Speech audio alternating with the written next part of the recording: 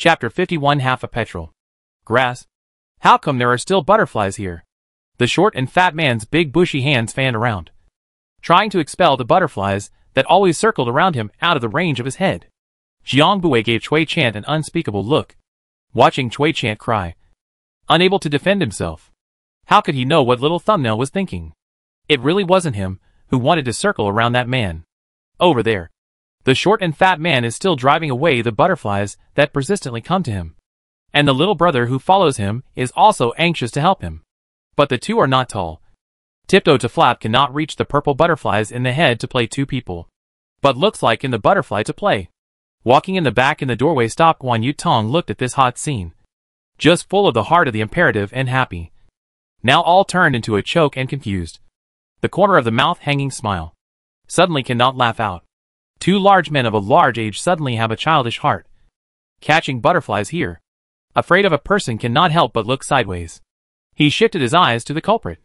The purple butterfly that was no different from an ordinary butterfly except for its overly beautiful color. Two eyes narrowed.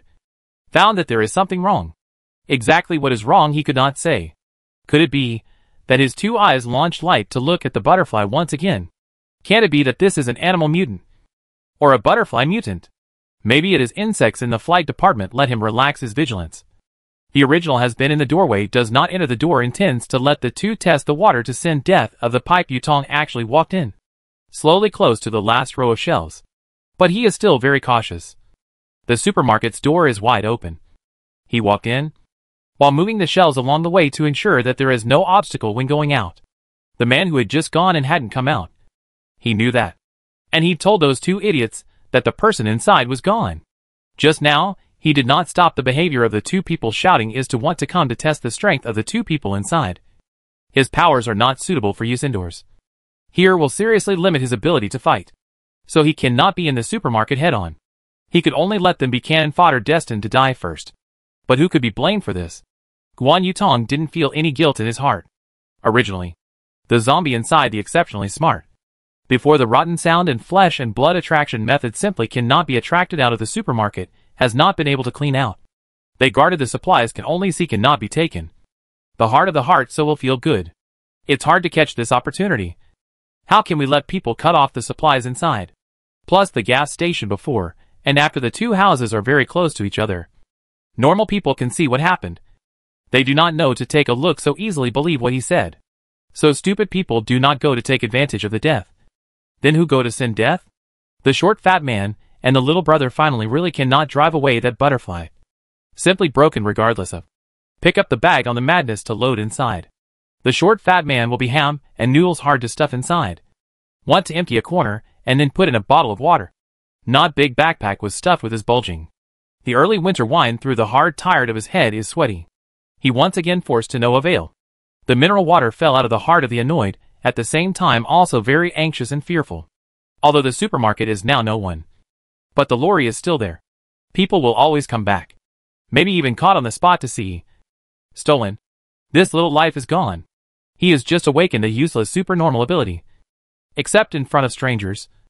Not dare in front of the hard persimmon support prom. The only person who knows his details is brother Guan Er. But he also never forced himself to go out to find food. Is a righteous and big-hearted person. While the side of the little brother stared at the last shelf of various high-grade cigarettes. Cannot help but shrugged his nose and walked forward. And it happens to be in the cigarettes and alcohol shelves this side of Jiang Bui and Cui Chanting are almost waiting to fall asleep. The two people just look at the fat man pouting butterflies have been loading food. The slightest intention to go forward to take another step. On the contrary, the thin man's eyes glowing touched over. Seeing that he was about to reach out and take down the cigarette in front of Cui Chant. Cui Chant stared at the hand in front of him. His breathing subconsciously slowed down. A hand pushed him from behind, followed by Jiang Bui stepping out from behind the shelf in a big way. The man who was about to take the cigarettes was startled and hurriedly fled backwards. Jiang Bui was in this position just opposite to the man at the door. And with just one glance, he understood that this was the odor that Bai Jiao hated. Because that man's eyes no longer looked like human eyes, but rather like the eyes of a bird like an eagle lord. Guan Yu Tong also locked onto Jiang Bui, who came out at the same time, and instantly felt a long-lost threat from him. It was even stronger than the original supermarket that zombie. No wonder. It was able to kill that zombie that already had intelligence.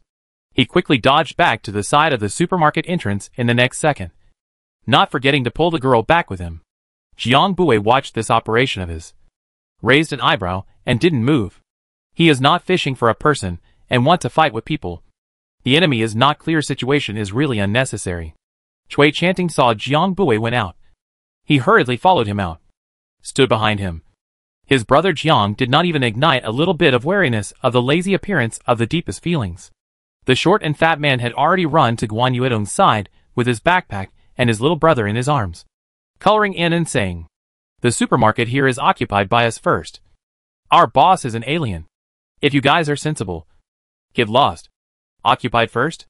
I didn't see your boss come in, and we cleaned up the zombies inside. If you want to say it's occupied first, it's also us who occupied first." Chui Chant felt at this time that he should play the role of a qualified little brother and go head to head with that fat guy on the opposite side to prove his worth. Guan Yutong narrowed his eyes, tugging on the girl's wrist while sizing up Jiang Bui, and said, "I think we can have a win-win scenario. What do you think?" He could see that the man in the silver gray punch jacket across from him was the dominant one between the two of them. He could see that the man in the silver gray punch coat didn't want to fight either. And it just so happened that he wasn't sure that he could win either, and didn't want to make it easy. Once the words came out, several people present except Jiang Bui all had question marks on their heads, not understanding what kind of divine unfolding this is. Just now not still have to fight. Yes, we cannot want the supplies in the supermarket. All left to you. But? Jiang Bui seems to have completely forgotten about the huge pile of supplies that had just been collected in the space, and returned with a face of integrity and self-sacrifice. Under the earthquake of the pupils of several people on the opposite side of the room, Chui Chant was the only one of them who had a great understanding, trying to curb his excitement and making a face that was painfully saddened by Jiang Bui. He could be too hurt on the head, but the butt twist that immediately followed made it clear to those few that there was indeed a follow-up. And they knew it wouldn't be that simple, and instead breathed a sigh of relief. "But we want half the petrol here." As soon as the word petrol was said, Guan Yuedong's face immediately changed, instantly understanding over the real purpose of their coming here. "I'm afraid that the minimart was all in passing, or a shield in plain sight." The atmosphere was silent for a long time. The smell of gunpowder on both sides was very strong. Guan Yutong glanced at his hand that was clutching the girl's hand, and then looked at the opposite side of the 100 chatty, and began to tease up the butterfly's punch bowl, and made a decision in his heart. Okay. Deal. It was up to him to fill up half the petrol in the place himself. Guan Yutong still thought he was talking big. Jiang Bui nodded, and signaled Chui Chant to throw the several bags he was holding in his hand here. Although Chui Chant's flesh ached, he also understood that this was a dispensable fly leg for them right now, and decisively threw it back. After the two left, the short and fat man hurriedly came forward and said anxiously, "Brother Guan, are we just going to let out half of the petrol? That is half of the petrol. A gas station can have how much petrol? In the end of the world, petrol, and how valuable. This account, he did not go to primary school, he will also calculate. Heh. He'll have to be able to take it. Taking it or not wasn't his problem. That was his own promise. Move the stuff first. Move the stuff being to the back warehouse and lock it up. It's not safe here." Guan Yutong swept a glance at the supermarket's fragile glass door and instructed the short, fat man. The man hurriedly nodded his head in response. Guan Yuedong's figure that was originally ready to take a step was lurched, turned his head, and said in an unknown tone, "In the future, if you're fine, spray more flour water." He was almost smoked to death when he came up just now, and also prevented mosquitoes. The short and fat man froze for a moment, quickly understood the meaning of Brother Pipe. Helpless and suffocated, nodded. "Brother Jiang, just now it was too close. Almost got into a fight. Brother, you were so cool just now. That was half of the petrol. They actually agreed to it." Chui Chant immediately exposed his nature as soon as he stepped away and spoke with a furrowed brow. "Because they don't think we can take the petrol with us." Jiang Bui, still engrossed in teasing the butterfly, took the time to say something back to him. The butterfly, which had been turned out by this supernatural ability, was extra resourceful, and very facetiously Jiang Bui played with the mini vine frisbee as if he was teasing a puppy. Chui Chant watched him play with it, his face subtle and hesitant, not knowing whether he should speak or not. He suddenly remembered something interesting, and forced down the subtlety in his heart. But, Brother Jiang, did you smell it? That chubby man has a floral scent on him. And he actually has the heart to spray perfume in the last days. And is also a bold and strange person. He was just skiing on this end. But Jiang Bui over there threw a pot of cement called reality at him.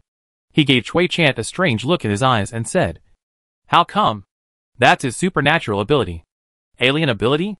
Cui Chant's eyes went round. Can it be some kind of God knows who mesmerizing incense? He quickly recalled how much he had inhaled, and then despairingly realized that not only had he not held his breath, but he had even inhaled a few more puffs when he felt puzzled at the time. Jiang Bui glanced at him helplessly. "No. It's just a daffodil flower that comes with a mind-stabilizing effect. If the level was higher in the future, it might be more useful, being able to hypnotize or produce hallucinations. But right now, he was still just an aide that could only add positive minor buffs." Chapter 52, Woman's Voice. The two of them returned to the van. Just opened the door, a wave of hot air on the face. Bai Jiao gave them both up seats, sitting in the driver's seat, snuggled up to the release of warm air conditioning vents, seeing them safely back before tightening the blanket. Back to the trunk nest. The two just got into the car and looked up to meet Chen Fang and Lin Yi's eyes full of worry. Watching the two back on the car window was not assured. Until now, to see the real person intact back to let out a sigh of relief. "Quickly take off your coat. Come and eat." Chen Fang greeted the two of them. And Lin Yi turned around and went to the rear car to serve the food, not saying anything yet. As soon as they said dinner, both of them felt their stomachs a little empty. Cui Chanting followed closely to help serve the food. Jiang Bui sighed to take off his coat, while recalling the two just out of the frozen red hands. Lin Yi is okay. And Chen probably do not want her to dry. Just a slight reddish. Lin Yi was fine. Auntie Chen probably didn't want her to do it. Just a slight redness. She herself was already freezing purple. But she still didn't want to boil the mineral water with coal. After collecting the petrol, there was no time to lose in finding a temporary shelter. Cui Zhanyan served 2 dishes of food. Always felt that there was something wrong, but could not find out what exactly was wrong. It wasn't until Lin Yi explained how he had gone out without a finger that he suddenly realized. Oh! It turned out that he had forgotten to put his finger back. Chen Fang, who was serving the food, glared at her stupid son, signaling him to pay attention and not to scare the children. The humble Cui Chanting blinked, did not dare to refute, and silently called back the purple butterfly, and put it back on his finger. In his heart, there was not much aggression or dissatisfaction, because he and Chen Fang thought the same thing. Such a gory hunt would indeed scare the children. The child is so cute. He was afraid that she would see him in the future. He would be afraid to stay away, hide far away. But Lin Yi came over after a while with a shy face, and kept staring at the place where his right thumb was broken. Cui Zhanyan resisted the urge to ask questions, wanting to see how long Lin Yi could hold her tongue. Sure enough, she only held it for a few seconds before she couldn't help but blurt out, "Uncle Cui, Aunt Chen said that this is your supernatural ability. Can you show me the little butterfly?" Little butterfly. Cui Chan thought. He will never again underestimate anyone who can be with Jiang Bui Baijiao, these two together.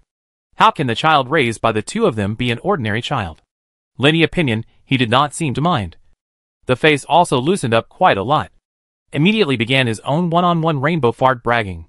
Listening to Lin Yi blowing up rainbow farts, Cui Johnny's face was expressionless. But in fact, his heart was very flattered, and the corners of his mouth hooked up inconspicuously. Then he pretended to have a sullen and unhappy face, breaking off his left thumb, like a broken tail, and handing it to the child. "This one is bigger, and has better colors." Lin Yi carefully cupped his thumb with both hands, and excitedly exclaimed, "Thank you, Uncle Cui. You're so nice." Uncle Cui waved his hand with a deep expression, indicating that it was a small matter. The child smiled and held his precious thumb to show Bai Jiao and Aunt Chen, who came in. And as soon as he saw Jiang Bui come in, he showed it to him again. Jiang Bui watched Lin Yi holding the still moving thumb like a treasure and exhibiting it everywhere. His eyes jumped, and he was silent for a while before he struggled to hold back a sentence. "Be careful. Don't break your Uncle Cui's finger. If it's broken, there won't be a next set of fingers." Bai Jiao was nestled on the side of Chen Fang's cooking stove, wrapping himself tightly in 3 layers, leaning against the fire to draw in the small amount of smoky warmth, and watching this moment with a smile on his face.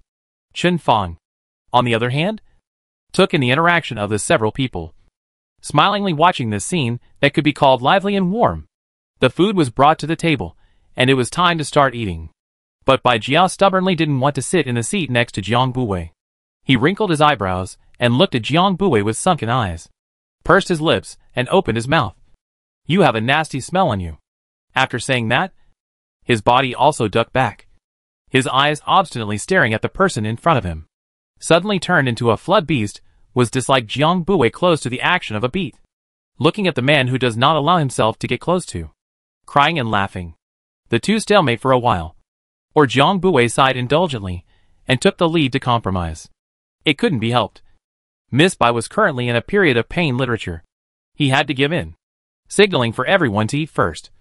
He got up and went to the driver's seat position in front, pulled the curtains on the windows around the car, and changed from head to toe before being granted permission by Missy to approach.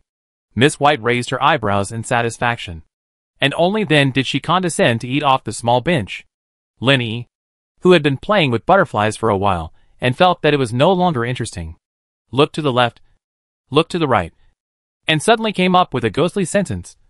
"Grandma Chen, I also want you to coax me to eat."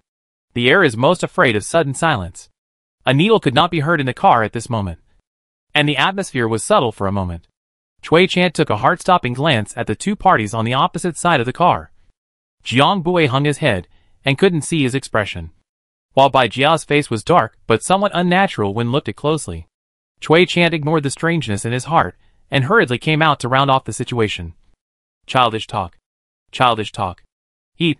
Eat first. Chen Fang, that's right. Eat first." After eating, thanks to Cui chanting and Chen Fang's rounding up, the meal was superficially calm. As for how Lin Yi was punished by the two parties afterwards for practicing calligraphy on the grounds of eating too much, no one bothered to say anything about it, except for Lin Yi, who was very sad about this episode at noon. Everyone behaved as usual, hoping to ignore it as early as possible. At 2 o'clock in the afternoon, Jiang Buwei got out of the car armed and alone. Cui chanting stayed in the driver's seat ready to drive away, and Bai Jiao leaned aside to keep an eye on things just in case. He came to the back room, which he hadn't entered before, knocked politely on the glass window, and waited at the door. Out came the short, fat man from the morning, his eyes reluctant, and he didn't say a word, just motioned to follow him forward. Jiang Buwei wasn't surprised in the least. He was the only one in the morning who wore well-fitting work trousers, and he was certain that the group had been able to get the oil because of this man as well. The two men walked until they reached a rather unusual place not far under the hood, somewhat wide and flat compared to the rest of the area. There were a few round or square lids covering the floor, and on one wall was written in big, serious letters, "No fireworks." The wall on one side had "No fireworks" written on it in big letters. The short, fat man stopped here and began to draw circles with his hands on the dirt floor with his pouting arse. He circled 2 full circles, drew a very large circle, enough to incorporate the basketball court to go, painted some panting to Jiang Buwei, said, "This piece are at the bottom. How much you can take depends on your own," said, clapped his hands, and walked not far away from the disbelieving look at Jiang Buwei. See his 2 hands empty, even a bucket did not take. The heart more disdain. He would like to see how much petrol he can actually take. Jiang Buwei noticed the short and fat man's eyes, but did not pay attention. Just face sullen. His heart was now filled with remorse. Had he known that he would have to dig such a big hole, he would have brought Cui Chant. He put away the dark vine root cupped in his hand, took out a large shovel, and in the process, flicked away the purple butterfly hanging on his collar, letting it fly in the direction of the lorry for help. Tonight's departure plan must also be pushed back. This shovel digging, that would have to be dug to Yin Ma Yu to go. Jiang Buwei just shoveled the ground. The backup came. Surprisingly, the one who came was not Cui Chant, but Bai Jiao. Bai Jiao briefly explained, "Cui Chant can drive. Running road is convenient." He took the shovel in Jiang Buwei's hand and started to dig down. The short and fat man was startled by the tall man dressed like a bear, and looked scornfully and carefully at the man who had suddenly appeared. It seemed that there were still their companions in the lorry, so they had to go back and tell Brother Pipe. As for Bai Jiao's sentence of running away that he said in a lowered voice, he naturally didn't hear it. Just like this, The two people each with a shovel dug from 2 or 3 o'clock in the afternoon to dusk at sunset. The silk night color haloed and gradually thickened. In the middle of Chui Chanting's little finger came a few times. Constantly concerned about the state of the two of them. The short and fat man on the side even shivered a few times. Looking at them constantly repeating the action of shoveling soil. Heartily feeling that he is really a stupid ape pussy. Will actually be bored to see them shoveling soil here shoveling for an afternoon. In the middle of the chagrin. A gust of cold wind blew by. He was frozen and involuntarily shivered again. Hurriedly tightened the collar of his coat and trotted back. Coincidentally, Jiang Buwei also threw away the last handful of sand. Underneath the thing this time also finally revealed the tip of the mountain. Is the bottom of the black underground oil tank. Jiang Buwei saw the oil tank at the moment of relief. Put the shovel down. Handed by Jiao a thermos of steaming ginger soup. This is the middle of the Chui Chant half of the body. Leaving only a right hand, 2 legs and a head ready to drive away. The rest of the body parts are all hollowed out into butterfly swarms, escorting Chen Fang to deliver. Fortunately, the road encountered a few zombies. Chen Fang's sword is not old. Not only to avoid the past, but also cut a zombie. Or else, Chui Chanting pounced on the nibbles have to be physically and mentally traumatized once again. By Jiao's action of swinging the shovel also stopped. Did not take over. And Jiang Buwei's hand took a sip. Shook his head and refused to drink a second mouth. Jiang Buwei retrieved the thermos. Surveyed the blackened body. Pondering. Can we get it directly into space from here? After pondering for a while, he still cleared out the entire perimeter of the tank. Then looked at the cables and pipes on it that were densely packed with no idea what they were for. And got a headache. If this is all cut, it will blow up. Right. Jiang Buwei didn't touch it again. He went back to the front of the back room. Knocked on the window and asked, "Is there a mechanical saw in there?" As he said this, a seemingly harmless vine quietly rested against the window, as if it would break through the window as long as the people inside had any objections. There was a moment of silence in the room, followed by a woman's voice that had never been heard before. "There. Wait until I put it on the doorstep for you." It sounded very calm, but the panting and trembling under strong pressure could not escape Jiang Buwei's ears. The movement of the vine that was about to break the window paused for a moment, slowly retracting its body and curling back into its roots. Soon, a hand was short. Thick fingers shivered as it held up a mechanical saw and placed it at the doorway. And as Jiang Buwei stepped back to reach for it, he met with an eyeball whose pupils contracted sharply in horror. Jiang Buwei paused for a moment, then took away the mechanical saw as if nothing had happened. Stood up straight and watched the eagerly pleading eyes disappear a little behind the door, and turned to leave. As soon as he left, some people in the room breathed a sigh of relief, while others completely despaired. Inside the house, the short, fat man was the one who had just gone out to pass the saw, and was now being pushed against his neck into the corner. The fat body fell on the wall at once. He cried out in pain, and was immediately kicked again by his erstwhile little brother. After the little brother kicked him, he hurriedly turned his head to the girl, who was looking coldly at the side, and said fawningly, "Sister Joe, I'll. Don't dirty your hands." He was also tied up with a rope at this time, and casually thrown in the corner where the group of losers should have been, and those who were originally cowering in the corner at this time, one by one, stood up and gathered behind Zhou Chu, their eyes staring hatefully at the two of them, and the man in the middle who fell into a pool of blood. I have to say, the world is unpredictable. The situation of people seems to be completely reversed from before the afternoon. The short and fat man thought in despair, countless times regretting why he came back tonight. And he didn't know how the situation had completely changed after going out and coming back from an afternoon of cold wind. Who could have expected that a person as powerful as Brother Tubby would actually be killed back by this woman? Bai Jiao waited for a while before he saw Jiang Buwei walking back with a mechanical saw. And only then did he put his heart down. They won't lend it. He thought that Jiang Buwei's extra time was delayed by using some strong-arm tactics. Jiang Buwei shook his head and handed him the mechanical saw. Watched a good show. He told Wai Jiao all about what had just happened, including some of the sights he had later peeked at while hiding under the window. Wai Jiao didn't have much of a reaction when he heard it, only saying, "That little bird is dead? That's good." While picking up the saw, he aimed it at a point on the oil tank and started it up. The oil tank quickly chiseled a small hole. Jiang Buwei still kept sprinkling water on it, seeing that it was about the right size. he voiced out. It's ready. The risk of chiseling any further will become greater. Reaching out and placing his hand on top of that small hole, he stuck his fingers in to make sure he could reach the petrol. And when he straightened up and relaxed, Bai Jiao knew it had worked. Chapter 53, Into the City. As the night wore on, and the two of them returned to the lorry, covered in blood and mingled with the scent of earth, wisps of warm light poured through the cracks in the curtains that hung down. It was as if the world inside the van had become a warm home. Both of them stopped their steps outside the car, listening to the chatter and laughter that came from time to time from inside the car.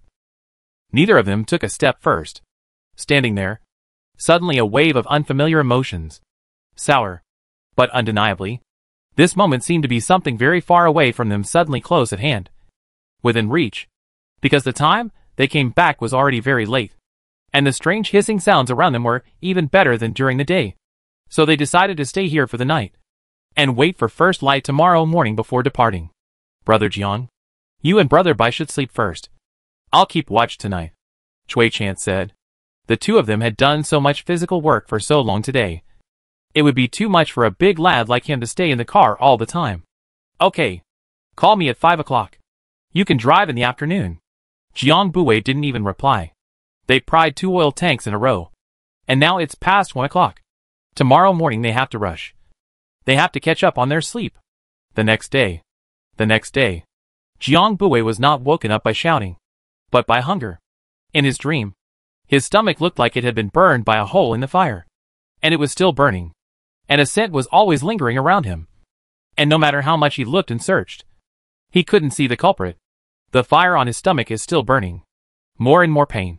Straight to wake him up. Once Jiang Buwei woke up, Lin Yi, who had been lying on the side of his bed writing homework, was the first to feel it, and immediately shouted to Chen Feng, Grandma Chen, Uncle Jiang is awake. This time she learnt her lesson and didn't intentionally attract the attention of the exhausted Jiang.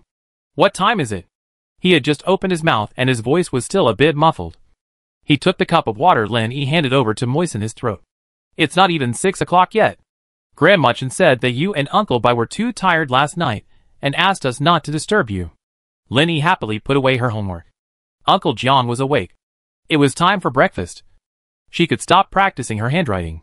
Jiang Buwei got up and leaned on the carriage wall, not finding Bai Jiao's figure, and asked again, where is your Uncle Bai? He's outside, watching Uncle Chui kill zombies. Lin Yi said to lift the curtain to go out. Jiang Buwei put on his clothes, put on his shoes, and quickly followed.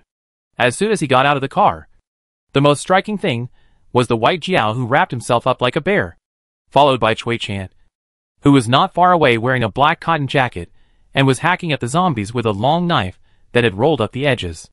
The thickness of the clothes trimmed the roundness of the body. If not for Bai Jiao's height there, he wouldn't dare to recognize it. Bai Jiao was holding his fist in front of his chest, coldly looking at Cui Chan's efforts to chop the zombies surrounding the lorry. And from time to time, he would make up for the zombies that Cui Chan couldn't take care of. When he saw Jiang Buwei come down, he immediately wanted to go back.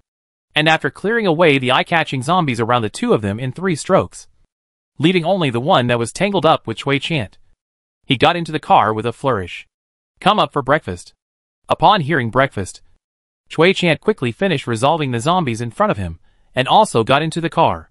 While eating, Cui Chan suddenly remembered something, and said to Jiang Buwei, while scratching skinny egg congee into his mouth, Brother Jiang, when I went out this morning, I saw that the car under the petrol station yesterday was gone. It should have been driven away by someone.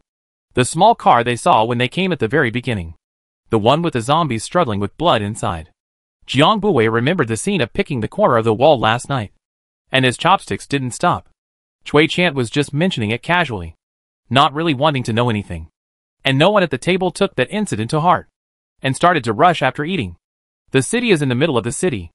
Cui Chan stared intently at the congested road in front of him, his foot stepping on the accelerator. If someone in the residential building on the street looked down from the window at this time, they would be able to see a large lorry barreling down the road, running over the odd 2 zombies from time to time. Cui Chan's head tilted to the side again and swept the rear view mirror. Brother Jiang, it's still back there. Jiang Buwei glanced up at the rear view mirror at the sound of his voice.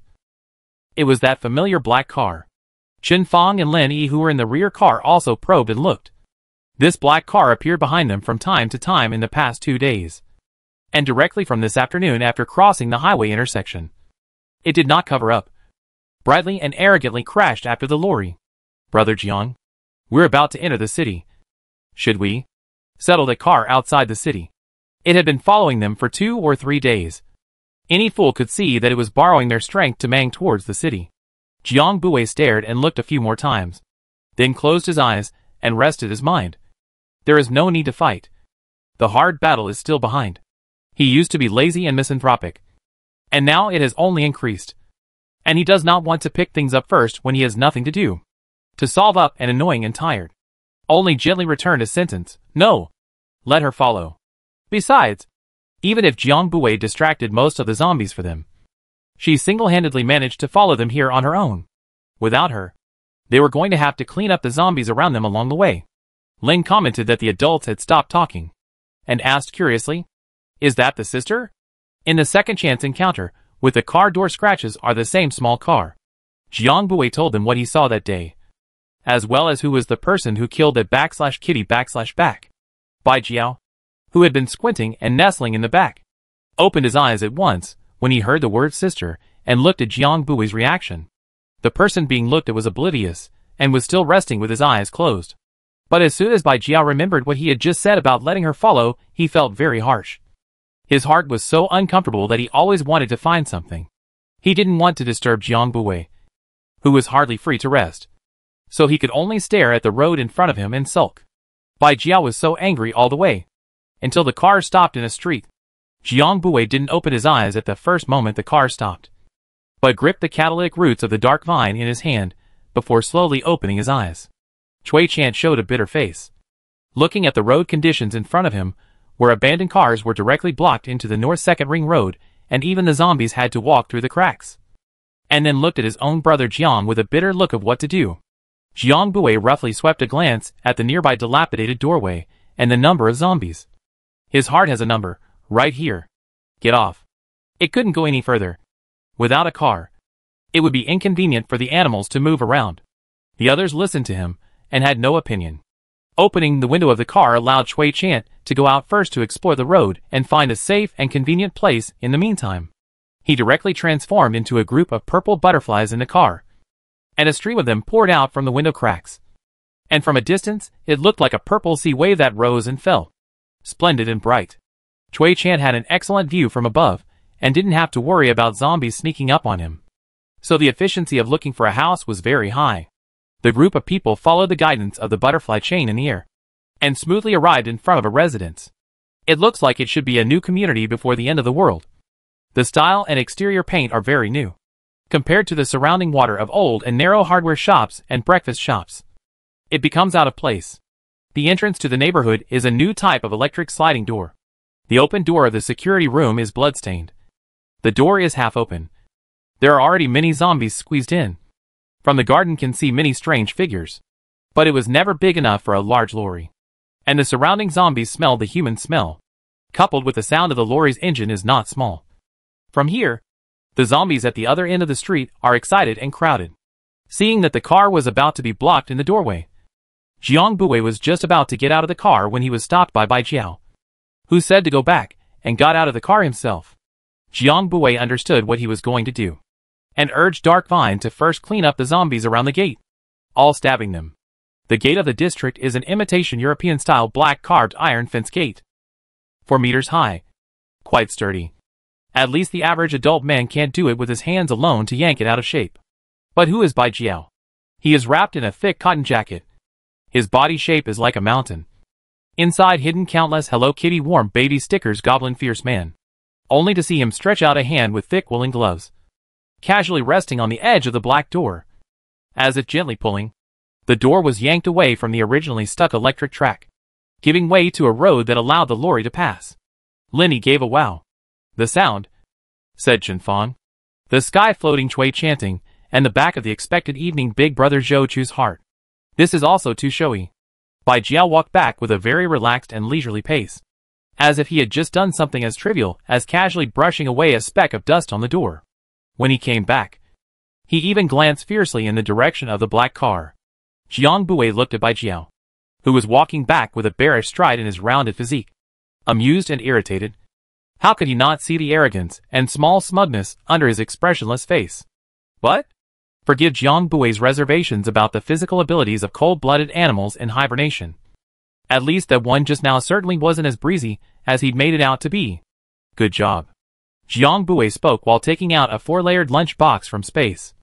Finish eating and continue. With Bai Jiao's years of experience in dry cooking, he could even smell the aroma of fried chicken legs, lotus root box, lamb chops, and pig's feet through the cracks of the wooden box. The corners of his mouth quietly curved, and he accepted the lunch box with a high level of coolness on his face. The lorry entered the neighborhood smoothly. Bai Jiao got out again and broke the gate back. This time the gap was left much smaller, only allowing the figure of one person to pass through. They didn't jam it, in case there were still people out here looking for supplies who hadn't returned. Once everyone got out of the car, it was the critter's turn. Jiang Bui looked up at the location where the purple butterflies were staying. The community buildings were all 7 stories high, with 2 homes on one staircase and a large area, because both to facilitate the animals up and down, but also to prevent the zombies to play stacked high. So Chui recitation chose from the window to see is still clean. Long time no one lives. Furniture dusty 3rd floor on the left side of the household. The 3rd floor. Jiang Bui looked like he was holding the word in his mouth and chewed it a few times, silently pondering a feasible strategy. He let the tomato vine without barred children roll up the small flowers to try first, lifting only its rounded middle section. Although he had expected it, he was still deeply silent as he watched the 2 sides of the pitch-black serpent's head and tail not even leave the ground yet. Finally, Orchin Fan came up with an idea. From the space to pull out a few large mattresses, with a rope tied tightly, tied into a large thick cushion, will be placed on the cushion with tomato vines to stop the momentum of the fall. Dragged up the stairs, although some bumps and lifting small flowers on the bed mat this step, always successfully moved into the house. The rest of the largest size of the big male was handed over to Bai Jiao. The other 3 or 2 were Jiang Bui carried in the warmer to send up the stairs. Sent a full 3 trips. Waiting for the car of all the living things are off. Jiang Bui shot a car door closed. The volume of not a small area of the lorry disappeared. Alarmed, the black car trailing behind almost did not hold back to press the horn. Obviously, the lady in the back again chose to follow them, only this time to maintain some distance. Jiang Bui squinted his eyes and surveyed the area around where that car had stopped and found that there weren't many zombies. Instead, there were quite a lot of ashes piled up into small handfuls. When the wind blew, it drifted in the air and turned into a puff of gray mist. And not long after that, there were no more small handfuls of ash on the ground. Chapter 54, Clear Building. Room 302. Zhou Chu fished out the key from under the wrinkled blanket and opened the door. The house is very large. A hall, 3 rooms, 2 bathrooms and a kitchen. Zhou Chu caressed over the sofa, which still seems to have the residual temperature of 2 people. The carpet seems to be able to see the figure of Si Qing and her playfulness with each other. If you listen carefully, you can still hear the fuzzy sound of doors opening and closing in the hallway of the 3-floor building. Looking at their pre-apocalyptic love nest, Zhou Chu's heart is cold, without a trace of happiness. Because the person she lived here with at the beginning is no longer here. She walks to the wall in the living room and picks up the photo of the 2 of them, quietly gazing at the person on the left side of the photo, smiling a smile devoid of gloom, gently caressing it over. Her life wasn't her own now. It was both of theirs. She would live on with their previous promise. Room 303. Chui chanting panted and patted the floating dust on his hands, and continued to lift the bed board in the master bedroom to the 2nd bedroom next door. The 2 double beds were placed side by side on the floor, leaving a gap in the middle that only a person's body had passed through. Leaving a gap. Like no gap.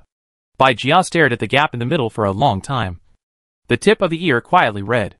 Jiang Bui poured out another basin of bloody water at the corner of the hall, brushing it back and forth several times with disinfectant and cleaning solution, seeing that the water finally cleared up a bit before calling it quits. After mopping up the living room, he cleaned up the floor and walls of the master bedroom a few times, and then directly placed it on the floor with the mattresses underneath Little Flower, which took up a large portion of the bedroom. On the side of the hibernating Nobita, and a few small animals lying on their backs. The master bedroom is the largest, and the lighting is not as good as the other bedrooms. Very suitable for small animals to nest. This family should be a family of 3 before the end of the world. The room with the best light is the children's room. The whole house is green. A lot of cartoon stickers on the wall. Unfortunately, this house has the most bloodstains and limbs. The whole room is a human purgatory. It is impossible to live. In addition to the children's bed, the other bed sets Jiang Buwei all packed up and put into the bottom of the cabinet. Today the day is already late, waiting for tomorrow to start cleaning. In this way, the empty space, he intends to put some non-perishable rice and noodles. In this way, Jiang Buwei and Bai Jiao will have to sleep together in the second bedroom. After Cui Chan helped Jiang Buwei and the others move their things, he went back to his own home, which was in room 301. At first the door to the interior was open, and the master bedroom was full of dragged blood and slap marks, as well as a rotting corpse gnawed down to a skeleton. Now the living room and the second bedroom cleaned out an outline. Only some of the master bedroom is not cleaned up. So Cui Chanting sleeps on the living room sofa tonight. Their grandchildren come to live in the still clean second bedroom. The other room was used by the former owner of the house as a utility room. Cannot get down. At that time, room 302 was intact and clean. But when Cui Chant's little finger went in through the window crack to check it out, it flew out after just one look at the photo wall in the living room. What's not to understand here? Who would have thought the world could be so small? Room 303 was already full. Jiang Buwei and the animals couldn't be separated. It just happened to be full. It just so happened that Lin Yi followed Chen Fang to live with them. And with a Cui Chan, they could be notified to save them in times of danger. In that case, they went to 301 every day to eat, and their daily activities were kept there. Inside 301, the room was all cleaned up in the past 2 days. Pulling open the curtains, today there was even sunlight for the first time in a long time, shining diagonally into the living room, brightening it up quite a bit. This world is really too small. Her house is actually next door to the safe house we found, and almost taking over someone else's house. Cui Chanting mentally said thankfully. Then we might have misunderstood the person. And no, that's following too closely. And there are many routes from the petrol station to the city that are closer than we are. But their big lorry was restricted to the height of the bridge, and they couldn't get through. So they had to take a shortcut. But a small car doesn't take a shortcut. So the board has a borrowed mind. Regardless of whether there is no mind, the road is not ours to drive. She walks her own. Do not drag us on the line. Now also, Jiang Buwei was busy wiping the scales of his own sons that were starting to wither and lose their luster, holding a silk cloth in his hand and wiping with a gentle motion.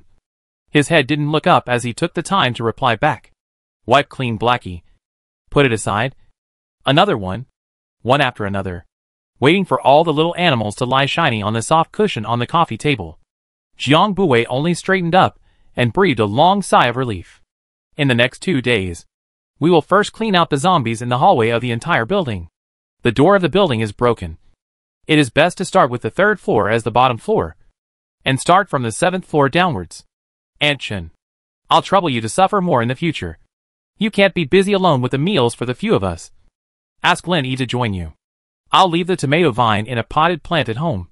If there really is a zombie that can't be lured to the top floor to come and bang on the door, it will protect you guys. The small child who was pointed out obediently nodded her head. She was just usually still a bit playful and naughty. Washing dishes and mopping the floor were all jobs she was used to doing. Aunt Chen had obviously also heard of Lin Yi's previous encounters. Her heart ached in her heart. She smiled and said to him, "It's fine. You guys can go out at ease. Isn't there still Cui Chanting's butterfly here? Something is really wrong. The zombies haven't hit the door a few times you guys came downstairs. The rear security is guaranteed."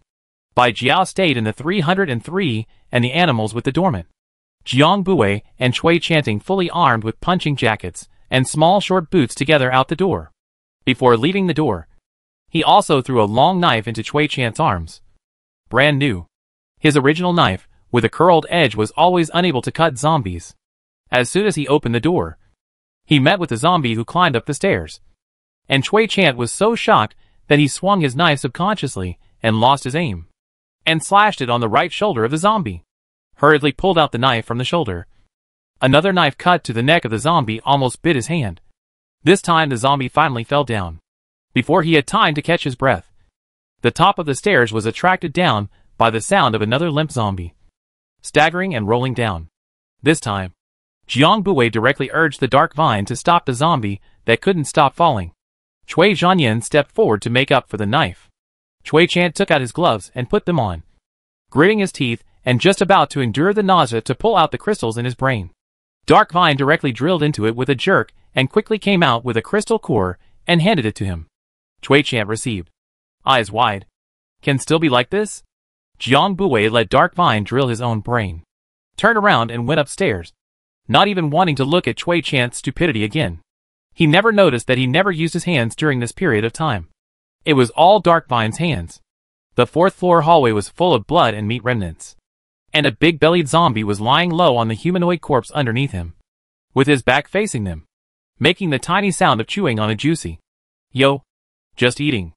The zombies heard their movements and immediately abandoned the meat underneath them that had already begun to rot, and were hooked over by the aroma of fresh human flesh. Looking straight at the two of them, Jiang Buwei went up and knocked on the neck with a muffled stick, and the zombie fell down with a sound.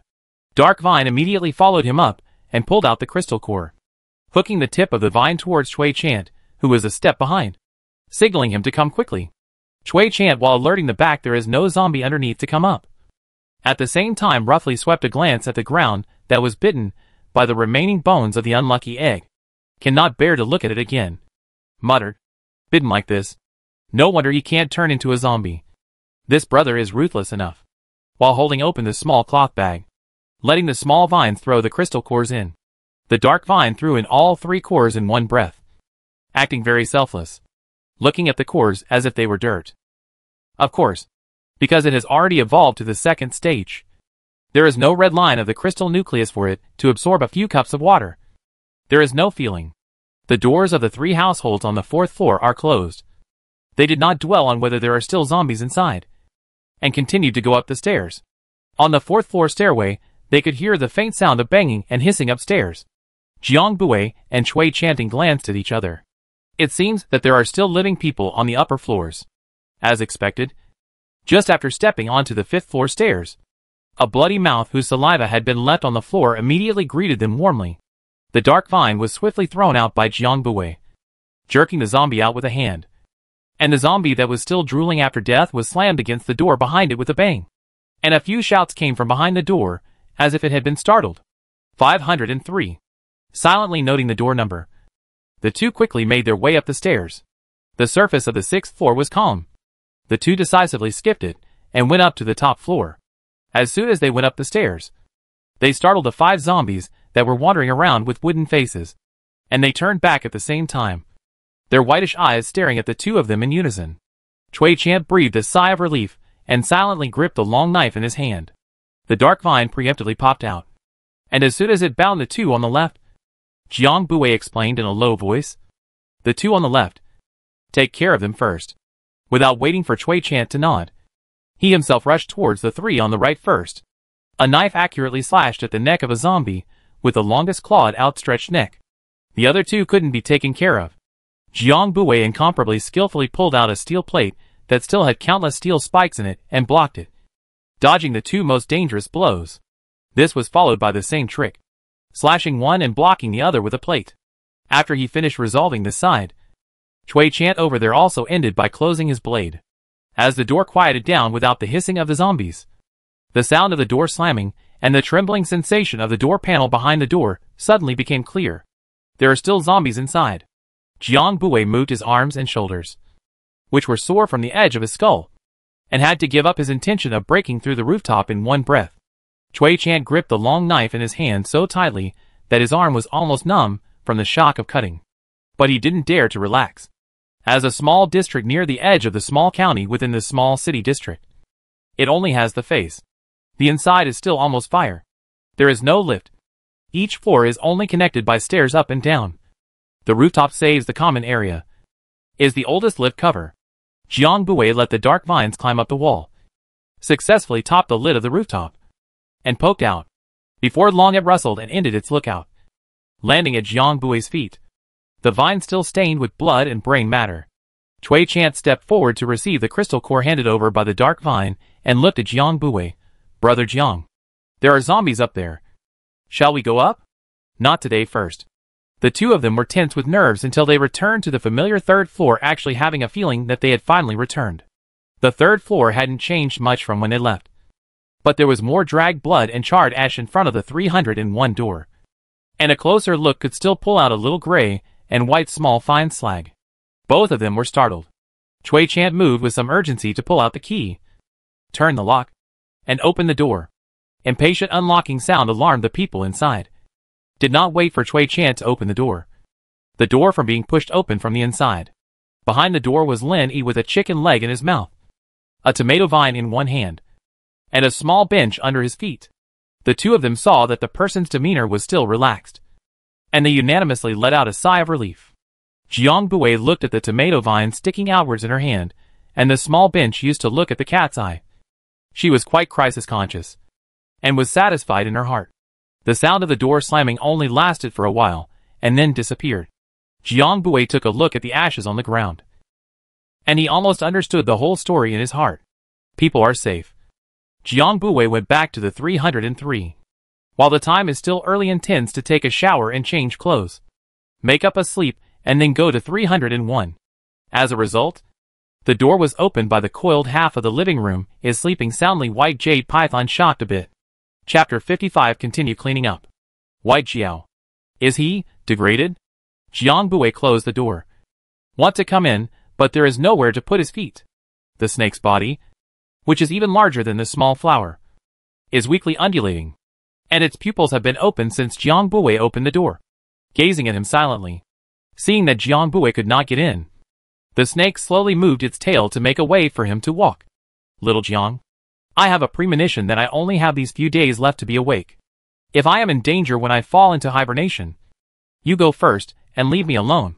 Jiang Buwei heard the long-lost dialogue in his head, and was hardened in his heart and laughed. These two people, one after the other, they call each other Little Jiang. Do they still think that they are mature? Don't worry about him. He's talking like he's on his deathbed. White Jiao curled up his tail, and after saying these emotional words, the more he thought about it, the more unhappy he felt. He won't be able to see Jiang Buwei for at least the next 4 months. Don't think too much. You'll wake up soon after a good night's sleep. And when you do, Lin Yi Chui recites Andy Chin. And me. We'll all be watching over you. Are you hungry? Eat more in the next few days. Jiang Buwei said as he walked towards the kitchen. Animals rarely eat during hibernation, and can only rely on their own nutrition to maintain life with very low consumption. He took out a variety of meat from space. Chickens, ducks, sheep, cows and pigs, as well as a few rabbits that he bought at that time. Like the other day, he first went to the master bedroom and dragged 3 chickens to feed to the dazed and blinded Nobita, before returning to the kitchen to clean and process the raw meat. The python with its jade-like scales slowly followed his path and moved its head to the kitchen door, staring silently at the man who was busy with his head down. As the steamer was heating up, the smell of meat slowly filled the kitchen and drifted through the open glass door to the fork of the white scaly python. It caused the fork to wag back and forth like a little dog's tail. For a while, Bai Jiao felt as if he was about to enter hibernation, so lethargic that he couldn't muster up the will to fight. Drowsy, and just wanted to stay in this moment forever.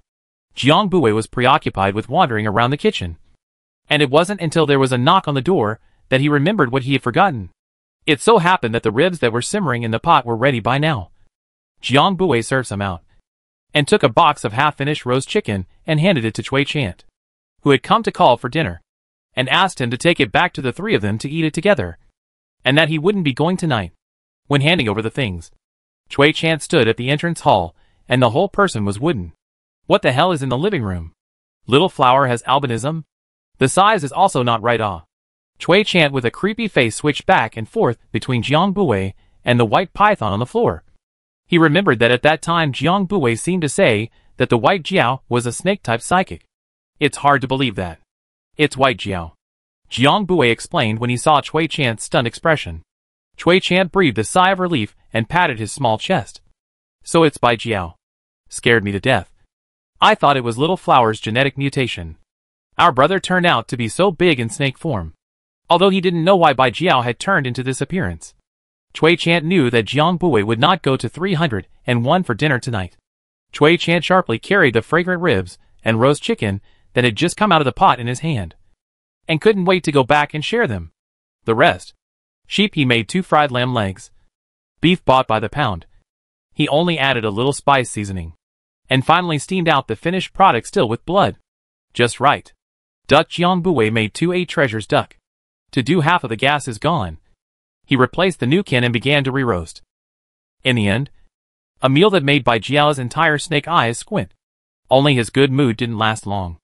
At night, when Jiang Bui finished washing up and was ready to go to bed, he looked up and saw a large head sticking out just in front of the doorframe. Able to see but unable to enter. And he was still trying to break through the barrier. Jiang Bui saw that he was actually going to use brute force to break through the door frame to come in, and got up in a hurry. Bai Jiao thought he was coming to help him, and his head hit the door even harder. You stop first.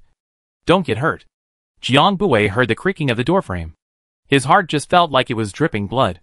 And the way he looked at the doorframe was different. He slowly reached out.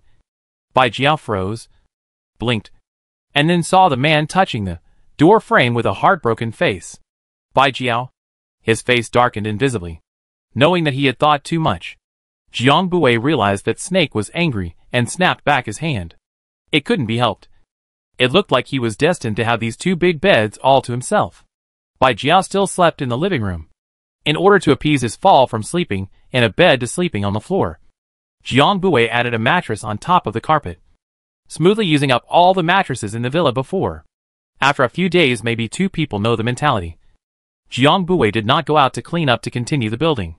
Bai Jiao also as far as possible to stay awake. The eyes have not left from Jiang Bui. There is no Jiang Bui on the side of the bottom. Cui chanting these days there is no big action. Every day to go out to clean up the upper and lower 2 floors of the corridor of the zombies. Then guard the 3rd floor of the building. Up a cut one. With the chopping of radish-like.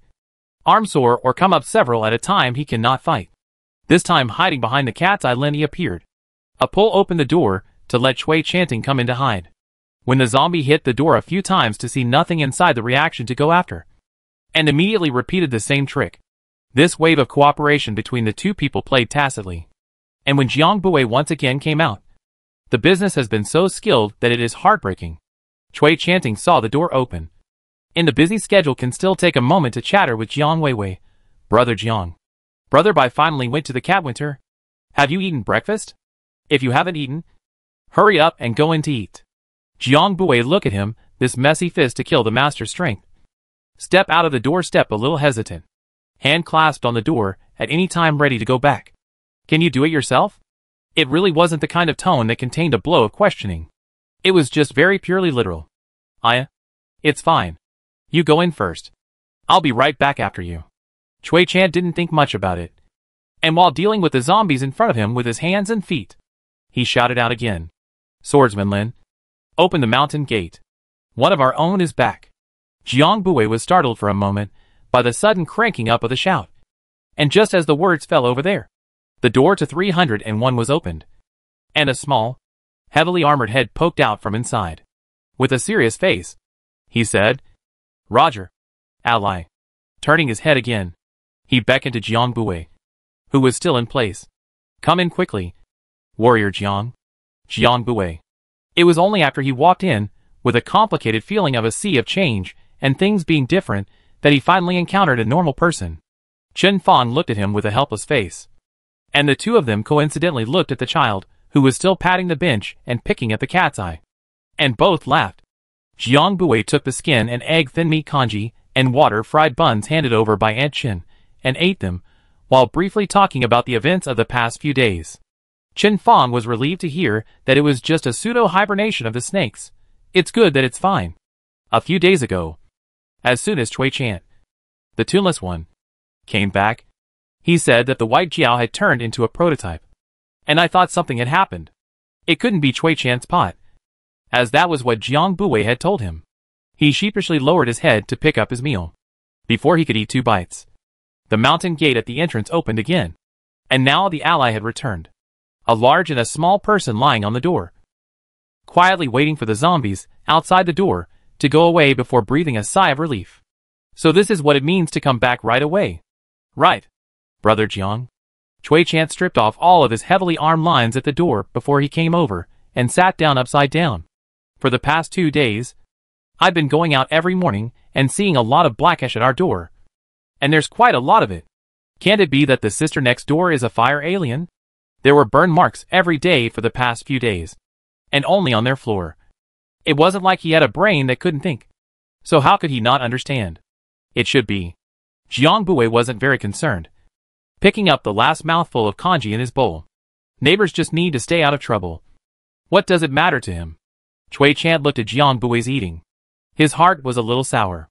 Why is the same congee? He drank by his mother said it was a hungry ghost. Jiang Bui is like being in the Nordic black and gray tone of the hall to eat bird's nest feeling. Looking at actually some craving. But he is not hungry at all. Cui Chanting do not believe in evil. Cannot help but reach out his claws to the plate, only 3 small dumplings left under the hand. But he ate into his mouth and chewed a few times. Doubt or that taste all. And also caused Chen Fong raised his eyebrows and scolded, only ate a pot in the morning. You hungry ghost reincarnation? When this came out, even Cui Chan couldn't help but choke and cough too. Not to mention the relentless ridicule coming from the remaining 2 people. Since Bai Jiao was hibernating and Jiang Bui was out for business. It was time to put the matter of cleaning the building on the agenda. This time the 2 of them went all the way up to the 7th floor and used the dark vine to open the rooftop cover again. This time directly removing it to reveal a modest little piece of sky. He threw another metal object at the small window. And it landed with a thud. The chi is good today. Jiang Bui looked towards the small piece of sky that was blue and cloudless and sighed with emotion. Turning his head to Cui Chan and explaining. Keep watch at the bottom. If there's a situation yank on the vines hard enough, I'll be able to tell. The thing in his hand was also revealed. It was a mobile phone. Only to see him slowly dial a number. And then a flip. Along the dark vines hanging to the side quickly climbed up. Almost at the same time, the outgoing Sweet Honey ringtone sounded on the rooftop. Cui Chan saw his figure only just climbed out, paused for a moment, and then quickly disappeared in the rooftop entrance before he was relieved to come. Turned around and stared intently at the stairway from the 6th floor to the 7th floor. Jiang Bui just came up, his pupils involuntarily dilated a little. Quickly back to his senses and jumped up. The rooftop wasn't big, but he probably understood why there weren't many survivors nor zombies in the building. It was because it was all here. Jiang Bui at this point was glad that he threw his mobile phone blindly not too close. Otherwise the one who was surrounded by 20 to 30 zombies would not be the poor mobile phone, but him. Compared to the mere sound, the flesh and blood of a living person is of course more attractive. The moment he came up there were already 5 or 6 zombies standing on the periphery of the circle, turning their heads to stare at him. He made a split-second decision and immediately jumped quickly down the rooftop along the vines, scaring Cui Chan, who thought he had been backstabbed. He looked at his brother's grave, and not losing the essence of the wisdom of the eyes staring at the rooftop mouth. The tension came up at once. He was infected, also lowered his voice and asked, "What's wrong, brother?" Chapter 56 Secondary. Hush. Jiang Bui didn't turn around. Shushed Cui Chan. And then lowered his voice to an even lower one and explained. There are about 20 to 30 zombies up there. Cui Chan's body hairs rose up. And he asked in an airy voice, "Brother Jiang, are you alright?" When he looked at the living person standing in front of him, he knew that he had just made a stupid mistake. Jiang Bui, it's fine. Now we just need to jam this rooftop opening, waiting for them to fall down one by one, in order to prevent a gifted skinny zombie from falling down several times at once. He also used a dark vine to wrap a net-like pocket directly around the rooftop opening, just waiting for the walkers to take the bait. Almost the next second, a zombie to the front of the proximity of a salivating stagnant face. The original stagnant greenish-white eyes saw the 2 immediately have a bright light, hissing to come down to find them. The unusual restlessness soon attracted more zombies, who recognized the elderly machine, and all hissed and swooped in this direction. Unfortunately, the zombie that had caused the disturbance could no longer revel with them. It had already been perfectly harvested by Dark Vine. Dark Vine handed the crystal cores to Cui Chan, and returned to his post, diligently waiting for the next customer. It didn't take them much effort to get rid of them all, during which Jiang Bui even disliked them for being too slow and whistled without any expression. And then one by one, without any ripple. He harvested the crystal cores that came before and after him. Chui Chan saw a straight called tart operation almost come to a live commentary. Or Jiang Bui speechless glared at him, before resentful mouth. I can only silently add a sentence in my heart. Jiang brother Bullclaws. The two fast progress. Harvest. Unanimously decided to this afternoon to save the days of the crystal core absorption. May also be able to enhance the alien ability. After counting the zombie crystals on the rooftop, there were about 27 or 28 of them. And since most of them were the work of Dark Vine, Jiang Bui took 15 of them. And the rest went to Chui Chanting. Chui Chan took out the crystals that he and Lin Yi had fished together for the past few days and handed them to Jiang Weiwei. Scratching his head. Brother, you use them. Seeing Jiang Bui's questioning eyes, he added, it's useless even if I use it. Jiang Bui's steps down the stairs stopped when he heard this. Turned back and said disapprovingly, there's no such thing as noble or low. What you've earned is yours. And when you rise to the second level of supernatural ability, you might have a new ability. Second level? Chui Chan heard a certain novelty word and was surprised. There's a second level? There's a level for psychic abilities? Jiang Bui pursed his lips. Is there a rank for alien abilities, or is it just my guess? And it shouldn't just be that alien abilities can advance. Zombies also have ranks. The big bases outside should have researched a lot. It's just that we're not well informed. But they had traveled all the way to avoid the crowds and disputes, and had not entered the bases. So they naturally lost a large number of sources of information, waiting for the spring warmth to bloom. The animal and the white scaly hibernation woke up. They happened to depart south to the Qingzhou city base to poke around and find out the news. Otherwise, sometimes the mismatch in information can make a big loss. He also told Chui Chan how he determined that zombies also have levels through the red line in the zombie's crystal core. Chui Chan was shocked by what he heard, but immediately realized the seriousness of the matter, and his expression froze. The zombies also had ranks, and they evolved at the same time as people or even one step faster, which meant that the survival space for humans would be further compressed, and people would struggle even harder in the end times. Then Jiang, how do you know that the zombies also have levels? Because I seem to be at level 2. Jiang Bui had already turned around and continued down the stairs, the end of his words disappearing around the corner as he gradually walked downwards. Chui Chan. Seems like he's been shown the door. Back in room 303, the first thing that caught his eye was still that big snake. Jiang Bui skillfully bypassed it and went to the kitchen to cook himself a bowl of noodles. During the time he waited for the water to boil, he counted how many crystal cores he had now. The ones he had accumulated before plus the ones from the past few days totaled more than 170 crystal cores. Almost all of these cores were unclassified cores with no red line. Only 6 Class 1 cores with a red line, and 2 Class 2 cores. They were all cleared out along the road. He left all of those unranked crystal cores. He was already at level 2. Using these again would have little effect. It would be better to stay and replenish the energy for the animals that had awakened. The remaining 8 crystal cores, he gave Dark Vine a second-grade crystal core. He used 3 first-grade crystal cores, and left the rest untouched. Then Disc in the master bedroom in the middle of the animal calming and absorbing energy for a night, until the early hours of the morning to open his eyes. Casually bearded a handful of Blackie's peaceful sleeping little head beside him, and got up to wash up. Jiang Bui stuffed toothpaste into his mouth and brushed mechanically, but his slender eyelashes were lowered, unconsciously looking at the toothpaste jar in his hand. His idea of going to the big base was because the information there was well informed and plentiful. Not only about inquiring about the alien ability level, but also the whereabouts of the escaped Liu and Zhuang Jinong, so flamboyant and arrogant in their style of action and advocacy. He did not believe that they would not have all the news and be noticed. Jiang Bui admitted that he was a little impatient. Spending the winter here was comfortable and difficult. He sometimes ventured the thought that if the animals dragged on, even if they found Liu, would they still be as sober as ever? He thought back to the first time he bought the little black snake less than an arm's length, when he was the only one in the empty villa.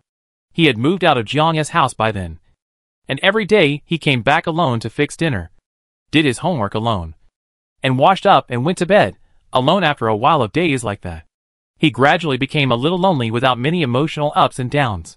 He thought, find a quiet little thing back to embellish it. So he bought his first companion, Little Flower.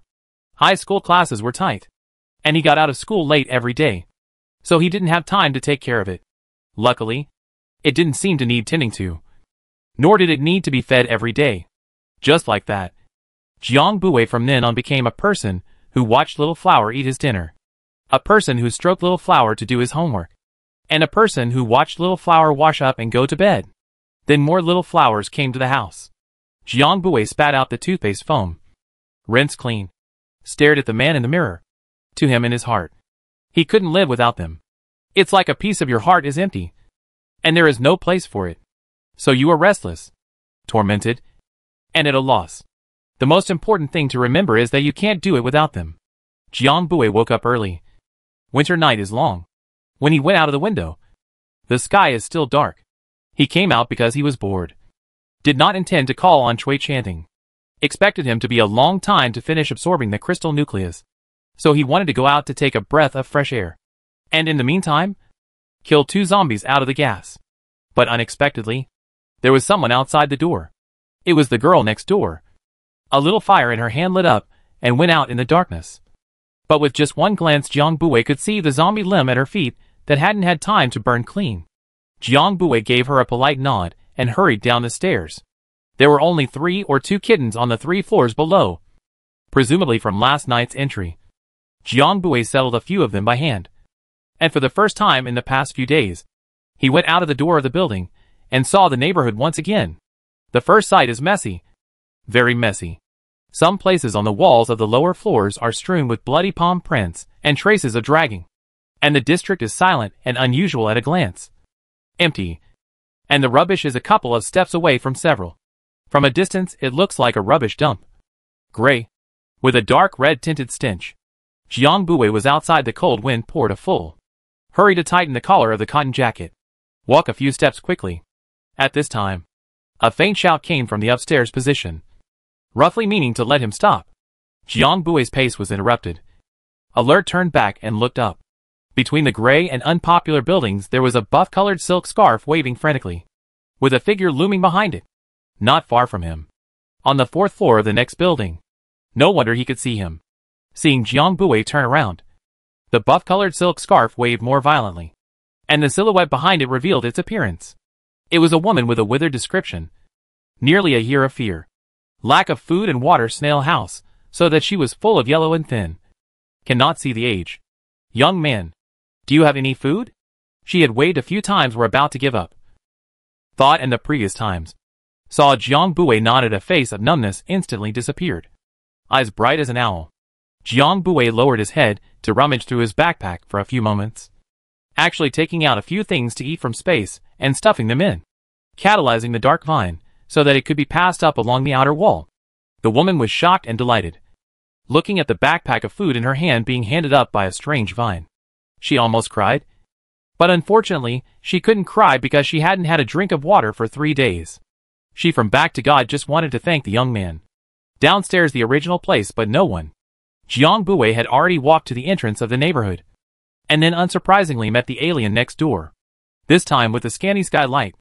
He managed to see exactly what was in her hand. It wasn't the tangible and colored fire he had just seen in the hallway, but a colorless and intangible mass of waves. It should be generated by the convection between hot and cold air, indicating that her air wave was so hot that it could melt steel and human bones. Jiang Bui looked at the hot air wave that gathered in her palm without uttering a sound to disturb her. And his hand hidden between his sleeves twisted the dark vines that couldn't stop shrinking behind him with force. His superior jawline tensed up. And in a low voice that could only be heard by the dark vines, he gritted his teeth and said, "Come out!" The dark green vines carefully poked out their tips, the latter part still firmly picking at Jiang Bui. "Mummy, this is too scary grass." Jiang Bui's face stiffened as he was entangled in his own humiliating little goon vines. His body still thoughtfully took a few steps away from the hot girl. Zhou Cho used her powers to melt away the few zombies that were crowding around the gate trying to partake of her. The black water that was melted suddenly became dry within seconds of coming into contact with the cold air. The blackness blanched into white, and finally became a puddle of ash. She quickly walked past and looked back at Jiang Bui, who was still parked in place. "I'll go first, so that it doesn't get scared." Then hurriedly turned around and disappeared around the corner. Jiang Bui and his indisputable the heir Xiao Tung looked at each other in disbelief. He tried to resist the urge to strangle it with one hand, and walked expressionlessly towards the old street outside. Chapter 57. Early in the week. Except for the critical moments when it wasn't powerful. Other times his good oldest child was still very powerful. Jiang Bui concentrated on finding the tools that would be useful to them, while Dark Vine did his best to escort them with a compensatory heart, trying not to fly in a single zombie. Hardware shop is very small. 2 large iron shelves and a smear of a centimeter of gray glass counter is all the furniture. The air is full of rotten and old smell, also mixed with a metal rusty fishy smell. Jiang Bui squatted in front of the bottom layer of the iron shelf to pull the big wooden box of good things. Big iron pliers to take. Waterproof tape to take. Mechanical lubricant to take. Big head nail. Do not. There is a whole row of various types of shells. He finished pickpocketing this box and shifted the gold to the side of the glass counter. Now the only thing left to explore. On top of the counter was a glass display table, and underneath were wooden cabinets with left and right door openings. Jiang Bui opened the leftmost cabinet, and to his surprise, it actually contained the car tire snow chains that he currently needed the most, although only enough for 1 car. But as long as there is, he is satisfied.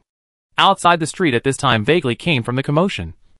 Jiang Bui, this hardware shop has been closed almost. Retracted in the door, outside the vigilance of the Dark Vine. This old street is mostly a narrow frontage with old and peeling walls.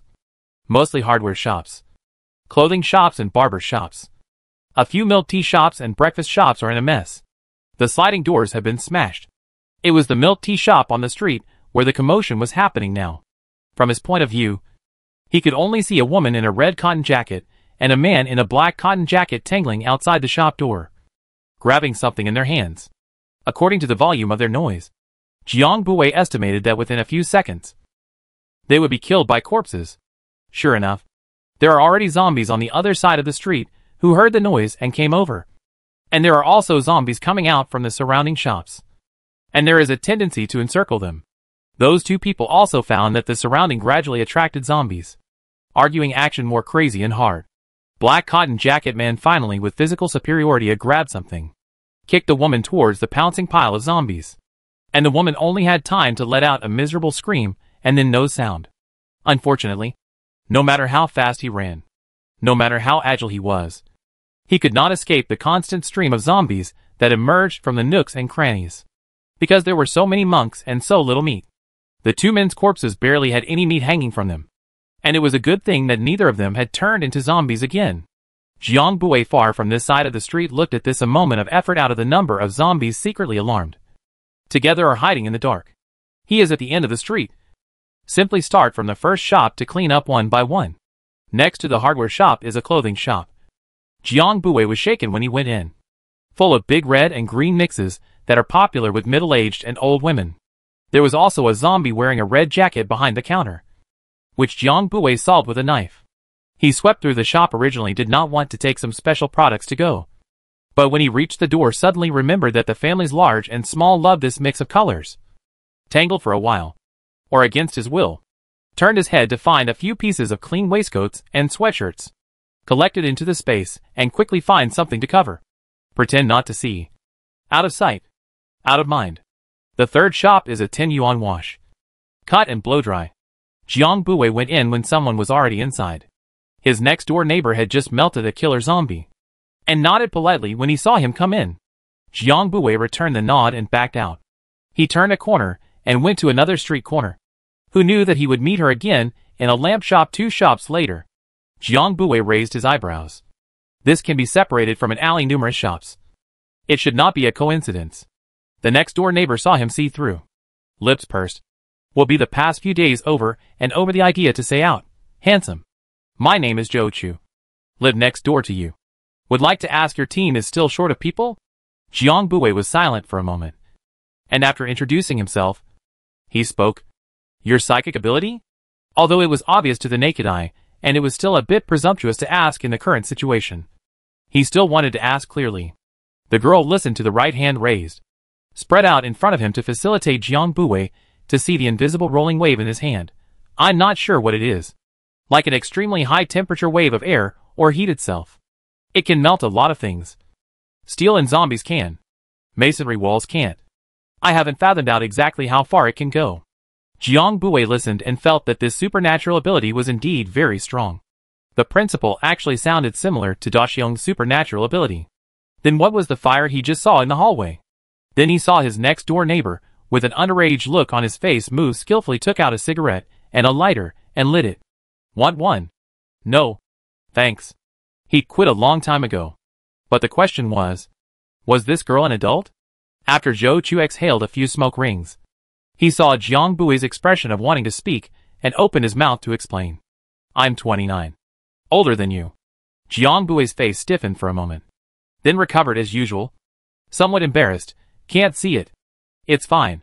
Get used to it. Doll face. In the past when my boyfriend and I walked out, we all thought we brought a child. Zhou Chu's hand that didn't hold a cigarette waved, looking not at all concerned. No wonder he and Cui Chanting both thought she was only 18 or 19. With her looks over her school uniform, she went out and said junior high school student, and some people believed it. So are you taking it or not? Zhou Chu finished his cigarette and pressed the butt into the ashtray on the counter. It turned back to the topic. Anyone with a discerning eye could see that Jiang Bui was the backbone of this team and had a high say. Take it. But I have to discuss it with my teammates first. A week of neighbors doing down the view was not bad. Coupled with her supernatural ability, Jiang Bui naturally raised his hands to welcome it. It's just that after all, he is the one who has a pair of teams, and the opinions of his teammates are important and need to be respected. Zhou Chu was surprised to look at this man whose smile at the corners of his mouth didn't even change its curvature, and smiled. Okay. Then I'll wait for your news. And take a step first. Needless to say, this move strengthened her resolve to join this team. And she was already looking forward to the future where she would be able to spend time together. After the two parted ways, Jiang Bui didn't meet Zhou Chu again when he cleaned up the shop again. And Dark Vine also harvested quite a few crystal cores. At the end of the day, one person and one plant simply stood on the side of the street and waited for the zombies to come, smoothly becoming that attracted the firepower of the entire street. Cui Chanting didn't finish absorbing until 2 or 3 o'clock in the afternoon, and knocked on the door next door without hope. Sure enough, no one was there. He cleared the hallway again, and then squatted in front of his house, like a stone watching the third-floor stairway. After waiting for a while, he actually bumped into his next-door neighbor's little sister. Each floor of the stairway is very narrow. He was a little constrained to stand up, to give people give way. Who knows that this sister actually towards him friendly smile, before opening the door to go in. Cui Chanting. Done. His charm has already tipped the underage sister over. What to do? One more affair debt. When Jiang Bui came back, he still had a difficult face, and was still immersed in the sweet pain of the prodigal son. He glanced at Cui Chanting, and hurriedly moved his eyes away, and said thoughtfully, Next time, you don't have to endure waiting for me here. And drink more honey water for constipation. I'll go back and take a shower first. Remember to open the door later. Then casually threw him a bulging small sack, and went back to 303. Cui Chant was confused, and before he had time to savor the meaning of his words, he was blinded by the bag of crystals that hit him in the air. He just opened a slit. Was inside the shiny eye-piercing small crystals were scared of me, so a high child closed the mouth of the bag. Like a thief who stole a huge sum of money, looked around, panicked and ran back. His brother Jiang, this row is too full. He received, the driver are a bit unable to receive. Jiang Bui simply took a shower, and went next door to the next door to dine. He stepped elegantly over the white snake coiled on the ground, and walked towards the canteen, without even turning his head. Alas, the life of a bachelor was so enjoyable. The table was full of food when he arrived. The three of them sitting around the couch, but their eyes were on the bag in the middle of the coffee table. He didn't sit down on the sofa, but went to the kitchen first, filled 3 large buckets with water, and put down a few bags of rice, and all kinds of instant food. Vegetables, fruits and meat and fish were placed in the balcony window of the master bedroom to keep them fresh. It was getting cold outside, and the window pane was covered with layers and layers of frost, which hadn't melted yet. Putting it here, the meat would last at least 3 or 4 days. Tonight's main course is beef-filled dumplings, and the dishes include skinny eggs with tofu and small fried fish, as well as a large plate of fried vegetable balls. Lin Yi's mouthful of steaming dumplings went down, and her whole body felt so happy that she felt like flying. The 2 adults ate without lifting their heads, concentrating on picking up their food. Chen Fong didn't have an appetite from the fumes in the kitchen. Plus, she wasn't hungry for a while. So she watched a few of them eat. Try this vegetable dumplings and fried fish. There are too many radishes and cabbages. And the fish can't be put away for long. So I'll deep fry them to make them last longer. Xiao Jiang. In a while you put the rest away. It will improve the food later when it's inconvenient to cook on the road. Okay. Aunt Chen. Jiang Bui raised the upper half of his face from the dumplings and answered. Only after his stomach was padded with something did Jiang Bui put down his chopsticks, intending to take his time and savor it. Seeing him finally put down his chopsticks, Cui Chant couldn't help himself. Brother Jiang, are all these crystal cores what you got from today's day? Jiang Bui nodded his head. Take these. They are all primary crystal cores. I can't use them anymore. The animals can't use them for the time being. And the dark vines I've already distributed. This is still after dividing it out? It's all his? Cui Chant's eyes went round, directly overwhelmed by happiness. There's still one more thing we need to discuss. Jiang Bui told the next-door neighbors about their desire to join, and what happened today. Several of them were fine with it. Jiang Bui's vision was assured. In the end, their relationship with the youth was now more on the side of dependence or cooperation. Jiang Bui's willingness to ask for their opinions was also a sign of respect and closeness. And his care and giving to Cui Chanting was not just talk. Besides, powerful and good-hearted altered beings are popular everywhere. This was what Chen Fong and their mother and son thought. As for Lin Yi nodding her head there, it was just purely a hilarious thing to do. Where just following Uncle Jiang is fine. Even if one road leads to the black, one can still live a much better life than she used to. And there is no reason for her to forget the goodness and kindness that Uncle Jiang has shown her. Since several people had no opinion, Jiang Bui very naturally decided on behalf of Mr. White, who was hibernating, and the animals for this negotiation. After the decision was made, then let's invite the people over for a meal tomorrow. Chen Fong read Jiang Bui's meaning and spoke as the chef in charge. Just like when they joined this small team before. The sense of ceremony could not be missing. After the meal, Jiang Bui brought up another matter and looked at Cui Chant. The weather is getting colder and colder. Let's both seal the windows in this house tonight. Just leave a few exhaust holes to not get gas poisoning. Without heating and air conditioning, a layer of windows can't hold back the cold of a few degrees below zero. The two of them sealed the windows with supermarket cling film and plastic bags. Put on a few circles of tape, and then poked a few holes to raise the temperature without affecting the lighting and ventilation. At night you can sleep with an old quilt and hang another layer to keep warm. The two of them stood on the chair to pace the window above. Aunt Chen and Lin Yi were busy on the sidelines taking things and handing the tape. The interior was warm. Chapter 58, Awakening. Early the next morning, Cui Chanting came knocking on the door, and together with Jiang Bui, they put plastic film on the windows of their house. Jiang Bui, is there enough coal? There was no room in the living room. So Jiang Bui moved the sofa to the master bedroom, where there was still room, and the two of them chatted to a group of quietly sleeping animals. Enough. Now every night to the balcony side of the window open to spread the coal smoke on the okay. Cui Chanting unconsciously softened his words, not fearing to disturb these small animals, whose appearance was a bit fierce and cold. But Brother Jiang, now the day is getting colder and colder. I passed in the building this morning. The cold air straight to the bones. Cotton jacket cannot block. It's not even November yet. The next days will only get colder and colder. I'm afraid this coal in our hands is not enough. Jiang Bui nodded.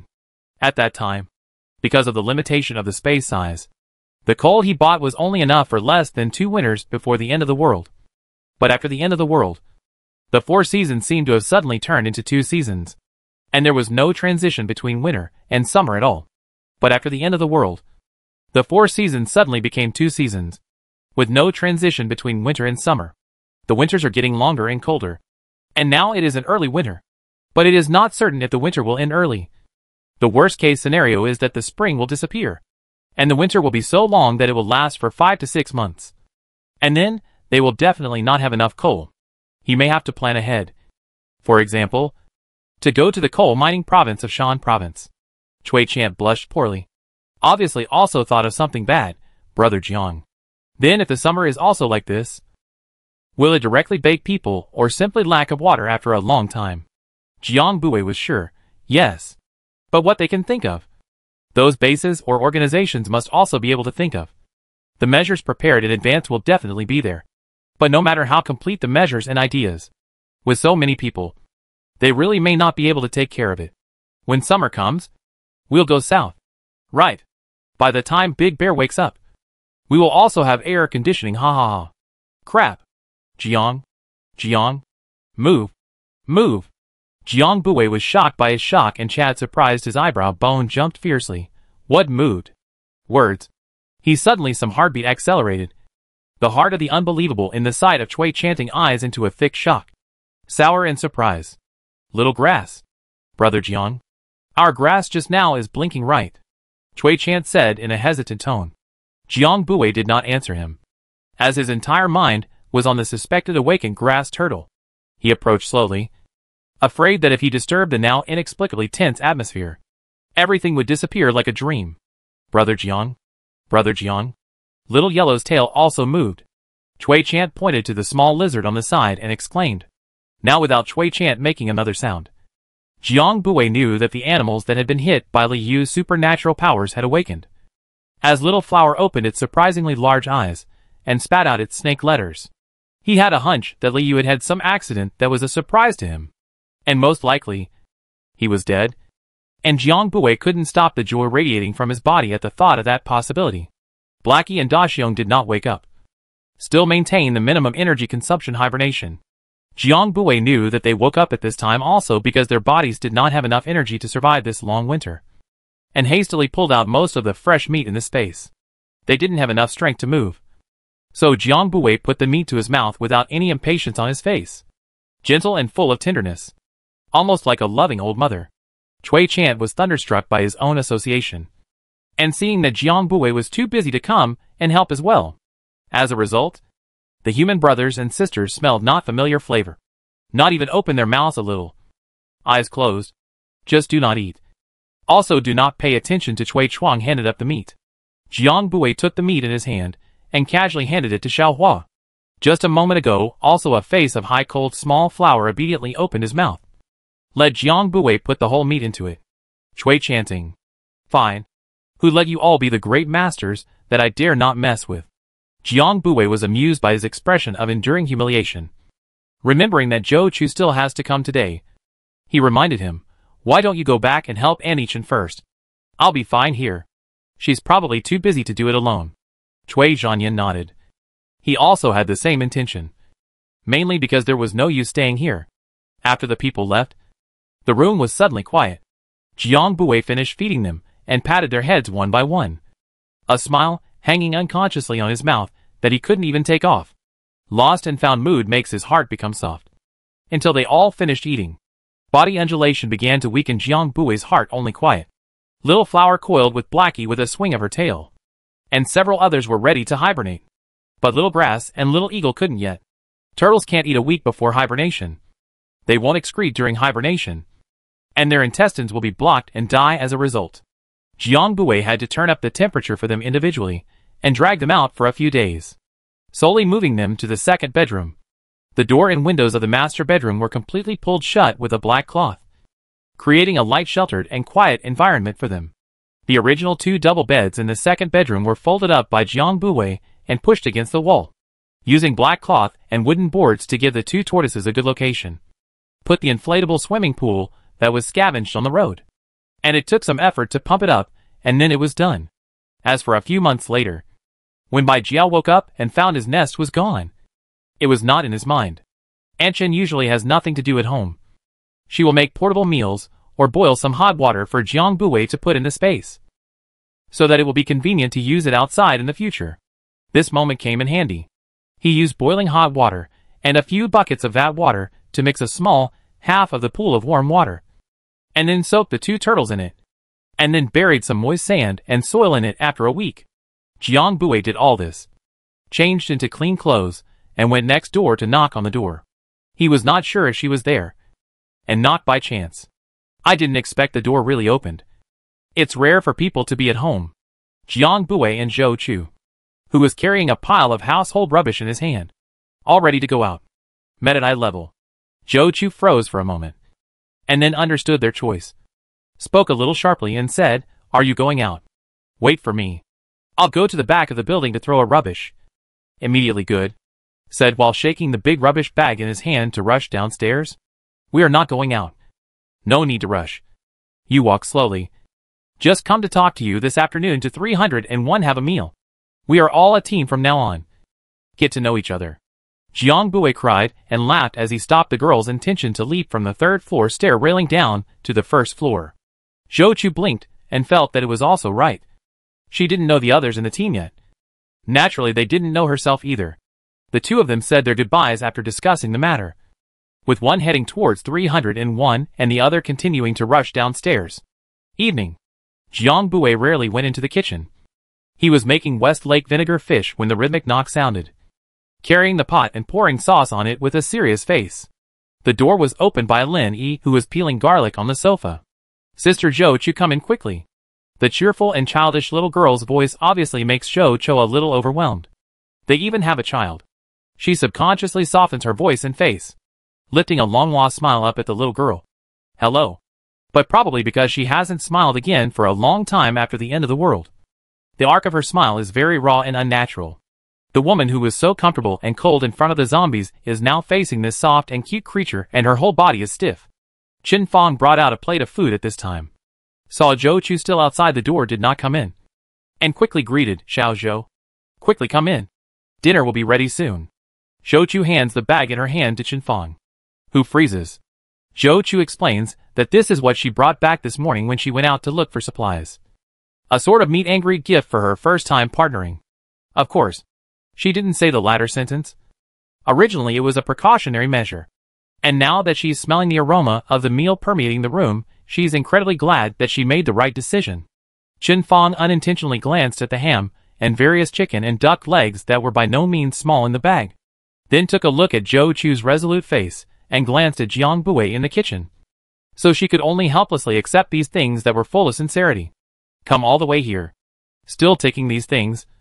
Don't take them again when you come to eat in the future. Zhou Chu was also eating here in the future, so Qin Fang didn't argue any more here. Qin Fang then went to the kitchen to get busy, and in the meantime urged her son, who was playing second fiddle, to go out and liven up the atmosphere. Cui Chan, who had been sent off by his own mother as the mascot of the hot atmosphere group, he still speeds up the movements of his hands.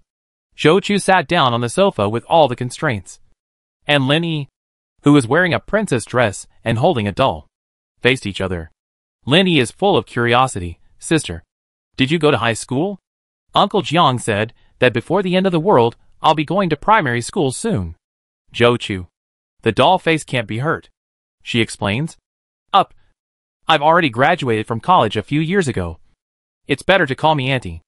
Otherwise she's directly shorter than him by 1 generation for nothing. Lin Yi's little mouth opens into an O shape, her surprised eyes glaring out. Cui Chan was wiping her watery hands on her apron at this time, while hurriedly holding a large bag of want gift packs and several bags of fruits as she walked out. Sardonically, he spoke. Sorry for the long wait, little sister. Lin Yi's eyes rounded when he heard the name of little sister and corrected with a smile. No, it's elder sister O. Zhou Chu was thunderstruck by the name in his mouth, froze for a moment before reacting to being shouted at himself, and looked down at the several fruit plates that were on the coffee table just now, and once again fell into a deep silence. Is this the life of a big family? Cui Chanting listened to the description of Lin Yi's childish words before realizing that the girl in front of him, who looked like a high school student, might actually be older than him in real age. With a face full of shock, he sat down on one side, and with 2 minds pulled out a few cloves of garlic from his apron pocket and proceeded to peel them, talking as he did so. Sister Zhou, as soon as you joined us, our team had a spring in its step. He readily changed his name, but by no means mentioned what had happened to him during the previous encounter. He understood the general idea as early as when he saw that photo in Zhou Chu's house, as the man in the photo was clearly not the face of that eagle-type alien, which would make it a hidden agenda for her to kill those people for revenge. Cho Cho was curious. Because you're warm. Chapter 59. She's not sisterly.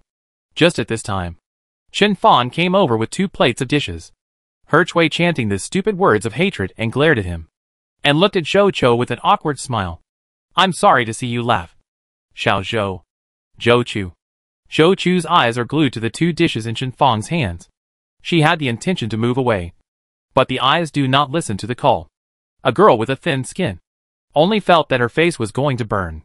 Seeing this, Chen Fang hurriedly relieved her and said to Cui Zhanyang, quickly stopped staring at those 2 eyes and looked dryly. The 3 of us are hungry. Hurry up and serve the dishes. Cui Zhanyang hurriedly took the garlic in her hand to get away from the place of wrongdoing. Chen Fang put the plate down. The plate of braised pork and sugar-crusted pork ribs also saw the real face. Fresh from the pot. Bubbling with fragrant hot air. Put down a moment of meat is still trembling. Tempting to the extreme. Zhou Chu now not only stomach is very tormented. Heart is also very tormented. The end of the world to now have half a year. She is about to forget what a hot meal is like. Not to mention braised pork and sweet and sour pork. When the steamed crab, dry fried meat, stewed aubergine, tomato scrambled eggs, 8 treasures duck, came up. Her whole body was wooden. She in the end is evening a how a thigh ah. What family can eat so? Zhou Chu looked at the enthusiastic few people. Moved his eyes to the side of the apron. While looking down at the watched Jiang Buwei, she felt that she needed to talk to this seemingly harmless, but actually unfathomable big brother, why she was allowed to join Figure what She does not sisterly. At first, she also felt that they were each taking what they needed.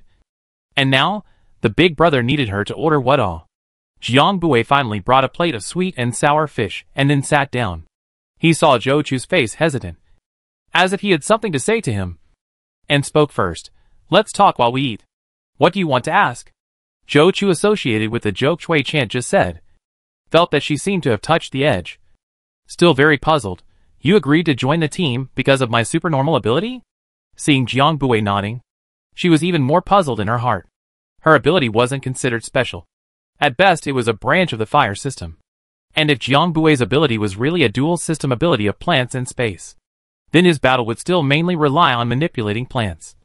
Then her ability would naturally suppress him and pose a threat. Now that he's openly exposing his space and agreeing to her joining, wouldn't you really have any concerns? It's not all because of your supernormal ability. There are similarities in supernormal abilities, but it still depends on the person. Jiang Buwei used his male chopsticks to pick up a large chopstick of dry-fried broccoli and put it into Lin Yi's bowl. He also gave the child a warning look with a smile on his face and turned back to continue explaining to Zhou Chu. It's not that complicated. Your supernormal ability is really what we need the most at the moment. And your character can be trusted as well. That's why. Then holding chopsticks in one hand, an iron cooker appeared out of thin air in the other hand and placed it on the ground aside, giving her a hint in a big way. Zhou Chu stayed, slowly spitting out her guess. Warmth? This simple and rough reason she really did not think of. Big brother does not look like a grounded person. So the simplest and most direct answer she directly skipped, defaulting to how big brother can be cold. Cui Chant took over. Yes, Sister Zhou. With you, we won't have to take any risks this winter.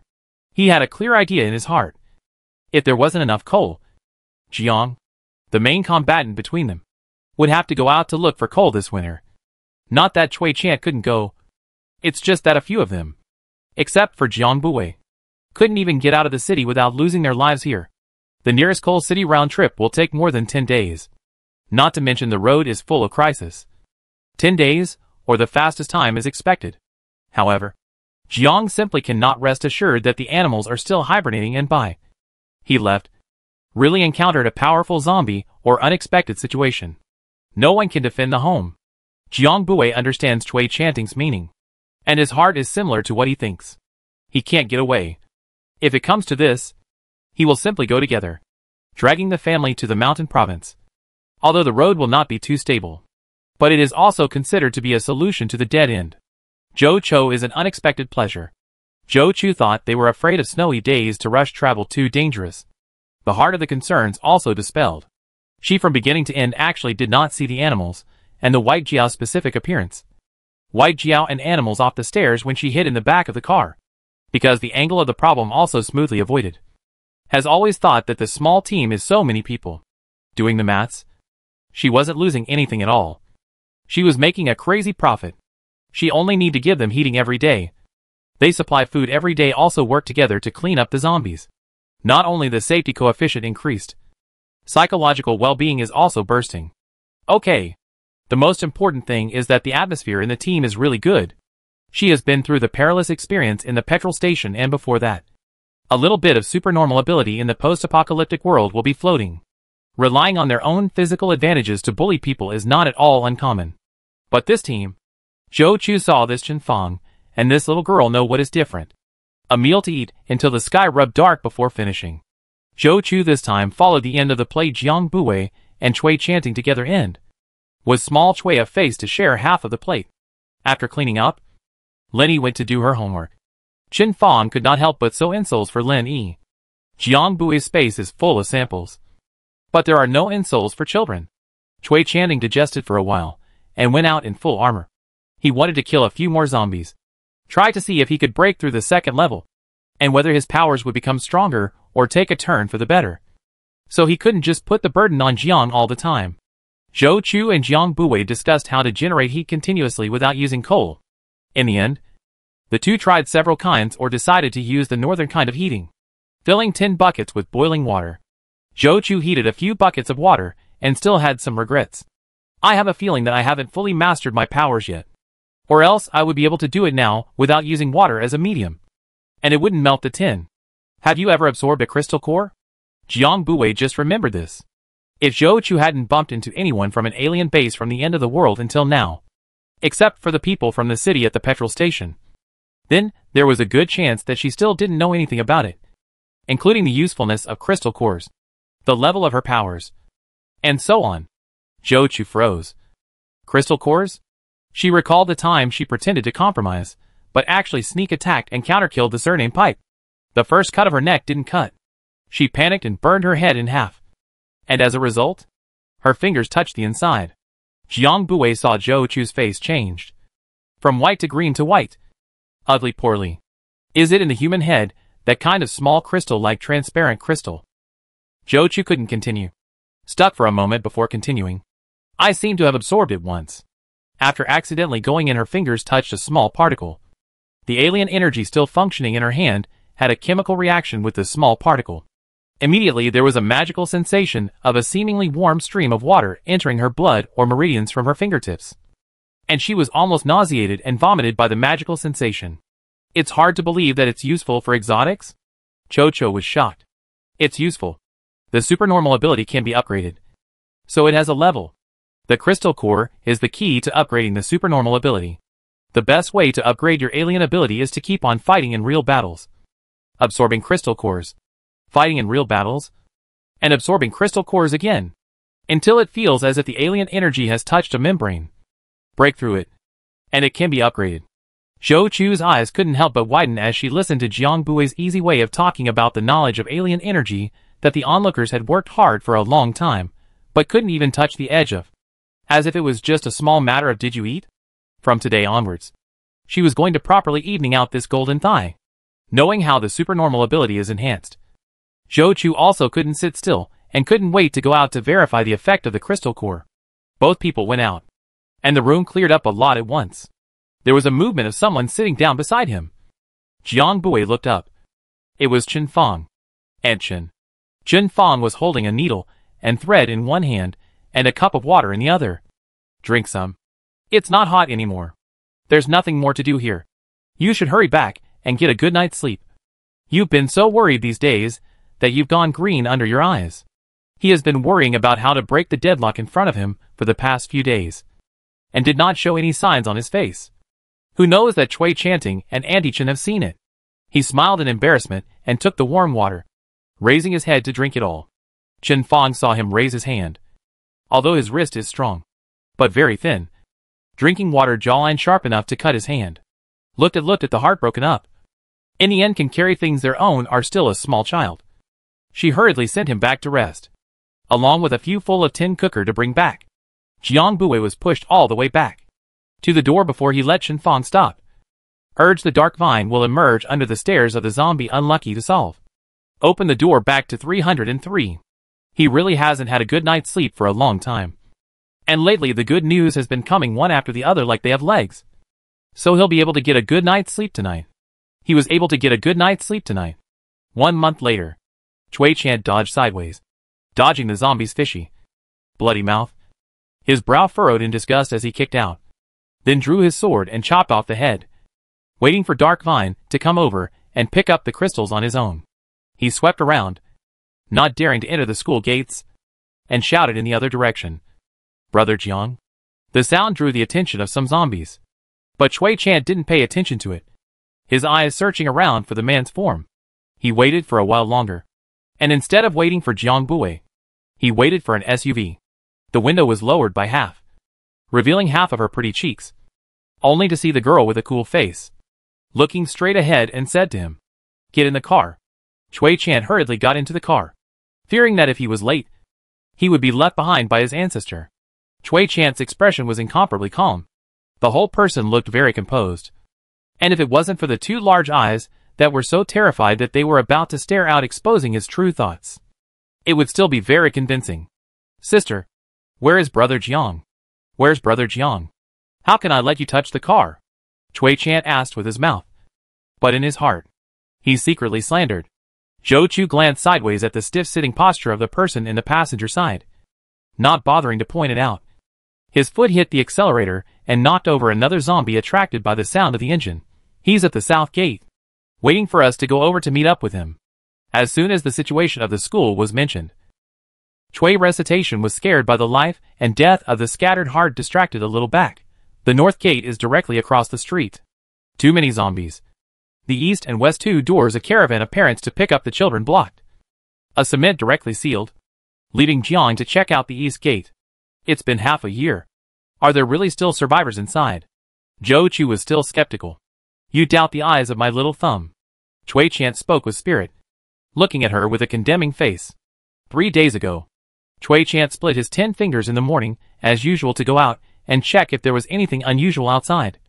And as a result, when his little thumb flew to that boarding junior high school in the city's central district, he actually saw a shadow flashing on the window of the middle school building. At first, he didn't take it seriously, thinking that there were zombies roaming around inside. But yesterday, he surprisingly saw several small children, half a man tall, lying on the window again, looking out with bated breath.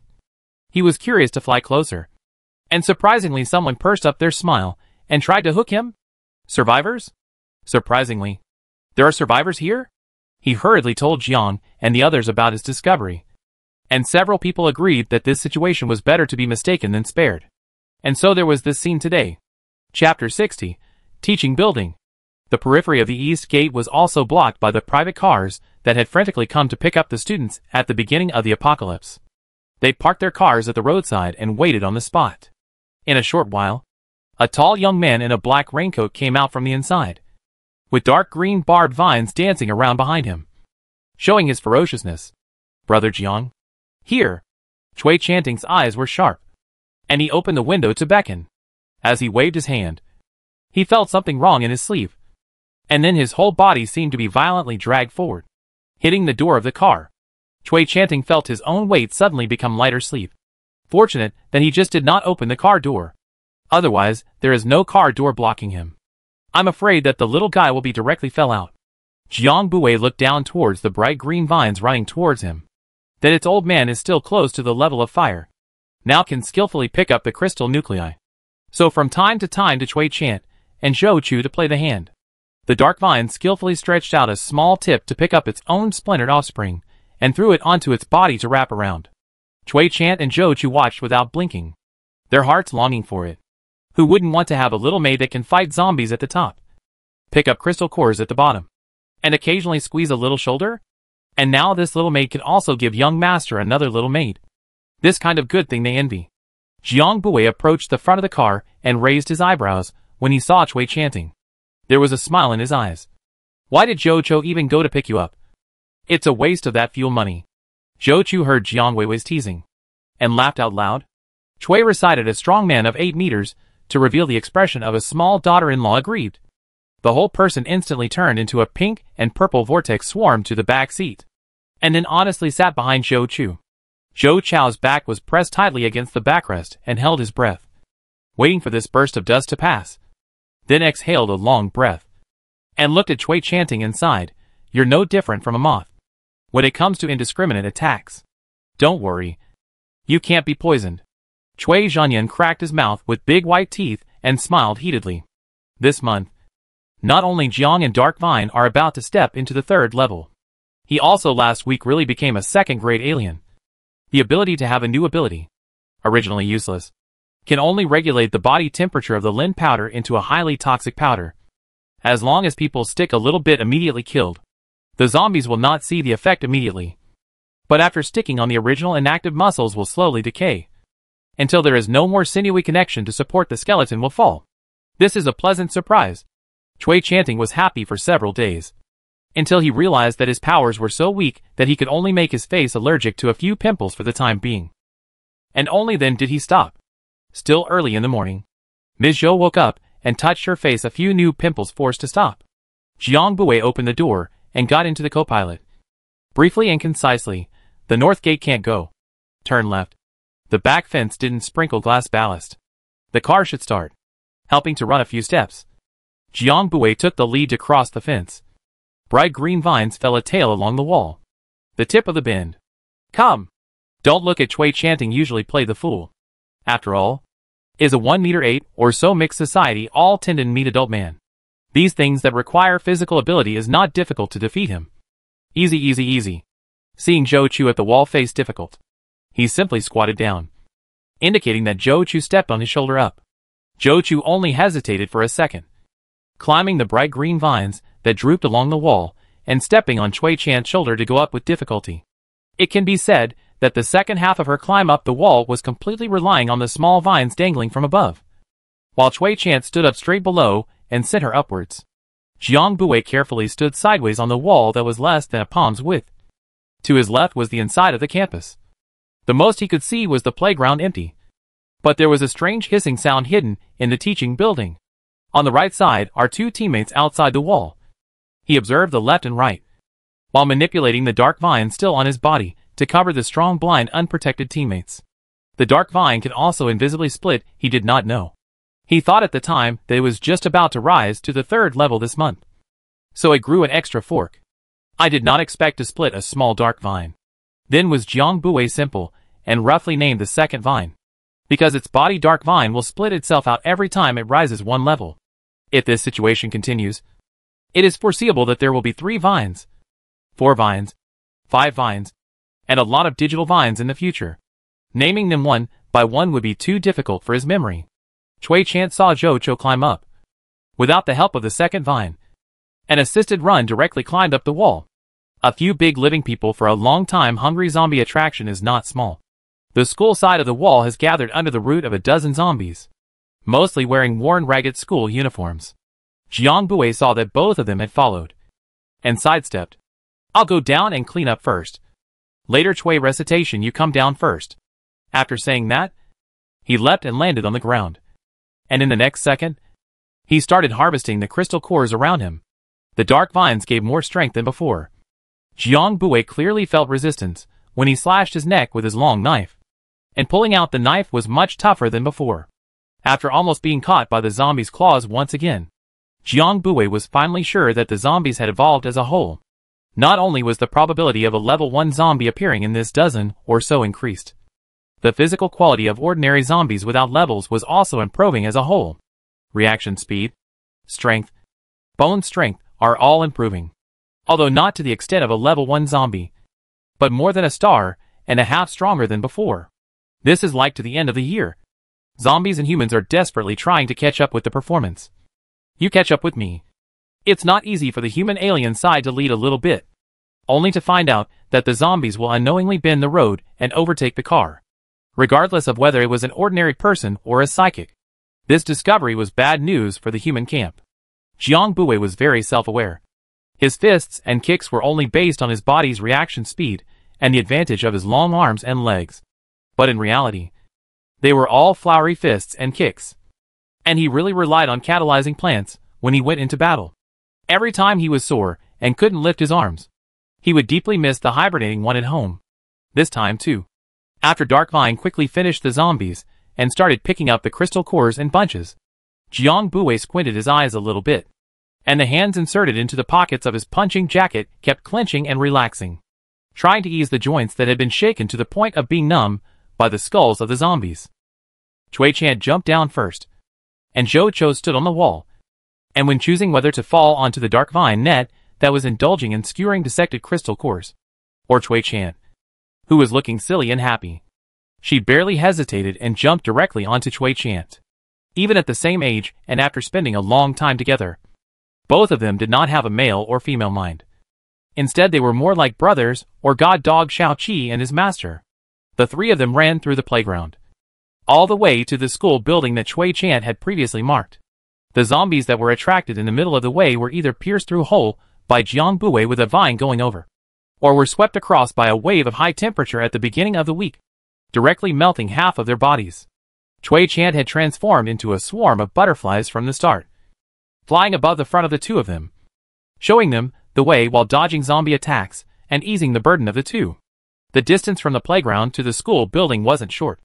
Cui Chan came down twice because of his alien energy overdraft, and only saw the door of the school building in the middle just before the third alien energy overdraft.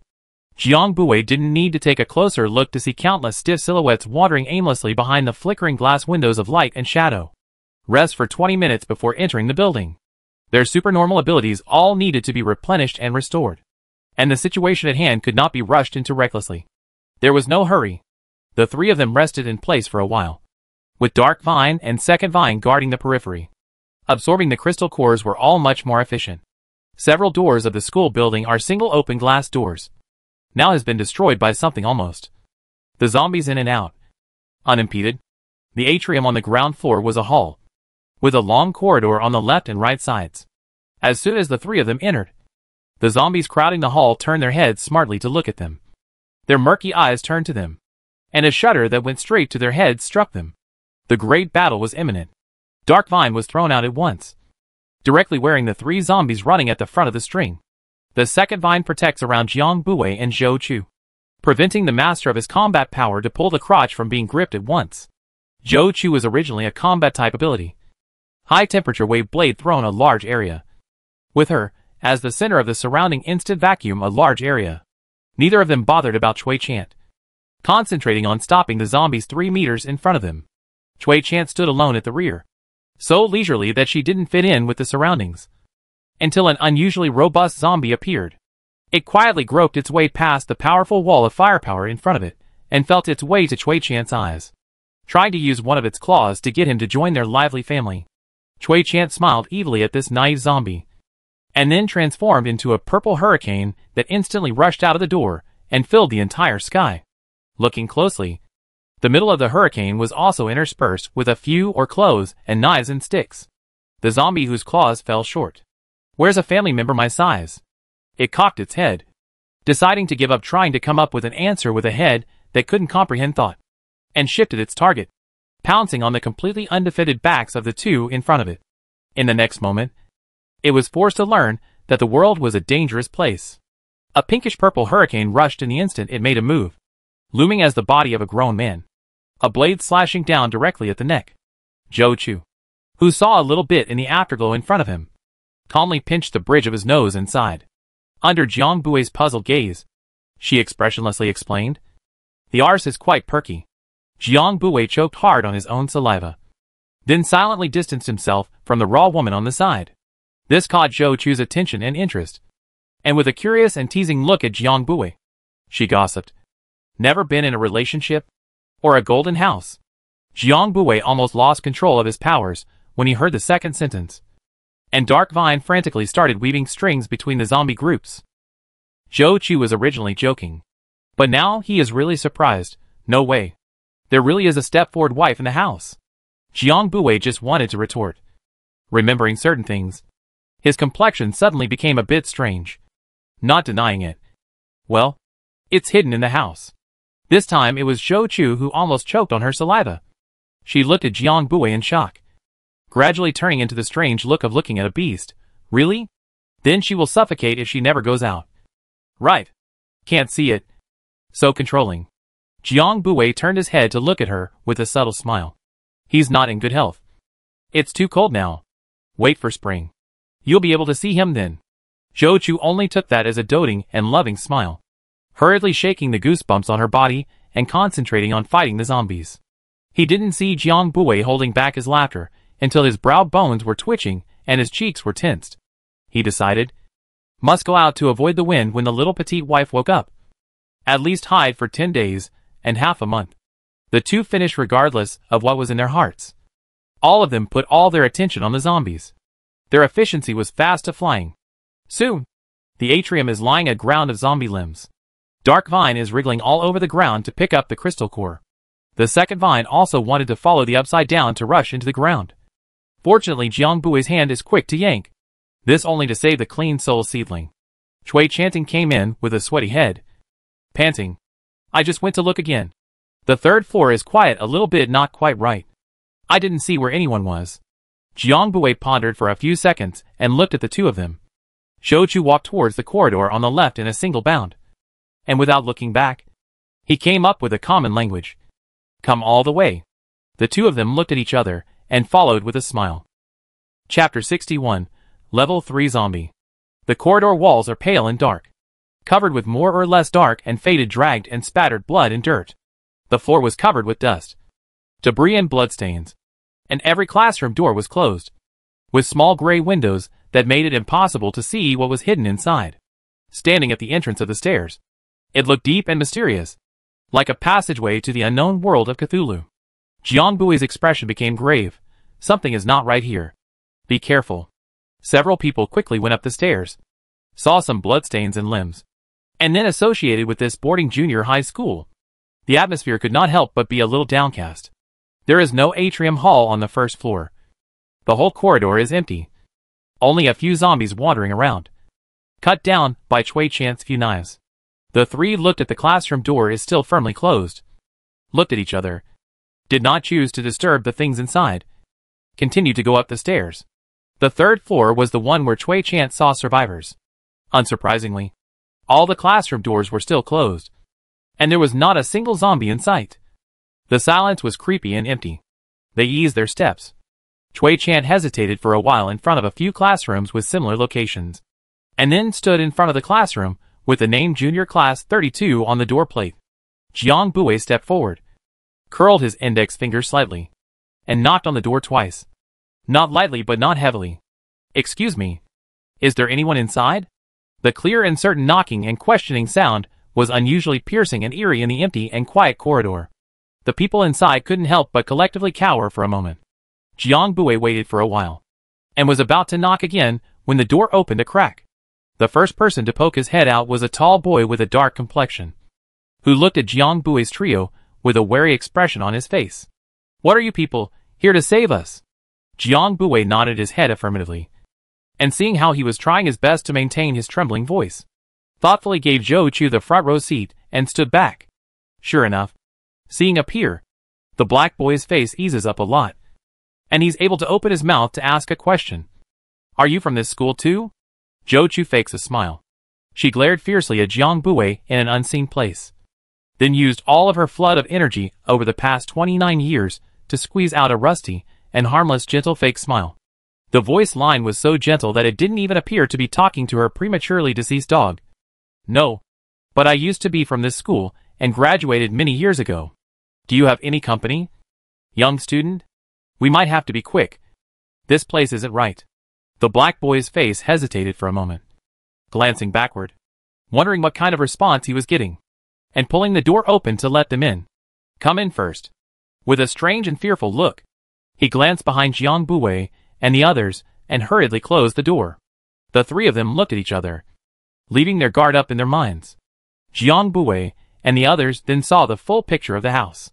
The desks and chairs in the cluttered classroom were all stacked up at the doorway, probably used to hold the door against the zombies, but probably just about to open the door for them. And at this moment were being thrown aside in bits and pieces, and the odor in the room was unbearable. Not a simple smell, but a strange smell that cannot be described. Months without washing in the dirty stench and greasy smell. The smell of feet. There is also a cannot be ignored the smell of blood mixed with a sickening. Jiang Bui forcefully resisted frowning and reaching out to cover his nose, and surveyed the environment inside. The most inward place sat against the wall with 3 students and a middle-aged man who looked like a teacher.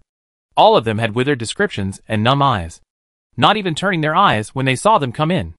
The middle-aged man who looked like a teacher had blood seeping out of his legs under the jacket of his school uniform. His face flushed with a weird red color, and his eyes looked at them strangely and anxiously. Jiang Buwei was a little uncomfortable by his survey, turned his head to look at Zhou Chu, and Cui Chanting's face also stared up. The black boy who opened the door scratched his head and embarrassedly explained, "Teacher Qian and the others have been trapped here for too long. They're not in a good state. It's not against you guys." Counting up, it had been almost half a year since the end of the world. They had been here all this time, and it was a living miracle that they could survive until now. Jiang Buwei raised an eyebrow. "You guys have been staying here all these months without trying to go out?" The classroom area wasn't that big. Removing the desks and chairs, it was a sight to behold. There wasn't much to hide. There was no food or bags, no water or heat source, or even excrement. Aside from the unpleasant smell, this place didn't even look like a place where 3 or 5 people had been living at a snail's pace for half a year. Cui Chant and Zhou Chu also realized this, and quietly gathered around Jiang Buwei. Cui Chant was still a bit annoyed. Why didn't he take a good look at that time and finish his exploration first? And now, he even put his companions in such a dangerous situation. The black boy, however, as if he couldn't notice any abnormality at all, slightly despondent and grateful, he replied, "Yes. Originally, we could barely make it through. Thanks to Teacher Qian's presence, he has been supporting and encouraging us, so that we can all persevere. Are you guys really here to save us?" "Great." His waxen face flushed with an abnormal redness, then dimmed again. But Teacher Qian was scratched by the outside air conditioner unit last week when he climbed the window to go outside to get us food. He can't even stand up, so he might not be able to transfer. Jiang Buwei shifted his sight to Teacher Qian, who was paralyzed on the ground. "He looks like he needs gauze and anti-inflammatory medicine or something." As he said this, he pulled a few times in the backpack behind him, pretending to take out a small family medical kit from it, and made a gesture to hand it to Teacher Qian on the ground. Teacher Qian's eyes rolled for a moment, and the hand that fell to the side trembled before being snatched away by an outstretched arm. The hand that trembled twice didn't move again, and Teacher Qian's eyes also simply closed, now completely and utterly like a dead person. Jiang Buwei followed the medical bag to look at the owner of the arm. It was Black Boy. Black Boy paused in his movements as he looked at him, bowing his head to Jiang Buwei and the others. He explained, "Thank you. We came to help with all of Teacher's leg injuries. Because there has been no medicine, his leg injuries haven't gotten better." When he looked up, his eyes were quite red. Then to the 3 or 5 people who were cowering together and hadn't said a word, he shouted, "Sun Le, don't daze. Come over and help the teacher put on some medicine." Among the few people who hadn't been making a sound, a small boy who was only wearing a thin school uniform jacket staggered to his feet and picked up the medicine box. Then he squatted in front of Teacher Qian, blocking the line of sight of Jiang Buwei and the 3 of them, and could only tell from the movements of his 2 hands that he was treating an injury. Jiang Buwei's idea of trying to see the wound on the man's leg was extinguished, and turned his head with little surprise. It was just that there was a slight chill in his heart, because the truth, he guessed, was a little not so good. Only Cui Chanting's pupils dilated a whole circle the moment Sun Le lifted his school jacket. If you look closely at the outline of the hand he had been copying in the pocket of his jeans, you can faintly see that the left hand seems to be missing a section. And there was a tiny purple butterfly lying unknowingly in the corner, outside the windowpane. The tacit understanding between the 3 made them all look at each other in this moment.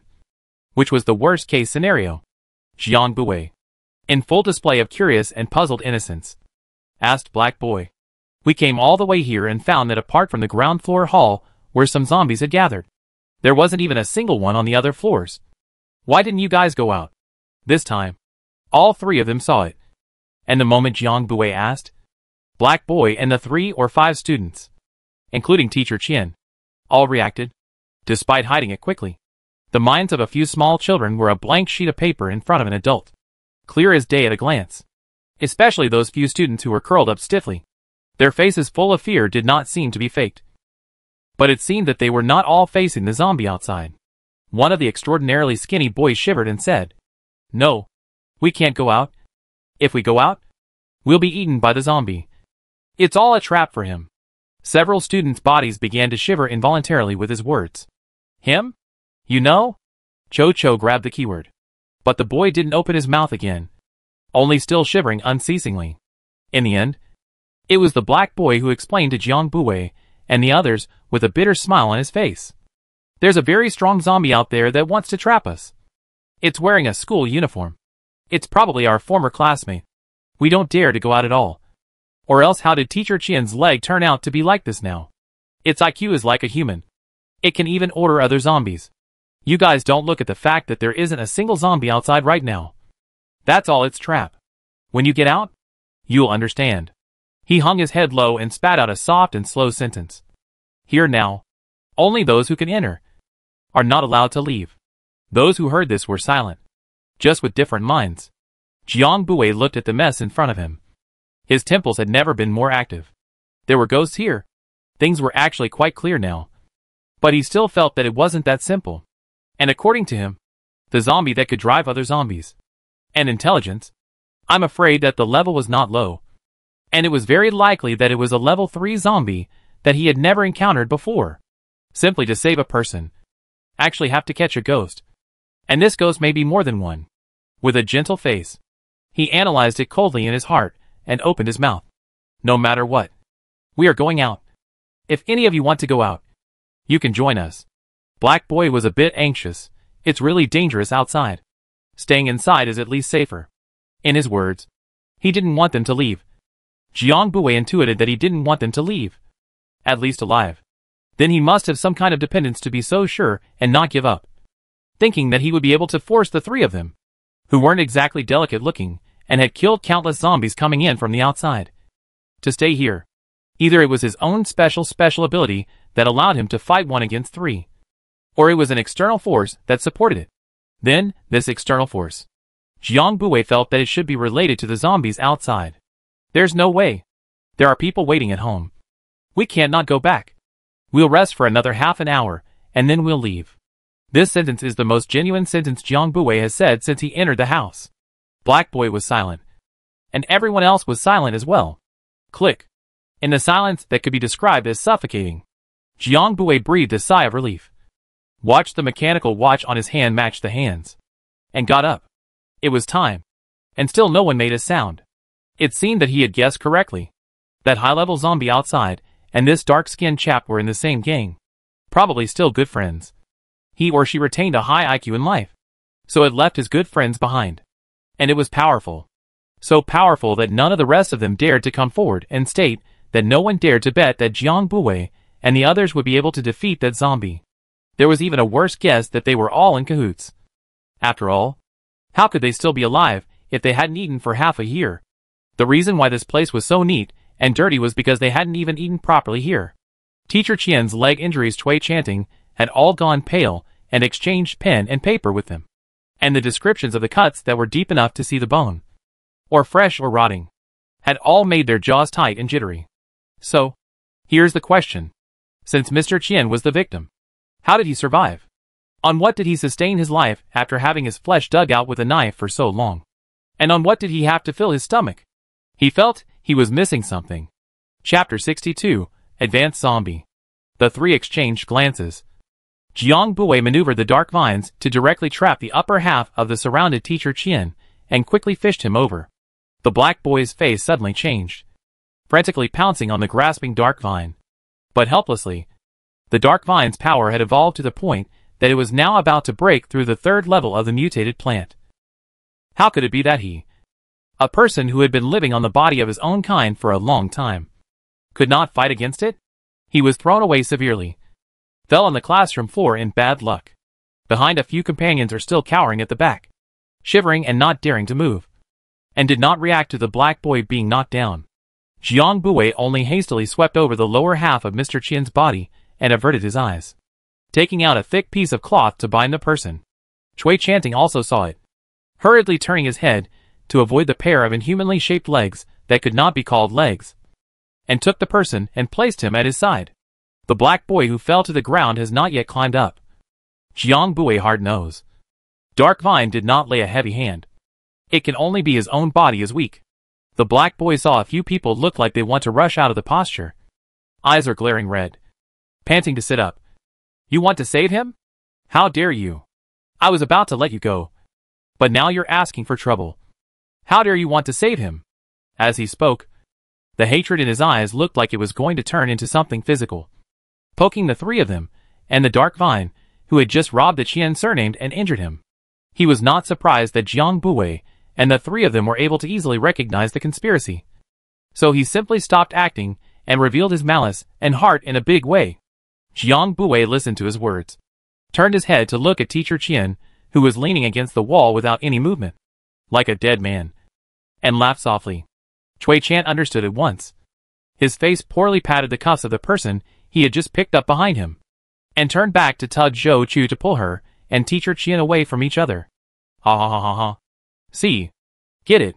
He's the one pretending to be innocent and a complete sinner. Bastard. We're the victims. Jiang Buwei interrupted coldly. But you guys ate it too. And it was still eaten voluntarily with other options. The words were spoken in an affirmative declarative tone. The contemptuous and arrogant tone caused the black boy's face to change and his eyes to stare at him grimly, fuming that this classroom was going to get dirty again. And in a few moments another classroom would be needed. He remembered as if it would be nice to be next door. What do you guys know? He started it. Do you know what it feels like to be starving to death? Your stomach feels like it's empty. And it's hot like it's on fire. The feeling of being burnt all the time. To be burnt to pieces. Jiang Buwei added in his heart. His face became impatient as it reminded him of the feeling of dying in his previous life. It was hard. But it was then that he hadn't moved to eat the animals, let alone eat each other's kind. This place couldn't stay, including Black Boy and his outriders. Or else when they ran out of food, all around here would suffer. He had already made up his mind to clean up this place. So naturally he had no patience for condescension. The black boy over there quickly picked up a wooden chair and cracked the window glass. Zhou Chu went up with a high-temperature ball and directly melted the chair along with his hands. The black boy screamed in shock and misery. Ah! Hands! My hands! Zhou Chu was also shocked for a moment and softly wondered. That's not right. I clearly aimed at the whole arm. Then, there's something wrong with him himself. Like a body-strengthening type of psychic ability. This might also be the basis for him to have the courage to share a room with us. Jiang Buwei thoughtfully added towards. Unfortunately, it was destined to be a frog sitting in the bottom of a well. But right at this moment, the three boys who had been cowering in the corner of the classroom wall being ignored by all of them. One of them had a bizarre reddened face lifting up a chair and throwing it towards the window. Scratch. With a loud bang. The entire side of the glass suddenly shattered. The three people who were watching the show were all a bit caught off guard at this point, not anticipating the current situation. It splattered the person who was close enough to smash the glass, and blood flowed out. He, however, did not care to stop the bleeding, but hurriedly shook off the glass slag and put the wound into his mouth and sucked it contentedly. The remaining two are also like wolves, with only the warm blood of their companions' injuries in their two eyes. Zhou Chu couldn't bear to look at it anymore and frowned and looked away. I didn't defend myself, Brother Jiang. This was what they had discussed. She was the one to control the students, and that teacher inside the classroom, who weren't much of a threat. Jiang Buwei was unconcerned and appeased, showing patience for the team's warmth bearer. It's fine. We were all careless. Remember to be careful next time. The black boy's face was in a frantic panic as he looked at his disappearing hands, enduring the pain of wanting to roll on the ground as he glared at them fiercely. You won't get away with this. Without him having to say it. The three of them knew it because the corridor outside the classroom door suddenly resounded with the maddening roar of the zombies and the swarming, jumbled footsteps, so dense that it was mind-numbing. The sound of the classroom door breaking open resounded throughout the corridor, and Zhou Chu and Cui Chan's entire body's muscles tensed up as they stared at the door in front of them. They had no time to care about the few people in the classroom who couldn't pose much of a threat, because the next second that fragile wooden door was slammed open with a bang. Outside the door, countless zombie heads were squeezing each other, and because they all went in at the same time, they all got stuck at the door frame, and none of them could squeeze out. Three people hurriedly seized the moment. Cui recitation hand up knife down harvest off hand stretched out the most forward. Danced the most energetic zombie head. The doorway zombie was also teammates cut off the breath. Jiang Buwei distracted to urge the birth of to simply tied up a few people behind the classroom together. A few people exclaimed in fear. Teacher Qian was forced to tie up with the black boy. Not to mention how scared and desperate he was in his heart. Without worries, Jiang Bui concentrated on dealing with the zombies that were about to break through the door frame. The three of them worked well together. Jiang Bui was responsible for pulling the zombies over or sneak attacking them from behind. Then Zhou Chu started releasing large heat waves, and Cui chanting made up for the places that the two of them couldn't take care of. In less than a moment, in front of the classroom door is piled up half a person high with gray and white corpse ashes and limbs. Through the crowded door frame, zombies are still densely packed. A piece of the trend has not been reduced in the slightest. But the three people's movements did not pause or procrastinate, still cleaning up the zombies non-stop. The killing power was so great that it stunned the people who were tied up and couldn't move. And the pupils of the black boy contracted, which were filled with suspicion and forced composure. He kept saying to himself in the bottom of his heart, "With our wrong here, these people are nothing. What's the point of panicking?" A long period of time with a high-frequency release of alien energy. Even if a few of them were, no matter how tough they were, there would be times when they would collapse and weaken. But the zombies did have a constant, tireless flow. Jiang Bui felt that they couldn't continue to wear out. They had to find a breakthrough. He looked sideways. How much longer can it last? Zhou Chu gulped and wiped the cold sweat that had fallen on his eyelids, and returned. Half an hour at most if we have a wide range of alien powers. After half an hour, they would all fall into a complete coma due to the depletion of their alien energy. But that was the worst limit that one would not want to see. To end up at the mercy of others. The words weren't said, but all three of them knew it by heart. Cui Chan's entire left arm disappeared into a butterfly, showering the heads of the zombies outside the doorframe with non-stop corrosive, gorgeous scale points. It was able to make the zombies' only clinging skin and flesh tissues slowly decay, unknowingly falling apart into a pile of bones. It sounded strong. The problem was that his powers were still weak right now, and the decay speed was slow. So it was a bit of a cockamamie to use right now. His face was tense. His heart was hard and shameful because he dragged his teammates into the current perilous situation without checking it out. And now, he wasn't able to help. Zhou Chu released a burst of high-temperature mass, followed by absorbing a small handful of crystal cores to replenish. Tired was surprised to find that her alien ability level actually has signs of loosening towards the third level. In her excitement, she slapped Cui Chan's shoulder with such force that he almost fell headfirst into the mouth of the zombie. But fortunately, Jiang Bui kept an eye on his teammate and let Dark Vine retrieve him in time. Cui Chan winced with a solid jolt. That just gave him a cold sweat, and turned his head to look at his good brother, Ms. Zhou, in confusion. Invariably, the slap also slapped away the sadness and grief he had just felt, keeping his mind from burrowing down a dead-end path of self-recrimination. Ms. Zhou was also startled, and snapped back an awkward smile, apologizing profusely. Before dropping the good news, I seem to be reaching the third level. Cui Chan listened with a look of excitement. I think I can take a little more beating. Jiang Bui was also pleasantly surprised, but he thought about it and decided to just go with what he had just thought of. We can't guard the classroom entrance anymore. It's not a wise move to fight a war of attrition with the zombies. That higher zombie is very cunning. If it never shows its face, if we just wear it out, it will definitely be us who can't hold out first. Seeing the two nodding, he cleared the zombies that were relentlessly trying to break through the defense line, while quickly talking to them about his plan. Let's split into two. You guys stay here to attract attention. Slowly consume without hurry. I'll leave Erda to you.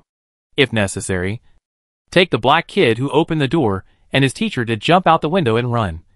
Useful. Can save your life. I'll go down from the window and go around the ground floor hall. Attract firepower and look for that senior zombie. Zhou Chu and Cui Chan immediately disagreed when they heard it.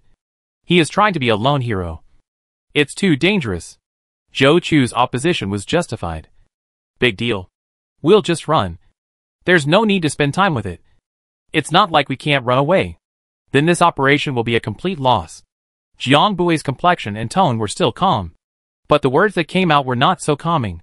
Not only did they fail to rescue the person as originally planned, now that the person was gone, they would have to shed their skin if they were to go out now. So they might as well just make a big score. The two men were silent. If they do not have the mind and ambition to get a big ticket, it is false. In the end of the world, do not dare to take the life to fight. Always looking forward and backward. Cowering cannot be a place to stand. But Cui Chanting and Zhou Chu still have concerns in their hearts. Jiang Bui woke up in time, It's not true that that high-level zombie can order zombies of a lower level than it. But he hasn't dared to go into battle himself for so long. Either he's too attached to himself, or he simply can't do it. The latter is highly probable. Since the group is only cowering in this school building, it's likely that its own combat power isn't strong, or even weak. It could be of the spiritual lineage. We won't fold here. Don't worry inside the house. Jiang Bui dared to propose it naturally because he could afford the consequences. He had burdens and weaknesses behind him, and would only be more cautious than them. Hearing Jiang Bui voice out what they are concerned about, Zhou Chu and Cui Chanting are not an indecisive person, and silently look at each other, agreeing. Zhou Chu, brother Jiang, why don't you take Erdu with you? The two of us are actually quite safe if we are simply stalling for time. It's you who is in danger. The two of them were in a good position, with only one door where they were able to pass through the zombies, without the unpleasant situation of being overwhelmed by the number of zombies besieging them, and with a hostage in hand at the last moment. Stay. You jump out the window at the last moment and run. The words are put down here. Zhou Chu and Cui Chan have to accept. Zhou Chu takes over the attack area. Jiang Bui hands them a bag of disposable masks and windproof goggles, gesturing for them to put them on. After all, Zhou Chu's psychic ability will turn this area in front of the classroom into a crematorium. A light sweep is a large area of dust. Jiang Bui took back the dark vine, and in the next second threw out the second vine to directly bind the several people who wanted to pull their legs out and escape. He also carefully tied the black boy and teacher Qian together, so that his teammates could use them more conveniently when they escaped. When he reached the window, he gathered the small butterfly that Cui Chant had separated in his right hand to prevent it from being blown away by the wind, and then directly leapt down from the third floor, causing Cui Chant and Zhou Chu, who were watching him with their afterglow, to thump in their hearts.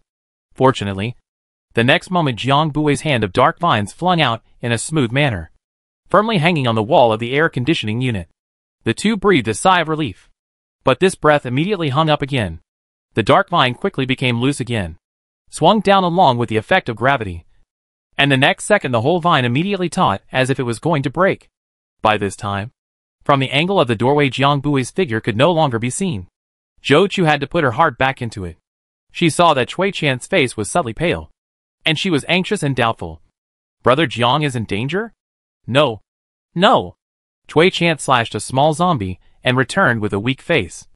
It's me who got airsick. Zhou Chu. She withdraws her worry and impatience and calmly cleans up these zombies in front of her that are about to dance in front of her eyes. A waste of her emotions. Chapter 63 Are Wrong. Jiang Bui was dragged by the dark vines in the air a few times back and forth, finally landed safely. Just landed and two zombies hit the ground.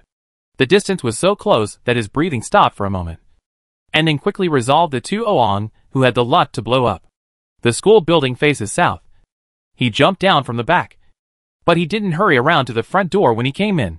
Rather, he observed the ground, chose a clear window to promote dark vines to break through the window.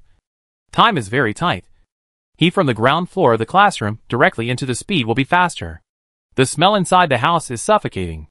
There is a long time not open the air smell of dull decay. There is a lingering smell of blood and stench.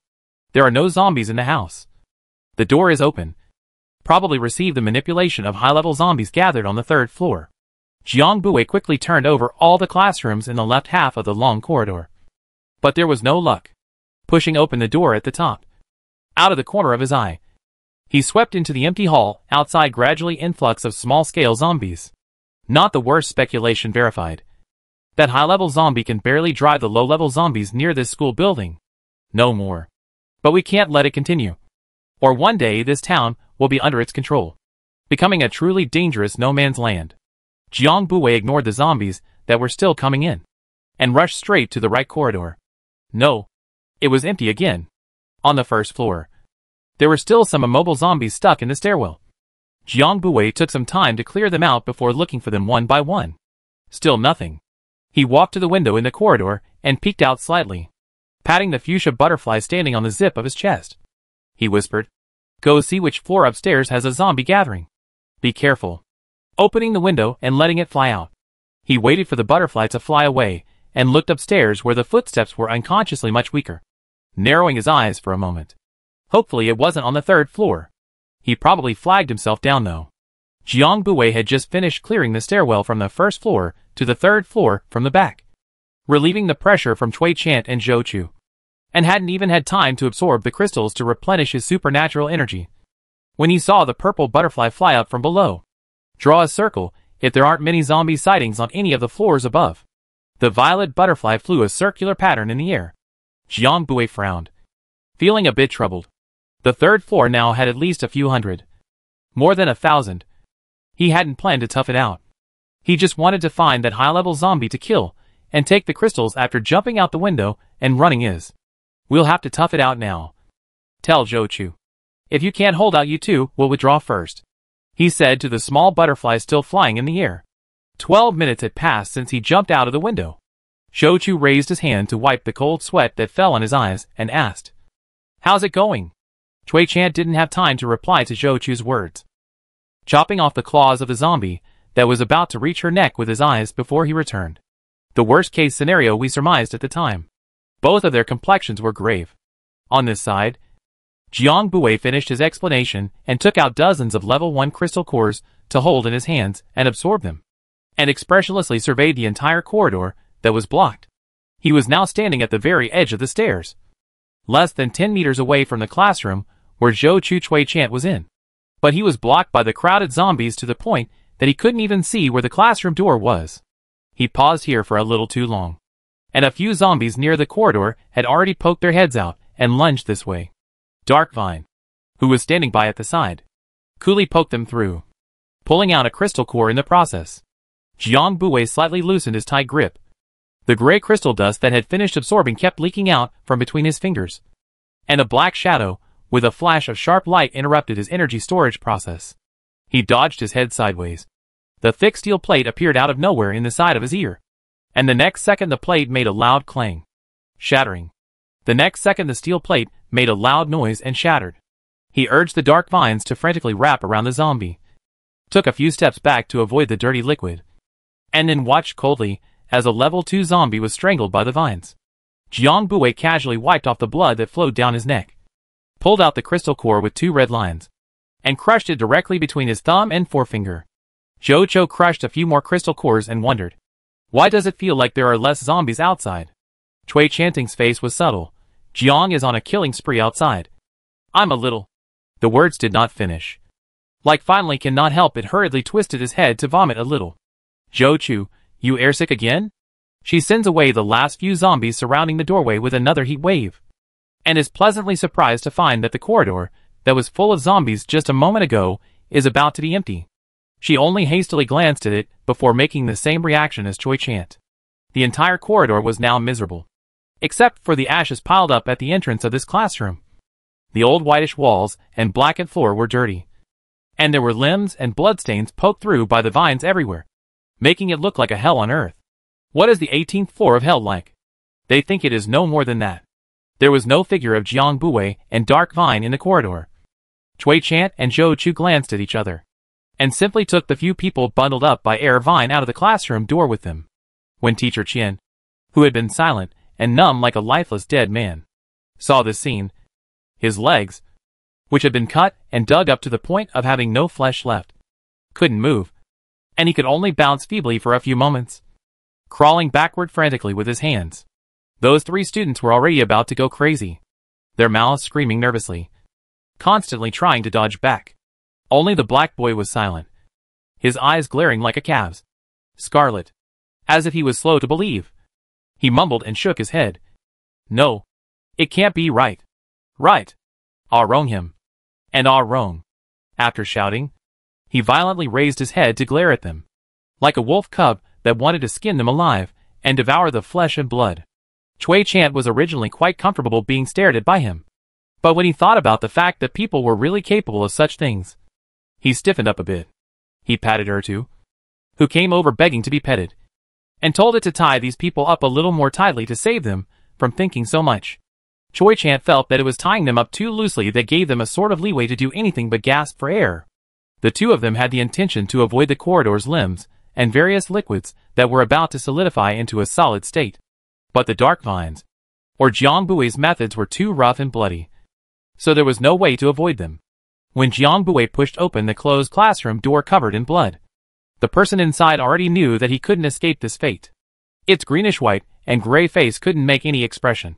Its eyes were cloudy and lifeless as it turned to Jiang Bui, who knocked on the door and came in politely, and then turned its head away as if it was resigned to its fate and didn't want to look at him again. It consents. The nearest zombie has now only climbed to the first floor, and the number is very few. There is no possibility of overturning. So, it had lived long enough. So let it all end. It let out a he-hem murmur from its mouth. And instead of fear in its heart, it was relieved.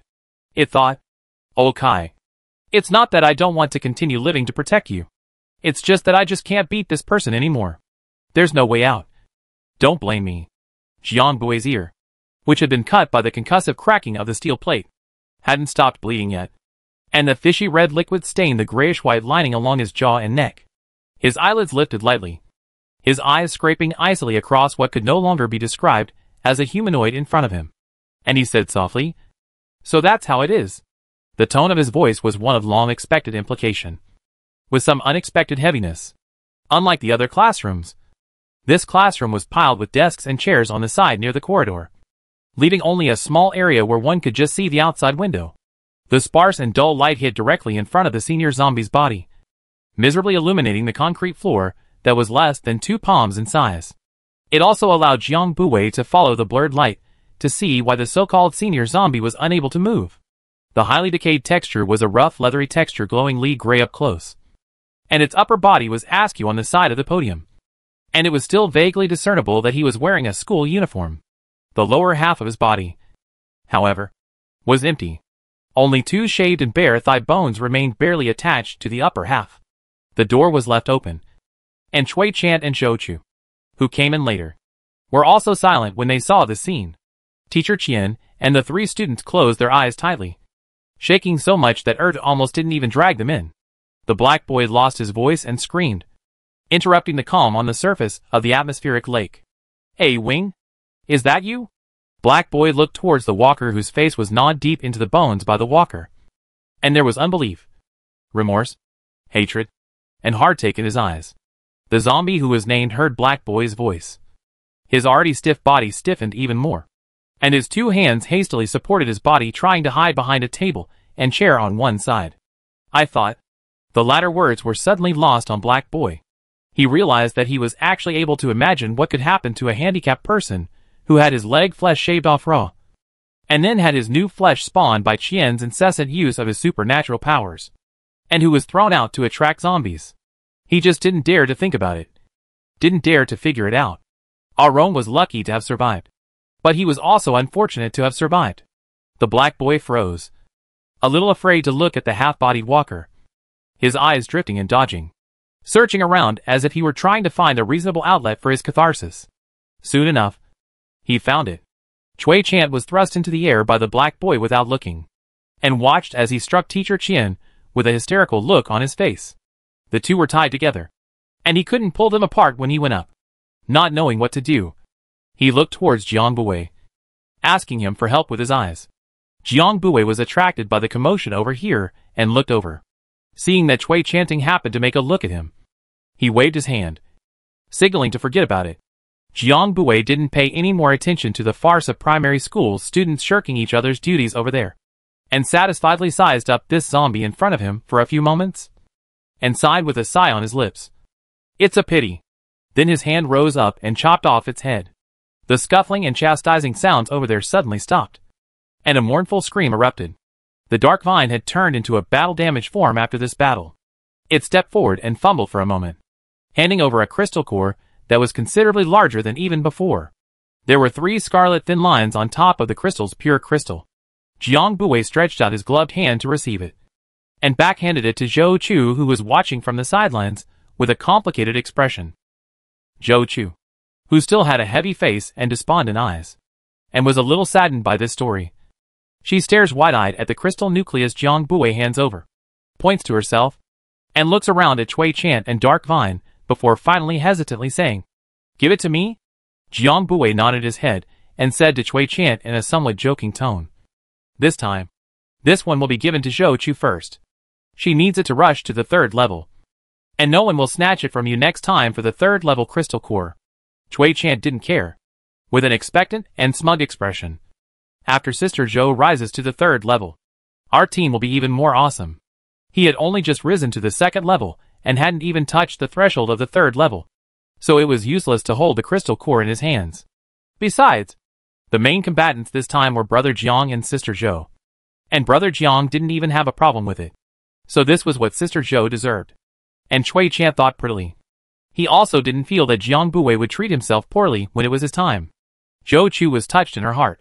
But she thought more carefully than Chui Chant. Brother Jiang, aren't you and Dark Vine about to reach the third level as well? Or are you guys first? Dark Vine suddenly came to her eyes, and kept swaying from side to side. This lively action interrupted what Zhou Chu wanted to say. Chui Chanting was a bit hesitant. How do I feel that the Dark Vine seems to have grown quite a bit bigger again? And it's still black. The rest of the words were consciously swallowed by him. And the person had already scurried out 2 miles. Frantically dodging the Dark Vine's slaps. I'm wrong. I'm wrong. Big brother, Vine big brother. I will never say you are dark again. Ah. Jiang Buwei and Zhou Chu laughed unkindly. Jiang Buwei affirmed both of their guesses. We've all reached the third level. Crystal cores are unnecessary. Zhou Chu stared wide-eyed before he let out a long breath of relief and let go of his heart. At the same time, she silently sighs in her heart. Big brother is bullish. How many 1, 2 or even no level zombie heads did he have to cut before he could break through the third level obstacle? She did not dare to think further. Carefully put away the precious crystal core. After all, follow the big brother have meat to eat, this saying is always right is. Chapter 64, The Alien Team. After the 3 of them left the classroom, Jiang Buwei turned around and saw Chui Chanting still dragging those soulless people. He lost his smile. Why are you still dragging them around? Drag them home and treat them? Chui Zhanyuan scratched his head.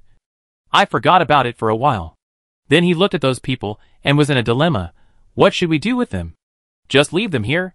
But he was also worried that if he could raise a level 3 zombie without realizing it, he might as well cut off the roots?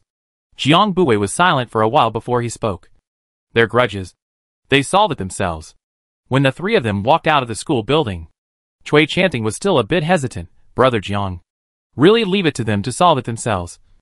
Will it leave a problem or something? Jiang Buwei glanced back at him, and then glanced at the location of the 3rd floor of the school building. His eyes were so complex that Chui Chant couldn't understand it. Didn't we leave a butterfly to keep an eye on them? It's fine. That kid will take care of them all. And then kill himself. Jiang Buwei lowered his eyelids. Surely said. Chui Chanting was still a bit unconvinced. But when they just stepped into the playground, he was a bit of a shock, and looked at Jiang Buwei with a face like a groaner. Brother Jiang really hit the nail on the head. Jiang Buwei, faced with his relentless questioning, could only helplessly give his own answer that wasn't really an answer. Intuition. Looking at that child's eyes, he knew that the person would not survive. He was willing to let go, because he knew in his heart that they couldn't and shouldn't live. So he left a few people to languish for a few minutes in a campus full of zombies with fake benevolence. Zhou Chu was a bit puzzled as to why he didn't just cut them down to the roots. But Chui Chanting slowly slowed down in the silence. I'm afraid that I'll always be too smooth and develop a habit later. Jiang Buwei slowly chanted out, like he was talking to himself. Then he gently laughed to himself. So why not just let them do it themselves? He himself looked on, with cold eyes. But the 2 people behind him heard it clearly, and pondered silently in their hearts. It's always easy to lose yourself in the same kind. In the chaos of the order of the powerful will make people think that they are holding the book of life and death. Overlooking all living beings, God can judge a good, bad, good and evil at will to harvest life. Unbeknownst to them, they gradually lose their own heart and humanity. When you fight with monsters, you must be careful not to become a monster yourself. When you gaze into the abyss gazes into you. Hashtag. They don't know what they are now. Are they teenage warriors? Or evil dragons guarding the treasure? The 3 of them went all the way back to the fence the same way in silence. And any zombies that were attracted in the middle of the way were all silently taken care of by Dark Vine. Suddenly, Chui Chant's footsteps lurched and his face became serious, staring intently into the modest grove of trees in front of him. Something's not right. Brother Jiang, Jiang Buwei, and Zhou Chu gathered their relaxed demeanor and became alert. Jiang Buwei recalled the 2 vines that were not doing their job and asked with an obscure expression. Living people? How many? The little knuckle that Cui Chan had left in the school building simply stayed outside after staring at people. Scouting ahead. Cui Chan's face gradually became ugly. Turning his head to Jiang Buwei, at least 4 bad was discovered. Jiang Buwei's eyelids narrowed slightly as he surveyed the forest that at first glance looked no different from any other ordinary late winter season grove. Carefully feeling the fluctuations of the alien energy in the air nearby, he lifted his eyes to look straight at a certain spot in the forest and affirmed, 6 Xenos, and only one that is about to advance to the 2nd level. Zhou Chu frowned. The visitors are not good. The aura she felt was not kind and gentle at all. The aura over there stopped hiding when they stopped to observe the cat and became sharp and uncomfortable. The group in the woods also understood that they had been exposed.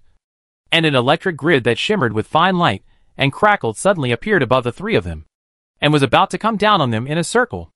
Jiang Buwei was slightly annoyed by this undisguised killing intent. His eyes darkened, and he patted the root of the dark vine. The dark vine was driven by its master, and the bull-thick black thorn vines violently stood up, lightly stopping the power grid, and then flung it. The powerful power grid struggled feebly for a few moments, then dissipated into the air. The group of people hiding in the woods were obviously shocked by this hand, and did not move for a long time. A woman was faintly heard cursing, unable to believe the commotion of being stopped when she wanted to do it again. Jiang Buwei turned his head. Is the hand still complete? Cui Chan waved his hand as if showing off, and was rewarded with a stumbling fuchsia butterfly that flew back. A whole lot of them. Zhou Cho is then relieved to throw a high-temperature ball into the seemingly motionless, empty and unoccupied forest. Joking. Luckily I didn't get caught hostage. A few jokes caused the solemn atmosphere between the 3 to milden quite a bit. The invisible high-temperature ball fell into the forest for a moment, stirred up a huge wave. The illusion of calm like a layer of colorful curtain in the light was melted into dust by the high temperature. A dozen or so people behind the forest were now exposed to the eyes of the 3. Without waiting for them to be shocked by the other party's strength or to be distressed by the invisibility cloth that would be gone after a single use. The high-temperature wave, at the beginning of the week, was like a machine gun that directly attacked the forest. She didn't worry about starting a fire when she touched the forest. Her special ability was so hot that it could directly cremate the ground. And the moment it touched, it was a streak of ash that couldn't spread at all. Wood sighed. A not small wave towards the high-temperature ball hit. The 2 contact instant. The air in the vicinity filled with a meter away cannot see the silhouette of the fog. The water vapor completely separated the people on both sides, leaving them all without a way out. Jiang Buwei's trio smoothly crossed the fence, shaking off these annoying flies. They had the intention to spare these people for a yard. But unfortunately, there were always people who didn't listen. This time, it was Jiang Buwei who was patting his tail under the fence. And he noticed it even before Cui Chan himself, who had a vine wrapped around his ankle. His brows went completely cold. Cui Chan, you guys go first. The 2 did not push back this time, as solving these small flies was easy for both Jiang Buwei and Zhou Chu. Almost as soon as the words fell, the moment the emerald green vines were just about to stab into his flesh and suck blood, Cui Chan's entire body instantly disappeared, turning into a purple-red whirlwind blowing towards the top of the fence. He pulled Zhou Chu up, and the 2 of them jumped off the fence with confidence. Withdrawing from the school, that emerald green vine along with its owner was stunned by Cui Chan's sudden disappearance. And after searching left and right in the same place to no avail, it actually probed at Jiang Buwei's ankle again, being hit on the ground by the dark vine with a whip. The green vine tried to use the root thorns on its own body to zap into the dark vine, but it couldn't zap into it at all, and it had no power to fight back. The person on the fog side tried to retrieve the vines but found that he couldn't maneuver them at all. The person was furious and used shyness to cover up his cowardice and fear. Damn! The ghost vines don't listen again. You know how to fall off the chain at critical moments.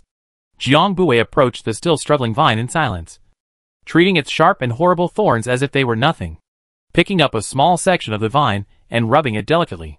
Dark vine?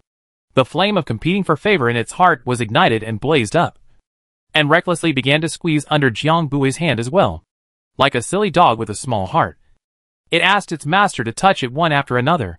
Jiang Buwei's eyes froze, somewhat speechless as he looked at this vine that didn't look too good and was still twisting its body. His empty hand sent away the dark vines that blocked his line of sight. And with one hand, he restrained the green vine that kept making noise. Obviously did not use much strength, but saw the fingertips gradually widening. And finally a shallow dark crescent moon appeared at the very edge of the fingernail. The forest let out a cry of pain and commotion at the same time. Before the posture could be maintained for a few seconds, Jiang Bui casually threw away the foreign plant in his hand that had already lost its movement, feeling the pitifully small amount of plant-based foreign energy in his fingertips. Getting up, he fished away his own vines and went over the wall. Only when the nearby water vapor fog had pretty much dispersed did the group hiding in the woods rush out to investigate the situation. It was only then that Han Yang, the leader of the plant system Exalt, saw that his own vines had long since become a tray of withered grass. His eyes were glazed over in hatred. He even destroyed my exotic plant ghost vine directly. This thing that doesn't know the heights of heaven and earth. You losers. You can't even defeat a single one of you. What's the use of raising you? The dozen or so people behind him didn't dare to say anything, trembling with fear and silence, allowing the eldest young master to lose his temper and let out his harsh words, secretly slandering. It's not like you raised them. It's your big brother who raised them. What does it have to do with you? But they don't dare to say. Who doesn't know that Jingzhou Base's #1 alien team, Blazing Sun Squad leader Han Qin, is an extremely protective and pampered brother. It's not like they don't want to stay at the base. Only the one beside the plant system alien still dared to open his mouth. Han Xiao. The crystal nucleus is in the hands of those three people. What should we do now? It was fine if he didn't mention the third-level crystal nucleus. But Han Yang got even angrier. What should we do? What can I do? Can't you beat those people? He recalled this time before the departure of his thousands of begging and his big brother to come to the command of the operation. The great momentum out. The results did not get anything. Gray and go back. The heart will be annoyed and angry in the heart of the pattern to kill the three people countless times. The dog-headed warlord was silent and smiled bitterly in his heart. He immensely wanted to say a word to make young Master Han see reality. The reality was, even if those three people didn't take away the crystal cores, with the configuration of these accompanying princes, could they survive under the third-level zombies? No. It should be said that those three people had somehow saved their lives. His psychic ability can only sense the level of zombies in the vicinity. And his force is even more rubbish than this pampered young master. Originally, he only sensed a peak level 2 zombie here. But he didn't expect it to be a level 3 zombie when he got closer. This action is to accompany the prince to play around. Before leaving, Han team specially instructed to let his brother to play and come back. So once he sensed the third-grade zombie, he did not want to take the risk. Level 3 zombie. What is that concept? No one in Jingzhou Base has even seen them now. And those who have seen them are dead. The big bases get a level 3 crystal core as the treasure of the town. They are a medium-sized base. Some shrimp soldiers and crab generals, how dare they think about the level 3 crystal core. But the big young master refused. In the end, they had to discuss a 4-different scenario. Wait for the 3 little cannon fodder to go in to consume a wave of that spiritual zombie, they will go in again. They planned well. What they didn't expect was that the other person came out alive in a big way. At that time, he had a hunch that this time, I'm afraid that the action will be bad. This is not a good enemy that can be messed with. As a result, the second young Master Han insisted on continuing, wanting to intercept the third-level crystals from the hands of this group of people. At that time, he did not stop it with a fluke mentality. And everyone in the team agreed that no one could resist the honor and victory of becoming the first team in the base to defeat and retrieve the third-grade crystal nucleus. As a result, he was cleaned up by others. The usually arrogant and domineering team members were all like shriveled at this time. But there were still positive speakers. Han Xiao. We can go back to the base first and tell the captain about this. But Team Han will soon break through level 3. Do we still need to be afraid of them at that time? Han Yang was uncomfortable when he looked at the thieving eyes of the man offering advice. But he had to admit that what he said was the best option. You still need to say that? Idiot! While looking disgusted, he kicked up. The man who was kicked as if he was an inappropriate person didn't change his face, wasn't the least bit displeased, and smiled fawningly. Yes. Yes. Yes. It's me who's been fooling around. Han Xiao. You actually thought of it a long time ago. Heh. Han Yang's face just turned good. Hearing this disdainful snort immediately turned sunny again, his eyes glaring sinisterly at the person who made the sound. What do you mean? Lu Yin? Nothing much. I just laughed because I found some of the fools and brutes a bit funny. What? People didn't find it funny. Lu Yin was also not polite. As she spoke, her hand hanging between her sleeves was still casually fiddling with the crackling electric current. Han Yang was enraged by her appearance that she clearly didn't take her seriously, and had the intention to have someone teach her a lesson, but was hindered by the fact that apart from himself, there was no one stronger than that ill-advised woman here, and he is not good to do it himself, because it is really degrading to his identity, so he can only grunt. Let her go for the time being. After all, he still needed to use her to clear the way back to the base. Obviously, Han Ershio overestimated himself.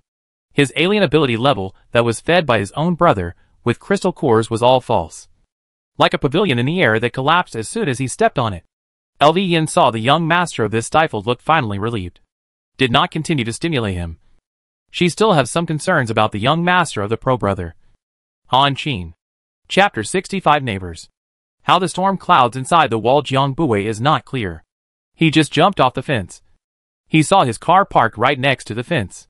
As soon as the people inside the car saw him appear, they opened the back door, and he jumped in sharply at the sound of the car starting.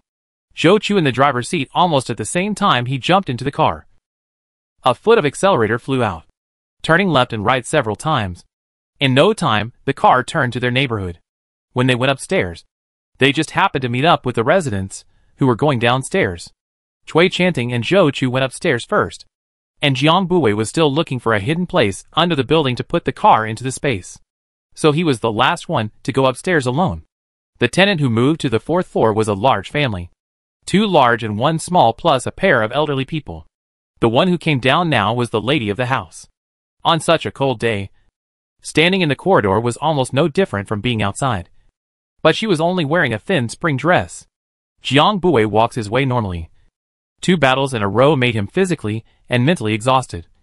And the urgent desire to go home and rest is shown on his face. But it was just such a simple wish. But there was someone who didn't let him have his way. Jiang Bui's body exuded a coldness and murderous aura that could freeze people to death. 2 fingers pinched the back collar of the woman, who was falling straight towards him, and forcefully yanked her outwards. His body swiftly retreating backward. The narrow corridor limited his room to dodge, resulting in Jiang Bui, and the woman fell on him at the first time unexpectedly did not dodge. Only wearing spring dresses woman in Jiang Bui to avoid when obviously completely unprepared. A brain body straight forward. This is a really solid fall on the stairs. When she posture woefully straight up. Just want to complain a few words. And then rely on a pamper to go along with some good things. Just found the youth downstairs expressionless sleeve hand standing there. There was no disdain, contempt or greed in his eyes. The usual emotions of a dead man. He was so calm that it was scary. He just didn't look at her like he was looking at a human being, but rather like he was looking at a dead thing. She shivered.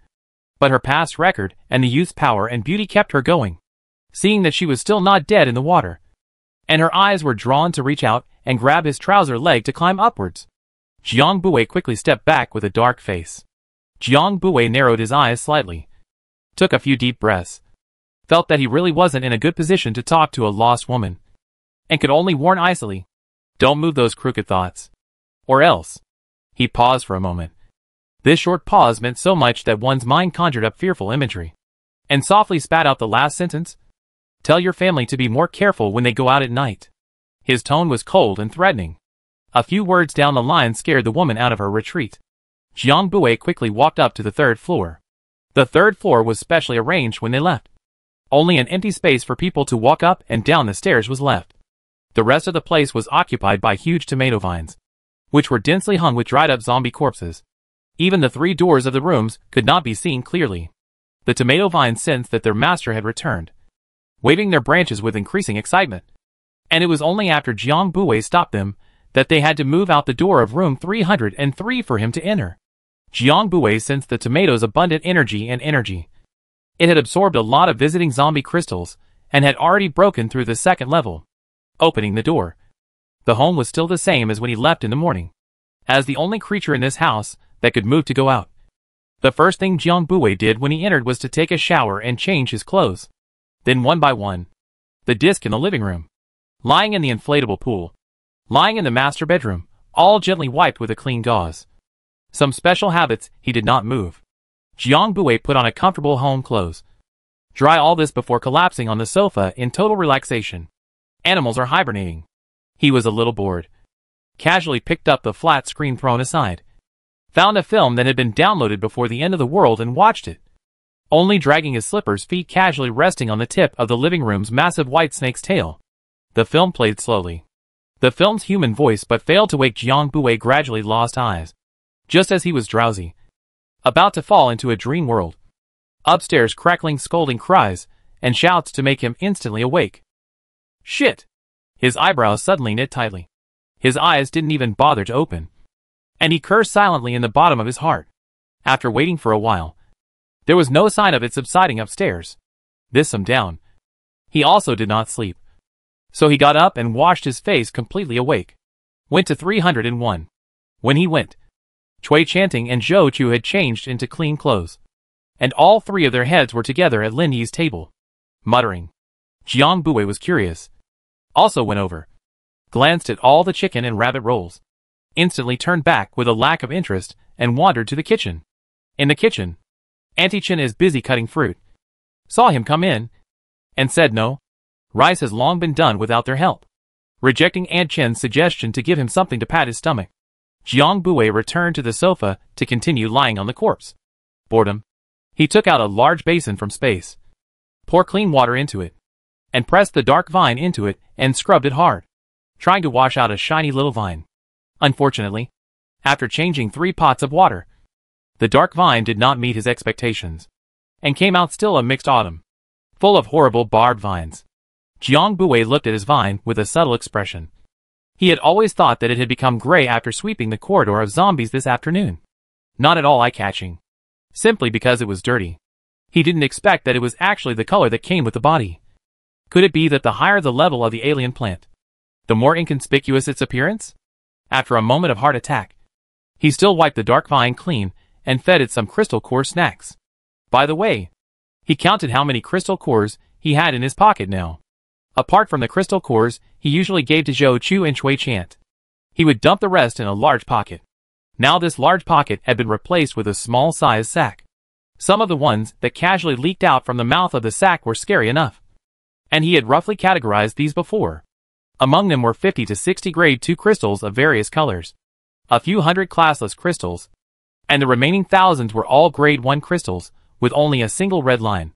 The longer the post-apocalyptic era lasted, the rarer the classless crystal cores became. So instead, the first-grade crystal cores were all over the streets. The ones in his pocket he didn't move, intending to leave them for the animals. Apart from Little Flower and Daxiong, the rest of the animals were all still at the first-level phase stage. So more low-level crystals would be better. He had already planned the path of advancement for them when they woke up and was eager to try. Jiang Bui thought with some impatience. Qin Fang considered that several people must all be tired after returning. And the dinner was in a simple form. A pot of meat and a pot of vegetables. Plus a pot of rice. The moment these 3 pots were brought up, the trio felt their hearts flutter. Glancing at each other, they all felt the violent tremors in each other's pupils. It felt like they were like 3 piglets waiting to be slaughtered. Qin Fang held down Zhou Chu's shoulder, forcing her who wanted to help to sit down. No. The bowl I have brought. Hurry to eat. Eat, and go back to sleep. Look at how tired this has become. Mom. Then, there is no need to be so rough. Chui Chant looked at the pot of braised pork and braised pork rib stew. Lost in thought and mumbled out. Qin Fang didn't pay any attention to him. And shouted towards Lin Yi over there, who was still struggling with the maths problems. Alright. Xiao Yi. Hurry up and eat. The homework that my sister has set out to do will be done after the meal. Due to Jiang Bui's touching temper and Chui Chanting's inability to help, Lin Yi's primary school maths was handed over to the gentle and communicative Zhou Chu. And the 2 men were ordered to have no right to intervene. The rice pot is a bit raw, but the taste is not to say. A few people quickly finished the meal, clean up the mess on the table, each back to their homes to rest. The next day up is another lively day. Zhou Chu because he has to absorb the crystal core to prepare for the advancement. Today, he did not go out to clean up the zombies in front of the house and collect supplies. Jiang Bui and Chui Chant went out and would return before noon, and may or may not go out in the afternoon. Being so unmotivated was mainly because the supplies were not tight. On the contrary, without the consumption of food from the animals, and having made a fortune at the petrol station, this winter was much less consuming than Jiang Bui had imagined. He had already set aside meat for the animals in the space. The various types of meat that he had picked up at the beginning were still about 2/3 left now. The chicken part, he wasn't going to move. The other types of meat could not be consumed in a year and a half just by their daily consumption of 1 or 2 meat dishes at a meal. Chen Fong knew the existence of those animals. Every time he cooked, he would control the amount of meat dishes in moderation. After all, people are omnivores. There is no fresh meat. There are still eggs and milk, seafood, a lot of which can replenish the body. Moreover, it is the end of the world before the family is not every day to eat meat. Now, although the physical consumption of different before, but it is not something else cannot make up. Once or twice okay. Jiang Bui mind more keen. More often, he looked for Chen Fong's at a time do not province. The results were Chen Fong's. These words did not have the power to return the words blocked back. Jiang Bui smiled bitterly. It's really nothing. Auntie Chen. At most they can eat a part of this meat again before they can hunt on their own. We can't eat much of it. In the last days, the beast's animal nature and appetite is several times that of the previous wild beasts. How can they just rely on feeding? Even cats and dogs, small pets and insects are hunted on their own. Chen Fong was half convinced. Really? It was only through good words that Chen Fong was prevented from embarking on the path of the cafeteria great aunt's shaking spoon. The animals. Jiang Bui told the original story on the second day of Zhou Chu's advancement to the 3rd level. There is no golden nest to hide a little petite wife. Just a group of cold-blooded animals. Zhou Chu, who knew the truth, was bad on the spot. Not because of the existence of the animals. She looked very regretful and was still undeterred. Is there really no little petite wives? Jiang Bui was speechless and coldly told her to die. No. I don't believe it. Zhou Chu attempted to paralyze herself. Didn't Shui Chan say that there is another person in our team? As soon as the words left her mouth, she saw Jiang Bui's eyebrows jump. And all of a sudden, it was as if she had grabbed evidence that hadn't been concealed. I told you there was. Definitely. Brother Jiang. Is the person hiding in your room? Jiang Bui couldn't help but feel a headache as he watched this tone-deaf woman, with a smug look on her face, as if she had a glance of some criminal evidence in hand. He seriously doubted that Shui Chan had said anything to her. The man is in his room. You wait until he wakes up, and you ask him yourself. Dropping a perfunctory sentence, he hurried out the door, leaving Zhou Chu eating a giant melon. It's really like this look on his face. His eyes glancing at the door of 303's room with a weird and excited look. Brother Chi. Look! Isn't that our upstairs neighbor? Skinny Monkey said to their captain in a rather awe-inspiring manner. What neighbors? Keep your fucking voice down. You'll solve it if you draw the zombies here. The man who was shouted at slapped at the back of Skinny Monkey's head without any goodwill.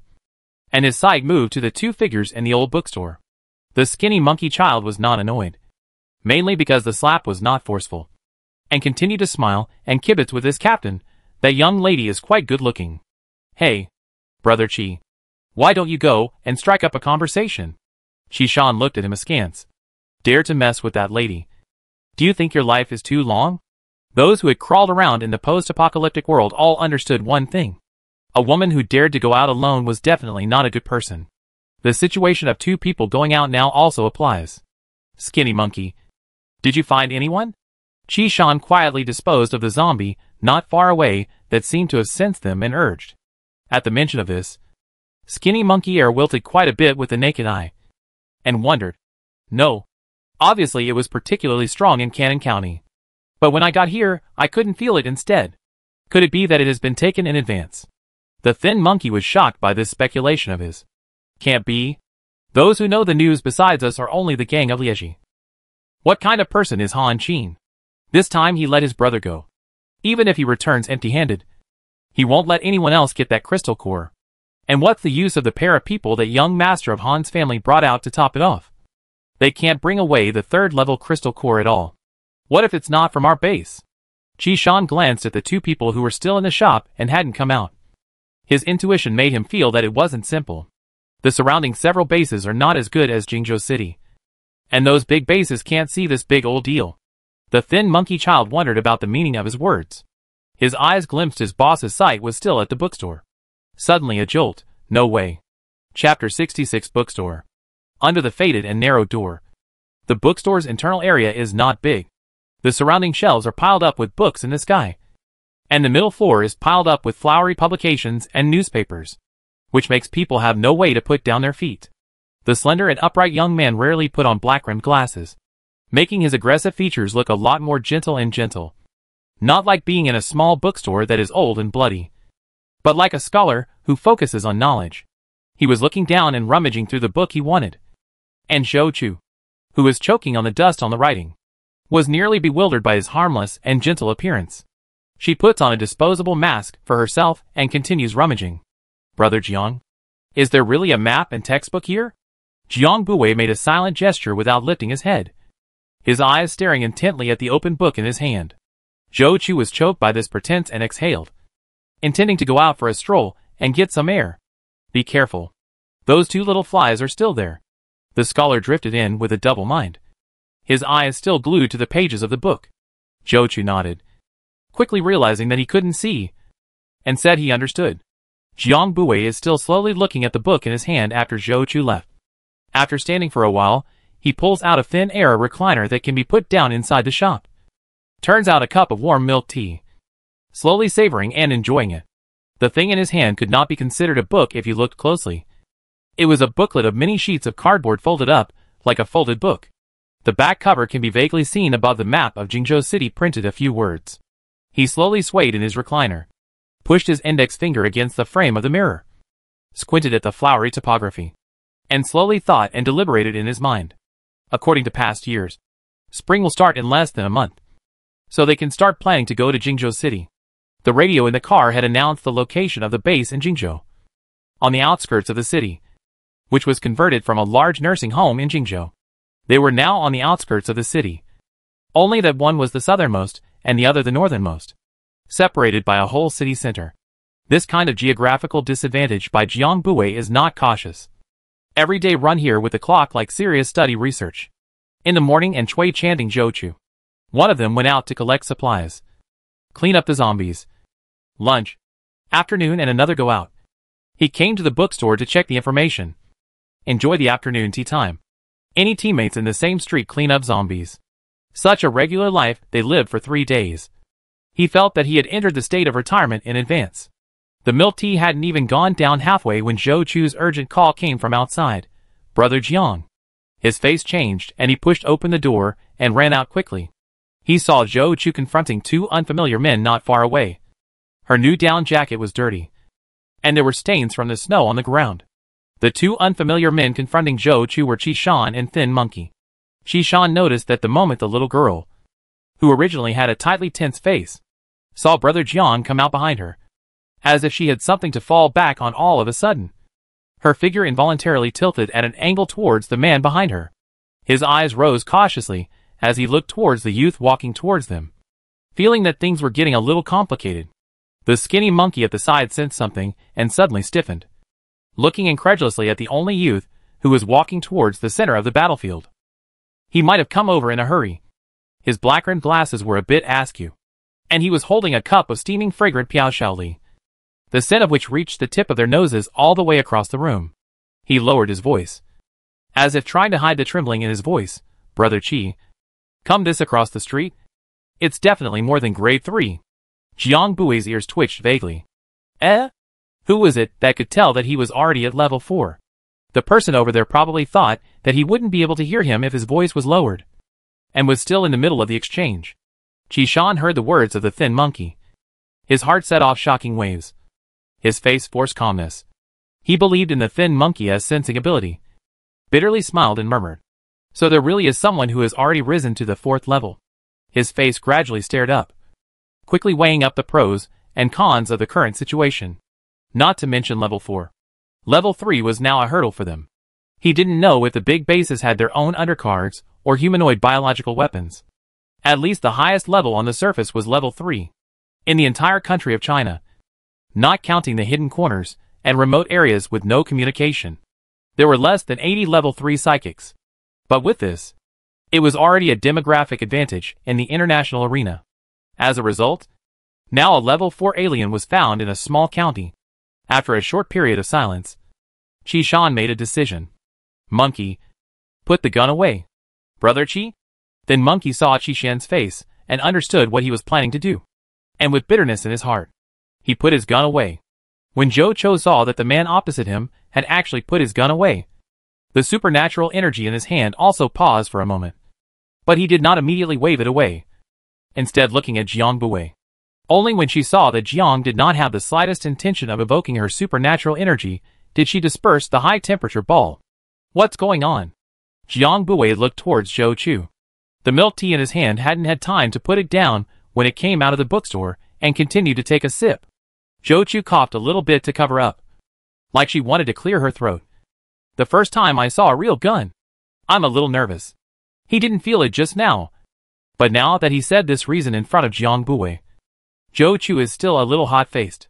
Apart from the special psychic ability of the psychic himself, a high-level psychic is naturally able to recognize the psychic level of the person equal to him. The two people opposite her, one level 3 and one level 2, were not one's opponent, and she would not necessarily lose. Even if they had guns, she would directly melt them with a high-temperature wave over. But as a person who grew up in a peaceful environment, and has never joined a base or a large organization since the end of the world, her thinking is still stuck in the era of peace some of the time. When she saw that there were real people on the other side, her legs still couldn't help but soften a little. Jiang Buwei stayed still for 2 seconds, glanced at the two people on the other side, who had no intention of continuing the confrontation, and patted Zhou Chu's head with some comforting meaning. Your powers are much faster than that big guy. It's fine. The touching moment of warmth quickly passed. He immediately returned to expressionless, and I am asking you how to fight. In the future. Les and Chui chanting in a piece of play. Playing together in the end is silly. Zhou Chu scratches her head, half scratches it, and then hurriedly puts it down in embarrassment, hating to forget her best mate's signature move in the next second. Jiang was right. She couldn't stay in a space with Chui chant anymore. I had just burned a level 2 zombie down to just half of its body when they blasted the zombie's head. Not only saying the crystal core was theirs, but splattering me with slime. Then they moved to threaten with a gun. While saying this, he showed Jiang Buwei the zombie unknown liquid that was splattered on his clothes. Then he was met with Jiang Buwei taking a small step back without a trace, implicitly expressing his dislike. Jiang Buwei looked at the dirty puddle of unidentified liquid and Zhou Chu's pained expression, and reasonably suspected that it was actually nothing to be missing a crystal core. But it was mainly because it had soiled her clothes. Skinny Monkey Air is unconvinced when he hears this. Obviously, we were the ones who alienated it first to make it freeze. And you cut it off after it moved slowly. Jiang Buwei followed his line of sight to see the zombie limbs on the ground, and found that there were indeed different alien energy fluctuations on them from those of early Zhou. He raised an eyebrow, and didn't say anything. Qi-shan stopped him from continuing and asked Thin Monkey, "Where are the crystal cores?" While raising his hand, he reached out to the skinny monkey, signaling to bring it. The thin monkey obediently gave the crystal nucleus to Qi-shan. Qi-shan glanced at the crystal core and apologized towards Zhou Chu with a smile. "I'm really sorry, old sister. This brother of mine is a bit short-tempered. Don't take it seriously. You this clothes we two big old men don't have women's clothes. It really can't be against 21st grade crystal cores." While reaching out, he handed Zhou Chu 20 grade 1 crystalline cores together with the grade 2 crystalline cores that had caused the dispute, under the conditions where it was still very difficult to obtain level 3 crystalline cores. Level 2 crystalline cores were very precious materials, basically only circulating in the hands of large organizations or psychics. And there was no way for ordinary people to see them at all. Medium-sized bases like the Jingzhou base, internal or level 1 and level 1 crystals are the most widely circulated. A level 1 crystals can be exchanged for 10 pounds of rice and flour. According to the price of Jingzhou base, 21st grade crystal cores can buy 6 or 7 good-looking and clean down jackets. This price is very fair, and even has the intention of pleasing. Jiang Buwei signaled Zhou Chu to make his own decision. Zhou Chu hesitated for a moment and took the 20 level 1 crystal cores without any politeness. Without touching the level 2 crystal core, turned around and left. "Let's go, brother Jiang." She looked towards Jiang Buwei. Jiang Buwei smiled politely at the two people across from him like an elder, then stepped away first. As soon as the threatening urgency of level 4 left, The skinny monkey let out a long sigh of relief. It's too scary. There's actually an unseen level 4 alien in such a small place. It's fortunate that you reacted quickly, Brother Chi. Or else, sliding to the edge of his mouth, he hurriedly blah blah blah, secretly cursing his bad luck. And fortunately, the big brother did not want to pursue. Otherwise, I'm afraid today is not so easy to get out. Just look at that man's harmless and gentle appearance. Not like a bullish hidden 4th level big brother, but like a very good skin like a pedagogue. Chi Shan did not talk. The person left, the heart is still beating wildly. Cold wind blowing to feel the back of a sticky cold sweat. He took the lead along the road back to the district. Hurry back. Tell everyone to be careful, some of these too. No. The next building in and out of the people do not mess with. Do not mess with the king of hell. Little life is gone. Zhou Chuan, walking back to the bookstore this not far distance, thought he was not obvious to measure Jiang Bui 6 times. To be precise, the incense in Jiang Bui's hand floated 10 miles. Her 2 big eyes contained a callous salivation and longing, and it gave Jiang Bui goosebumps to look at her. But who is Jiang Bui? With a cold face, he switched the milk tea in his hand and moved to the side away from her. Returning to the bookstore, he settled down on a recliner under Zhou Chu's dumbfounded gaze and continued to delve into his map. Chang, why don't you move all your books back to read? Zhou Chu squatted on the small mat for the whole afternoon. And towards darkness, he really couldn't help but ask the doubt in his heart. Jiang Bui took a moment to glance at her from the pamphlets. And Zhou Chu accurately sensed from that glance the meaning of lamenting her lack of competence. Jiang Bui took a sip of his steaming 2nd cup of milk tea and pushed the frame a little before he could spare a glance at her. After spending an afternoon here, don't you feel smothered in knowledge? Zhou Chu curled up in a pathetic position on her pony, tugging hard at her dirty duvet for fear of dirtying the edges of the books that surrounded her. Doesn't feel it. She just felt like she was about to be flavored with zombie corpse fluid. Chapter 67, Into the City.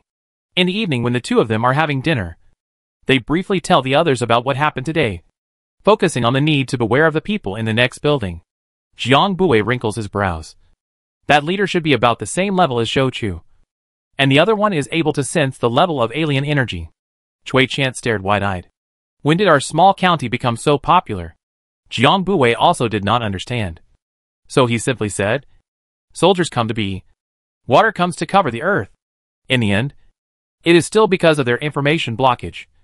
The plan to go to the base of Jingzhou should be put on the arrangement as soon as possible.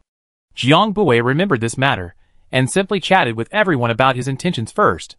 From here to the Jingzhou base, we have to cross the entire Jingzhou city. Now it's the center where it's unknown what's going on. It's very dangerous to go from inside. But most of the paths around Jingzhou city are mountainous. Foreign plants are sometimes more dangerous than zombies. And we can't go into the mountains until there are special circumstances. I will go into the city tomorrow to explore the situation. The time to come back is not certain. A week at most. Jiang Bui calmly threw down a bomb. I'll go too. Cui Chant and Zhou Chu disagreed in unison. You 2 stay and watch the house. Jiang Bui put down his chopsticks, took a sip of water, and left no room for the 2 to retort. The word watch the house instantly silenced the 2. Cui Chant tried. Brother Jiang, why don't you let me go with you? Zhou Chu staying alone is enough. No matter what. Jiang Bui who goes into the tiger's den alone is the most dangerous. It's good to have someone to take care of him. If he goes, he will fly away directly when he meets danger. And he won't drag Jiang Bui down. No. You both stay. The district is not that safe now. I can't let go of Zhou Chu alone. Lone wolf player Jiang Bui once again denied. Zhou Chu and Cui Chanting remembered the 2 people in the next building, and also remembered their belongings on the 3rd floor, and fell silent. Jiang Bui knows that this has already agreed to his plan. See the 2 of them listless. Comfort. Don't think so pessimistic. We are teammates. We should trust each other. I believe that you guys can hold the big rear. You should also believe that I can come back safely. There was also a spare joke. Besides, I'm at least a level 4 alien. I can't let people beat me back home at once. After a few words, it made both Zhou Chu and Cui Chanting calm down. And then, they had to agree that what Jiang Bui said was the most appropriate method. They both knew how important 303 Lis was to Jiang Bui. He was willing to give them this heavy responsibility. Enough to see how much he trusted them.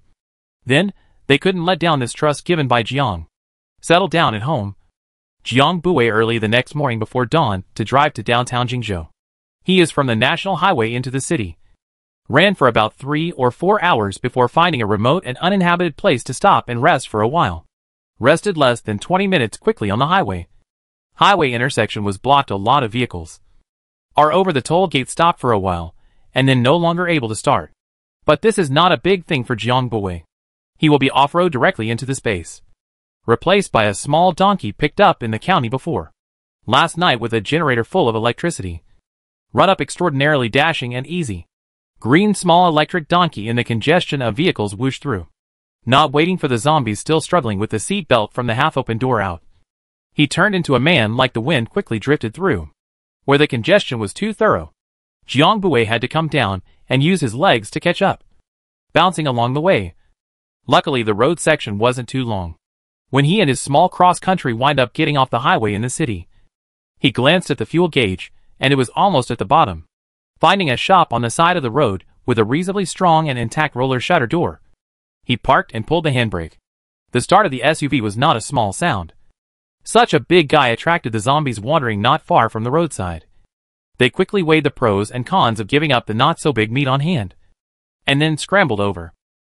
For the behavior of the little guys scrambling to deliver the crystal cores, Jiang Bui had now become a complete shirker. There was no need to call out for this kind of small matter. The dark vine would take care of it on its own. The right side of the car door opened. The first step first came, but not the people inside the car. Enough bull-mouthed thick dark gray vines from the car door madly out. Just got free general claws and teeth. The vine body covered with a palm-long sharp barbs. But also in a steady stream from the car overflow out. Cannot see exactly how long. This somewhat evil image was captured by the group of people not far away. Almost fainted. It was not easy for the zombies that surrounded them to be attracted by the unlucky person who did not know where he came from. And they successfully escaped. But now they were so scared by this frightening creature that they did not dare to move. Fortunately, the length of that weird and horrible vine will eventually meet the bottom. Soon the whole pile of vine showed its shape, and directly devoured the zombies that kept running to them cleanly. Those people were afraid of the vine past. Before they had time to scatter and flee, they saw the SUV driver's side door opened. Before they could speculate on what horrible creatures would come next, a young man in a black punching bag came down carrying a brown traveling bag. The visitor wore a black mask that covered the lower half of his face, but his tall stature and beautifully deep eyebrows could not be concealed. Looking at the few people, they were stunned. They didn't expect the car to have such a horrendous mess of vines. But there was actually a normal person inside the car. Because of the angle problem, Jiang Bui did not see those people in the car. After taking 2 steps, Jiang Bui noticed that something was wrong, and glanced in that direction. He saw several people staring straight at him. Looking at the dress and the situation should be the survivors of this neighborhood, who came out in a group to look for supplies. He paused for a couple of seconds, and seeing that several people were still looking at him with suspicion on their faces delaying their next reaction, he turned his head and put the car away. A large off-road vehicle disappearing out of nowhere in broad daylight should not have been their collective daydream, by any stretch of the imagination. Someone muttered to himself, his tone not lacking in shock, "Am I hallucinating? This should be the same as Old Lee in the next neighborhood, with supernormal abilities." Envy was about to overflow with the words uttered. There are still such awesome psychic abilities. The earthy yellow door head was printed with a few big words of shining lights, which should be the secret of it being able to stand out in the surrounding several small restaurants and fruit shops, where the roller shutter doors were all almost destroyed. Rolling door is still hanging intact chain. It is stained with mottled blood. A closer look at the lock head, even the key was not taken down. The end of the world occurred when the owner of the shop should be in a hurry. Jiang Bui lifted up the small key with 2 fingers, and sighed in his heart. It was really a waste of the lock opening skills he had learned by making sufficient preparations. After unlocking the door, he did not rush to open it, and listened intently to the movements inside for a while, before summoning the dark vines beside him to form a circle to pull the door. As soon as the door was opened, 2 small zombies of small size jumped out and climbed and bit Jiang Bui, resulting in a fierce bite on the barbs of the dark vines. Jiang Bui action rare hesitation for a moment, before the 2 small children zombies completely free. In fact, if it wasn't for the smell of Jiang Bui's meat, These two small zombies wouldn't have been able to get up at all. Locked up inside for half a year without being able to go out to hunt for food. Their corpses were about to deflate into dry corpses, close to the surface of the dry and cracked skin connecting the bones. And both corpses had wounds gnawed out by themselves or each other. It was probably because neither one could kill anyone. That's why they didn't raise a compulsion to generally produce a strong zombie. Jiang Bui thought about it for a moment. There was no reason in all likelihood to kick the human house owner out. So he had Dark Vine carefully dragged the two small shop owners to the tatami mats behind the counter on the inside of the shop, fearing that any loose bones would fall out from the bumps. Many of the shops in this row were modeled with people living on the upper floors and shops on the lower floors. And the downstairs level had already been hoovered up by those two little zombies. He went straight up the narrow staircase. Fortunately, the first floors were separated by the owner of the house, with a small iron door half a person high. So the upper floor was spared. The first floor didn't seem to have been inhabited, and was full of light goods piled up to the ceiling. Jiang Bui choked and sneezed from the thickness of the dust inside, as soon as he entered, and hurriedly pushed open the few windows that were still movable. The window tracks that hadn't slid for a long time made a harsh metallic sound that was unbearable. And a cold, biting wind poured through the window all of a sudden, blowing up the small thickness of dust instantly. Jiang Bui very presciently put on a layer of transparent mackintosh, windproof and dustproof, waiting for this burst of dull and rotten smell to dissipate. The temperature in the house was not much different from the outdoors. Jiang Bui's face froze white, immensely nostalgic for his heater bottle made far away from home. He hurriedly closed the window and pushed all the cardboard boxes piled up on the floor so that there was no place for people to land to one side of the room as much as possible, leaving a place for him to put a bed on the empty side. This arduous task was handed over to Dark Vine by Jiang Bui. He himself slipped back and forth upstairs, turning left and right but not working. When he left, he gave all the tomatoes to Chui Chant, and Ernest stayed in 303, which made it the equivalent of 3 level 2 alien and 1 level 3 alien, adding a few more layers of insurance. At night the room temperature dropped very much.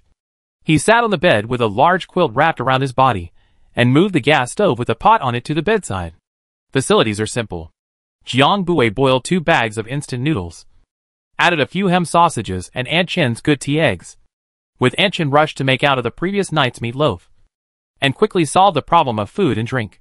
He was already used to the days without mobile phones and other electronic products, usually wrapped in the quilt lying flat on the bed meditating, revealing the quilt hanging under the bed, holding a dozen or so crystal cores in his hand.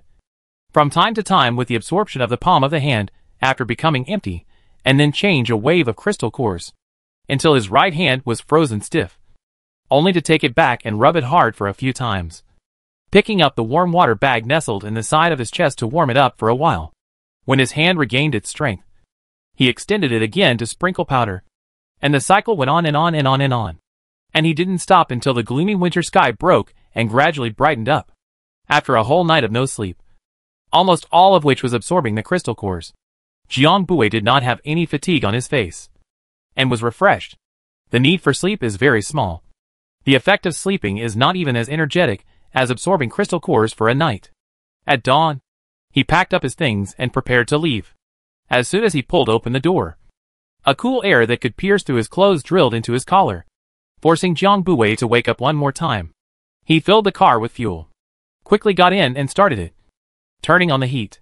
He waited a full 10 minutes for the heater to heat up the car before he slowed down. Chapter 68, Donghua and the Wolf. Jiang Bui didn't drive for long before he noticed the small tail behind him. He glanced in the rear-view mirror and saw a few people in familiar costumes that he had seen last night, frowned and accelerated to get rid of them. The city of Jingzhou is not small, divided into 3 districts. They discussed and planned to start with the least densely populated and less developed Jin district. Jiang Bui shook off the tail behind him and parked his car in front of a large bookstore chain with a clear purpose. The glass door had been damaged beyond recognition, and the large hole in the center alone could allow an adult to enter and exit at will. He whipped out the dark vines to take care of the scattered zombies in his way, and headed straight for the geography magazine area. This time, of course, he didn't choose to leisurely flip through them on the spot. He used both hands, and all the bookshelves he touched were all collected into the space. He did all this only took more than 10 seconds. But when he went out, he encountered some trouble. Originally there were only a few zombies wandering around the front door. But now there are not only a lot of zombies, but also a steady stream of zombies. The reason for this was that there was a group of 3 or 5 people with a somewhat lousy description on the side of the hall. The purpose of that group of people is obviously Jiang Buwei with the solid wood door behind him separated into a small area of geography magazine. See that door? Eyes are bright. Seeing that door, their eyes lit up. And while fending off the zombies swarming around them, they frantically ran towards this place, as if they were fleeing for their lives. Jiang Buwei paused, looking at the number of zombies swarming, and then genuinely worried about whether the car he parked outside still survived. When the group had all entered the cubicle, they were first shocked by the sight of the empty space inside, and then looked at the idiot who was still standing between the zombies and them. The man at the head of the group cursed. That idiot! Still standing there without a bullet. The action of closing the door was a little hesitant. The girl next to him, wearing a soft yellow cotton jacket, urgently urged, "Quickly close the door. The zombies are coming in. What do you care? Quickly turn off Shinro. What are you waiting for?" Shinro was urged by the back. Several people complained really cannot see that the person actually has not come over the intention. Only in the heart said sorry brother. And then quickly closed the door before the zombie's head stretched in. Jiang Buwei did not notice this side of the lawsuit. Or notice not care. His attention is all in the car outside the door. What the people inside the door didn't know was that where their sight couldn't reach, all known rules and laws were overturned.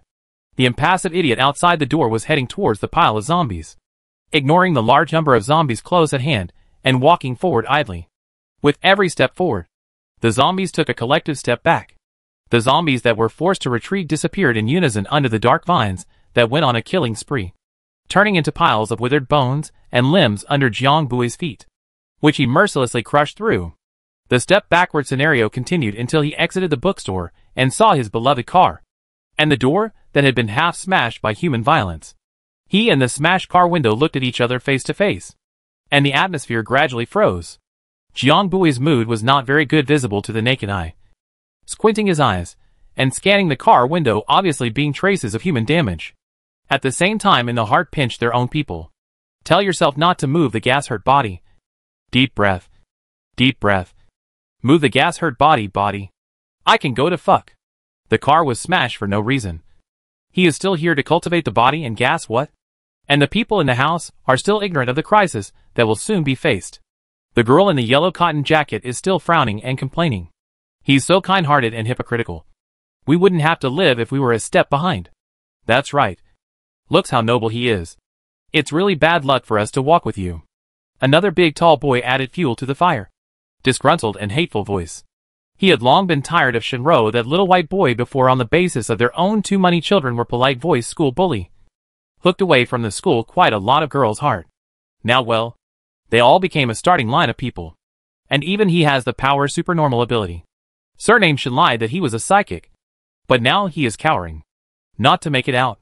Before and they escaped together, with the 2 girls in the same class. Now, the attitude of the 2 of them has taken a 180-degree turn. Shinro ignored those few people, and turned his head to look at the man leaning in the corner. The clean and ironed white shirt had become dirty and wrinkled, stained with gray marks and blood. And the original color of the shirt could no longer be seen on the shoulders. The most edge of the shirt already showed brown lumps. Blood dripping down the cuffs to the ground, flowing non-stop. Shinlin looked at his eyebrows wrinkled into a deep knot. He peeled a few times his cotton jacket from the dead, pulled out a ball of cotton from the inside, and tore a clean strip of cloth from the hem of the inner shirt inside. Carrying the bag, he walked over to Qin Shirshin. Let me stop the bleeding for you first. Qin saw Deep originally hanging his head, heard the voice, looked up at him, saw a Shinro of things in the hand to understand over. Silent for a moment. Seriously, thank you. Trouble you. Shinro waved his hand. Thank you for what? The road you save us more times to go. Is now the medicine is gone. May be effective. After a pause. Or swallowed the words. Qin see Deep understand his meaning. He himself is studying medicine. How will not understand in the absence of antibiotics and anti-inflammatory drugs? This large penetrating wound is equivalent to a direct sentence of death. Or reprieve. He still smiled. Anyway. Thank you. Shinro carefully tore open the white shirt bit by bit. Into the eyes in addition to the hideous wounds. The other white and intact skin has been frozen and bruised. He action a beat. No words will his black cotton jacket off covered in Qin Jinshan body. Qin saw deep a stare. Before he could open his mouth, the people watching on the side snorted coldly. Snort. Shenlin said, you fat, you also wheeze on. His injury has long been hopeless. Dying people do not waste those clothes. Shenro heard the taller boy's words and finally couldn't hold back. Coldly, Gao Yang. How can you still have the face to say this? If you weren't greedy for that car and insisted on smashing the glass, how could you have attracted so many zombies?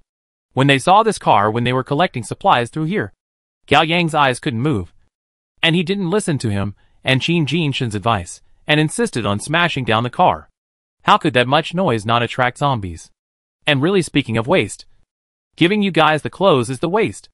Shenro cast his icy gaze on the girl who had been hiding behind people and didn't dare to speak, staring straight at her. She cowered for a moment. Her lips mumbled a few times, but still didn't spit out a word, only tightening the heavy ill-fitting men's cotton jacket on her body again.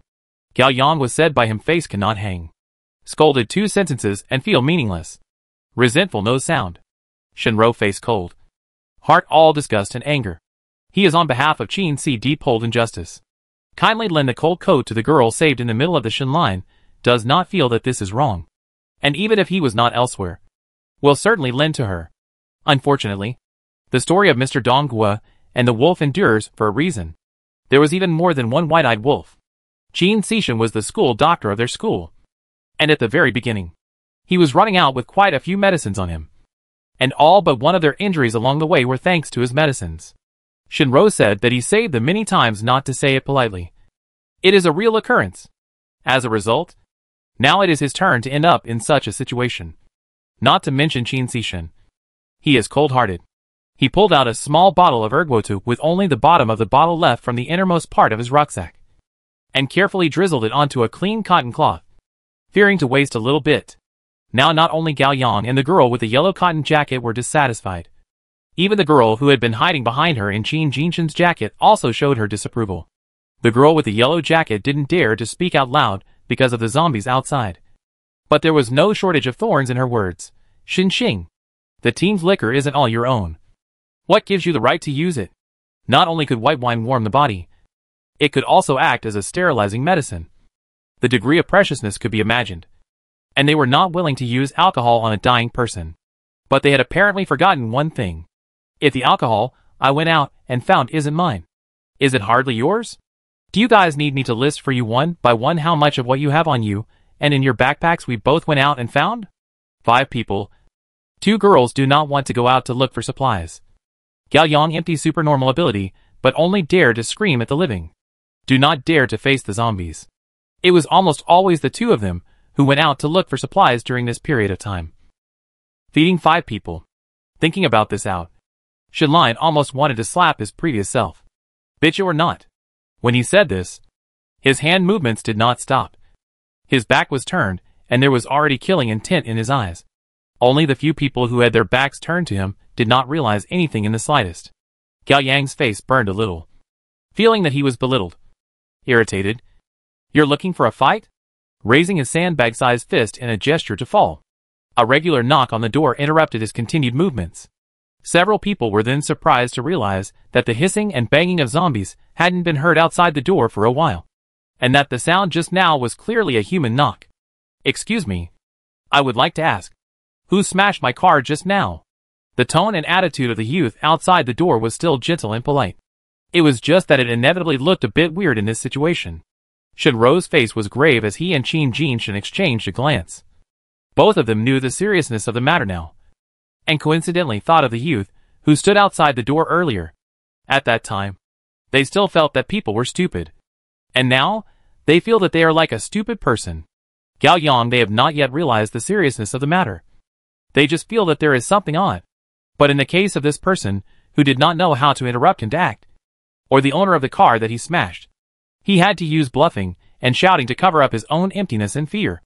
How do we know? Get out of the way. Don't get in the way.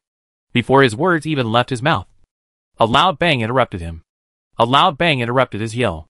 Immediately after that, the sturdy reddish-brown wooden door made a parabola and fell inwards towards the house. throwing itself against the corner with another loud bang.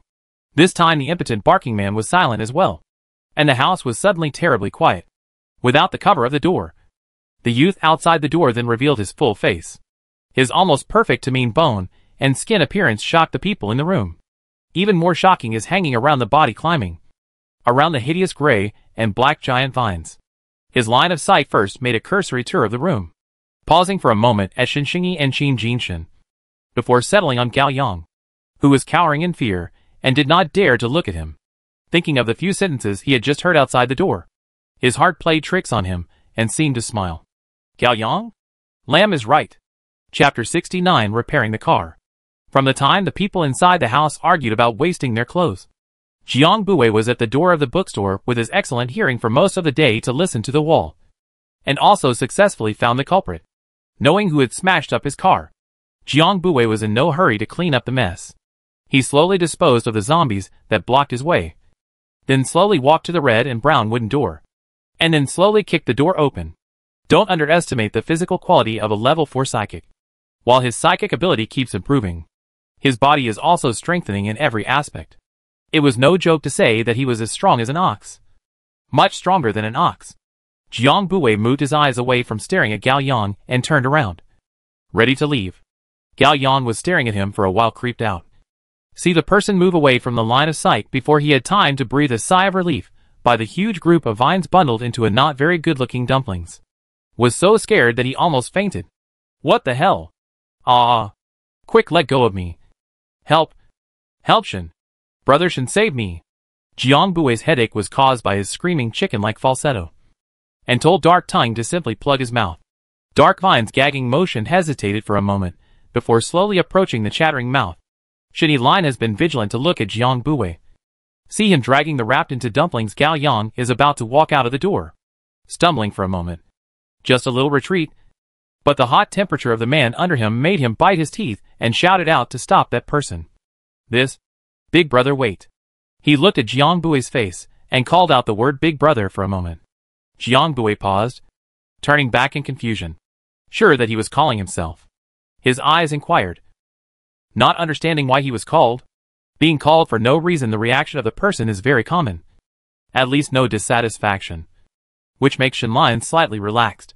At least the words were clear and sincere. Do you need someone to repair your car? I will some car repair modification. As long as there are materials, can certainly give you up. When he said this, Shinlin of the heart is weak. Eyes do not dare to blink. Fear that Jiang Bui on his reminder remembered that they are still and smashed his car people together. A blink of an eye will be destroyed them together. Fortunately, Jiang Bui just raised his eyebrows. Conditions? He happened to be fretting about what to do about the car. Lost. That is their own end of the world before the modification of Goodlove car. Performance and safety can be ranked in the top few. But also some cannot give up. Do not lose. Broken windows, zombies directly climbed in. Put in the way. Bulletproof glass in his hand. When he changed the car when the remaining a few pieces. He does not lack of materials. He lacks a pair of hands that can be modified. As a result, the hand is sent to the door by itself. Shinro knew that this is the meaning of the negotiation. The bottom of the heart relieved. You can save my companion? He has an infected wound and fever. Don't worry. He was definitely either bitten by a zombie or smashed through by a door beam. He saw that Jiang Bui seemed to be weighing up, contemplating something, and hastily added, or if there are anti-inflammatory medicines. It will be fine. When the condition was said, Shinlin himself was nervous and weak. After all, the value of the two could not be compared at all. He felt his hand being touched, and looked down to see Qin Jinshin looking at himself with complicated eyes. His face already had an abnormal blush. Reluctantly raised his hand, and knocked on his own belt bag, signaling for Shin to open it. Shinlin followed the instructions to open. See what is inside. Some puzzled, wondering out loud, this is a diamond? Shinlin did not think that Qin's school doctor are like this, but also carry a packet of diamonds to escape. Qin saw through Shin's hesitant and surprised look and closed his eyes for a moment before looking at Jiang Bui. There are 2 second-grade crystal cores in the bag. Can you exchange them for a plate of anti-inflammatory medicine and a bottle of alcohol for us? Crystal cores? What is so valuable? Shinro found himself a little confused. Jiang Bui smiled, thoughtfully sizing up the two. Yes. Crystal cores are not necessary. Just fix the car for me. The two men, one level 2 and one level 1, actually managed to fall to this point. He was also curious. He pulled and pulled from his cotton jacket big pocket, pulled out a bottle of medical alcohol and a plate of anti-inflammatory medicine, and threw out a bottle of mineral water out. Shenlin for Jiang Bui put medicines in the cotton jacket shocked for a moment. They did not expect Jiang Bui casually take out. The types are still complete. Qin Si Deep's eyes deepened by 1 degree. This person really is more than just an unfathomable rank. Jiang Bui leaned on the doorway and waited for Shenro to bandage Qin Jishin's wound, lowering his hands that were holding his arms. Let's go! Walked 2 steps, but saw that only one person in Shenlin followed up. He stopped his steps, frowned at the person who came. Just you? Shenro hesitated for a moment, with a difficult look on his face. He doesn't know how to repair the car, and he can't move now. Jiang Bui felt that he misunderstood something and laughed. Do you think that a few anti-inflammatory pills and alcohol can save such a large penetrating wound? Didn't you say the condition is to save him? What are you waiting for? Move the man to my car and find a place to heal. The bookstore was transparent on all sides, and now even a wooden door had been kicked down by Jiang Bui. So it was obviously not a good place to recuperate and treat injuries in peace. Shen and his party froze and immediately understood Jiang Bui's meaning, and bumblingly quickly carried out the people in the house and transferred them to the off-road vehicle parked outside the door. Jiang Bui opened the door for them, and then carried the forgotten Gao Yang to who knows where. After Shen and his party settled down, Qin Jishin saw the broken glass scattered on the driver's seat and operator's console, and hurriedly and attentively swept it down quickly with his sleeve. Sweeping clean, also meticulously checked whether there is no residual small pieces of glass slag. Jiang Bui came back alone. Gao Yang has disappeared. Seeing the driver's seat was meticulously cleaned. Some surprise. Smiled a little. Thanks. Jiang Bui had just opened the car door when he heard a petulant "Wait for us." He looked up at the 2 people on the steps who were running towards this side in small steps. And now he was really surprised. The girl with the soft yellow cotton jacket was running a little fast, and her breath was a little short when she complained. How can you go so fast and not wait for us? Running in front of her, she raised her hand to open the car door. Jiang Bui was stunned by her self-consciousness for a moment, full of doubts, and looked toward Shen's line on the right side of the driver's seat. You're taking them? That's another price, based on him fixing a car alone. How could Jiang Bui pay that much to bring 3 tired people? Shenro was also shocked for a moment, and quickly waved his hand. Know them. Just save the one in the back seat. He knew he definitely couldn't afford the price Jiang Bui said, and those things before messed up. His heart is already cool enough. He thinks he is already qualified enough. There are still so many dissatisfaction in moths, which still have such a motherly heart to bring 2 giant babies. Shenro decisively chose to fly alone with a sick person. Hearing the reassuring answer, Jiang Bui turned his sight to the 2 people who were still standing in front of the car with unbelievable faces, and raised his hand to signify that it was time for them to let go of his handlebars. The tendon of compassion Jiang Bui had never grown at all. Shenlin, are you still a man? The girl with the tender yellow cotton jacket's face was very stinky. Then questioned towards Jiang Bui, why could all 3 of them be brought along, but not the 2 of us? We're on the same team. Jiang Bui raised his eyebrows. Who told you I brought 3 people? He can fix the car. Can you fix it? The girl in the men's cotton jacket timidly spoke out at this time. Big brother, there is still a place in the car. Can you give me a lift? Send me to a random base. I won't keep relying on you. Sun Xiaoxiao, what do you mean? Before Jiang Bui could correct her name, the girl in the tender yellow cotton jacket pointedly questioned first. I don't mean anything. That is. Sun Xiaoxiao looked as if she was afraid of the girl in the tender yellow cotton jacket, carefully glancing at her and whispering lowly. Sister Zhang, you hate Big Brother Shen and Big Brother Qin so much. Aren't you suffering if you still follow them? Jiang Bui expressionless looked at the farce in front of him. The plot is boring and cliched. Who said that straight men cannot see the caution? Afraid that it is just right on the appetite. Shenlin and the co-pilot are shocked. Or Jiang Bui closed the car door. Action woke him up. Is there a garage around here? Jiang Bui started the car and looked at the 2 people blocking the front, with the intention of directly crashing without regard for human life. Yes. Go further west. Turn left at the 2nd traffic light. There's the one I always go to. Shenro hurriedly replied back. Jiang Bui's left foot did not release the clutch. Right foot a throttle buzz. The sound scared the front of the two little girls screamed out. Hastily back away.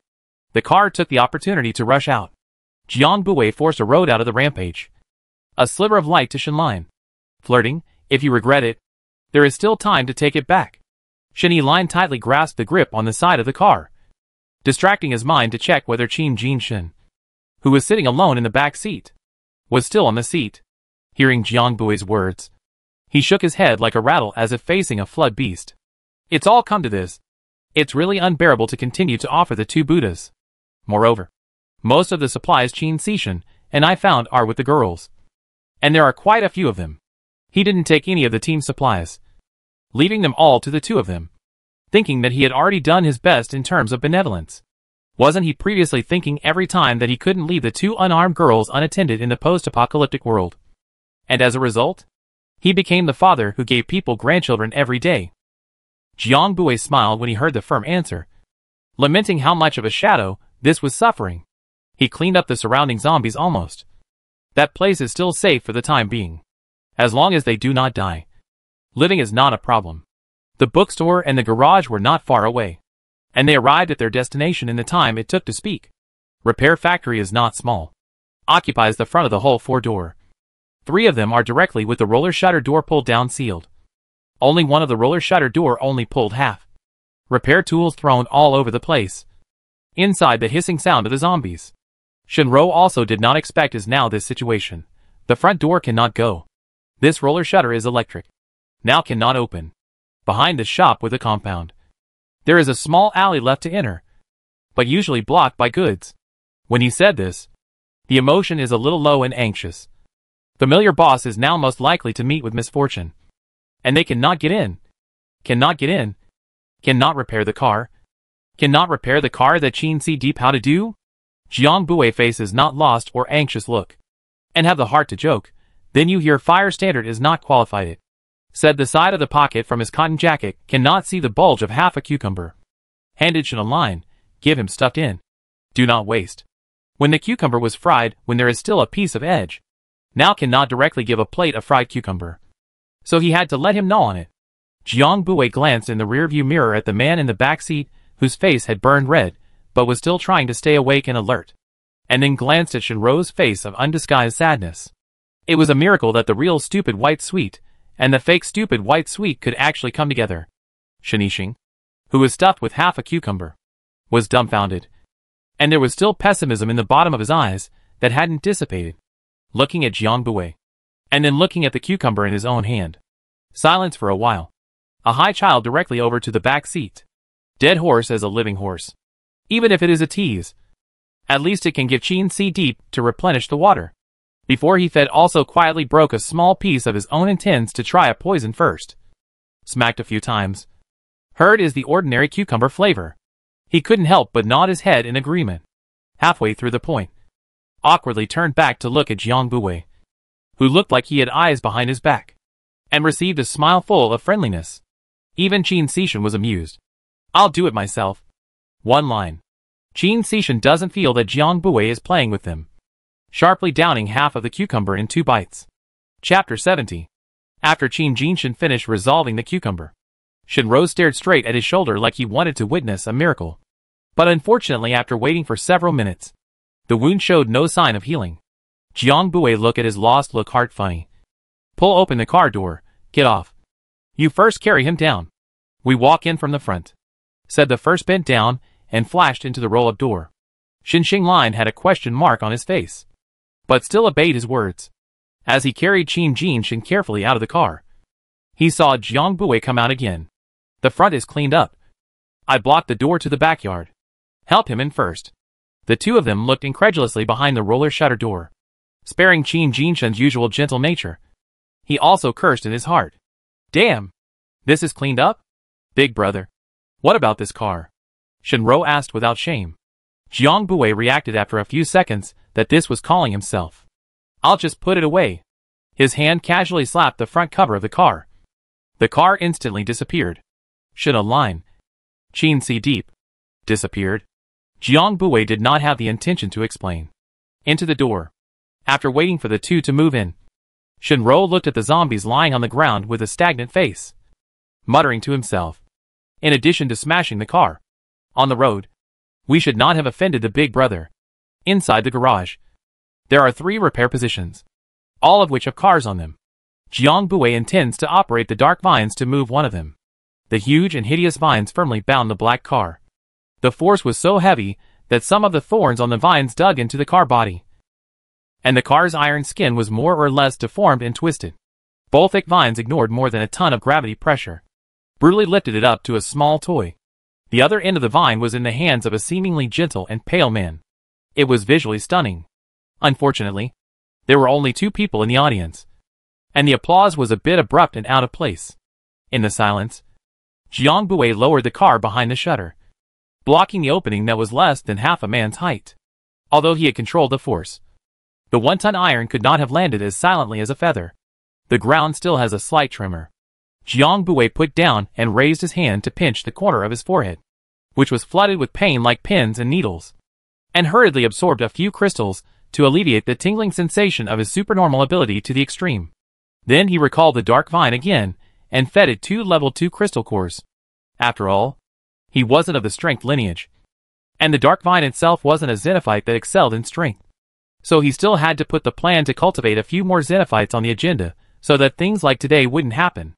Shinro found a chaise longue on the side and laid a layer of clothes underneath before letting Qin Jinshin lie down. I don't know if it's the role of the cucumber. Qin Jinshin was burnt and confused before, but now he can actually stand up and walk a few steps by himself. Shinro looked at the zombie corpses all over the ground, and suddenly an idea blessed his heart. He squatted down next to the nearest corpse, trying to ignore its appearance as a distraction and concentrating on the bizarre and disgusting corpse. The level of exertion made his eyeballs widen and stand out like never before. Jiang Bui put away the off-road and just wanted to ask if Shinro could be repaired, when he saw him with an expression of wanting to stare the zombie to life. The footsteps to go forward paused for a moment, not knowing whether to disturb his moment of deep love. Then he watched the whole process of a zombie instantly metamorphosing into a humanoid piece of metal. Jiang Bui observed the piece of metal with interest. His supernatural ability should be similar to turning stones into gold.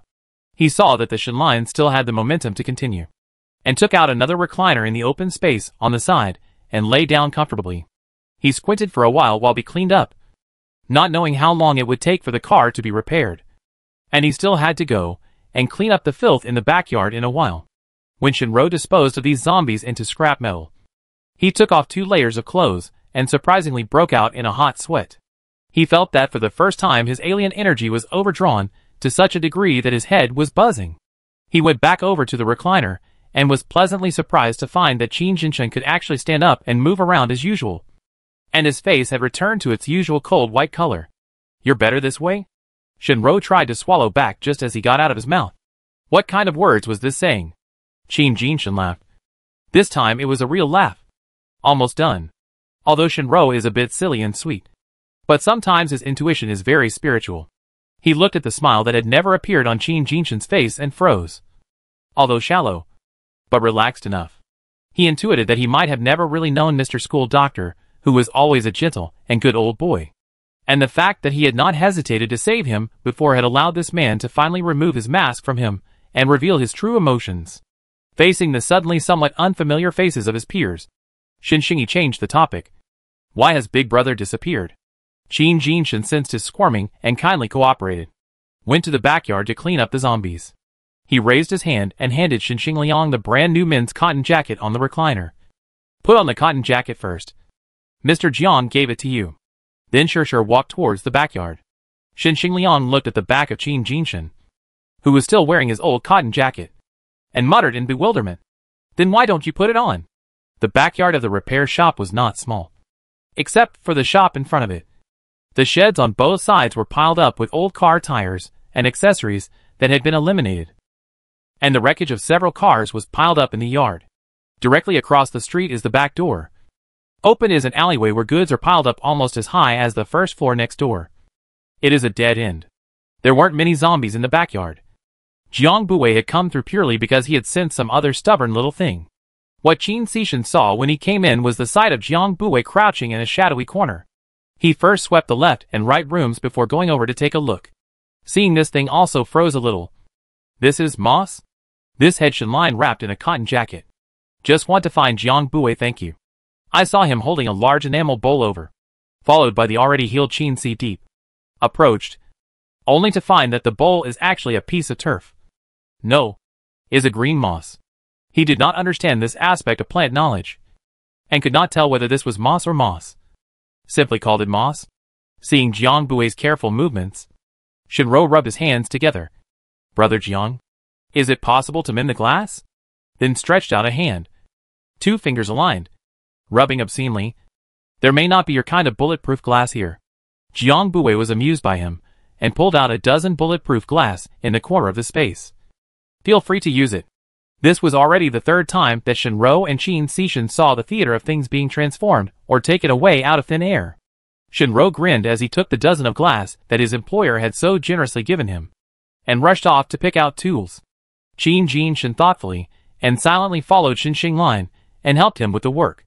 Shinxing had begged for this deal in order to save his life, and he couldn't just let him work alone and watch by himself. Jiang Bue only swept a glance and did not care about his car, only focused on the piece of moss in the basin. Look closely. That piece of green moss is still in the subtle undulation, like a person's breathing general staccato. Jiang Bue wrapped his fingertips in plant-based supernatural energy, and the tips of his nails instantly turned a deep dark green color, gently pressing against the moss, feeling carefully if there were any supernatural energy fluctuations on it. He had just witnessed the moss that was so fine that it was like a small piece of velvet carpet devouring a team of passing ants cleanly in his heart. And he was already somewhat certain. But now, he was just verifying it once more.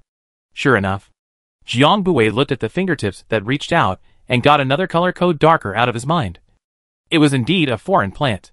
He once again will be a small strand of foreign energy into the fingertip, against the moss, only to see it suddenly greatly undulate a few times, and then quickly began to expand towards the outer edge of the bowl. Spread, until Jiang Bue stopped pouring foreign energy into the moss through his fingertips. The green velvet carpet only stopped expanding, stopping just short of his toes. Jiang Bue smiled a little, surveying the moss that undulated happily under his fingers, and gave this little thing a definition. Good potential. In order to turn this alien plant into his own as soon as possible, he would have to carry this bowl with him wherever he went, warming it up with his origin's alien energy in the morning and evening, slowly smoothing out the fluctuations of the alien energy in it until it could do the same as the 2 vines. Plant system psychic is sometimes similar to animal tamer, are slowly warming and domesticating wild, with the wisdom of foreign plants, and then for their own use. He raised his wrist and swept his watch. It was already 1 o'clock in the afternoon. He went up to take a look at the progress of the car's repair, and found that it was simply amazingly fast. That fast? Jiang Bue walked closer to look, still surprised at the rapidity of the repairs. Let's eat something first. We'll repair it after eating. He took another recliner out from space. With this arrangement, the 3 recliners gathered into a small circle, and a folding table was placed in the middle. A gesture of having a meal. Then a steady stream of food was pulled out. Shinxing Line just wanted to say no. Was a burst of aroma as if it came from the last century shocked. The mind is blank. To the mouth of the words also forgot the words. Qin Jinshin's face also went blank for a few seconds. No matter how calm and black-hearted he was, it was difficult to resist such a rustic working meal. How can I call on you to fix my car without filling my stomach? There's plenty of food in the food space. There's more if you don't have enough. Jiang Bue did not lift his head and analyzed the space. 2 people had guessed it. But he was still shocked for a moment when he said it directly in such a big prickly way. The 2 looked at each other. Qin Si Deep first sat down, gave Shenline a reassuring look. Shenline buttocks only dared to fall stool. Qin saw Deep smile gently like water. Then I would like to thank Mr. Jiang for his generosity first. Jiang Bue also smiled with a face of innocence, hastily waving his hand to indicate that they didn't need to be polite. Shinro barely managed to distract himself from the tempting dishes on the table, and looked at the 2 men in this manner, inexplicably feeling that this scene was like 2 foxes being polite to each other. The atmosphere made his goosebumps stand up.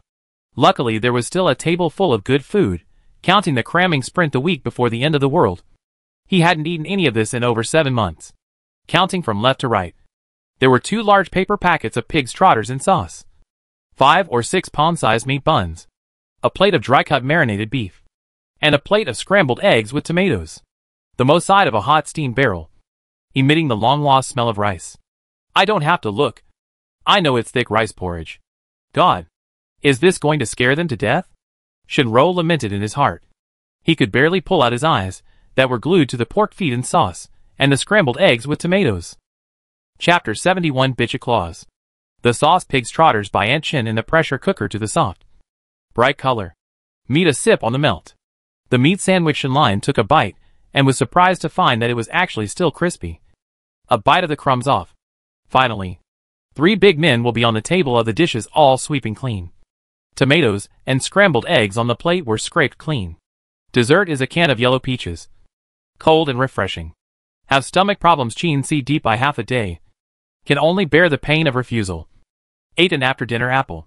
The two collapsed in the recliner, touching the eaten stomach. Both have a kind of unreal dreamy feeling. Jiang Bui is not fishing for a person to eat a big meal. 2 people had just recovered from a serious illness. Aid to him to work hard to repair the car. And the amount of food for him is nothing. It is just a matter of whether or not it is suitable for the eyes. Xinxinyi felt like he was dreaming. Brother Jiang, do you still need a leg pendant? What do you think of us? He added with a wink and a wink. He added with a wink, is it smart enough? Is it small enough? Qin Jinshan also opened a pair of dancing eyes. The color was inexplicable. Jiang Bui understood what he meant. Slightly propped up his body. Sat up straighter. Shook his head and laughed, not very short. Whether or not to continue to recruit new teammates this matter. They had talked about it at home before. And the 5 people agreed that it was better to go with the flow. And there was no need to force it. For one thing, the functionality of their team was already complete. And the force aspect didn't have too many holes with Zhou Chu and him around. He didn't want to add new people to the team as there was no immediate need for them. And they would need to get used to each other. And there might be conflicts. Secondly, for emotional reasons, he couldn't guarantee that his new teammates would have similar values and ways of dealing with certain things as they did. And trust was something that needed to be fully honed.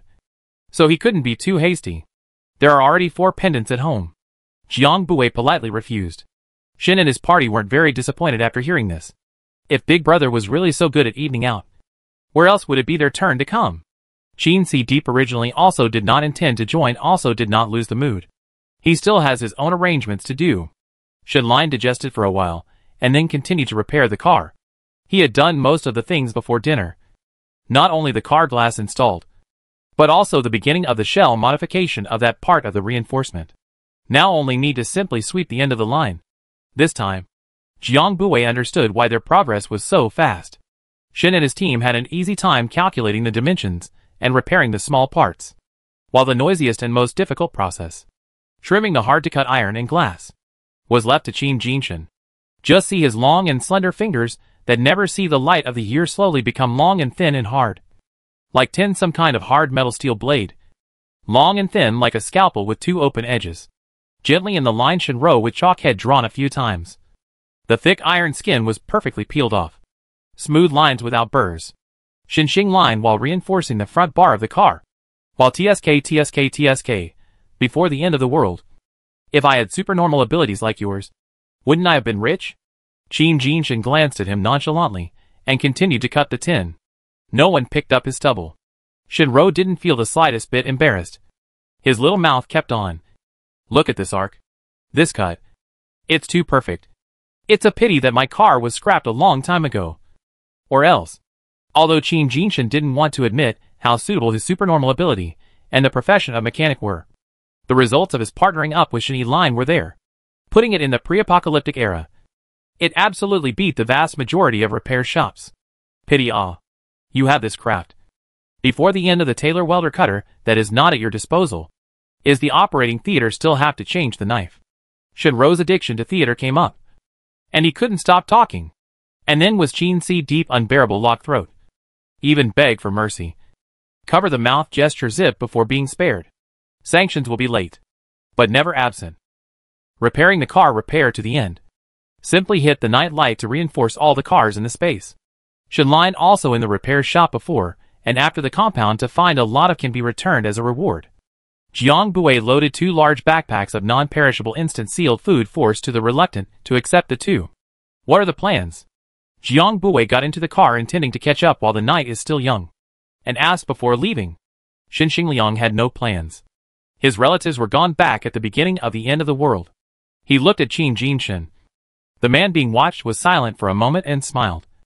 Probably heading north. To take a chance in H City. Looking for someone. H City is not close to here. That's where I came from. Jiang Bui didn't expect that they actually just happened to be traveling the opposite route, and rummaged through the piles of books piled up into a small mountain in the space to find a few maps of some counties, from here, to H City, to hand them over to Qin Zishan. Qin Saw Deep also did not expect such a coincidence, and quickly asked, "Are you coming from the suburbs? How is the situation there?" Both of them saw the always calm person become so out of sorts. Both guessed that it was probably something very important. Jiang Bui tried to describe it as clearly as possible, telling all about the tourist village he was staying in and the nearby disaster. Unfortunately, Qin Si Deep is not very clear about the only two remaining relatives at that time exactly where to live. Bitter smile. I and her, because of some things, have been a few years, do not come and go. I have to go to a trip in order to die. Shenline is Qin Si Deep where to go. He followed where to go. Anyway, he is now one person to eat. The whole family is not hungry. There is a mutual care and trust of the person is still safe. Jiang Bui and the two goodbye. According to the route, they said to avoid a lot of danger. Only spent 5 days to return to the county smoothly. According to the original plan, they would go to the Jingzhou city base after the animals woke up. The animals woke up quite a bit later than expected. And 2 months after the start of spring, they welcomed the awakening of the first little animal. Jiang Bui was sitting on the sofa drinking water when he met eyes with Bai Jiao, who suddenly opened her eyes. Those large Kazran eyes dripping at him. Shamefully cute towards him. He was caught off guard and choked on a mouthful of water. Surprised and amused. And said in a bad mood, "Still not coming back yet? There's no place to get down in the living room." White Jiao pretended to be unintelligible and explored his body, placing his big head on Jiang Bui's thin thighs, staring with big eyes and continuing to be cute. Jiang Bui was exasperated by him and laughed. For the sake of his good fortune to see the light again did not bother with him. Stroking the big head. "Hungry? What kind of meat do you want to eat? Soy sauce chicken, roast pig's feet, roast whole lamb, veal calf, fried skewers, 8 treasures duck, mouth-watering chicken, slate rabbit." That voice seems to be ignorant of what it means to stop at the right time, overdoing it, and has a tendency to continue. Jiang Bui black face. Pushed away the head that enjoys smooth hair. Only returned a word, roll. Bai Jiao, wrapped in a bath towel, pushed the door out from the bathroom, still holding a towel in his hand to wipe his hair. The kitchen exuded the aroma of various meat and vegetables.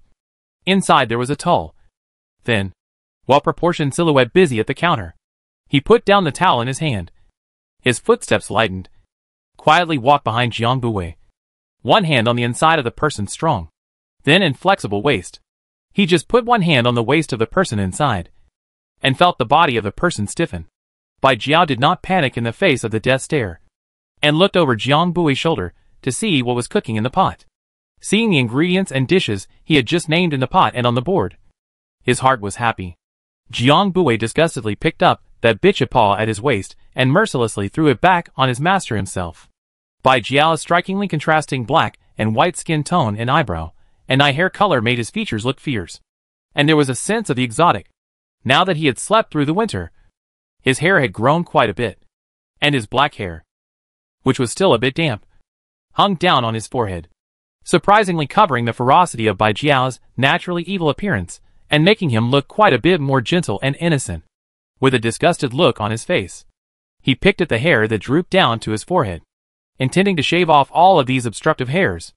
Jiang Bui made Bai Jiao's small stove and told him to eat first, preparing to go tell everyone the news that Bai Jiao had woken up.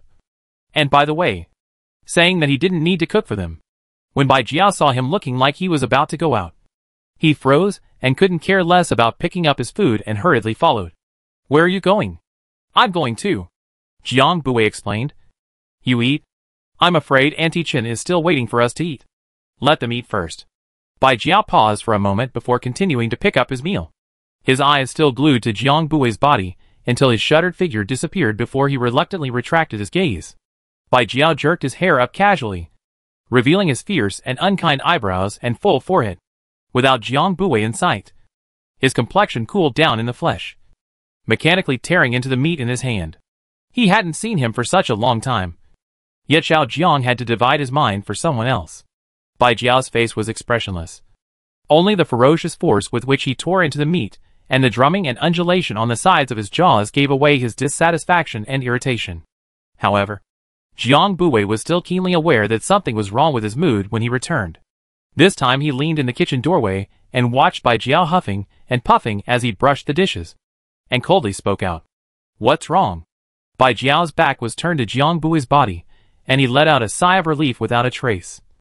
God knows that he finally got to the point where he was asked. Turned around, eyes staring straight at Jiang Buwei. "I woke up the first meal you did not watch me finish eating." Listen carefully. The tone of voice, and a little aggrieved. Jiang Buwei heard that moment leaning against the door frame of the back are taut. Do not believe what he just heard. In his head, there are only two words, outrageous. Jiang Buwei repeatedly refined his wording in his mind. Have you degenerated again? I don't know if it was because of his preconceived notions, but now Bai Jiao's eyes seemed to have changed a bit. So he was more and more certain of his guess. Bai Jiao's face was expressionless. Only his eyes became more aggrieved. Looking at Jiang Buwei surprisingly wanted to laugh. Jiang Buwei can't. Also afraid of really make people annoyed. Hurry to comfort children like, well, is my fault? Next time you wake up I must in front of you, and you finish the first meal. This time is my wrong. He had just opened his mouth with some prevarication, but later gradually got into it, and made a promise to Bai Jiao very seriously. Bai Jiao was pacified by his fleshly eyes, and joyfully finished brushing the dishes, and also cleaned all the corners of the kitchen. The good mood of being so excited that he could not sleep lasted until Jiang Buwei shut him inside the door, and did not sleep in the bed with him. This time is really cannot sleep. Chapter 72 Step Forward Blush. Every other day, is not yet bright Jiang Buwei was a small black snake pressure to wake up. He opened his eyes. Pick up let him do a nightmare black boy shake. Daddy's little baby. When he finished speaking, he saw Bai Jiao leaning on the doorframe wearing only a vest and wrapped in a blanket, staring eerily at him, and the black boy in his hand. Seeing Jiang Buwei looking over, the man at the door coldly grunted and turned his head away. Jiang Buwei? He and the pair of black bean-eyed Blackie exchanged glances, both looking innocent. Jiang Buwei smiled. Brother might be jealous. Then daddy will go comfort him again. You be good. Saying this, he made himself laugh. When he washed out, he found that a sumptuous breakfast had already been set on the table, and Bai Jiao was busy in the kitchen with a cold breath. Jiang Buwei's mouth can't control the corner of his mouth hooked up. And Bai Jiao alert turned back the moment the corner of his mouth did not suppress down. See his face, how can you do this expression? And then completely broke in defense. Bai Jiao couldn't hold back and laughed along with him. The two are eating. The doorbell rang. Jiang Buwei remembered the lesson from last time, and gave Bai Jiao a reassuring look before getting up to open the door. Outside the door was, unsurprisingly, Cui Chan, followed by Zhou Chu, who had a glittering look in his eyes. Before Cui Chanting even entered the door, he yelled, Bai finally woke up. This is great. Where are the other little babies? Awake or not? Zhou Chu thought that one of the animals was called Brother Bai, and was still probing to see who it was. Jiang Buwei let the two of them come in first, and while looking for slippers, he asked, Have you eaten? It just so happens that your brother Bai made some extra. Sit down and eat some. Bai Jiao nodded expressionlessly, returning to his mode of living with outsiders. Zhou Chu then reacted to the fact that this is Bai Jiao, and quickly greeted him. Hello Bai Jiao. I'm the new Zhou Chu, and I live next door to us. Bai Jiao simply responded, Hello, when the man was not facing Jiang Buwei. His simple language and silent attitude seemed a bit arrogant and dangerous. Jiang Buwei rounded off the conversation. Don't bother with him. He's just like this. Xiao Chu just woke up and hasn't regained his senses yet. Zhou Chu hurriedly waved her hand to show that she didn't mind. Just kidding. Can't you see that fierce and cold man is starting to glare at her? Jiang Buwei gave a warning glance at the man who was secretly making small movements, and found a job to sidetrack him first. Go to the kitchen and help me get 2 more pairs of chopsticks. All Lang. At the last word, Jiang Buwei subtly and forcefully made eyes at Bai Jiao, successfully sending away the gorgeous Bai Jiao. The lawsuit between the two of them. Anyone here with eyes could see it. This is like brotherhood and comradeship. Chui Chanting feels that this is simply like a dream back to when his father was still alive. The couple between the bronchitis of the small love affair.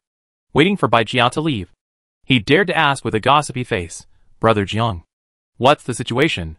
You two finally made it?" Jiang Buwei reacted to what he meant by this sentence after a while. And helplessly. His wind rating was harmed. He explained. Probably just woke up. Haven't been in contact with a stranger's chi for a long time. A bit of a stress reaction. They animal type evolved and are all more sensitive to unfamiliar scents. Zhou Chu finally realized at this point that something was wrong. Confused, animal-like evolution? Didn't you say that our sister-in-law is an animal-like evolution? Then, Chui Chanting was glared at by Zhou Chu's shocked accusation. Rubbed his nose. And dumped the pot on Jiang Buwei. I only said it's animal-like evolution. But I didn't say anything about sister-in-law. What sister-in-law? Bai Jiao came out with the dishes and heard this. Was animal-type evolution talking about him? Who knew that all three of them had fallen into a subtle silence? Now Bai Jiao was even more certain that it had something to do with him. And he narrowed his eyes in displeasure, as he sensed that these people must be hiding something from him. The atmosphere was cold for a few seconds before Jiang Buwei suddenly got up. I'm going to see if Lin Yi has finished her homework today. Zhou Chu followed closely. I'll go help Aunt Chen in the kitchen. Chui Chant looked at the hand pressing on his shoulder without tears, cursing the two for being unethical, and snapped at Bai Jiao to beg for mercy. Brother Bai. Gently. I'll say it all.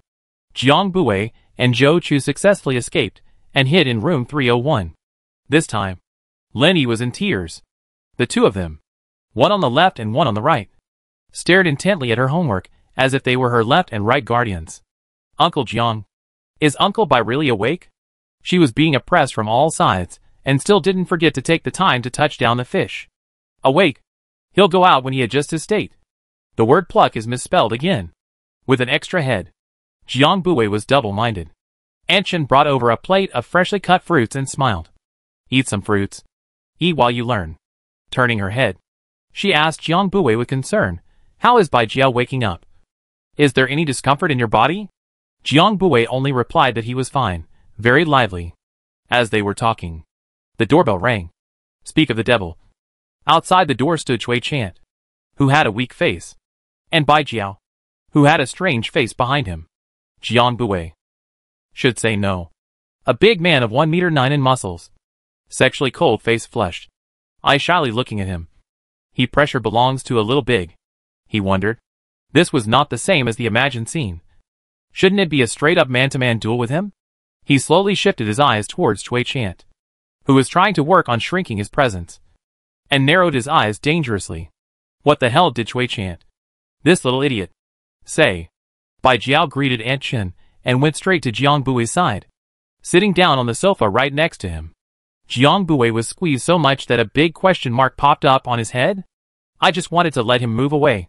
But then, I remembered that Bai Jiao hadn't been in contact with anyone for more than 4 months. So he might be restless when faced with so many unfamiliar scents at once. He swallowed back the words that came to his mouth. Forget it. I'll go back and interrogate him about what Chui Chanting said. Bai Jiao saw Jiang Buwei and Zhou Chu staring at Lin Yi writing something. Dissatisfied that Jiang Buwei's attention had been taken away, and curious about what they were doing. He was tall enough to be half a head taller than a person even when sitting on the sofa, and easily saw the scroll that was surrounded in the middle. He looked around quietly for a moment, then realized in frustration that he couldn't read any of the ghostly symbols on it. Without moving his eyes, he shifted his gaze to a few large red pomegranates on the fruit plate. Bai Jiao's eyes lit up, and he couldn't care less about being sad. Since he himself was an uneducated illiterate, he should be more virtuous in order to keep Jiang Buwei's heart and continue to be his little petite wife. He hurriedly went to the kitchen, carefully selected the most beautiful bowls in the cupboard and came back with a flourish. Aunt Chen was wearing a flowery mirror, concentrating on embroidery, and didn't notice him getting up. Chui recitation now the whole person is too weak. Afraid to look up by Jiang Buwei aim. Has been lowered head busy cleaning knife. A rusty chopping knife was polished by him back and forth. So shiny that it could be used as a mirror. Zhou Chu and Lin Yi were teaching seriously and learning. Only Jiang Buwei, who was idly fishing on the side, glanced at Bai Jiao, who suddenly got up, but didn't pay attention to it. The 6 people did their own thing, spending the morning quietly and harmoniously. Aunt Chen looked up at the mechanical watch and magnifying glass DIY mechanical wall clock on the wall, put down the needle and thread in her hand, and planned to make lunch. What do you guys want to eat for lunch? Jiang Bui was awakened by the voice, surprised that he had just slept through it, and followed up with, Aunt Chen, I'll make it. Just as he was about to get up, his sleeve was gently tugged, and he looked down in confusion. What do you want to eat? The voice ended abruptly. Bai Jiao faced cold, but the eyes shined, hands holding a delicate small bowl, filled with crystal clear, emitting a ruby-like luster of pomegranate seeds. Jiang Bui paused for a moment, saw a rubbish bin full of large and small pomegranate skins, slowly took the bowl piled up to the tip, hesitantly asked, For me? Bai Jiao nodded decisively. Jiang Bui smiled. I like it a lot. Thanks, Long. What a good boy. This time when he got up to go to the kitchen, he didn't forget to bring the bowl of pomegranates with him, leaving Bai Jiao, whose face had turned even redder, sitting there expressionlessly, still repeatedly recalling that doting magnetic really good boy over and over again. Aunt Chen was smiling with a motherly smile on her face. Cui chanting and Zhou Chu were dizzy from the ambiguous sour smell of this head pressing and knocking. Only Lin Yi is unsure, shaking her head and exclaiming, Sister Xiaochu, I can't do the questions with you covering my eyes and ears. The room instantly becomes unusually quiet, and the figure in the kitchen that is preparing the ingredients freezes. Zhou Chu hurriedly let go of her hands not knowing where to put them, into her sleeves on both sides, and looked sardonically at Bai Jiao, who was looking over. However, this time, the White Jiao's attitude was a lot kinder, and he turned his head without any calculation. Zhou Chu was relieved when he heard Cui chant questioning with an incredulous face. You actually let Lin Yi call you sister? The high pitch of the voice, the richness of the emotions contained within, the fullness, the unpredictability of the angle, as if she had done something heavenly. A beautiful girl's hidden caution is so revealed. Zhou Chu. Fists are hardened. Jiang Bui could still hear the two of them frantically hammering each other in the kitchen. I look younger than you.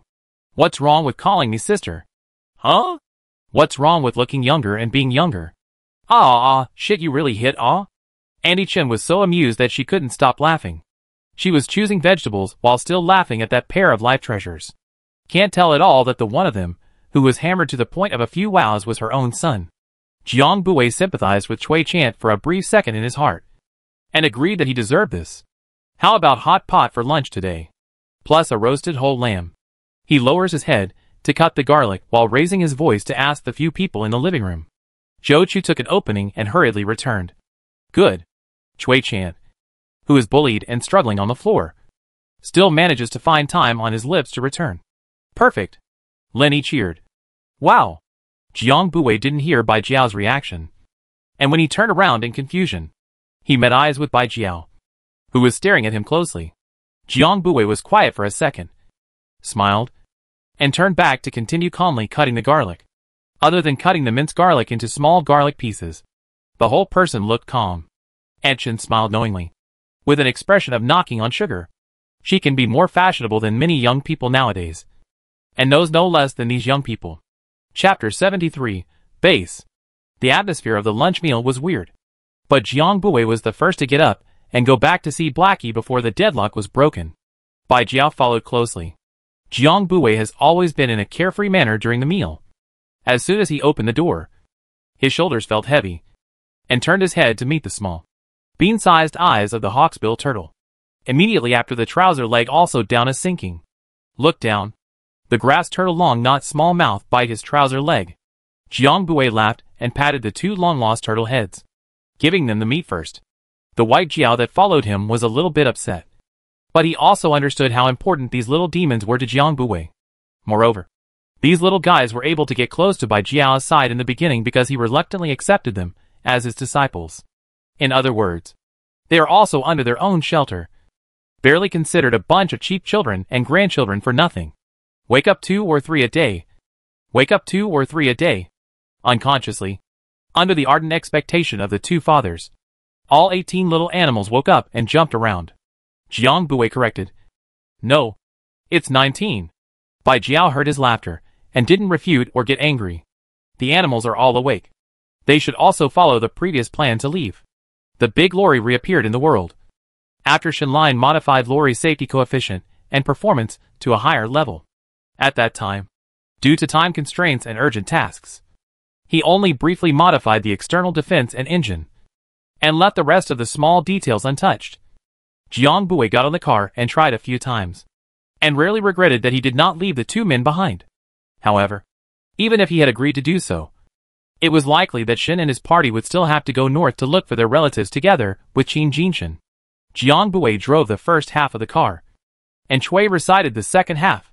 More than a month after the beginning of spring, the snowbanks on the roads were still not clean, and they had to get out of the car to spread salt or shovel snow on certain sections of the road.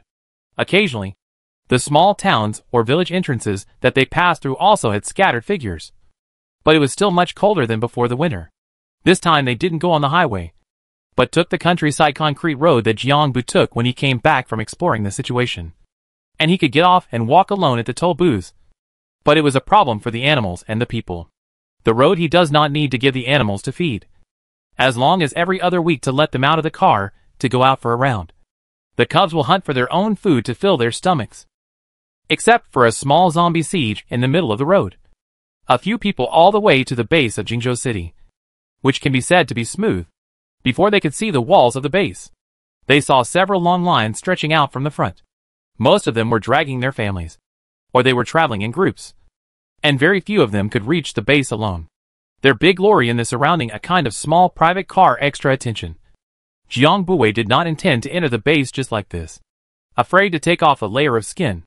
The base is also surrounded by a circle of a considerable number of tents and vehicles, are unable to enter or do not want to enter the residence of the crowd. Jiang Bui parked the car on the periphery of the shanty town. Such a large lorry parked in front of their homes. Many people from the tents or under the improvised shed poked his head out to check the situation. Originally thought that the people in the car is also the same, as they are unable to pay the base of the occupancy fee to have no choice but to live outside. I did not expect the door to open. But out of the people are all extraordinary. Rosy cheeks and healthy. Cui Chant was the first to come down and lamented. It's been a long time since I've seen so many people. He had wanted to say that as early as in the car. And that time when he migrated with the army, he only saw the cars and people around him. Now, he actually had the feeling of a sea of people before the end of the world. But unfortunately, these survivors' yellow faces and poor physical conditions brought him back to reality. Jiang Bui only asked Cui Chant to go with him to the entrance of the base first to see the situation, and in the meantime, set out some information. As a result, there was an additional gift of Bai Jiao. The three of them walked through the shanty area. The ground was throwing and splashing domestic sewage and all kinds of rubbish and filth. And several people had to watch their feet carefully for fear of stepping on something they shouldn't have touched. In front of the various sheds actually stood a lot of people. Most of them are dirty and thin clothes of young women. A few skinny men exposed thighs leaning on the door frame. To know that now only a month or so of spring. The weather is said to be the early spring is warm. The snow on the ground have not yet melted clean. Those people wherever naked are frozen to the blue and purple. Cui Chant walked without slanting his eyes, trying his best to avoid looking at the people on the side of the road. It wasn't that he was afraid that he would have any beastly thoughts towards the people who were frozen like this. He just simply didn't want to offend them. And the two big brothers beside him walked with that calmness. Even Jiang Bui even waved his hand towards a certain person on the roadside, signaling him to come over. Cui Chant stared incredulously, quickly looking towards the expressionless, but actually sleepy-eyed Bai Jiao. What's wrong with you? Actually looking at brother Jiang. Before the screaming chicken in Cui Chant's heart could ring out, he heard Jiang Bui take out a fast of compressed biscuits and ask the skinny person, "How long have you been here?" That skinny girl was also incredulous, feeling like a pie had fallen from the sky and hit her. She had never seen such handsome men in the shanty town outside the base. And with three of them coming at once, they were more imposing than even those in-base alien squads that passed by here every day. She originally did not report any hope. After all, this kind of big shot at a glance is in the base city to enjoy themselves. Will not even look at these people outside. I did not expect that I was picked. She hurriedly explained to the best-looking man here who asked her. Although I've stayed here since the end of the world, I've only recently started coming out to pick them up. Sir. Afraid that he would dislike her, she eagerly came to pull Jiang Bui's sleeve. Jiang Bui understood that the girl was misunderstanding him. And before he had time to dodge, he was pulled behind him by Bai Jiao with a displeased face. The girl froze. Looking at the face is not to be messed with. The white Jiao have a kind of being stared at by the beast of the chilling feeling. She cannot help but have the intention to retreat. At this time next to a man with exposed eyes cannot stand to see. A come up to the girl's shoulder is 2 slaps. While scolding, you this cheap hoof. Do not do well. Have to come to disturb the nobleman. Disturb the pleasure of others. I want you to look good. Curse out the words of 3 big men feel unpleasant to the ear. But around the people, and the beaten girl expression is very common. As if just a piece of sparse commonplace small things. Skin and bones. Face wax yellow rough, but painted lady lipstick man while pulling the girl. But also did not forget to Jiang Bui them fawning smile. Let you all master see laugh. I will drag this bitch hoof back to the hard to clean up. Slowly. Jiang Bui voiced out helplessly. Did he look so much like the scum of the beast coming to scourge children? The man and the girl who were about to turn around and leave their bodies stiffened at the same time, glancing at each other in fear, feeling that this time they were afraid that it would not be a good thing. Turning around, they were about to kneel down and beg for forgiveness, being stopped by Cui Chant in time. Jiang Bui looked askance at Bai Jiao, who was secretly releasing murderous aura towards other people's children, and Cui Chant looked at each other and laughed bitterly. They were initially taken aback by such a vulgar and sharp stance, but the 3 of them weren't fools. So how could they not see that it was a play for them? Jiang Bui explained to the panicked 2. I don't have that intention or idea. We just came here from somewhere else. This biscuit is just to hire you to show us the way. And by the way, we would also like to know something about how the living environment and policies of the Jingzhou base are like. And then pay for the 2 compressed biscuits after it's done. The man and the girl jerked their heads up and saw the clean eyes of several people before they stood up in disbelief and looked at the 3 wrongdoers incredulously. Just showing the way? In the shanty town, 3 compressed biscuits could be worth an adult slave. They could get more than that for a night. Which was why the man couldn't look away anymore, and came over to save the girl. How would these bullies have fun in a place like this? Unless they had an unseemly fetish, or wanted to play a little human life, without being responsible for it, before coming back to this kind of place to find someone. The girl her parents had just left, and hadn't been doing this for a few days. They didn't understand these unspoken rules yet. And he had a little bit of conscience left. He couldn't stand it before he intervened. Just.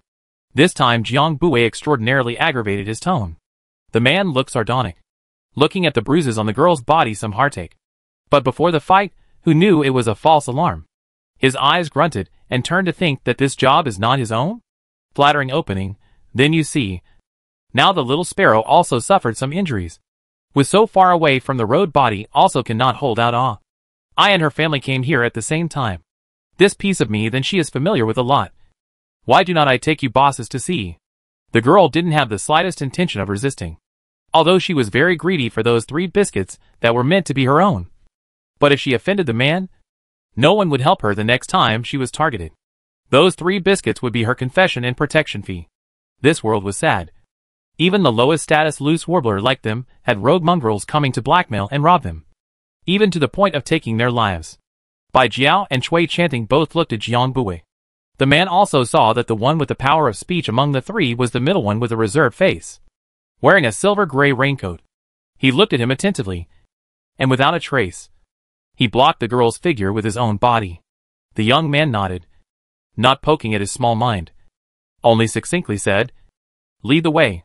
The man responded upside down, carefully avoiding the man wearing the same style and different colored clothes as the leading young man, and taking 3 steps to another male youth with a fairly decent face. Then secretly he breathed a sigh of relief that it was still less oppressive on this side. This place we're in now is called a shanty town. It's all simple shacks built by people who can't afford to pay the occupancy fee for the base. Of course, if someone like you, sir, wants to live here, you'll have to live in the inner city. Inner city? There's an outer city? Cui Chant asked curiously. Seeing that someone asked a question, the man narrated more actively and enthusiastically. Of course, the Jingzhou base is divided into inner and outer cities. The inner city is not big. I heard that it's the predecessor of the holiday village before the end of the world. And it's all for the alien adults and the upper class people who have made good friends with the Han family to live in. The outer city is where people who can afford to pay the occupancy fee live. It's pushed down and rebuilt or added onto the foundation of the original surrounding village. The Han family? Jiang Bui coldly opened his mouth, mentioning the Han family. The man paused for a moment and looked around to see that no one was there before he dared to explain in a low voice. The resort is owned by their family. And in the beginning it seems like it was also them who brought people here first to build the base. And they also set up an alien squad. And the captain is the Han family's eldest young master. So now the army can't do the counting in the base. The Han family is this. He gave a sneaky thumbs up. Han family? Jiang Bui pondered, then narrowed his eyes at the man. You know quite clearly. The man symbolically squirmed a few times. That's not that I was quite clean cut before. It's only now that I've lost weight that I don't look too good. And there were guests from the inner city before. So that's why I'm clear about all this. It is the guests of the inner city not too good to get along with. He has eaten enough lessons. Naturally not tolerate today's little sparrow was taken away. Only in spite of his own life out to stop.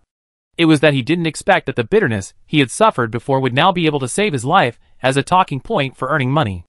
Anyone else would not be clear about these doorways. I still know a lot. Gentlemen, feel free to ask. Chapter 74 Bobcat. While talking, several people unknowingly walked to the base gate.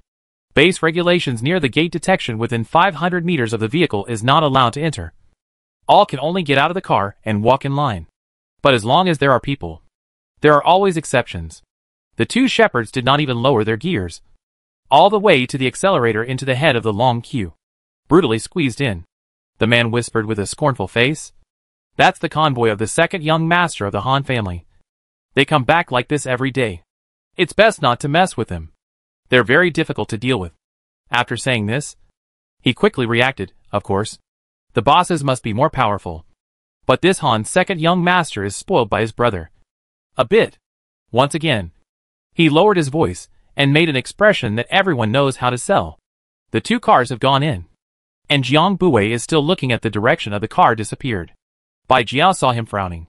Also frowned. Problems? He looked as if once Jiang Bui answered that there was a problem, he was going to immediately break in and solve the problem for him. Jiang Bui's eyes narrowed thoughtfully and shook his head. Nothing. Let's go back and talk about it. If he hadn't misjudged anyone, then life was full of surprises. He nodded, indicating the man leading the way. Continue. Hey. Well, bosses, you don't see so many people lining up outside. Less than half of them can get in. The rest can either stay in the shanty town to rub a shelter and barely get by, or go to another base to try their luck. The man smacked his lips. Not many can afford to pay the base's occupancy fee. 10 pounds of rice and flour per person, or supplies of equal value, are dragging their families or teaming up to come. How can they shell out dozens of pounds of food at once? Alas. Are there any other bases around? Jiang Bui asked. Yes. The capital of our province has also built a large base, called Yin Province Center Base. I heard that people there not only do not income housing fees, there are daily subsidies. Every day can eat. The man licked dry cracked lips. And he said, unfortunately, to us here is still too far away, separated by half a province. I'm afraid not halfway to the road will be swallowed by the zombie bones are not left. Jiang Bui raised his hand and pulled out a bottle of mineral water from the backpack that Bai Jiao was carrying just in case, and threw it to the man. The man held a bottle of water like a precious treasure in surprise, and thanked him repeatedly. Jiang Bui. 3 people passed the long line of people waiting to enter the base. Found that most of the people have no eyes. Numbness. A small part of the face. Although tired but happy. As long as a very small number of people are indifferent. Well equipped. And even surrounded by even have a weapon. Jiang Bui. The base of the number of aberrants is a lot? The man here reveals difficulties. This I can't say. There should be a few hundred people. Hundreds of people. For 100,000 medium-sized base is not much. Not to mention that most of them are level 1 psychics. Very few level 2. The man stammered out an uncertain number, fearing that his employer would be annoyed, and hurriedly tried to make up for it. But I know the strongest teams of Xenos in the base. The strongest is the Blazing Sun squad formed by Han Qin, the current head of the Han family. Han Qin is the strongest alien in the base besides Ji Shan of the Bobcat squad. And I heard that he actually reached the 3rd level a few days ago. Next is the Bobcat squad. I heard that it was their boss Chishan who raised a bobcat mutant beast that gave them this name. Although their boss rose to level 3 before Boss Han. They can't help the fact that Blazing Sun is really outnumbered, with at least 50 to 60 people. Further down, there's the Running Thunder Squad, Snowy Ridge Spruce Squad, LOL Joint Community Council. Hearing the middle, a few people's eyebrows jumped. It seems like something was mixed in here? Chui Chanting did not strain to snort a laugh. The man also felt that this team name up the genus is also very symbolic. Cannot help but pursed lips smile. The man stopped laughing. Gesture full serious with the three people said, the above said these are the base allowed to say outside. Basically everyone knows. But what I'm going to say next will be less known. Chui Chanting raised his eyebrows in curiosity. Oh! The man mysteriously lowered his voice. Boss Han favors that younger brother of his. And even got into a fight with the Bobcats over his brother. And the relationship between the two squads is very bad. Because his younger brother looked at Boss Chi's Bobcat and had to snatch it. But the Bobcat wasn't one to be messed with.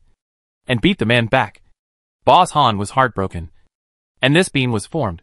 The base's two strongest teams were at odds. Although it was not on the surface. But with a little bit of careful observation, they could find out about it. The man had also just exploited the fact that they were new to the base. Jiang Buwei didn't have full faith in what the man said. But there was useful information that could be extracted from it. So it wasn't a waste of feelings. After circling around, the men returned to the shanty town at the beginning. Jiang Buwei purposely stopped outside the shanty town and handed the man a tightly wrapped black plastic bag. The final payment. The man was delighted. Before opening it, he did not forget to look around to see if there was anyone else. Before he dared to carefully open the mouth of the plastic bag. To see what was inside was even more excited. His hand shook a lot, and he thanked his employer. By the time they entered the shantytown, the man's face could no longer see any joy or excitement. Only a piece of fawning. Jiang Buwei and Chui Chanting looked on, but also had to give a nod of approval to this kind of film star level acting. Wait, film star? Chui Chant looked stiff. Took a serious look at the man's appearance. The more he looked, the more wrong. Because of the nature of the work of the man, and the word poof dirty face is irrelevant. Through the messy hair and weathered skin, demeanor can vaguely see the end of the world before the handsome and familiar appearance. In his heart, there are speculative candidates. But the gap between the person in front of him and the glittering person in the screen is really too big. He is a little afraid to confirm. On second thought, what's the point of confirming it? It's just adding to the sadness. Jiang Buwei and Bai Jiao don't look like the kind of person who would know a star. Naturally they can't see it. While Chui Chanting, as the only person who knows about the scene, has a hard time holding in his heart. Until he returned to the car, he had a strange expression. Jiang Buwei noticed him all the way, and only then opened his mouth to ask what happened. Chui Recitation hesitated for a while. Decided that there is no need to say it to reveal people's scars.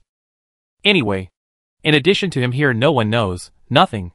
Just feel some familiar. Like a certain star. Somewhat like the young film star he loved before the end of the world, Shin Chi. Chui Chant sucked in a sharp breath of cold air when he thought of this. He finally remembered where that person was familiar. As expected, several people did not have any reaction. Anshin greeted several people and hurriedly sat down to eat. This side of the man pretending to look annoyed and disillusioned. Limping. Posture ambiguous into the plastic board surrounded by a small broken shed. A lift of the curtain. Inside, as expected, curled up before the little girl. Seeing the man in this manner, hurriedly worried to stand up. The result of the man entered the door, weakly chagrined look changed all of a sudden. He alertly closed the door, which turned back to the girl's silent maniacal laughter. The excited voice was forced down to a low, breathy whisper. Guess what's in here? Like a thief, he pulled out the hidden black plastic bag from his arms. The girl looked at the man with a rare look as if he was unveiling a treasure, and couldn't help but stir up curiosity and happiness as well. What aha! The rest of the voice was muffled tightly in her mouth by her own hands, only to see that the simple and ordinary black plastic bag contained, in addition to the 3 strips of compressed biscuits that had been promised at the very beginning, 2 packets of beef noodles, and a bag of old-fashioned big bread. But all of these things were nothing when they saw the 2 glittering grade 1 crystal cores in the corner of the bag. A level 1 crystal core was worth 10 pounds of rice and noodles 2 months ago. But since last week, the Bobcat squad had opened up a lot of popularity posts to the general public in the base to fight against level 1 zombies. and the general public had started to try to join the field cleanup squad. Level 1 crystal cores were no longer the legendary magic gems. Now, although it can't be worth 10 pounds of rice and noodles, it can still be exchanged for 3 or 4 pounds of rice and noodles. 2 is 7 or 8 pounds. Save enough for the two of them to eat for more than a month. The man and the girl's surprised and astonished gaze to the 2 crystal cores, to the 2 people. A person one. And a packet of compressed biscuits and a bag of instant noodles slapped in her arms. The tone of annoyance to send her off. What to look at? Quickly go back to your own house. Go, go, go, go! The girl was not annoyed. Smiling with her 8 big teeth exposed. Thank you, Uncle Chen. Chin-ji raised his eyebrows. Call Brother Chen. The employer this time was extraordinarily generous. Not only solving the dilemma of their lives during this period of time, but also giving him a rare respite. He could just take this time to replan and change careers in the meantime. The science post given by the Bobcat Squad not only pried the stupid hearts of many oppressed ordinary people in the base, but also loosened Chin-chi's already numb heart. Chapter 75, Wind and Snow. The weather after the end of the world is unpredictable. Like the mood of the people. At noon there are still a few rays of warm light. In the afternoon the wind and clouds suddenly change. The southernmost sky is already dark. Gloomy and thick as if the next second will be dripping a series of ink spots. A wind and rain to come mountains full of buildings of uncertainty. Their lorry after line of reinforcement. The chassis in the appearance of a stable batch. In the stormy winds and rains towering immovable. But next to those plastic boards or wood blocks built into the shed is not good. When the wind is a little strong, the plastic sheet or tarpaulin on the top of the head will be lifted away, exposing the shivering people inside the house, fearing that they will be blown away by the wind in the next second. As a matter of fact, his worries were not unreasonable. Jiang Bui quickly threw out the dark rattan and dragged a person, who was almost about to be swept up into the sky. The shrill and piercing screams of the woman, and the buzzing sound of the gusts of wind that poured into his ears made his eyebrows twisted into a small pimple. He was standing on the roof of the car, relying purely on the physical quality of a level 4 psychic, and the force of the dark vine tomatoes branches and vines to hold his position in the gale. The chaotic and hideous vines in the sky were flailing around him. And the whole person was like a demon that descended from the sky. Lonely and wanton. White Jiao looked at this scene under the lorry, and with a shiver in his heart, he rolled over and leapt onto the roof of the lorry, standing side by side with him. He inexplicably wanted to be close to him at this time. A little closer. A little closer. Jiang Bui pulled back another person, turned his head to look at the man who had unknowingly walked to his side. Frowned. This wind is too strong. Not right. Even though the climate was often chaotic and disorderly after the end of the world, it had never looked like the world was going to end in the next second like today. From the time they finished eating at noon, the animals had become very restless. Despite Jiang Bui's patience to calm and suppress them, they still wanted to rush out of this small tin box. Jiang Bui's premonition reached its peak when he heard Bai Jiao forcibly suppressing his irritation and telling him that the weather was about to change. Jiang Bui only paused for a few seconds and decisively said, "We're not going into the base. We can't afford the delay. Drive the car to a slightly open place and camp on the spot." Who knew that a few people had just started the car, and the next second the sky changed. Thus the current scene appeared. Jiang Bui's brows were heavy, looking at the large plastic sheds and rags in front of him were all swept up into the air by the gusty winds. And even between the dust and plastic bags in the sky one could vaguely see human figures tumbling around in them. Simply do not do anything, absorbing more than a dozen second-grade crystal cores in one breath.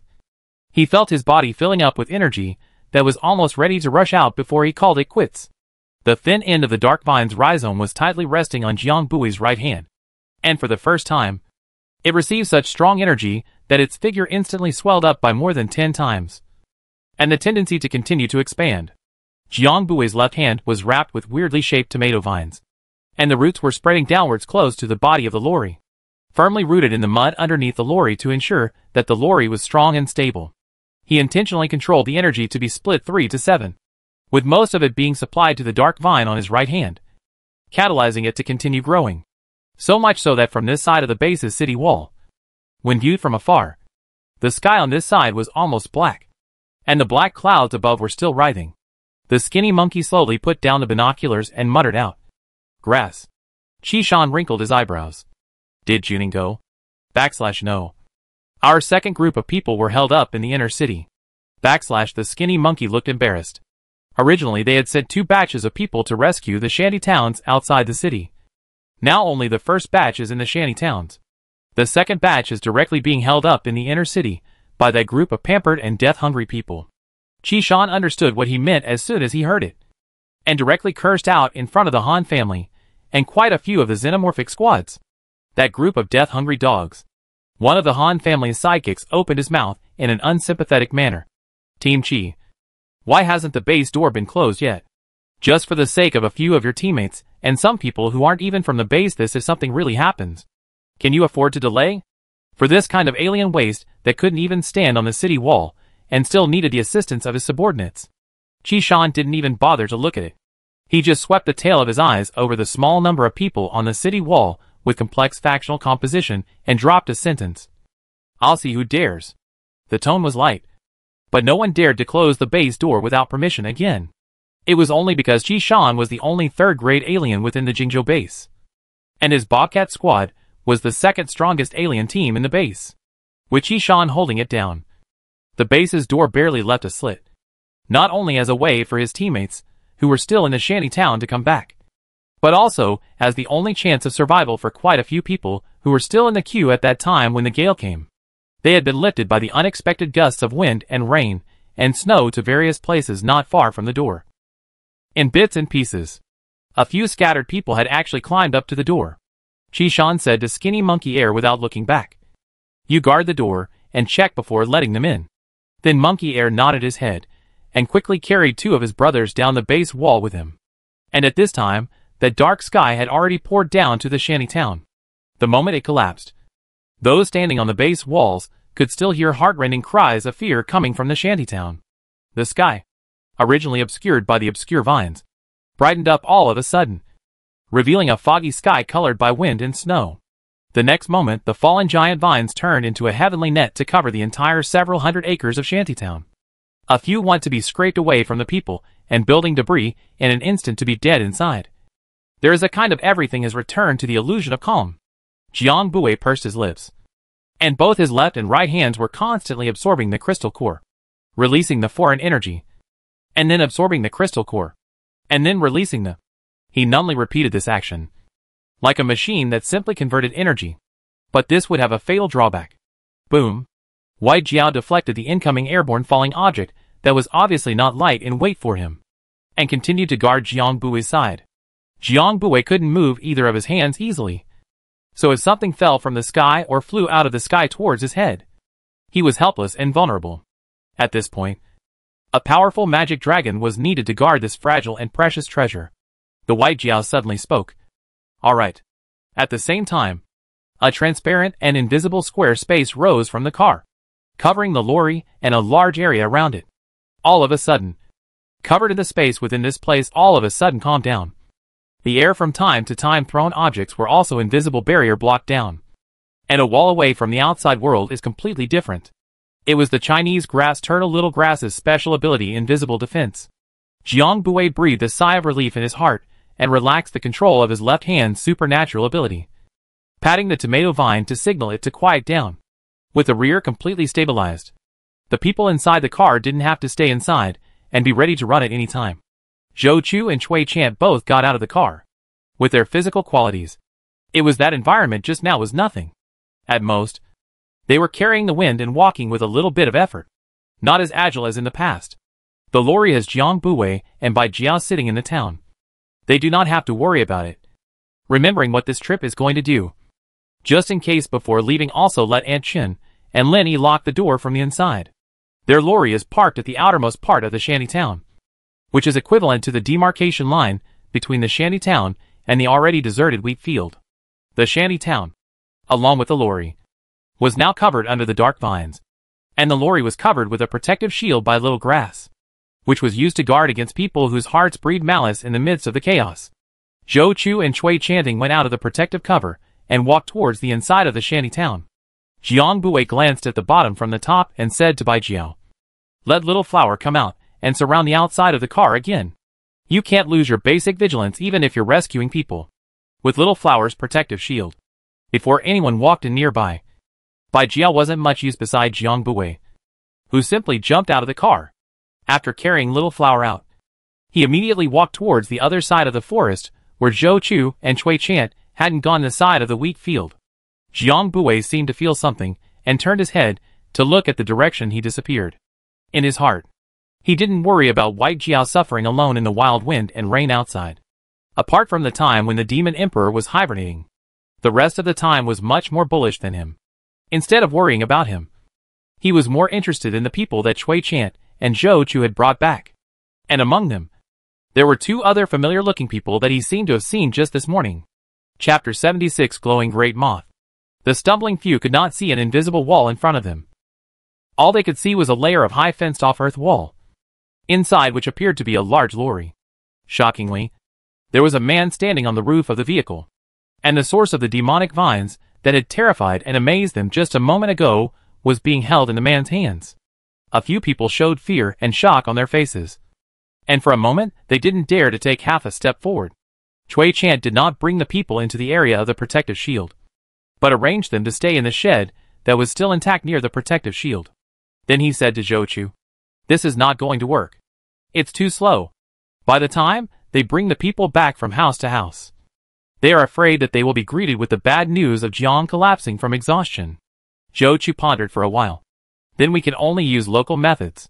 Turning his head towards Jiang Buwei up above, he shouted, "Brother Jiang." A loudspeaker. Before the words fell, 2 red and white loudspeakers were thrown down in response. Zhou Chu recorded and checked once, and after finding no mistakes, he hung the 2 loudspeakers on Chui's 2 arms. Mr. Chui, the man with the broken arm, was put into the car properly, while his 2 arms carried the 2 loudspeakers to the shanty town covered by the dark vines. As the dark vines were able to temporarily isolate the zombies, the loudspeakers were turned up to the highest volume, so that everyone could hear them from a mile away. Listen to the people inside quickly evacuate to the eastern periphery of the shanty town. Security will be removed in 10 minutes at the most. The repeating female voice quickly spread throughout the shantytown, and countless people who had survived looked up in surprise. "Brother Gui, what should we do?" In a small shed on the south side of the shantytown, the woman said to their little captain. Sun Guicheng gruffly looked towards the east direction that the loudspeaker was talking about, and made an instant decision. "We'll go too. No matter if it's good or bad. We have to go. Now that we're cut off from Qi, it's all the more important to find out what's going on." Another older man nodded in agreement. "And I think it should be a good thing this time. At least we've figured out that these vines up there aren't foreign plants without a master. As long as there's an owner, he should be stepping up at this time to protect the shanty town as well, instead of taking advantage of the chaos to devour the living things inside." The loudspeaker still had some effect. One after another, there were quite a few people coming towards the east side, and they thought that the base had sent people to save them, without much objection. But when they arrived at the designated place, apart from the people living in the shanty town like them, there were no official people from the base. This caused some people to gently retreat in their hearts. Some people couldn't help but question, "Isn't it the base that told us to come here? How come we don't see any staff? It can't be a trick on us." "Yes. Why is there no one? Why don't we go back first? Don't let people occupy the shed for nothing." The middle-aged woman was about to pull her child and turn around to go back. The person who spoke at the beginning of the conversation continued to ramble. "I think we all go back to it. This is not also nothing happened it." Bluffing a set of people. The words were interrupted by a cry of surprise. "Look! There's a car behind the wall." Sharper eyes added in surprise. "Is there a man standing on top of the car?" The earth wall had been reinforced and raised before their arrival, blocking the lorry to death, and unless they specifically looked, they could only make out a tin roof. The obscure light made it even more difficult to see that there was a man standing on top who had been silent all along. What the heck? Calling someone here without making a sound. Making a fuss. Many people in the crowd skimmed their lips, and most of them remained silent for fear of getting into trouble. Zhou Chu, who had been standing in the corner and was ignored. She held down the torch and raised it to indicate her position.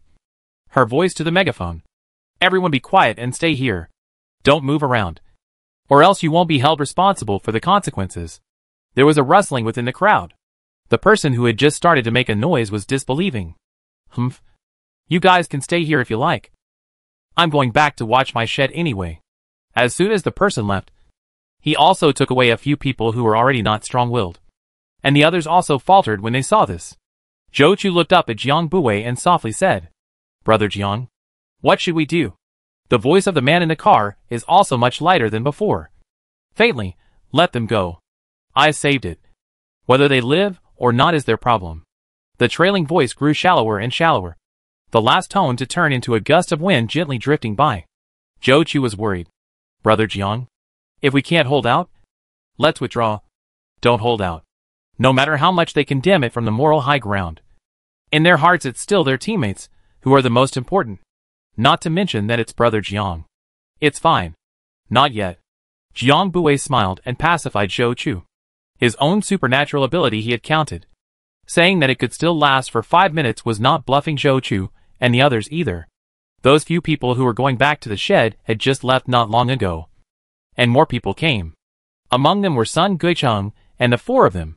Unlike the shantytown dwellers, they saw the presence of Zhou Chu and Jiang Buwei at a glance. Not only that, Sun Guicheng also saw the Xuanqi on Jiang Buwei's right hand, and his pupils drastically shrunk. And in the end, they actually all turned into the whites of his eyes. He softly reminded his teammate, "It's that person on the roof of the car." Then why? Can't hold up such a wide range of alien energy release for a long time. The older man explained to the woman for Sun Guicheng. As a matter of fact, such a wide range of alien energy release cannot even be done by Team Qi, let alone sustained for such a long period of time. The woman and teenager on the team explained in shock. "Uncle Kuan, are you saying he's even stronger than our captain?" This time the eyes of the people looking at the roof of the car were both shocked and scornful, with a hint of fear that they themselves hadn't even noticed. Uncle Kuan didn't answer, which in their eyes was a tacit admission. The 2 men sucked in a breath and did not dare to speak. After all, change the Qi team to this distance can hear their voices. Not to mention the person on the roof of the car. Sun Chumgui quickly made a decision. "We also go to find someone. Xiao Luo, you first draw a road out." The teenager froze for a moment when he heard the young captain name himself and quickly answered yes. Then his entire body turned into a giant firefly. As soon as the firefly appeared, it instantly illuminated a large part of the surrounding area, and also illuminated the stunned expressions of the group of people. Naturally, it also fell into the eyes of Jiang Buwei and Zhou Chu. The firefly, which was the size of an adult, flew in a circle around the crowd. Miraculously, wherever it passed by would leave behind a bright band of light, gradually forming a radiant path of light. Jiang Buwei glanced at the light source with his afterglow and his eyes lit up, turning around to watch this amazing operation with fascination. Bai Jiao leapt onto the car in a single step to see what he saw with 2 glowing eyes. His steps lurched, and he looked to where Jiang Buwei's line of sight was. A large glowing moth. Jiang Buwei detected a familiar scent and wondered, "What have you been doing?" Bai Jiao pulled up his sleeve's hand, and in his palm was a large handful of level 2 crystal cores piled up into a small mountain. Jiang Buwei was stunned and peeled open his pocket to let him put it in. Bai Jiao was a big man with big hands, and he moved as carefully as possible to put the crystal cores, which were no bigger than grains of rice, into Jiang Buwei's jacket pocket. Both men's spirits were focused on the small jacket pocket. Their bodies also involuntarily moved closer to each other. Jiang Buwei raised his head and just wanted to say something, but then he stopped. Bai Jiao is more than half a head taller than him. At this time both of them lowered their heads. Jiang Buwei raised his eyes at this angle, and saw Bai Jiao's pair of incredibly long eyelashes fluttering gently. Underneath the eyelashes was a pair of narrow inner eyes. And now those not-so-big eyes were staring intently at Jiang Buwei's pockets and the movements of his hands. Jiang Buwei suddenly felt his heart jump uncontrollably. He stiffened a little and slightly tilted his head sideways, gently letting out a sigh of relief at an angle unseen by the man, who was seriously lowering his head in his movements. "Okay. Okay." As soon as the words came out of his mouth, Jiang Buwei wanted to swallow them back, angry at himself for stuttering when he spoke properly. White Jiao did not notice Jiang Buwei's subtle thoughts, and only after pouring the crystal nuclei did he realize that the 2 of them were leaning a little bit close to each other. His sense of smell, which was indirectly malfunctioning just now, was suddenly sensitive like a canine, smelling the scent that Jiang Buwei carried on his body, and his cold white ears quickly reddened. The plate inch that was attached to his scalp couldn't cover the blushing ears at all. Fortunately, Jiang Buwei thought that he had just been blown red by the wind and snow outside, which avoided an embarrassment. Jiang Bui thought that this handover was finally over, and did not move to breathe a sigh of relief. In the end, before the gas dissipated, he saw Bai Jiao brushing and pulling again. He tore open the velcro of his jacket pocket, revealing the various colored crystals bulging inside. Jiang Bui, the first thing you need to do is to get rid of it. Judging that the few people in front of her are temporarily friends, Zhou Chou began to admire the firefly's figure. Looking at it, she didn't know what kind of wind she had drawn. Why she idly glanced towards the roof of the car. Just this one glance. She felt that both of her strokes were going blind. Her two big brothers were snuggling up to each other, as if they could no longer see anyone else in their eyes. Zhou Chu could see pink bubbles gently swirling around them. Swirling ah. Swirling ah. Swirling ah. She took a sharp, deep breath, afraid that she was going to faint from excitement in the next second, waiting for Bai Jiao to empty his upper and lower 4 pockets. Jiang Bui has completely calmed down. His heart is like still water, and the deer are tired of jumping. Jiang Bui looked at the grade 2 crystal cores that were simply and exaggeratedly poured into a large pocket at the back, and then looked at Bai Jiao, who always had a cold look on his face, and fell into a deep silence in his heart. Was he usually too protective of the former demon emperor? On this side, Jiang Bui absorbed the crystal cores to release his supernatural energy while falling into regret that he hadn't made enough use of Bai Jiao's possessions. Over there, more people gathered under the car's floor at this moment. All gathered in front of the earth wall in front of the car wanting to make a statement. The person who shouted the loudest questioned Zhou Chu, "Aren't you from the base? Why don't you just take us to the base? Let us spend our time here waiting to die."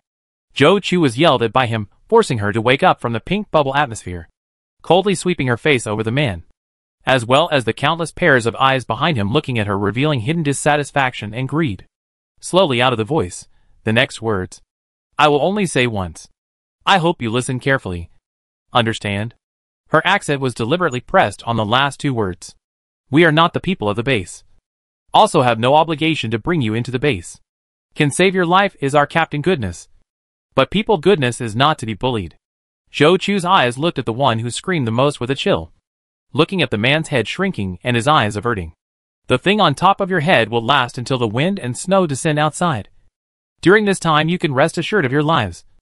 But please don't run out of the range of the circle of light drawn by this little brother just now, or else you won't be held responsible." Jiang Bui stood on the top, originally intended to stop the words at the sight of Zhou Chou. This small powerful look child stopped his voice, whispered and laughed. "Knock. Knock." Jiang Bui squatted down and gently knocked twice on the tin roof, reminding the car and Zhou Chu time. There is still 1 minute.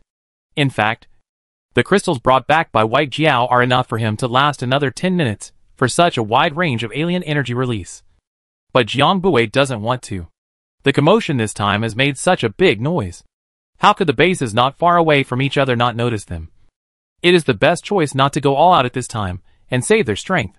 Besides, does he have the word priest engraved on his brain? Chapter 77, Countdown. Zhou Chu will understand. Knocking on the car window to let Cui Chan's 2 stray arms hurry back. The countdown has begun.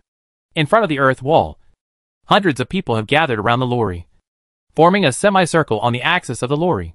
Hearing Zhou Chu's implied warning, they had to settle down a lot. But it is not clear whether their hearts are really convinced. "No. You guys can stay here if you want to listen to people. I'm going back anyway." An indignant voice interrupted the countdown in Zhou Chu's heart. She and Jiang Bui looked at each other and frowned. The man even said as he walked, "Really? Not letting us into the base and making us stay here.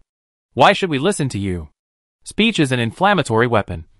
Many people in the room were shaken by his words. In the end, there were many who followed him, and the ones who left were adult men who were at least neatly dressed to keep warm. Most of the people who stayed behind thought that they could take care of each other by staying here, and that they had no valuable things at home to go back to. There are also many people worried. "Guan Lao Si go back. Will not be to turn over our shed, right?" Once this was said, many people hurriedly followed back. Jiang Bui didn't care about those who left, because he couldn't separate his mind from them anymore. He was able to feel the impact and resistance of the dark vines had increased quite a bit, and the wind and snow outside had risen instead of falling. 10, 9, 3, 2, 1. Jiang Bui roughly swept the circle of light paths underneath, and his right hand began to withdraw its force. Under the car, hundreds of people, under the team in the twinkling of an eye, gone 50 or 60 people. No, the inside story did not go to stop. Acquiescence, they themselves give up the opportunity. Chui Chant also got out of the car, moving his arms twice, looking at the roof of the car with worry in his eyes. He was guarding the front of the lorry with Zhou Chu, his body hidden towards the direction of the four aberrants, with obvious defense. Those four people were the first among the hundreds of people to notice the bright light from the northwest. And the light was still expanding. He's even managed to last this long. Damn it. Xiao Luo forgot to avoid the sound of his voice at this time, and exclaimed. The people in the shanty town finally saw the scene in the northwest. Those who could see clearly all sucked in a breath of cold air. Simply a hell on earth. Countless sheds in the white sky. Cars were rolled into midair. Gradually formed a powerful small tornado. No one cannot be sure that that tornado is not their possible chat over the sky companions. And the head of the strange things are rapidly disappearing. Guan Lao Si and the others. A timid voice from the crowd reminded people that there was another group of people hell-bent on returning to the shanty town. Speak of the devil. The chanted Guan Laoshi came back with a scattering of people farting around wildly, while behind them the black and white sky was rapidly handing over each other's territory. The white sky was particularly terrifying at the moment, falling behind the few people like a shadow, while those few people were desperately chasing after the black sky that was shrinking towards their side. Guan Laoshi and the others almost cried out in joy when they saw the people over here. Save me. Quick. Pull me. The large open mouths choked on the gusts of wind and coughed repeatedly. Jiang Bui's eyes were focused on the huge dark vines above his head, and the wind and snow that would soon be sweeping through the night. His heart and mind tensed. Even if Guan Laoshi ran as fast as he couldn't outrun the speed of the gusty wind and the withdrawal of the dark vines. And soon the wind and snow rolled straight towards him, and the people who were still under the shelter of the dark vines were all blown by the wind and snow and made their feet slippery. Then in Guan Laoshi and hundreds of people, under the line of sight of gray and black vines, stopped narrowing the range. The crowd just wanted to breathe a sigh of relief to see the vines even quickly droop down to grow. A look to cut off the outside world of the wind and snow posture. Guan Laoshi secretly said bad. Afterglow glimpsed the corner of the clothes of the person in front of him. Seeing that his hope of survival was about to be shut down, he pulled on the corner of his coat and dragged it backward with all his might. He himself, on the other hand, used the force of the pushback to frantically run towards the front, finally scurrying in at the last moment before the gate closed. Jiang Bui retrieved a large portion of his supernatural energy before letting out a long sigh of relief, patting the dark vine reassuringly and feeding it a handful of the crystal cores given by the white Jiao. After a handful of second-grade crystals, the dark vine immediately came to life. Level 2 crystal cores were easy for them to obtain. But the problem was that in order to obtain such a large pile of level 2 crystal cores in a short period of time, they would first have to find thousands of level 2 zombies, and then finish them off. Jiang Bui looked at the dark vines that were now automatically close to the Gold Master's father, and simply had no face to look at them. He turned around and said to Chui Chant and Zhou Chu with his head down, "You guys get on the car first. By Jiao, and I will stand guard here." He couldn't move anyway, so he might as well let Zhou Chu and Chui Chant go back first to recuperate. After all, it would be a tough battle after the sky cleared. As for Bai Jiao, was it up to him where he was? Guan Laoshi, you returned my brother's life. It was you who pushed him. All of us, hundreds of pairs of eyes, saw it. The woman splashed and rolled around, vowing to make him pay for his life. So Guan Laoshi was startled, but he came back to his senses and did not take it seriously, hammering his legs sore from running. Smiling smugly, the king loses the enemy, just ha ha ha ha ha. Who let him run in front of me so much? The more he said, the more he felt how he reacted so quickly and valiantly at that time. The smugness of the meaning did not intend to hide at all. The woman's face iron blue piece, lips trembling. You beast. Turning her head to look at the onlookers, she found that everyone had averted their eyes, not wanting to intervene in this matter. Both the woman and Guan Laoshi saw this gesture of feigned deafness, one heart as if it were dead, the other laughing with joy. Unfortunately, the laughter was too shrill and noisy, unfortunately attracting the attention of Jiang Bui, who was resting with his eyes closed. Jiang Bui frowned, wanting to say something but swallowed it back by himself. He took the backpack that Tomato Vine handed up from below and opened it up to reveal the food that Auntie Chin and Zhou Chu had prepared for the two of them to pad their stomachs with. There were a few burgers and sandwiches that were easy to pick up, 2 bottles of mineral water, a large packet of marinated chicken claws, and even a box of homemade hawthorn candy balls. All of them were some theatergoers' things. Just short of a packet of melon seeds. Jiang Bui picked up 2 hawthorn balls and handed them to Bai Jiao without a trace, showing hidden dislike. Bai Jiao did not dare to complain, and honestly took 3 mouthfuls and swallowed them in one gulp. A long time of high-intensity release of foreign energy so that Jiang Bui really feel hungry. Bai Jiao went out for a while, although the time is short. But the energy consumed is not less than Jiang Bui. At this time is also hungry. 2 people put 5 or 6 ancient homemade sandwiches and burgers, all discs. Jiang Bui did not move the plate of chicken claws. Purely now do not have the leisure and elegance. Lazy nagging. That a big bag of soft rotten off the bone. Fragrant pop into the flavor of the sauce chicken claws all into the white Jiao's stomach. Even the bones have not escaped the fate of being crushed. His face expressionless, one after another swallowed into the mouth. Encountered bones biting muscle, even chewing or not chewing directly into the throat. Eyes fierce to eat a chicken claw like treating class enemies in general. Jiang Bui looked funny. Drank a mouthful of water to moisten his throat. After eating and drinking, Bai Jiao wanted to go out to search for the nearby secondary zombies. Jiang Bui stopped. A full 4 pockets plus a handful of crystal cores. Not to mention getting through this crisis. Even the next danger has already booked its share in advance. Jiang Bui sat down with his legs crossed and closed his eyes. In addition to his right hand absorbing and transforming the crystals from time to time, the whole person was as steady as a mountain. Not moving at all. Time passed little by little.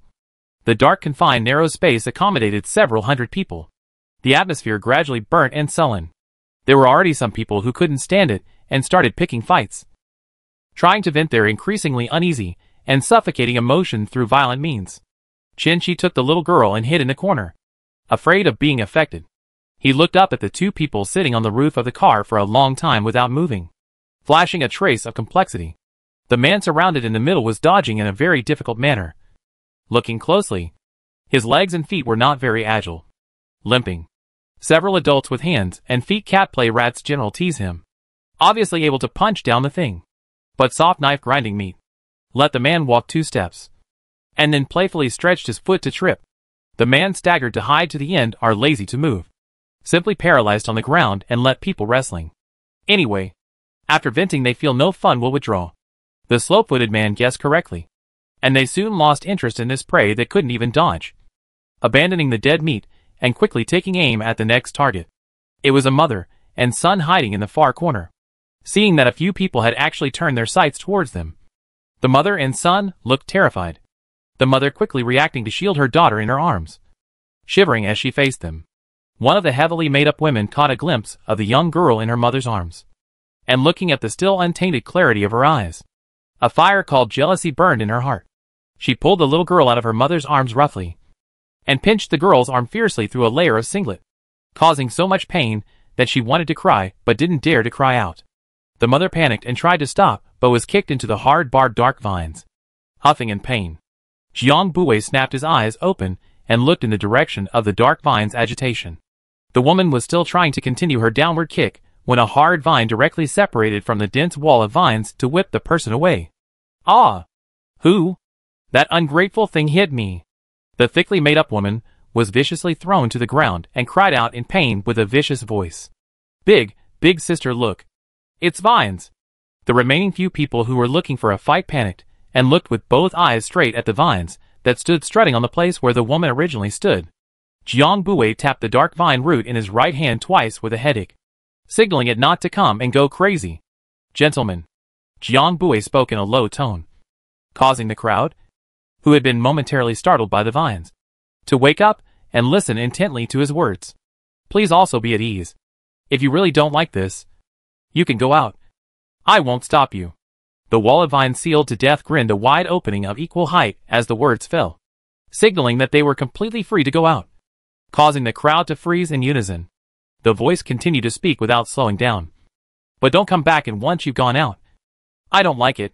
The words directly shocked some of the stupid hearts, forcing them to calm down. Go out? What a joke. The hurricane outside was so big right now. If they really went out, they were afraid that they wouldn't even be able to last a quarter of an hour. What a joke. The space where hundreds of people gathered together was actually without a single sound for a moment. Chapter 78 Chaotic Uprising. Most of the people sheltered in the dark vines thought that this hurricane would soon pass. But by the time, they were starving and in a trance but slow to get out. They finally realized the severity of the disaster. Despair began to fill the crowded, dark space, quickly burning everyone's heart like a fire. At that moment, the man on the roof of the car finally moved. An unusually tall, shaved man jumped out of the car and stood waiting for several large parcels. Bai Jiao easily carried a few huge parcels and walked to the front of the crowd. Standing still, his cool lips opening and closing, line up. The movement of his hand was unceasing. He didn't look at how these hundreds of people were lined up and whether it would be chaotic. Pulling the zip of the parcels, exposing piles of bread and compressed biscuits. The crowd who were still hesitant to listen to this man's breath stuttered. And you scrambled to line up. And even an argument arose. "All Lang. Take it." Jiang Bui probed and shouted. And Bai Jiao immediately turned back to catch the several cases of mineral water thrown down. Regardless of men, women and children, everyone had a bottle of water, a compressed biscuit, and a loaf of bread. This is Jiang Bui and his teammates discussed the decision. If this natural disaster really lasts for several days, how can people not eat and not excrete? If the disaster lasts for days, how can people not eat or excrete? We can't send Buddha to the West. At least we can't trap people here. But we can't have more. The first time I saw this, I was in the middle of a long journey. And I was in the middle of a long journey. And I was in the middle of a long journey. And I was in the middle of a long journey. And I was in the middle of a long journey. The only thing that you can do is to go back to your home. And then you can go back to your home. And then you can go back to your home. He doesn't want to see how much of a fighter Bai Jiao is. But as long as the group of people who distribute food do not take action, the people who make the demon will not stop. Because they don't think Jiang Bui and the others will really dare to make a move. Bai Jiao looked icily at the young man who lined up in front of him and smiled fawningly. You claimed it. Zhou Chu and Cui Chan, who had come down to help, saw Bai Jiao's undisguised killing intent in his eyes, and shivered in their hearts. Next, the young man who heard the next one didn't have the intention to move. He still smiled and looked towards Bai Jiao whose face was dark and gloomy. Big brother, please do me a favor. I can't get enough of this stuff for such a big guy. Just give me some more. Cui Chan couldn't help but interject. He was worried that Bai Jiao would kick him to death. There is only one serving for each person. If you take more, there will be someone who doesn't have any. Why don't you ask whoever doesn't want to eat? And you can ask them to let you have the meal. The young man's face now turned poorly. Without turning back, he could feel several burning lines of sight from his back that could stare him to death. I'm afraid that the moment he turned back he was faced with hundreds of people on guard. He grinned and played the rascal. Don't. A meal is only so small that everyone is not full. How can we not eat? Just this little is not enough for our children and old people here, let alone adults like us. Besides, here a few days do not eat a full stomach to replenish good nutrition. How to have the strength to deal with the outside so bad day will not let us starve on the outside to freeze it. Listening to Zhou Chu Cui chanting straight frowned. These portions are enough for an adult to consume a day's worth of basic consumption without moving. Furthermore, what the hell do they have to deal with? What does it have to do with them when they're being kept out by Jian alone in how bad the weather is? And I don't see you guys lacking that food. Right? Big brother. And this beautiful woman. Do you think I'm right? Can't have you guys eating and drinking and letting these hundreds of us gnaw on dry food here. Can you big guys? The young man got more and more excited. He had long stared at the two people on the roof of the car to eat a big bag of chicken claws. The end of the world happened almost a year, have not smelled the smell of meat. Just now smelled the smell. Hooked him straight to the mouth. Although the hundreds of people behind him were still intimidated by the previous strong hand. But the eyes that leapt with approval had already betrayed their true thoughts. Seeing that the few people handing out the food were not speaking, and assuming that they were moved by their words, the hundreds of people began to stir, rustling you and me to voice their opinions. Only a few stayed out of their discussion, not knowing whether they dared or did not want to.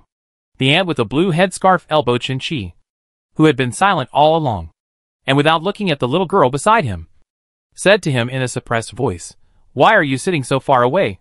You won't be able to snatch the food when it's time to collect it." Come on. Let's go together. Chin-Chi gently pulled away the ant's tugging sleeve and softly refused. We're already full. Thank you.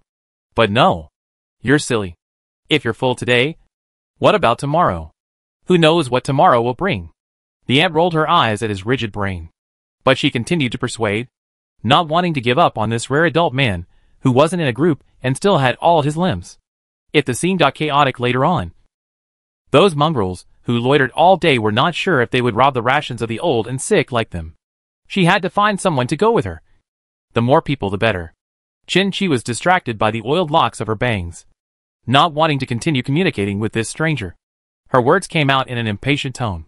Lazy to go. Please make way. Blocking my light. This dark light. Where is the light? Ant was annoyed by him. Dropped a sentence. Lazy death you forget. Rotten mud cannot help the wall of things. She was about to leave. But then her eyes rolled back. And she turned to the little girl she couldn't see at first. Girl, why don't you go with me? There are still a dozen or so of my people over there. We all go together. These hundreds of people can't believe he can still do anything to us? The girl hurriedly shook her head. Carefully glanced at the crowd that had already begun to consciously line up. Did not say anything. The ant hit a nail in the face of this ill-advised pair of large and small. And cursed and walked away. Uncle, what do we do? After the people left, the girl timidly asked his uncle. She was no longer young, but also knew that his uncle was a really good person. Bad-tempered but not bad-hearted. And how much he disliked and bullied her on weekdays was also for her own good. Chin-Chi rarely corrected that word uncle. Or perhaps his mind wasn't even there. No matter how much those fools pop up. Let's not get involved. After he finished speaking, he continued to stroke his greasy bangs. And the 4 members of the Bobcat squad on that end didn't participate in this chaotic uprising. They had brought their own dry food with them. And they hadn't even moved when they first received their food. The current situation caused their original plan to aid the shantytowns to be temporarily shelved as well. And there was the possibility of it being permanently shelved. Because of Jiang Bui's seemingly complete indulgence in their inactivity. Most of the people in the vines yelled. The trio standing underneath the car was uncharacteristically quiet, and took a few large steps back to leap onto the roof of the car to make way for them to take the stage. The action fueled the greedy human nature even more. And there were few who walked right up to the front of the earthen wall and knocked on it. Bai Jiao resisted the urge to kick down the hand that was holding down the earth wall and leaping upwards, unconditionally handing over the power of disposal and the right to speak to the youth who was still sitting firmly on the side. Zhou Chu and Cui Chant were also of the same mind, tacitly holding back their means of attack. Jiang Bui slowly looked at the crowd of people who were bouncing around underneath, silently calculating in his heart whether they had touched his bottom line and how to deal with them accordingly. He waited patiently for a reasonable moment, until an inconspicuous stone hit the roof of the car, smashed on the iron bang. The sound uncovered the deafness of the person on the roof of the car. Jiang Bui index finger movement. Just now also jumped up and down. The people were forced to collectively quiet down, because everyone's neck is strangled with a thin barbed vines. Just a little bit on the people can group closed eyes. The vine didn't actually come into contact with the skin. It just hung loosely around the neck like a harmless accessory. But everyone's hearts that were still restless a moment ago have now cooled down. Similar to an ice cellar. Jiang Bui slowly spoke. This time, you guys started it. It has nothing to do with us. Right? His eyes crossed over several people. His tone was kind. Earn gently.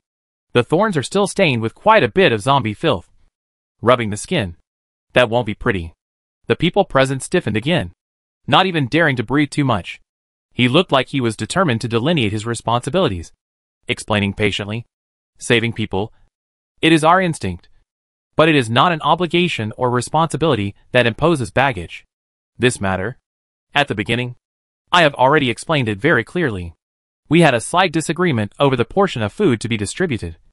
And a day's amount is indeed a little less than nutritious for an adult. That statement caused most of the people in the room to raise their eyes in surprise, thinking there had been a turnaround. Until they heard the next sentence, the room went deathly silent. But I hadn't intended for you to be full, as long as you could still breathe. Or else eat your fill and try to make something out of nothing, giving yourself the luxury of even catching your breath now. The meaning of the words was already clear as the tail tone fell. Since they had nothing to do first and broke the rules, they should pay some small price in order to keep the rules in place. Then I don't know if it was intentional or unintentional, but he directly hoisted up anyone who had risen up to the queue and still acted, densely hanging in the sky above, forming a scalp-numbing spectacle. For a while, miserable screams and pleas for mercy resounded in the sealed space. Jiang Bui had no intention of being soft this time, letting the sharp and piercing sounds linger in his ears. He also just let the grass tortoise block out the sounds outside the shield, leaving only a handful of strong dark vines outside to keep vigilant. Those who weren't hoisted up originally didn't dare to move, but soon they hurried to get out from under the considerable number of human chrysalises for fear of being stained by the disgusting excrement of the frightened ones. Jiang Bui's eyes skimmed away in disgust. Xiao Chao's protective wall could only block out the sound. It couldn't solve the odor problem once and for all. He had to open up a few ventilation openings in the tightly packed rattan wall, and the smell only then dispersed quite a bit. After doing this series, Zhou Chu and Cui Chanting saw that their own boss's face was not very good, but his demeanor was normal, so they hurriedly withdrew in a sensible manner. Only Jiang Bui and Bai Jiao were left on the roof of the car. After a long silence, Jiang Bui coldly voiced out, "Am I considered a very bad person like this? Bad but not completely bad. Dragging and dragging. Hypocritical to the extreme." Bai Jiao's serious face. "In our place, it is a little bad." "Well, bad, eh?" Jiang Bui turned his head in a sly manner. "You say it again." Bai Jiao. He didn't dare. The knot in his throat rolled unnaturally before he explained. "The people who can survive there don't think about that." Jiang Bui's original expression of "I'll quietly listen to your sophistry" froze at his words. Because strong people who have survived 9 deaths won't question their own personalities. They will only allow others to adapt to this rule. Instead, they themselves infinitely magnify and silently loathe their own evil in their minds. Evil itself is a weapon. So why what to put it down? It depends on just where you put it. And, Bai Jiao, one word, staring at Jiang Bui, said, "I rare your kind of table. Polite and principled kind." He reacted quickly to the table swallowed back. Look at his face of sincerity and pure love posture, forgetting that he used to be the most disgusted as the Sven scum and fake noble people. Chapter 79, Transforming Jiao.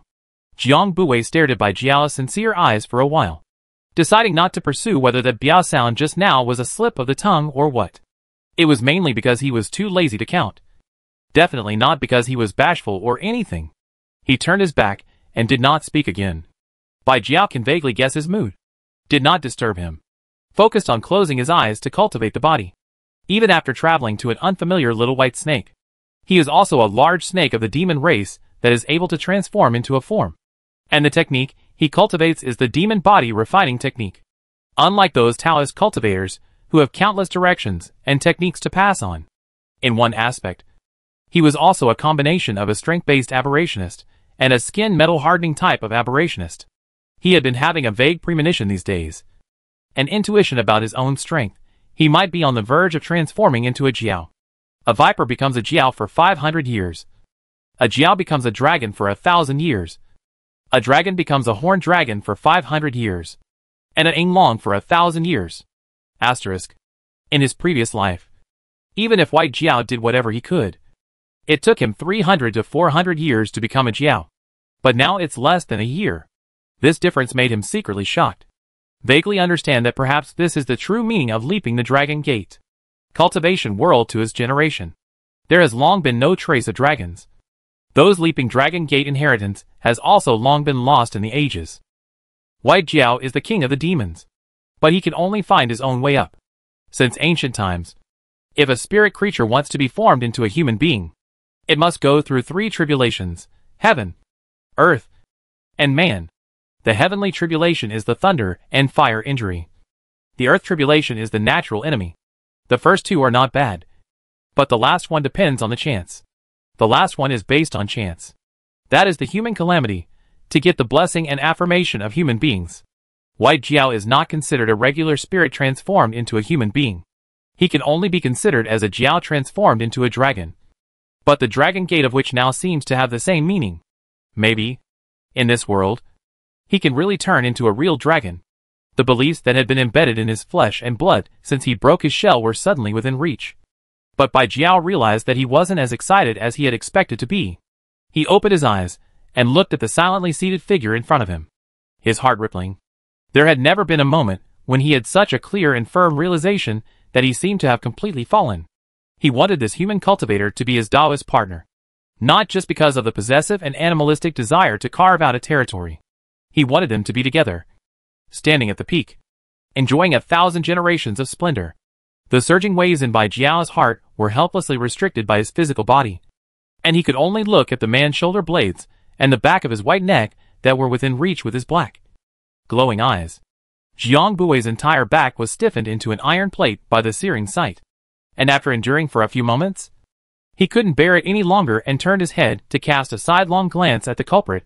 "Close your eyes." This one I breathed aloud Bai Jiao to see the strength hidden inside clearly.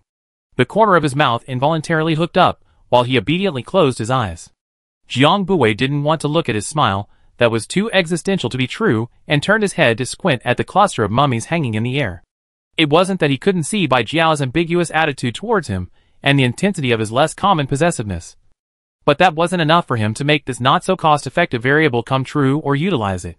In the former case, he couldn't control the consequences of this huge variable. The latter, he didn't want to. So some time ago, Jiang Bui had adopted an attitude of neither avoiding nor revealing anything. But now, Bai Jiao picked it out first. Jiang Bui had a bit of a headache and pinched the taut bridge of his nose. As an older female single male god, he has not eaten pork, but also seen the crazy appearance of pigs for love to live, for love to die, for love to clang against the wall. Really do not want to personally feel the scene. So in the end of the world this vile thing did not come before. He is ready to die alone. Animals around the knees of the preparation. Who knows? Fate is so unconventional.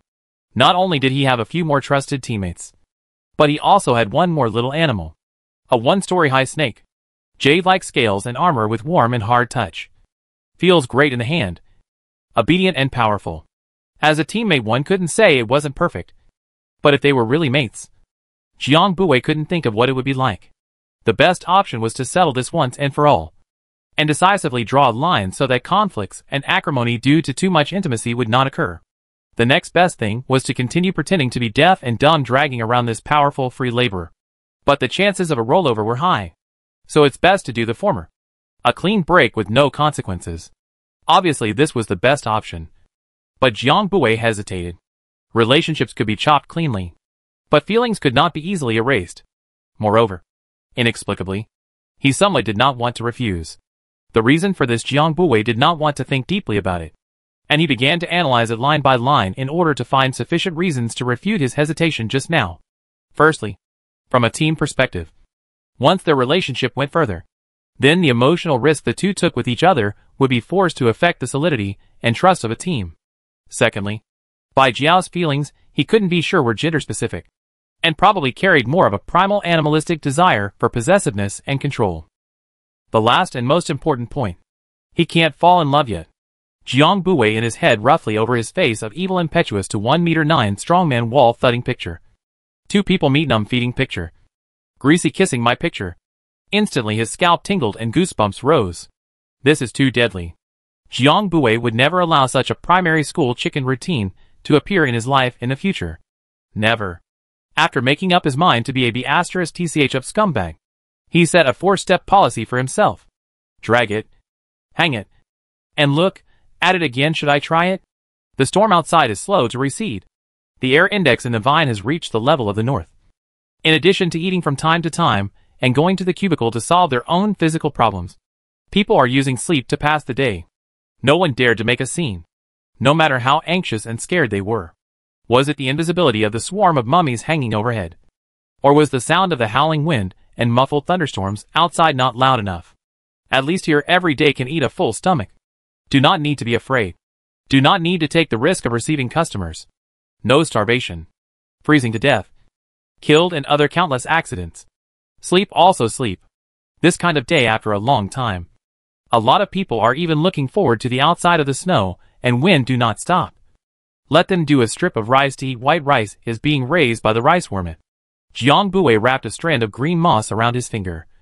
His right and left hands kept absorbing the crystal cores to feed the dark vines that had been functioning. And in the meantime, he warmed up and flirted with the new alien plants. White Jiao stared at his movements from the side with deep eyes and suddenly spoke.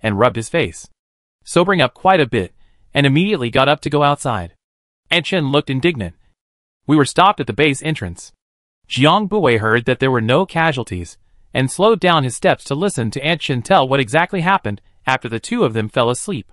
After Jiang Buwei took away the dark vines, those people hanging in midair were naturally untied and thrown in place. They thought they were outnumbered. And when they saw Jiang Buwei and Bai Jiao leaving, they thought that without the tiger, the monkey could be king. And they didn't put a woman and a stupid big man in their eyes. So they started to make trouble, and wanted to smash the car. Zhou Chu did not even blink, directly kicked out the front of the charge. And in the process, a small rain of high-temperature waves. This time completely honest. Most of the people had left, but quite a few were still hovering or sitting still around the car, hesitant to move. The impression of strong security left by dark vines still clear, ignoring the people who were trying to come around for shelter or food. The two men waited where they were until it was light before getting into the car and setting off, leaving behind a field of stunned and disappointed people. The earth was devastated after the natural disaster had wailed, littered with rubbish and plastic scraped from who knows where, and the shacks of the shanty towns were gone, turned into piles of dirty ruins. Only the rising sun overhead shed the only bright color between the gray sky and the earth, giving the people after the catastrophe a touch of hope. Chui Chant carefully bypassed the scattered ruins and rubbish on the ground, and walked for more than 10 minutes in a straight line distance of less than 3 miles in total. When they arrived, there were only a few scattered people queuing up in front of the base gate, but there were quite a few people on the base. All of them were holding guns, looking alert and scared, aiming their guns at the big lorry that was slowly approaching. Zhou Chu was ready to make a move, but strangely enough, this armed-to-the-teeth base guard did not have the intention to make a move. The people guarding the entrance to the base saw that the people in the car were actively cooperating, and did not want a vine to hang them directly, but also secretly breathed a huge sigh of relief. The clothes behind them were actually wet with sweat without realizing it, and it was very uncomfortable to be cold and sticky. The previous steps were very smooth, recording identity information, blood samples, laboratory tests, testing the level of alien ability, pay the head of the city fee. But in whether to enter the carriage to check this step but stalemate. The consul at the entrance of the base had a firm attitude, and must check their rear compartments, or else they would not be allowed to enter the base. The attitude of the people on this side was also very clear. You dare to move a little, try. Brother Zhang's intention is to enter the base with all the people and the car. Zhou Chu and Chui Chanting know that the Qingzhou base expressly states that vehicles are not allowed to drive in directly in front of the main gate. But to put it bluntly, those cars in the inner city can drive in directly. So how come they can't get in? Under the tough and unrefusable attitude is the absolute strength of the bottom of the air. The small captain of the base over there felt like he was soaked in a pool of ice water. The corner of his mouth stiffened with a polite smile, and his heart secretly complained of bitterness. The matter of the vines over there covering the sky for 6 days and 6 nights. The base should know, the people know. And now it is estimated that only the ordinary people in the outer city are still not clear. Now who still dares to stop this car people? But helpless Han team secretly gave him a dead order. Must thoroughly investigate the car people in advance to find out the other side of several people. In the end, what is the bottom? But Liang and the Han family did not send a psychic. Just a few ordinary people, plus a squad borrowed from the army. This is to be hard to investigate for fear of sending heads or too little. In the end, the small captain backed down, waving his hand to signal his men to release them. The men have long been unable to hold out. As if relieved, hands and feet numbly pull open the iron gate to release. The lorry slowly drove in, and just at the moment the body was all the way in, dozens of fiery red and flexible branches slammed into the lorry, wrapping around the body in an attempt to fling the several tons of iron lumps out. Fortunately for Zhou Chu, they didn't let their guard down. Zhou Chu simply followed the bodywork without getting on after they finished checking the vehicle, and she looked around all alert. It was only then that she directly melted the fiery red branch at the first opportunity, instead of being used for its beautiful appearance of flexibility and slenderness. The branches of this pot of mutant orchids were actually harder and sharper than 10 steel bars put together. An ordinary fire system simply couldn't ignite them. Han Yang couldn't believe it as he looked at the burnt and blackened breaks of the branches. This newly arrived second-grade mutant plant had a large portion of its branches and leaves burnt directly under the other party's strike. Originally, when he learned about the news of the powerful plant-based alien that had been spreading around the base in the past few days. He thought of a big loss he had suffered in a small county underneath. And it was that time that had made him lose his adult amongst the inner-city aliens. After seeing the familiar-looking man and woman who got out of the car to register, the resentment and sinister venom in his eyes were about to get out of control. Due to Jiang Bui's and their pedestrian strength and stance had already become an inscrutable exclamation mark within the base. All forces did not want to get their hands on it, and had tacitly pretended to be confused. This led to a situation that turned into various forces standing idly by, with only Han Ershao leading the bodyguards his brother had given him to pick a fight. Auntie Chen had made it clear what had happened, and both Jiang Bui and Bai Jiao understood the status quo. But Jiang Bui's mind was not here. He slowly, word for word, said, We've only slept for less than an hour, is that right? The tone of his voice was very purely questioning in meaning. After receiving an affirmative answer, he narrowed his eyes dangerously and headed out the door, hoping beyond hope that the performance of those little idiots outside would allow him to fully vent his depression and displeasure, and ease the sting of his brains clanking from lack of sleep. Chapter 81, Ransom. Outside and Zhou Chu confrontation is a team of young men and women standing lazily, hanging. Jiang Bui looked at the leader of the familiar people. The footsteps of the car lurched. The corner of his mouth hooked up a cold smile. Zhou Chu sidestepped, lightly dodged a fist-sized water balloon. Saw Jiang Bui, and Bai Jiao was certainly awakened. Cannot help but be more speechless to the people in front of him. Receiving Jiang Bui's affirmation, Zhou Chu this time had no qualms about striking a deadly blow. A high-temperature wave was thrown horizontally, and the ridiculously high temperature instantly emitted a gust of white smoke when it came into contact with the cool air. Han Yang's eyes widened as he watched the high-temperature wave that sought to wipe out their group, and he found that he simply couldn't avoid it. And in desperation, he yanked a man behind him to block in front of him. Ah! Ah! My leg dash! Ah! Several overlapping screams and cries of pain made the hearts of those observing from the shadows tighten, and they almost couldn't hold back from rushing out. Han Yang was also dumbfounded, as he looked at the person he had reached out and dragged in front of him, almost melted by the heat in an instant, and was already completely unrecognizable in human form. He was so scared that his hands were shivering, and hurriedly threw away the coke in his hand, wanting to find the alien behind him, but found that in addition to the person he had just dragged in front of him and directly burned to a charcoal, the other people all had different degrees of burns. Everyone looked at him with deep scorn and distrust in their eyes. The second young master wanted to find a support, but the result of a few people do not get close to him, all away from him 3 or 4 meters away, leaving him alone in the front.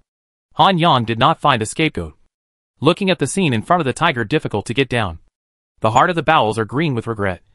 Not only regret did not listen to his brother's words to sneak out to find a fight, but also very remorseful that he in order to get rid of his brother did not have a beloved. And as a result of the present situation, seeing that Zhou Chu still has the intention to do it again, the person hiding in the dark can no longer hold it down. What are you doing?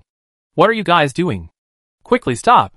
Zhou Chu raises his eyebrows, revealing an almost provocative look to the vast group of people on the city wall. And without even a hint of hesitation in his hand movements, he pours it on Han Yang's beaten face. Certain people on the city wall panicked. They didn't expect Jiang Bui and the others to actually dare to ignore the base so much when they first arrived, and actually dared to lay down their deadly hands right at the base's entrance. Those people had forgotten that it was that ancestor of the Han family who had made the first move, or the kind that would take a life as soon as it was made. Han Yang looked at the cloud of white smoke close at hand, his pupils shrinking in horror as he unconsciously shouted under his breath, "Brother, brother dash," when he despairingly realized that he couldn't move his body and was about to be melted in the next moment. A thick and tall earth wall appeared out of nowhere from the ground. In the next moment, the earth wall was impacted by an invisible wave of high temperature that collapsed in all directions, sending mud and sand flying.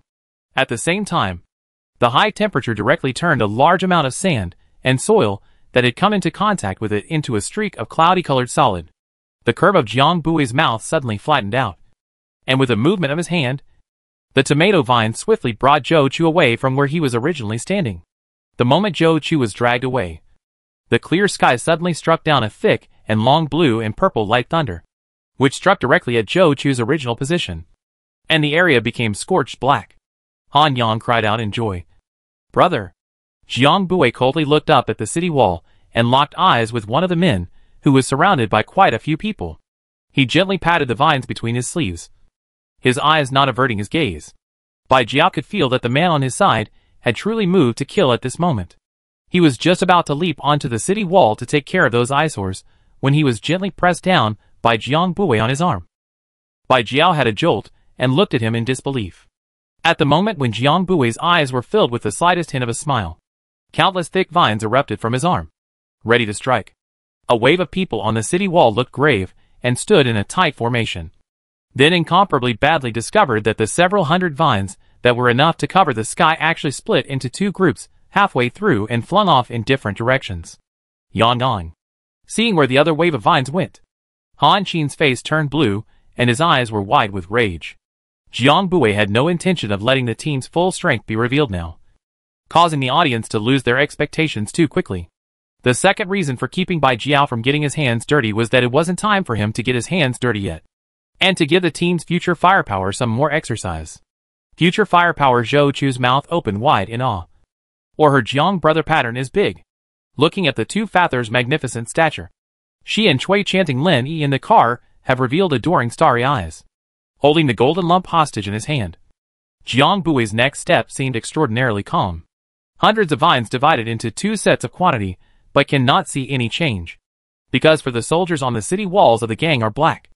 More or less really do not see the difference at all. Look at the vines are going to cover the whole piece down. When the love of the brother of the Han team, but what attack order did not dare to go down. Behind a group of men had to look at the hideous barbs closer and closer to their own, regretting why they have to follow the Han Qin on the wall to see the fun. Who would have thought that in the end a fire burned itself? While the crowd was in a state of anxiety, suddenly a less than harmonious voice rang out from their side. Seniors, do you still remember me? And that beautiful girl next door? We even exchanged supplies in a friendly manner back then. For a moment, everyone on the wall below the wall directed their gazes at that one extraordinarily discordant spot. Qi Shan was still smiling and beckoning, as if he didn't realize in the slightest what the surroundings and atmosphere were. The teammates beside him closed their eyes in despair, not wanting to look at the strange looks cast by the people around them. Forget about it. This wasn't the first time. They had all been through humiliating scenes before. The vast majority of them were just puzzled and shocked as to why Qi Shan and these lunatics knew each other. But listening to Qi Shan's words, they should have just known each other. They didn't care about this little incident. They all worked their own special abilities, no matter how Han team would fix them after Han Ershio was gone. They had to survive first. Who knew that the posture of the vine attack had really stopped? Zhou Chu was surprised. It's that ice alien? Jiang Bui withdrew his hand on the momentum. He originally did not intend to kill them all in one go, except for the Han family's share. The others were just to scare them. So many Xenos on the wall were afraid that the entire Qingzhou base's Xenos were concentrated up there. If he came a little, the entire base's protection and operation core would have to stop directly. He would not stay here all the time. When the zombies attacked the city, what about the people of this city? Where would they escape to? Regardless of what Jiang Bui had in mind. But in the eyes of outsiders, this was Qi Shan, and that group of crazy people have not shallow friendship even able to directly let the other side of the boss a sentence to stop. A time Qi Shan got the attention of all the treatment. Even behind him, the usual tiger head snake brain unreliable little brothers are well behaved a lot of people. The head of the light of Qi Shan's secretly bitter smile was held down the head to recognize the credit. Not all my credit. If not Han team does not order, it is still my turn here to give everyone a show. Everyone 3 times 5 times not to fight back? Which of the false love and on the eye of the behavior of the teammates for the attention? So that do not stand two neutral party moved to tears, but also succeeded in letting Han Qin black face, because they are no worries threat. But his baby is still in the hands of those people miserable waiting for him to save. Jiang Bui gauged that it was about time to air people out, and smiled as he made his own conditions to Han Qin. What? 2,000 second-grade crystal cores? Han Qin hadn't said anything yet, but his men couldn't take it anymore. There was also a weak addition. There are also 2 boxes of plant seeds, and 3 boxes of military and fire. Family Master, this can't be agreed to. This is simply a lion's mouthful. There was more than one person who was anxious. After all, the benefits of this move were too great for anyone to sit still. Apart from the Han family, other people who heard Jiang Bui's words all sucked in a breath of cool air in unison. Seeds and military and fire were fine. 2,000 second-grade crystal cores ah. Some of the middle and lower-level alien squads in the base didn't even have 10. And those people actually wanted 2,000 at once. If it wasn't the Han family, which family would be able to take out so many level 2 crystal cores at once? Someone quietly glanced at the group of people who were gloating and watching the show from the side. No. Maybe there was also the Bobcat squad. Qishan watched the play without changing his expression, oblivious to the various colors of eyes scanning over his body. What's the point of looking at him? Their Bobcats weren't as rich as the Han family. In this crowd, I'm afraid that only Han Ershio was blindly optimistic and let out a big sigh of relief. It's just 2,000 crystal cores? His brother would definitely save him out. The atmosphere on the Han family's side was heavy and stagnant to the point of being frightening.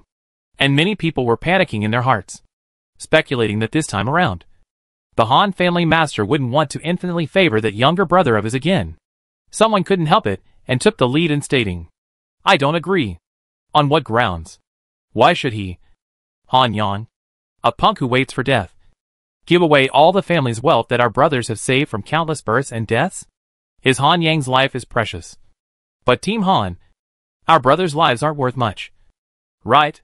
When these words came out, the gazes of all the people standing behind the Han family flickered. Han Qin tensed his face and never spoke, only staring sinisterly at Jiang Bui, who was leisurely leaning against the car body. Brother, why haven't you come to save me? I'm dying of exhaustion. In the silence, Han Yang was still complaining. This ignited the fury of all the Xenos who worked for the Han family. Even though Han Qin was a level 3 alien who could fight 10 with 1, he couldn't hold back the indignant malice of so many alienists behind him. He could only walk step by step into the trap that Jiang Bui had designed long ago. Just when Han Qin was about to redeem his brother against the unbelievable and angry pressure of the crowd, Jiang Bui gently put things back on track. Those 2,000 crystal cores were nothing to them at all. And his aim was the culprits, the Han brothers. Rather than using the results of all the Han family's desperate attempts to give him a chance to divert hatred and move the anger of hundreds of people to his side. I didn't want to take everyone's family fortune. I just didn't expect. Jiang Bui quadrupled the pressure again to the 2 Han brothers. Team Han is actually so brotherly. Actually, we can make a compromise. Team Han, this brother is golden. Let's do it this way. A head 700 second grade crystals. An arm 800 second grade crystals. Torso 300 crystals. A leg. A discount. Just 900 crystal cores. Jiang Bui gave a more favorable option with a sincere face. If one did not listen to the content of his words, one would be afraid to be grateful. With this calculation, it was surprisingly more expensive than redeeming the whole thing for a whole 2,200 crystal cores. Once the conditions were opened, everyone present was silent. The atmosphere was so stifling that even a pin dropped on the ground could be clearly heard. Only Qishan's face was serious as he sighed softly. Ruthless man. The Han family members looked different. Most of them actually had affirmative or approving expressions.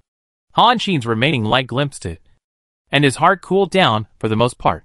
Most people now have only 3 words in their hearts for the calm and collected handsome youth underneath. Can't be messed with. Han Yang was still uncertain, his mouth stuttering. What do you mean? How did he suddenly start splitting up his body parts?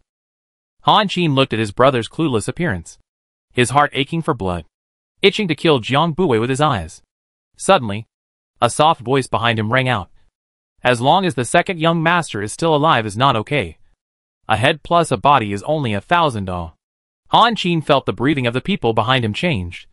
Fiercely turned back to stare angrily at the woman who did not know how to die, Lu Yin.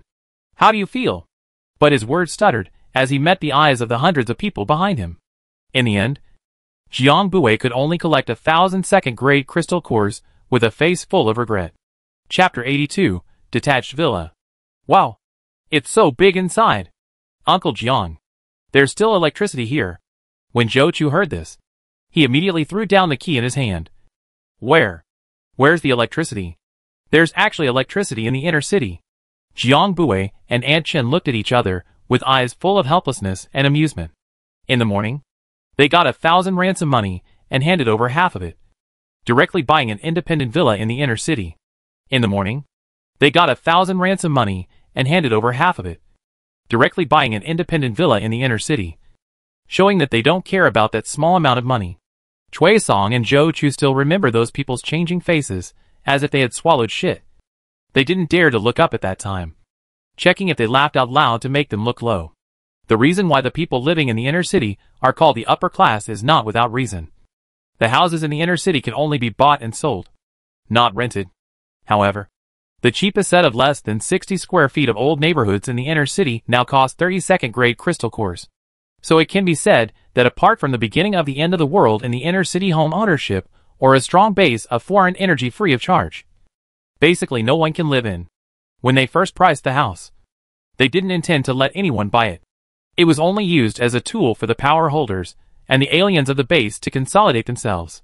When Jiang Buwei and the others moved in, it inevitably caused a big shock to some of the upper-class people in the inner city who only cared about enjoyment. These independent villas are only sporadically inhabited by a dozen or so villas, and their villas are uninhabited in the front, back, left, right, and the weeds are thick and half a man high. The two-story villas come with a large yard. A meter-high decorative fence cannot even guarantee the minimum privacy. Zombies' claw is probably gone. The good thing is that the place is large. Most of the resort, in order to fit the natural landscape design concept, are planted with flowers and grasses of the soil, occasionally paved a green stone path mixed in. This is convenient for Jiang Buwei and his family. When the Han family delivered the 2 boxes of plant seeds tonight, they can plant vegetables in the yard. Jiang Buwei can also open a piece of experimental field to test the supernormal ability. On the ground floor of the villa, there is a big living room. Besides the toilet and kitchen, there are 3 empty rooms that look like bedrooms, and 3 big, 2 small and 5 empty rooms upstairs, plus an open-air balcony. In addition to the toilet and kitchen and balcony can be recognized as a model. The other places, and the living room are all Jiang Buwei according to their own ideas to guess. The villa has been emptied, in addition to painting the walls and the water pipes and wires that cannot be removed. Like a rough house.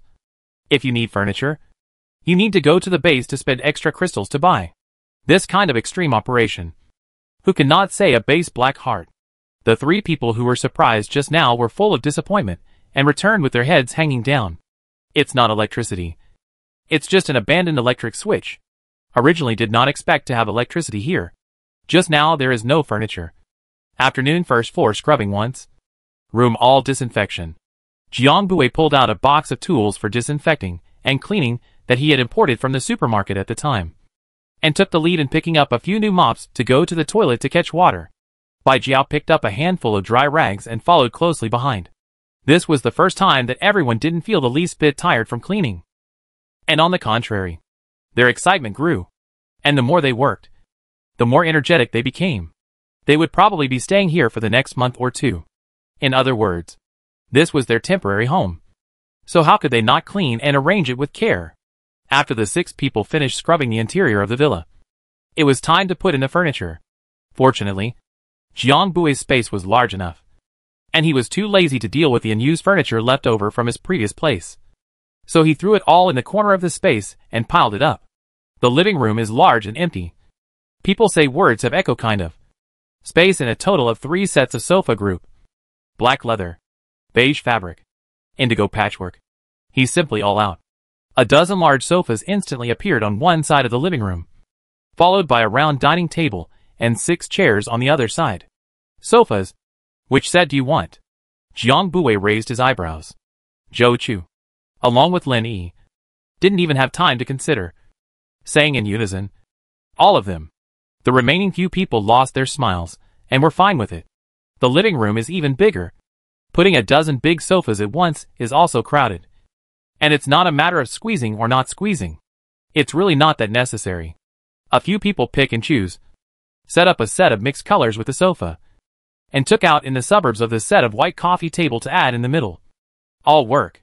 Cabinets, wall sconces, carpets, wall hangings, curtains, mattresses, 4-piece suits, pots and pans, slippers, toiletries.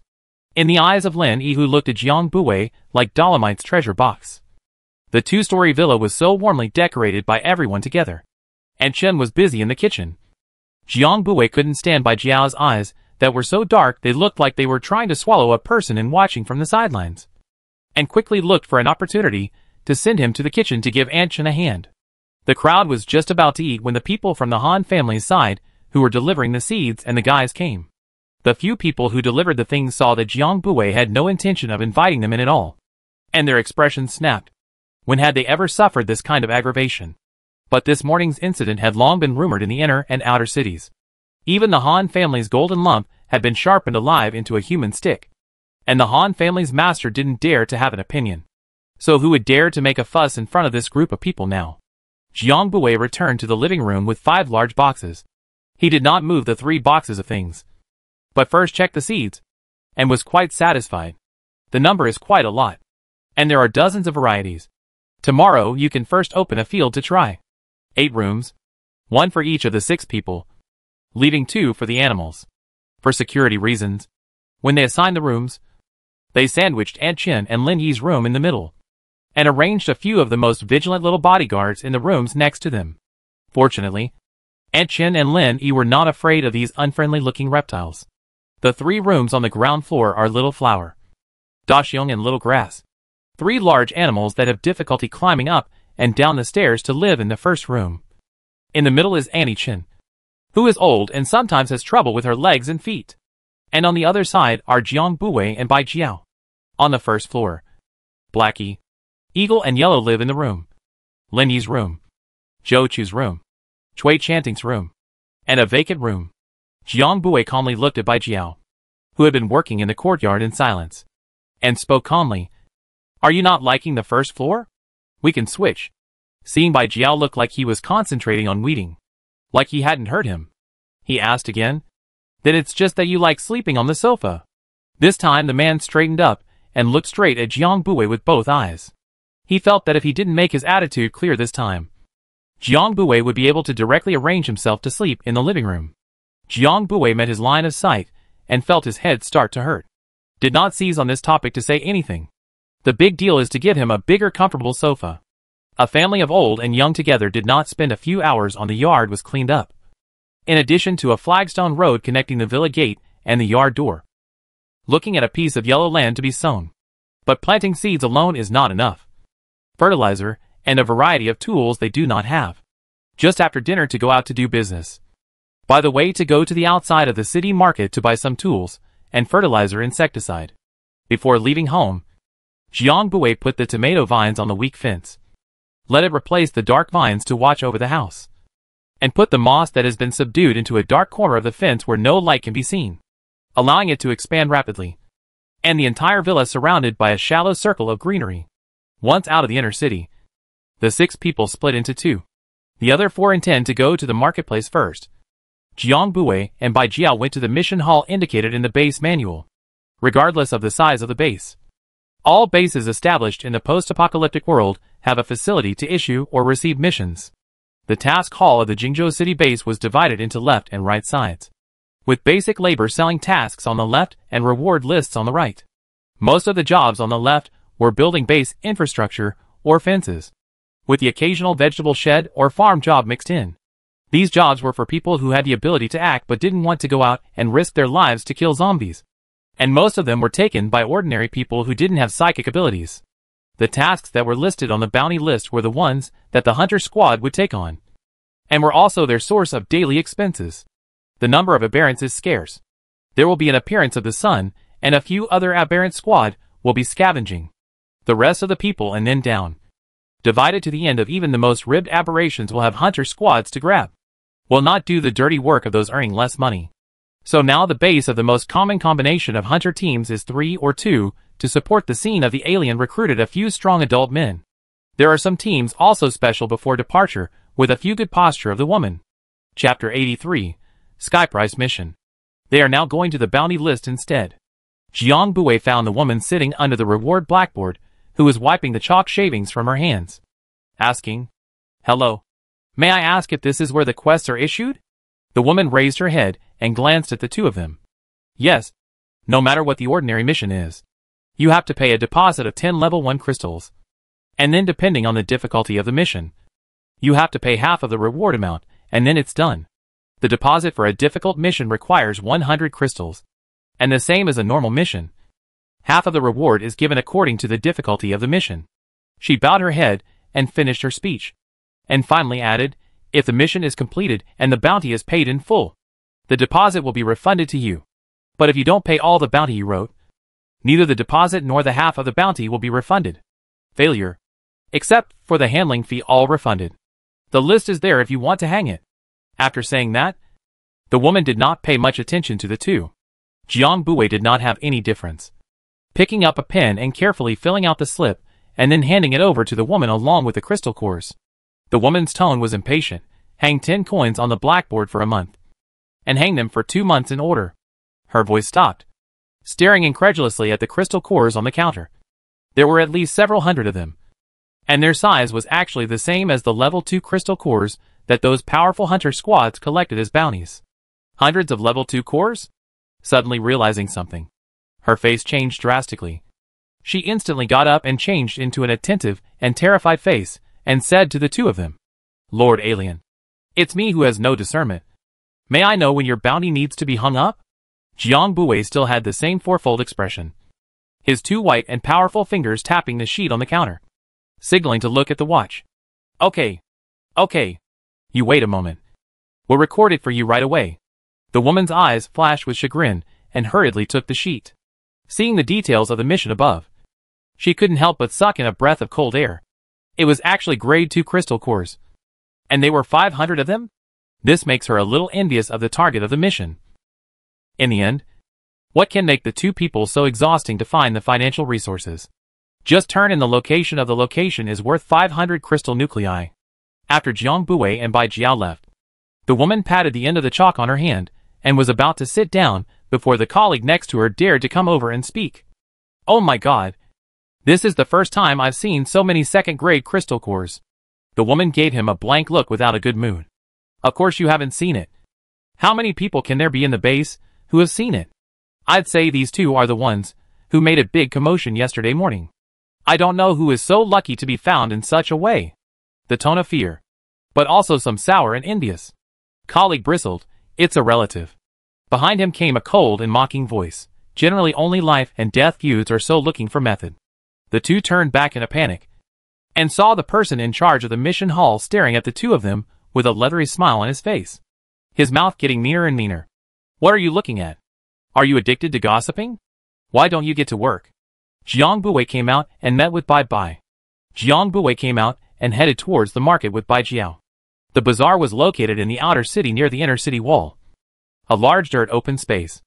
A huge contrast to the clean and tidy concrete floor of the inner city next to it. Absurd and commonplace. The bazaar was bustling. There were many people setting up stalls. And there were different things set up in front of them. Not only were there quite a lot of daily necessities, but there were also all kinds of valuable parts of exotic beasts and plants brought back by the hunter squad. And there were even gold, silver and emerald luxury goods, and all kinds of beauty and skincare products. The two of them walked and looked around. And they were not in a hurry to find their teammates. So they just wandered slowly, as if they were taking a walk. In fact, men's talent for strolling and shopping was sometimes even stronger than women's. Seeing the person in front of him stop again at a certain betting stall, Bai Jiao's eyes flashed with helplessness. And he could only act as a white-faced, black-faced doormat, honestly following behind to pay for the crystal cores. Jiang Buwei was not interested in the quilts placed in front of the stall. The cotton quilts in the space were enough for them to sleep for decades. He picked up the ultra-small children's clothing in front of the stall, measured it, and found that the shape was not quite right, and asked the boss suspiciously, "Is this one a defective product?" The boss, a young man wearing glasses, shook his head at the words and laughed. "This is not what a child wears. It's what the hairy children raised in the past wore."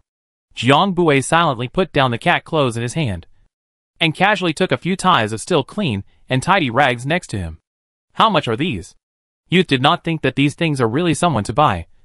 He is really desperate to take a chance. Hesitate for a moment. Or did not dare to ask for too hard. A packet of instant noodles or bread. Rice and noodles. If you look at the give, he did not have a scale. Where he lives is a shack fire is very troublesome. Or bags of fast food is more aspects. But now there is no room to be picky. Jiang Bui sharply gave a bag of bread. One of those very long bags of sliced bread. The youth froze for a moment. Hurriedly put the bread into the large bag containing fabric. And finally also gifted Jiang Bui a small bag of split needle and thread. Many people are not convenient to put into the space. Today out of the rush also did not take the usual backpack.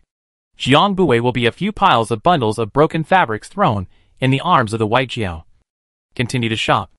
Bai Jiao arms already have a pile of this one on the search for good-looking fabrics. He easily picked up the material thrown over to turn in neat direction. To follow the people. Jiang Bui wasn't blindly searching for these small ornaments and scraps that probably weren't useful. He just noticed that lately Lin Yi was always pestering Aunt Chen to make her little not-so-flattering cloth dolls out of nice-looking scraps of fabric, and sewing along with them himself. This reminds him that there is still a child at home, past the age of cat dislike and dog disdain. It is time to invite people to love. Just now the family has the conditions to buy her some small toys and handmade raw materials. There is also Aunt Chen. Legs and feet are not very flexible.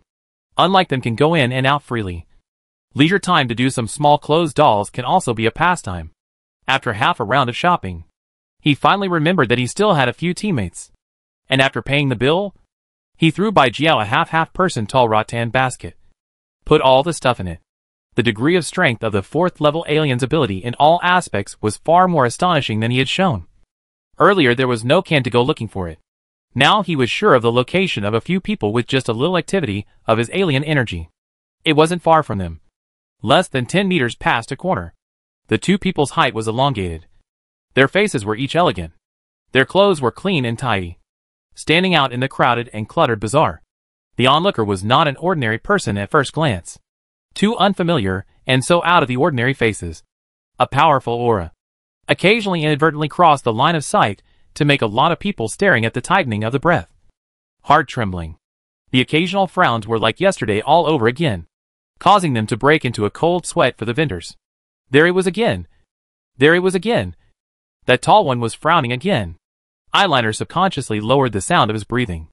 His heart howling silently and furiously. Bai Jiao frowned. 3 more flies. Jiang Bui patted his big stiff arms soothingly. Normal. Then he mentally took down his paw with some reluctance, looking with despondency at his by no means skinny, but by no means sexy and strong arm.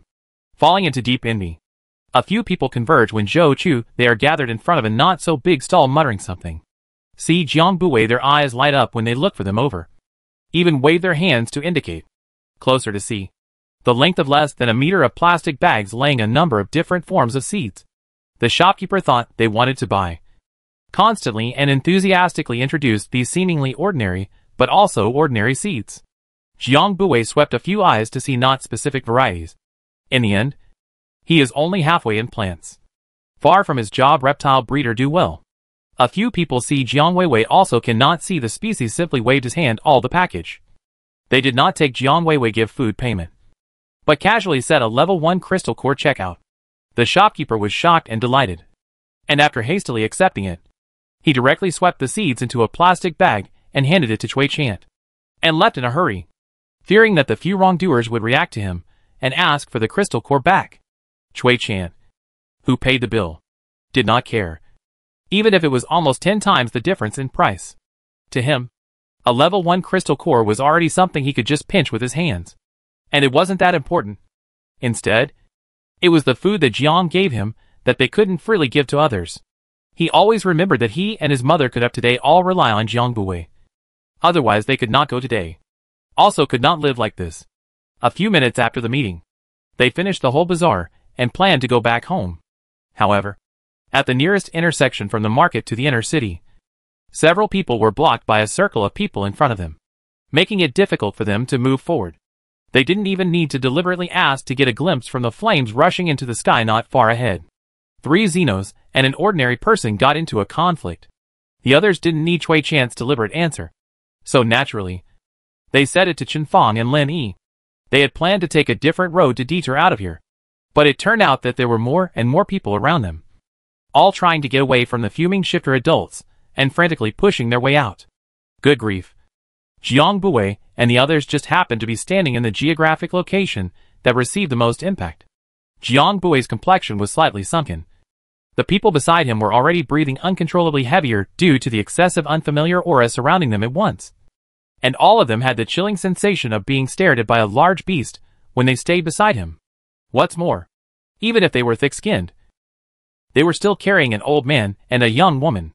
He frowned and casually righted Lin Yi, who had been knocked down by someone without noticing, and carried her to White Jiao Zhou-Chu's arms.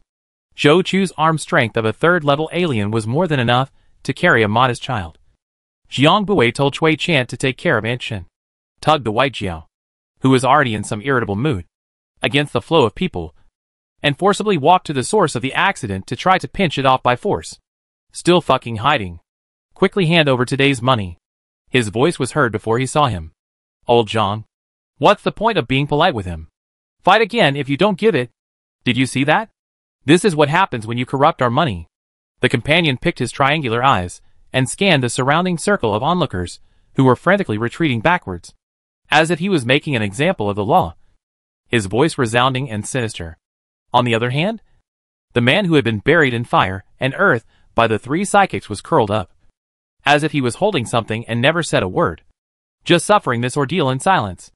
After the flies that were spying on Jiang Bui and the others in the dark recovered their sight that had been blocked by the waves of people, they discovered a terrifying fact. Their main surveillance target had actually disappeared in the blink of an eye. Chapter 84 Planting.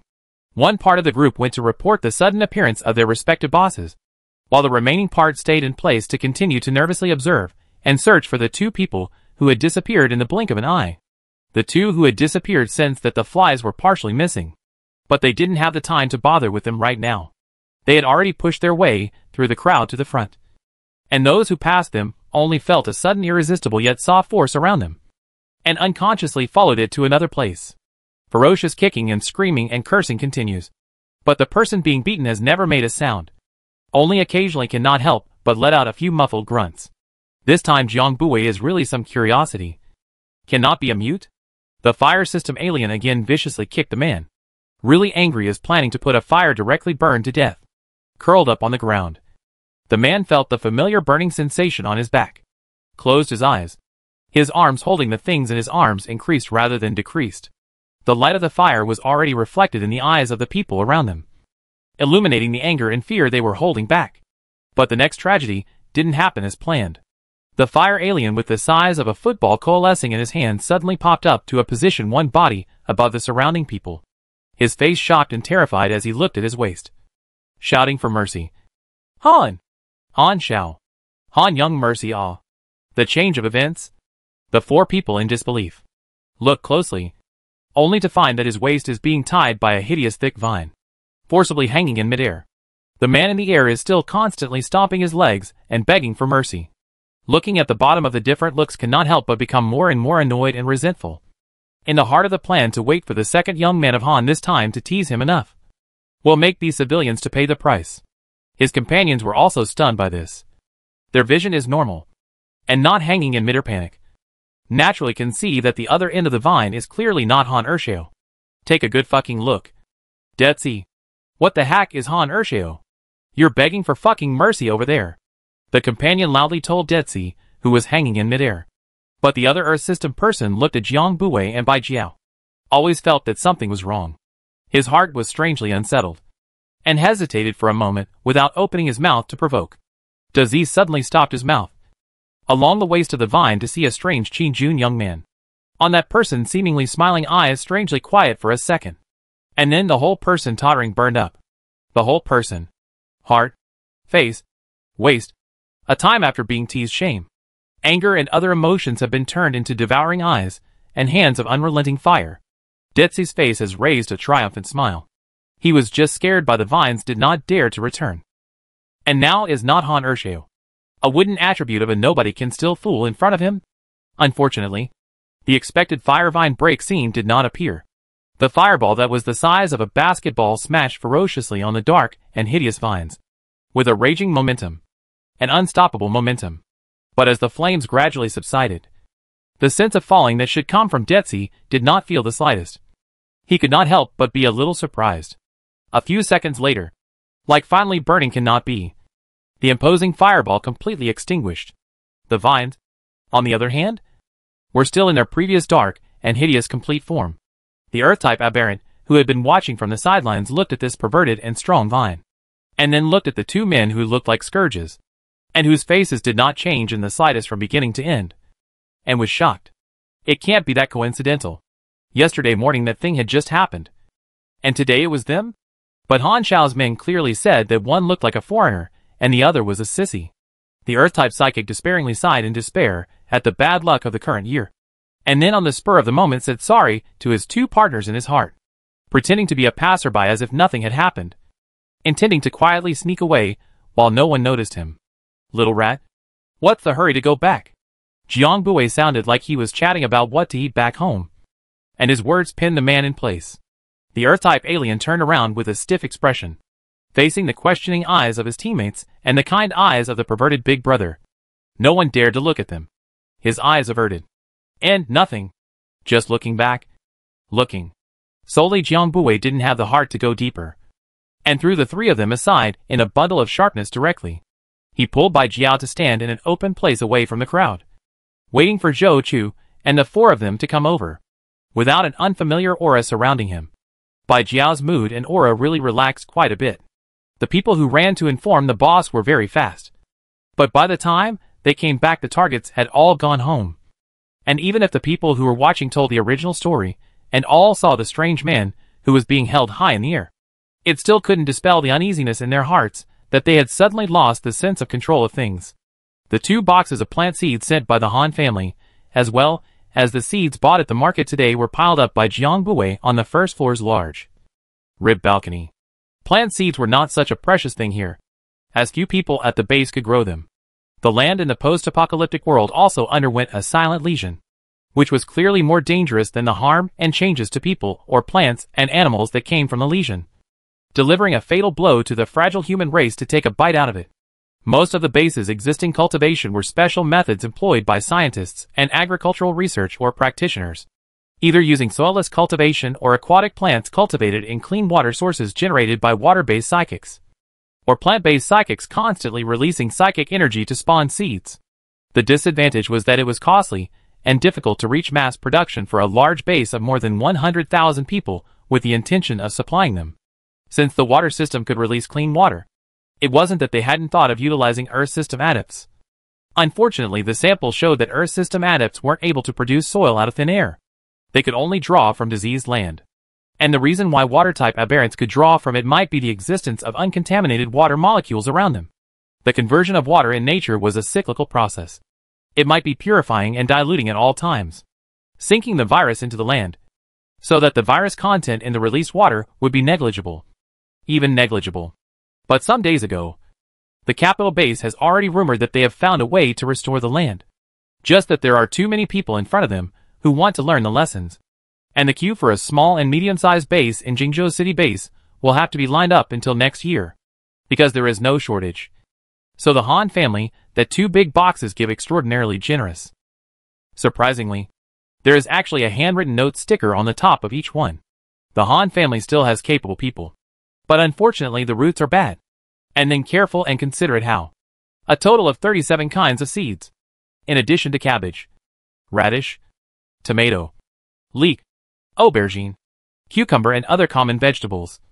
There are some farmers' less common species, such as celery, cauliflower, melon and so on.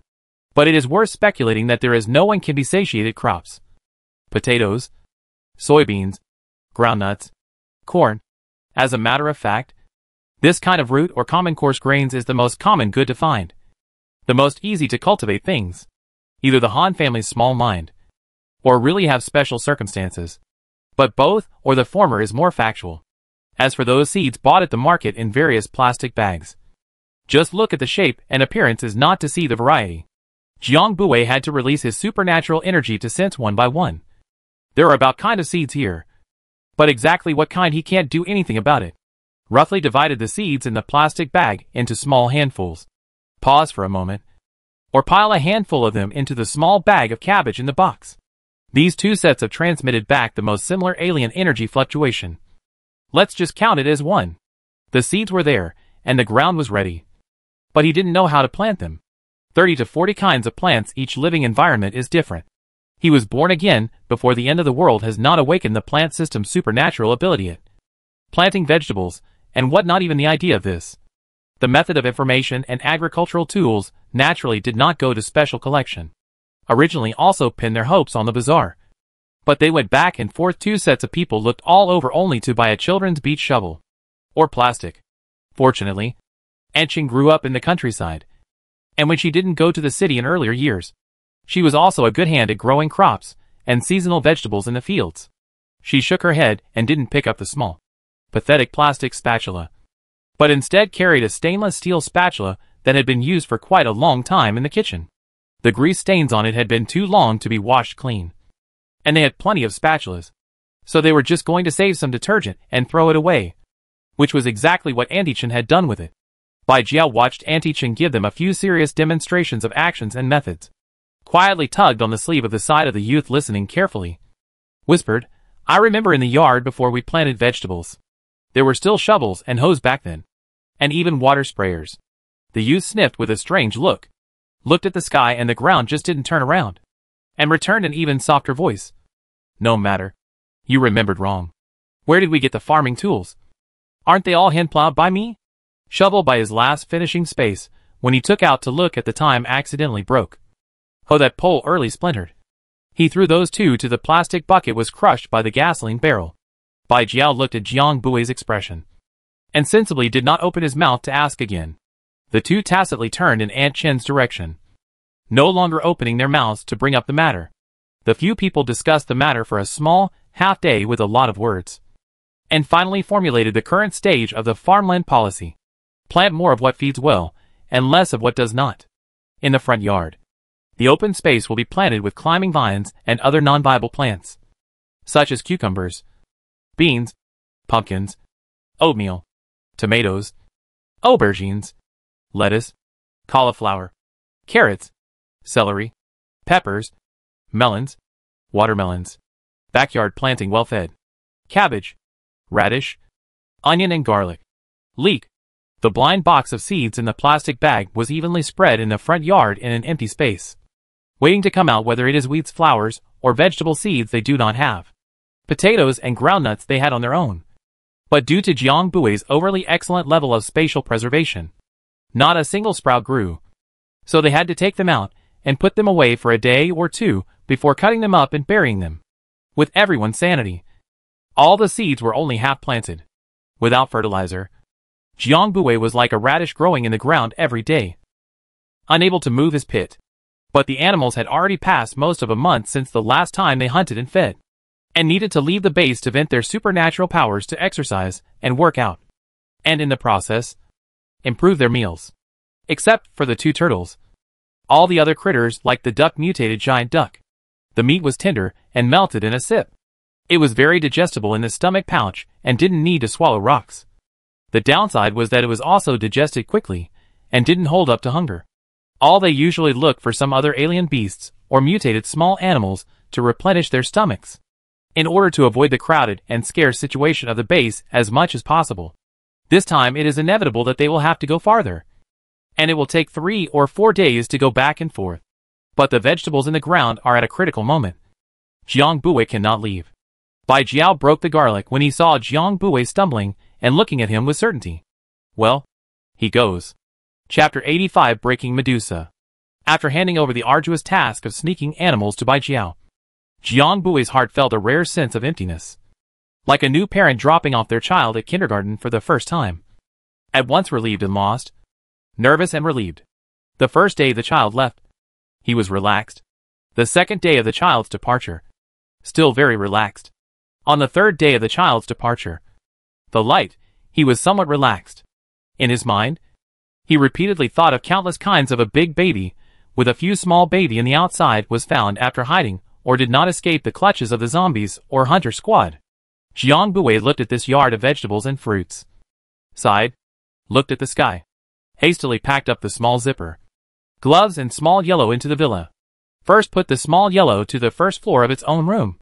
Put a lot of secondary nuclei in his side. And to the side of the two turtles are dozing, put some before going downstairs to prepare today's dinner. This is a large portion of the small yellow watering can do watering pot flat replacement of the whole day's remuneration. And such remuneration, it has been full of joy to receive 3. The only ones that went out were the aggressive ones. Yellow and the 2 turtles stayed home lazily. Tonight's meal was stewed beef brisket with tomato, hot and sour potato, and shredded pork with Beijing sauce. But when it was time to eat, Cui Zhanyuan, who had gone out to squat, had not returned. And at this time in the past, he would have already gone in and washed his hands. Jiang Bui realized that something was wrong. Zhou Chu got up. Brother Jiang, I'll go. Maybe he just lost track of time. The words are so. But Zhou Chu also know that this is unlikely. Everyone in their team, even Aunt Chen and Lin Yi Jiang Bui, were given a mechanical watch to watch the time. And if the situation really can't go, Cui Chanting's supernatural ability is not just a pretty sight. Can't come back to report a letter is also okay. Jiang Bui nodded, woke up the tomato lying on the fence to wake it up, and then went upstairs to carry Xiao Huang and the 2 turtles downstairs. Don't worry, Auntie Chen. We'll go out and take a look. Just wait at home. The house is safe. They can't get in, Jiang Bui said to Aunt Chen, whose demeanor was calm but could hardly hide her uneasiness. While pulling out a second vine from his sleeve that was considerably slimmer than the dark vine and handing it to the 2 of them. There are tomato vines and mossy greens on the outside fence. As long as you guys don't go out, it's safe. Jiang Bui patted Lin Yi's head and turned to Aunt Chen. Don't worry. We will bring Cui recitation back with not a single hair on his head. Perhaps it was the absolute certainty in Jiang Bui's words or his calm and collected attitude that was too convincing. The old and the young quickly calmed down. Jiang Bui seemed to have inadvertently swept a glance at the eyes staring outside the villa when he left the house this time, before leaving in a hurry, heading towards the mission hall. I don't know whether he forgot or did it on purpose, but he didn't close the villa's iron gate casually, instead letting it be blown open by the wind, casually half open, revealing a corner of the mysterious villa as imagined by the people in the shadows. To Jiang Bui's surprise, Cui Chant's location wasn't hard to find. Even turning a corner, one could see at a glance that Zhou Chu was right beside him. It was just that both of them were not in the right state. Especially Cui Chant. His face was gray and ugly, and his body posture was stiff. Jiang Bui shifted his line of sight to the group of young men and women with different temperaments behind the 2. His eyelids pressed down and narrowed dangerously. The young man standing in front of Cui Chant smiled at the perfect skin of the visitor, and was the first to open his mouth. As soon as the words came out, it made Jiang Bui pause in his advance. I heard that you are the ones who are looking for our boss. Jiang Bui's pupils contracted sharply and unnoticeably for a moment, slowly scanning over the several people, while quickly weighing up the strength of the several people without moving in his heart. Apart from the man who spoke, who had already reached the 3rd level, the others were still hovering around the 2nd level stage, and there was even a 1st level alien. But Jiang Bui didn't dare to let his guard down. He hadn't forgotten how they fell until he used hands before, and there was no guarantee that there were any strange and bizarre psychic abilities in these people that would make them lose their hooves before the horse. For example, Cui Chant and Zhou Chu's current bizarre wooden man state. Yes. So where's your boss man? Dare not come to see me? Jiang Bui threw the question back at the several people with a calm face, not paying the slightest attention to his teammates in the slightest. The young man in the lead laughed out loud at the situation. His laughter was so hoarse and harsh that it was like pulling a bellows, making people feel uncomfortable. Our boss? He can't make it, but I can give him a message for you, seeing as you're a pretty good-looking guy. He laughed as he spoke, tears streaming down his face. The contrast with the quiet behind him, like a few dead teammates, was so great and eerie that it made the hearts of those staring in the shadows shiver. Can't come? Jiang Bui's expression was obscure. The young man's hysterical laughter suddenly paused. There seems to be a few little bugs around that are in the way. As the words fell, the air suddenly stagnated, and the person in the dark stiffened his entire body, subconsciously holding his breath, his heart painfully abnormal. I don't know what kind of bad luck the base has had in the past few days. First, there was a plant-based big brother who protected the shanty town for a week and kidnapped Han Ershao to pay the ransom. And before this person could figure it out, there was a group of unfamiliar hunter squads that came with a full complement of altered beings. Their group of eyeballs on the stakeout were a little too busy. They didn't expect to see their lives on the line. A few people were despairing in their hearts, holding their breath for half a day, but not seeing the young man who made a sound make a move. The result of a breath is not yet finished. Feel a cold neck. Want to open the mouth, but cannot move. His companion's fearful head stared at him with wide eyes. And he looked at his companion's body still standing straight up. And saw that the curve of the sharp blade cut open. And instantly dawned on him. They were dead just like that. The young man didn't care in the slightest about the lives that had disappeared because of his words. And smiled as he looked at Jiang Bui. Has Mr. Jiang considered what message he wants to send to our boss? If you haven't thought about it, we can leave now. Jiang Bui slowly replied. But his eyes were not on the young man, but on the indifferent girl behind him who had just struck out.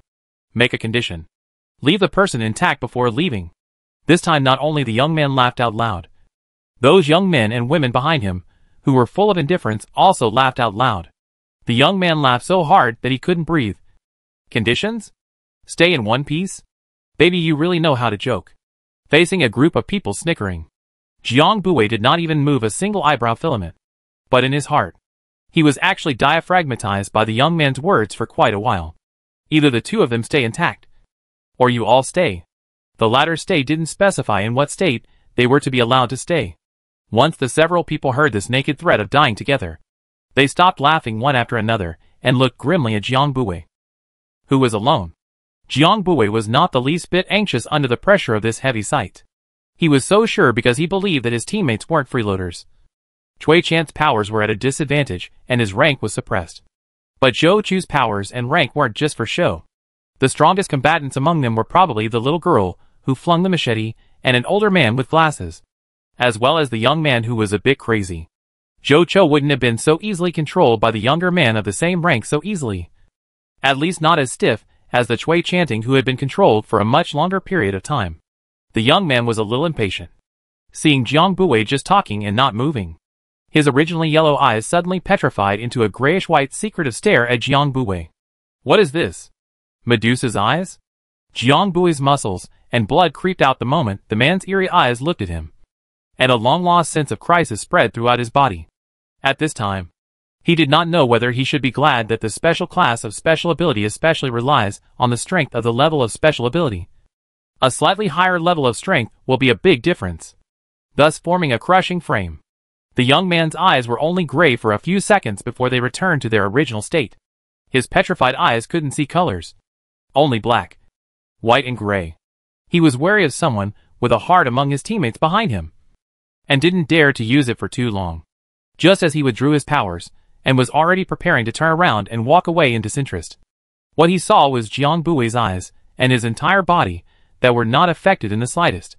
The young man froze, then quickly dodged backwards, but not faster than the giant vine that had been dangling from the youth's hand. At the same time, one of the two lime men that had been frozen at the edge suddenly moved. The high-temperature blade in his hand nimbly flung towards the young girl, who had flung the curved blade earlier. If Jiang Bui's uncontrollability was not expected by the lime-eyed man though, the teammates behind the lime-eyed man saw the youth's abnormality. It was just that no one was there to warn them. But this movement of Zhou Chu was truly not expected by the crowd. The scimitar girl had noticed the heat wave when it first reached her and twisted her body to try and dodge it with agility. But the attack came too unexpectedly, and she was still swept halfway across her body. Zhou Chu's hand never exists to look at people's age and look soft problem. The girl from the shoulder to the right ankle. The entire right side of the body a bloody. The outermost edge of the flesh has been scorched black. Further in the skin was hot and rolled. In the crowd of gusts of burning smell of meat. The woman on the girl's side covered her mouth and nearly gagged, not forgetting to quickly move away from Cho Cho and the teammate she had just targeted. The girl did not care in the slightest about her teammate's performance, and did not say a word after receiving such a serious injury. Only two wolf cub-like eyes staring at Cho Cho, as if she wanted to bite a piece of meat off her. Her eyes were so sinister that she did not look like a 15 or 16-year-old child. Zhou Chu sidestepped to protect her teammate who could not move yet. Jiang Bui had no more constraints and weaknesses, and his movements started to be strong. The dark vine from the wrist thickness is still constantly getting bigger and longer, until it becomes, and last time the shantytown then bucket thick before stopping, pervading hideous dark vines towards the panicked crowd smashed down. This head stayed in Jiang Bui's hand as not yet muscle fork lifted up the woefully tied lime eyes, fixedly looked at his yellow-orange eyes for a few seconds, but also a face of peace, soothingly smiled. Then a fist smashed on the pair of yellow eyes. The young man's miserable screams directly penetrated the giant vines to the ears of the team inside.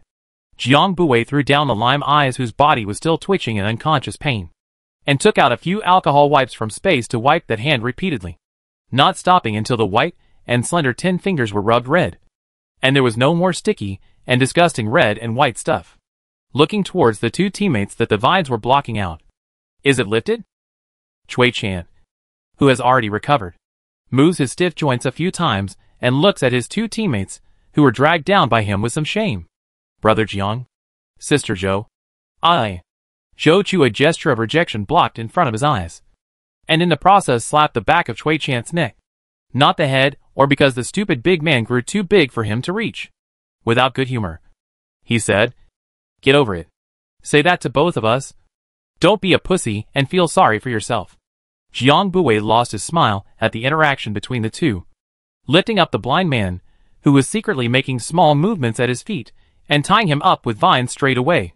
All right. Get to work. Jiang Buwei signaled the line of people who were still covered under the vines and struggling. Chui chanting. You first go back to the villa and tell Aunt Chin to let her not worry bad. By the way, see if there are any hooked little bugs on my internet. Clean it up. Chapter 86 MLM Organization. After Chui chanting left, leaving Jiang Buwei and Zhou Chu to deal with the mess. The vines that were just hastily controlling a few people didn't lay their hands on them, and they were soon broken through from the inside. The man with glasses, who had been paying special attention earlier, rushed out with a wind blade with an annoyed face, and Jiang Buwei controlled the dark vines to stop them hastily, which was expectedly not stopped. The person behind him tried to follow him out, but was quickly blocked by the dark vines and shoved back inside. The man with the glasses turned back in surprise and alertness, and realized that he was the only one who had come out. In other words, the man in front of him let only himself out.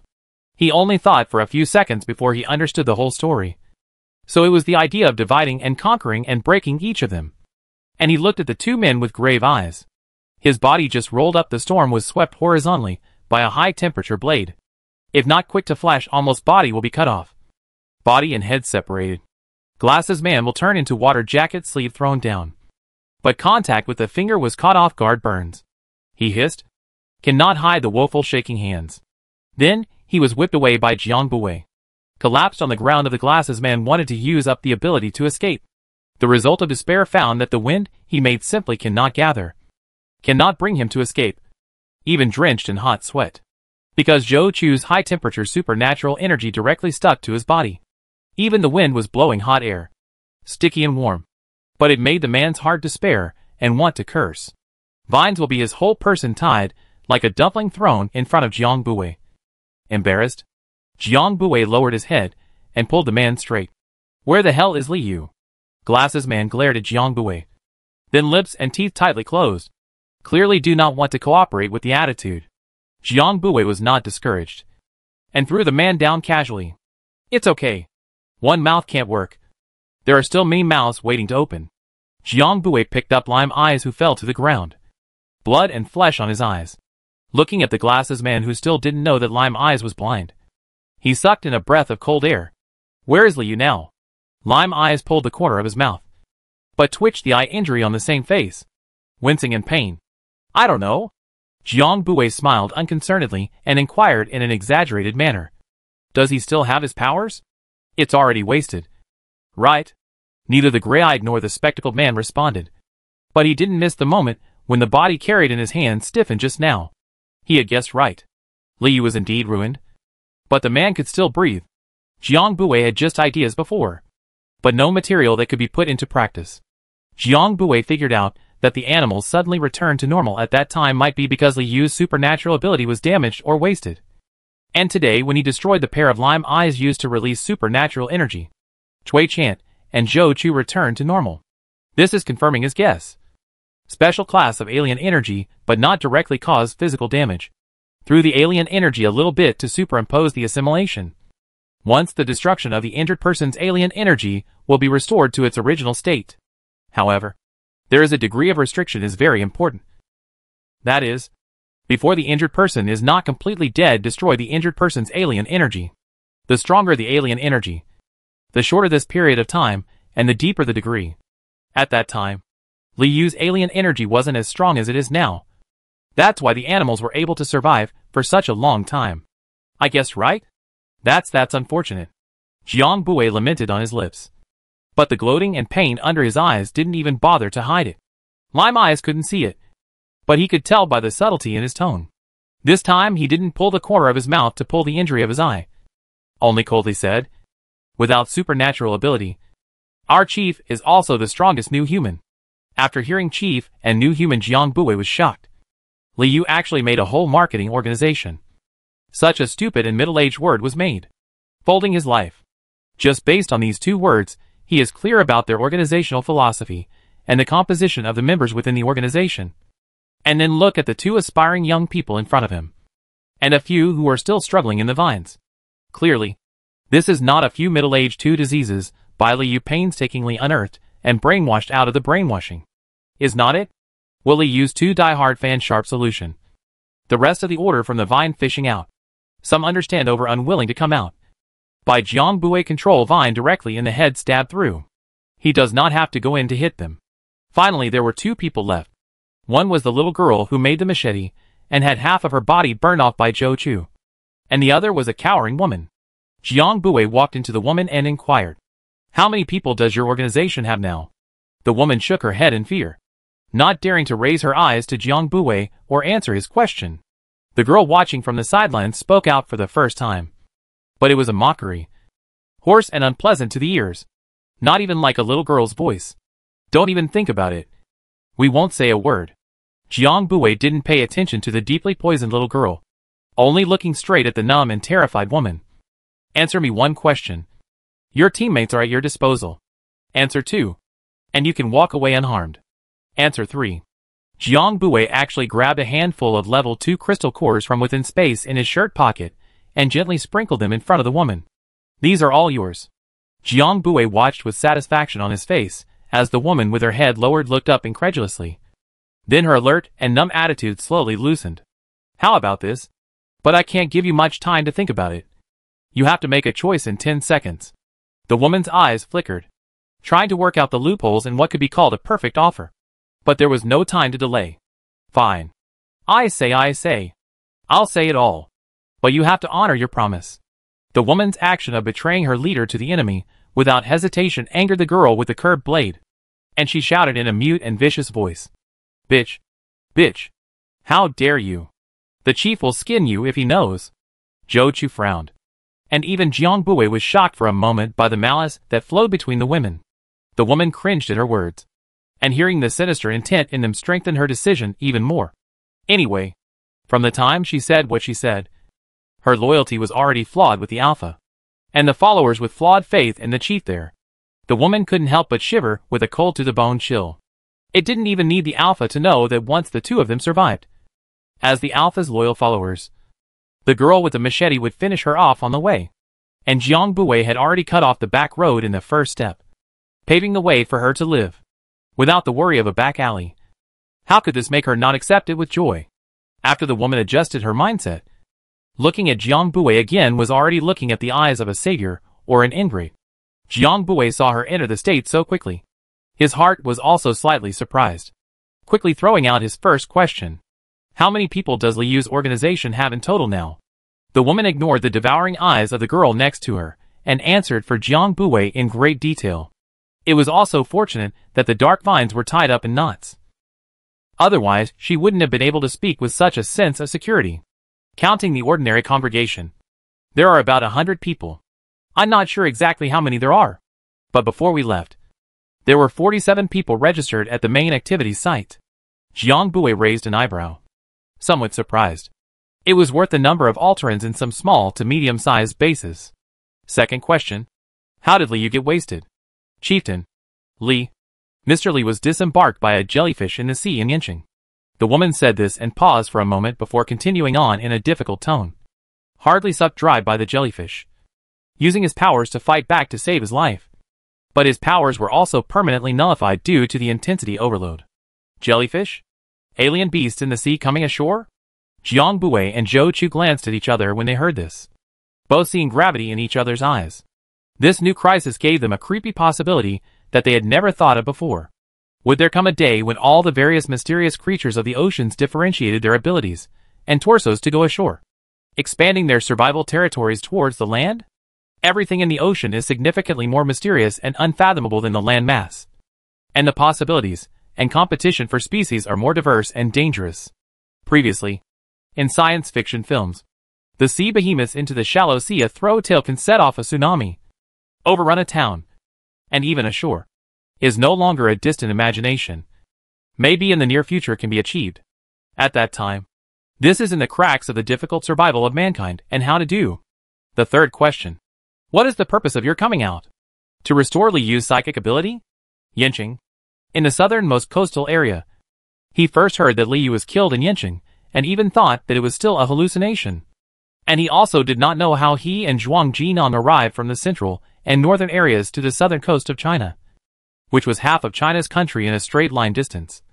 In a matter of a few days, their home base should be in the southern coastal area, when the government and the army have no time to care about the population density of the southern coast of the horror of a few cities, and now basically are no military jurisdiction, which is where they can jump up and down to engage in the marketing of the reason. How could they have the leisure to travel north all the way here? Unless it was something that had to be done and was imminent. Aside from the matter of restoring Li Yu's psychic ability, Jiang Buwei had already affirmed the speculation in his heart without even thinking about it. The woman was stunned. She didn't expect the big brother in front of her to so easily guess the information that the organization now had the highest level of secrecy. Looking twice at her teammates, who had collapsed on the ground, she gritted her teeth. When the time comes, will the crystal cores of these people on the ground be mine as well? Jiang Buwei narrowed his eyes and affirmed with a smile. Of course. The woman looked at Jiang Buwei's deep and clean eyes for a few moments, gradually believing in her heart that this person would keep his promise. And in fact had to. Now that her life was in someone else's hands, it was good that they were willing to lure her. Now simply do not do anything. Will she know all the things poured beans like say out? Li Yu said that his psychic ability can be restored. It's just that the things needed are troublesome. This time calling the chief by his name was not stuttering at all. Now Jiang Buwei and Zhou Chu were surprised, and at the same time had a bad feeling. The one thing that all the supernormal abilities were clear about when they had their supernormal abilities was that a wasted supernormal ability could not be recovered. If you want to have a supernormal ability again, you can't do so unless you grow a brand new one. Jiang Buwei reacted quickly by reaching out his hand to signal her to pause and wait a moment. Then he sharply disposed of those eyes in the dark that were staring at him again. This was not the time to go soft. He had a feeling that whatever she was going to say next would be a disaster for the existing human race. A heavy test of existing humanity. The corpse on the ground asked the woman after Jiang Buwei directly took out the crystal core, and then cremated the corpse, carrying two of the only two alive. The two returned to the villa. Before they got close, they saw a row of small bugs lying very peacefully in front of the villa door, with traces of being caught by tomatoes or moss after forcing their way in. Jiang Buwei kicked a few people who tried to pretend to be dead. Okay, hurry up and roll. The ones who really started to kill were swallowed by the moss and tomato vines, so they are still here to shout blindly. Uneasy to put the girl with the curved blade out of sight, simply carried the person into the room. Grass. Jiang Buwei called out his own turtle and propped up the shield before letting the woman continue. Chapter 87, Donkey Meat. The woman can't see the transparent shield of the grass turtle, although she doesn't understand Jiang Buwei's operation. But she still continues to speak. Previously, he said he wanted the nucleus of the third-grade zombie. But then he changed his mind and said that he needed a lot of believers to worship him, so that the long-term nourishment of the supernormal ability will be restored. The words of this not inevitably with some marketing meaning, but led Jiang Buwei, and their faces changed greatly. Jiang Buwei coldly said, "Are you doing human experiments?" Li wanted to use the crystal core of another alien to transplant it to him, to change his alien ability. To say transplantation is not bad. The dead alien's crystal core and the zombie's crystal core have no difference. Since Li Yu has tried, the zombie's crystal core is useless. He will not bother with those useless efforts. So, he didn't even use violent means to forcefully kill those aberrants to take the nucleus, but to dig out the nucleus from the brain when the person is alive? Moreover, the experiment has been in progress for an unknown period of time, and it is still looking for alter egos. So how many alter egos have died? A few people who understood that their bodies were all cold. The woman was startled by Jiang Bui's questioning, waving her hands and saying she knew nothing, fearing that Jiang Bui would refuse to pay her, or even kill her to vent his anger. Under Jiang Bui's eyes, she continued to speak in a stuttering manner. But there are too few devout believers. When she reached this point, she glanced at Jiang Bui's sober eyes, and decided to switch to a language that was well understood between them. Liu is a special class alien, and the probability of success for experiments with similarly orientated aliens is much higher. So now special class aliens are the key targets for observation. There are quite a few wandering Xenos in the south, but he felt those weren't enough. So he sent 3 squads to the north to look for compatible Xenos. Apart from our team, which traveled the fastest and deepest, the other 2 teams traveled towards the coast and are still behind us. Where exactly evenly you can't be clear, Jiang Bui coldly asked. Where is Liu now? The woman honestly explained. Jiang O. There was still some distance from the southernmost Yincheng, but it was always still cat in the southern coastal area. After the woman told Jiang Bui and the others everything she knew, her eyes looked at Jiang Bui eagerly, hoping that he would keep his promise and let her have a way out. When she received the man's dry affirmation, the woman was elated and excited, turning to her teammates, who were now like fish under the knife, to instantly change their faces. She couldn't wait to stab the knife into the girl's soft abdomen, stabbing a dozen times in a row as if she wanted to vent all the malice and humiliation she had received in the past on her. And in the end, she didn't forget to pull out the crystal core. Jiang Bui watched the whole process in the heart without waves. The end of the human nature has long been unable to withstand the test. Not to mention the relationship between the internal members of an organization whose roots are rotten. Just don't like her to dirty his house. Zhou Chu casually burned the bloody scene in the corner of the wall with a finger, leaving behind only an unpleasant odor and charred wall floors. Jiang Bui didn't take it lightly, and didn't stop until he had safely delivered the person to a small town some distance from the base. But he didn't walk. Instead, he silently observed the woman's actions in the dark through the night, and only left with peace of mind when he saw that the woman had been attacked by a level 2 zombie without noticing, and was completely lifeless. He kept his promise and let the woman live. After that, whether she is dead or alive is not his problem. On the way back, by the way, to saw some annoying flies. The back of the head of the people, and then said people want to follow the woman but cannot find the shadow of the person. Had to cancel, want to back foot to tie up the person to explore the idea of news. Back to the villa before lying there screaming, people have been rushed to the companion to take away. The door is clean. Jiang Bui is not in a hurry to enter the house. Around the courtyard to see a few eyes of the fruits and vegetables they grow happily before entering the house. And Chen took Lin Yi upstairs at the end of the questioning just now, fearing that she would let the child see a bloody scene of mutual cruelty a little later, and only then led the people down. Jiang Bui actually do not mind Lin Yi to see that kind of scene, even hard-hidden hope, but finally silent for a moment or give up their intentions. The end of the world is no longer difficult and dangerous.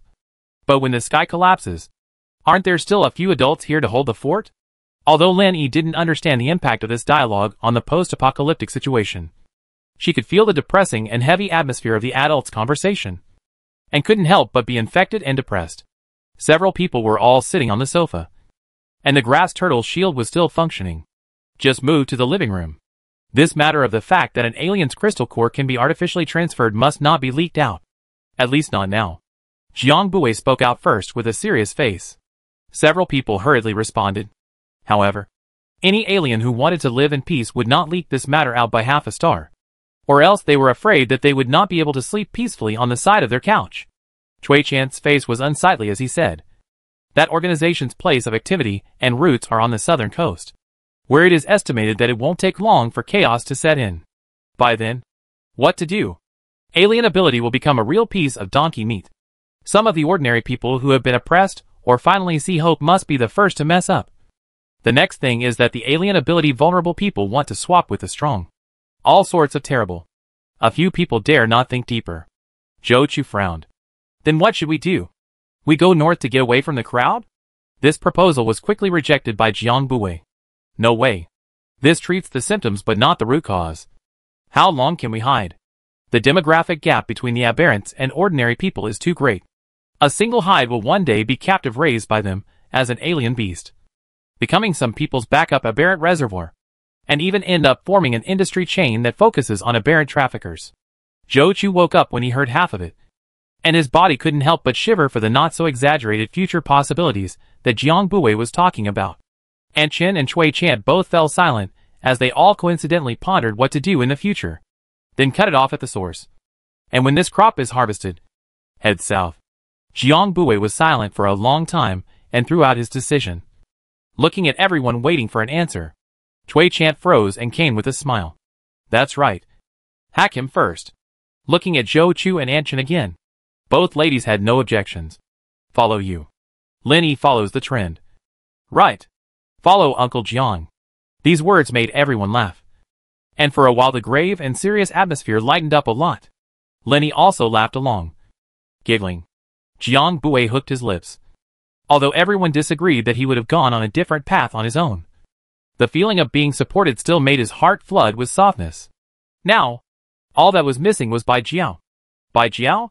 Bai Jiao of course agreed unconditionally. The very same night that he made up his mind. Bai Jiao returned with the animals in a dusty manner. Receiving the voice transmission, Jiang Buwei immediately put down the small yellow that was still spraying water in his hand, and drove the big truck out to pick them up. The guards at the entrance of the city released the car in a sharp manner, all the way to a remote factory not far from the base unhindered. Here was originally, and the farmhouse bundled business characteristics of the colorful pottery factory. Is the earliest wave of people in the base scavenge clean place. Usually no one to come here. Has long been deserted. Jiang Buwei just stopped the car to see the very conspicuous family members. All eat greasy. And a big circle. He looked at the man whose stature was obviously another piece taller, and was surprised to find that the piece of his brow bone had become quite a bit taller than before.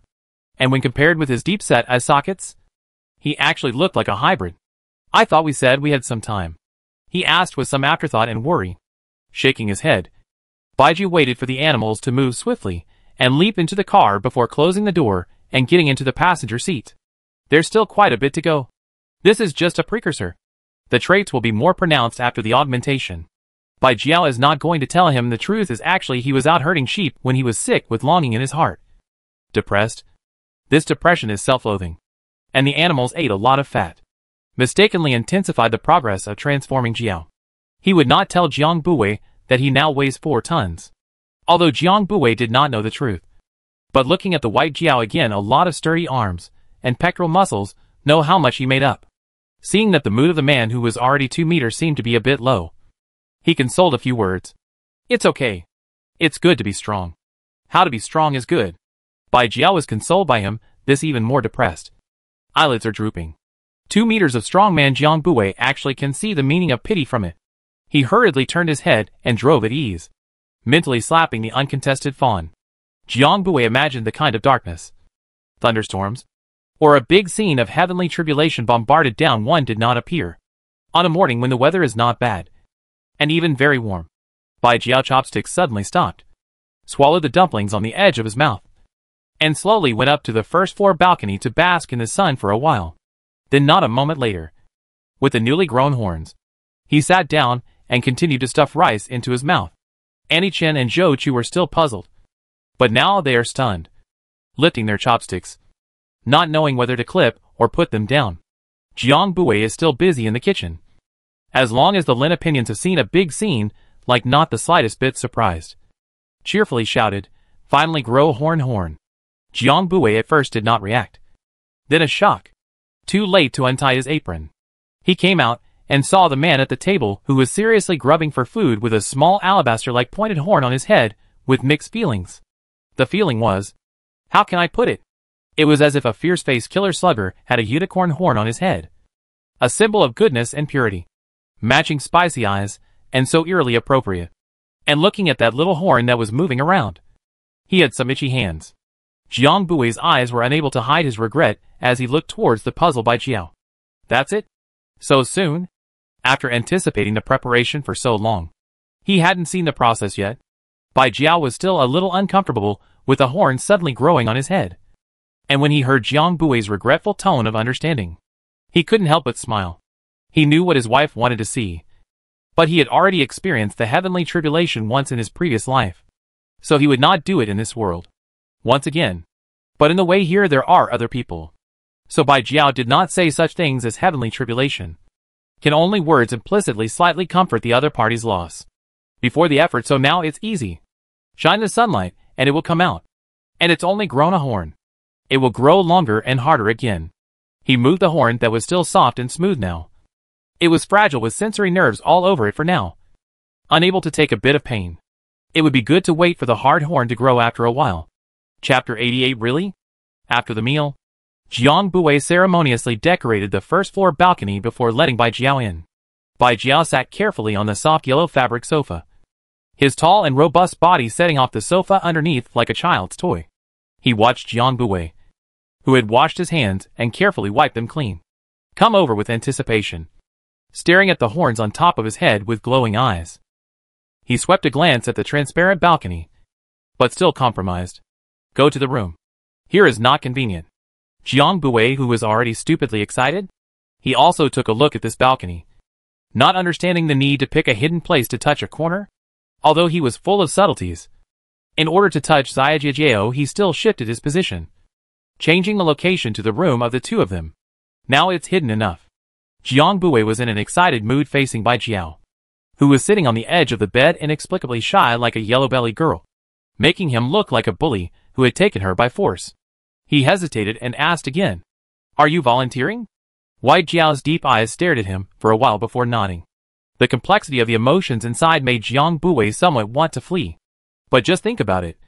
After all, this is a mythical dragon horn, just within his reach. Mini cute and harmless waiting for him to have sex. How could Jiang Bui retreat? He stretched out his hand and took a closer look at the tiny dragon horn. It had a jade-like luster and was beautifully shaped. He carefully stretched out a finger, held his breath, and gently touched it. Then his vision suddenly reversed. He was strangled by a force that could not be refused but stopped at the edge of hurting him. His body could not move. The hand that touched the dragon horn was pinched by the wrist. He was pinned down on the bed by Bai Jiao. Jiang Bui thought it was because he didn't take it lightly and touched Bai Jiao, and hurriedly apologized. The person on top of him didn't make a sound. Jiang Bui was even more worried and blamed himself. But he couldn't pry Bai Jiao's pursed lips. And he was still a little out of breath. A more than 2 meters tall, tightly muscled strongman does not leave any room for the feeling of pressure on your body. As if by a piece of 200 or 300 pounds of iron pile press limbs. How can not flutter out? You get up first.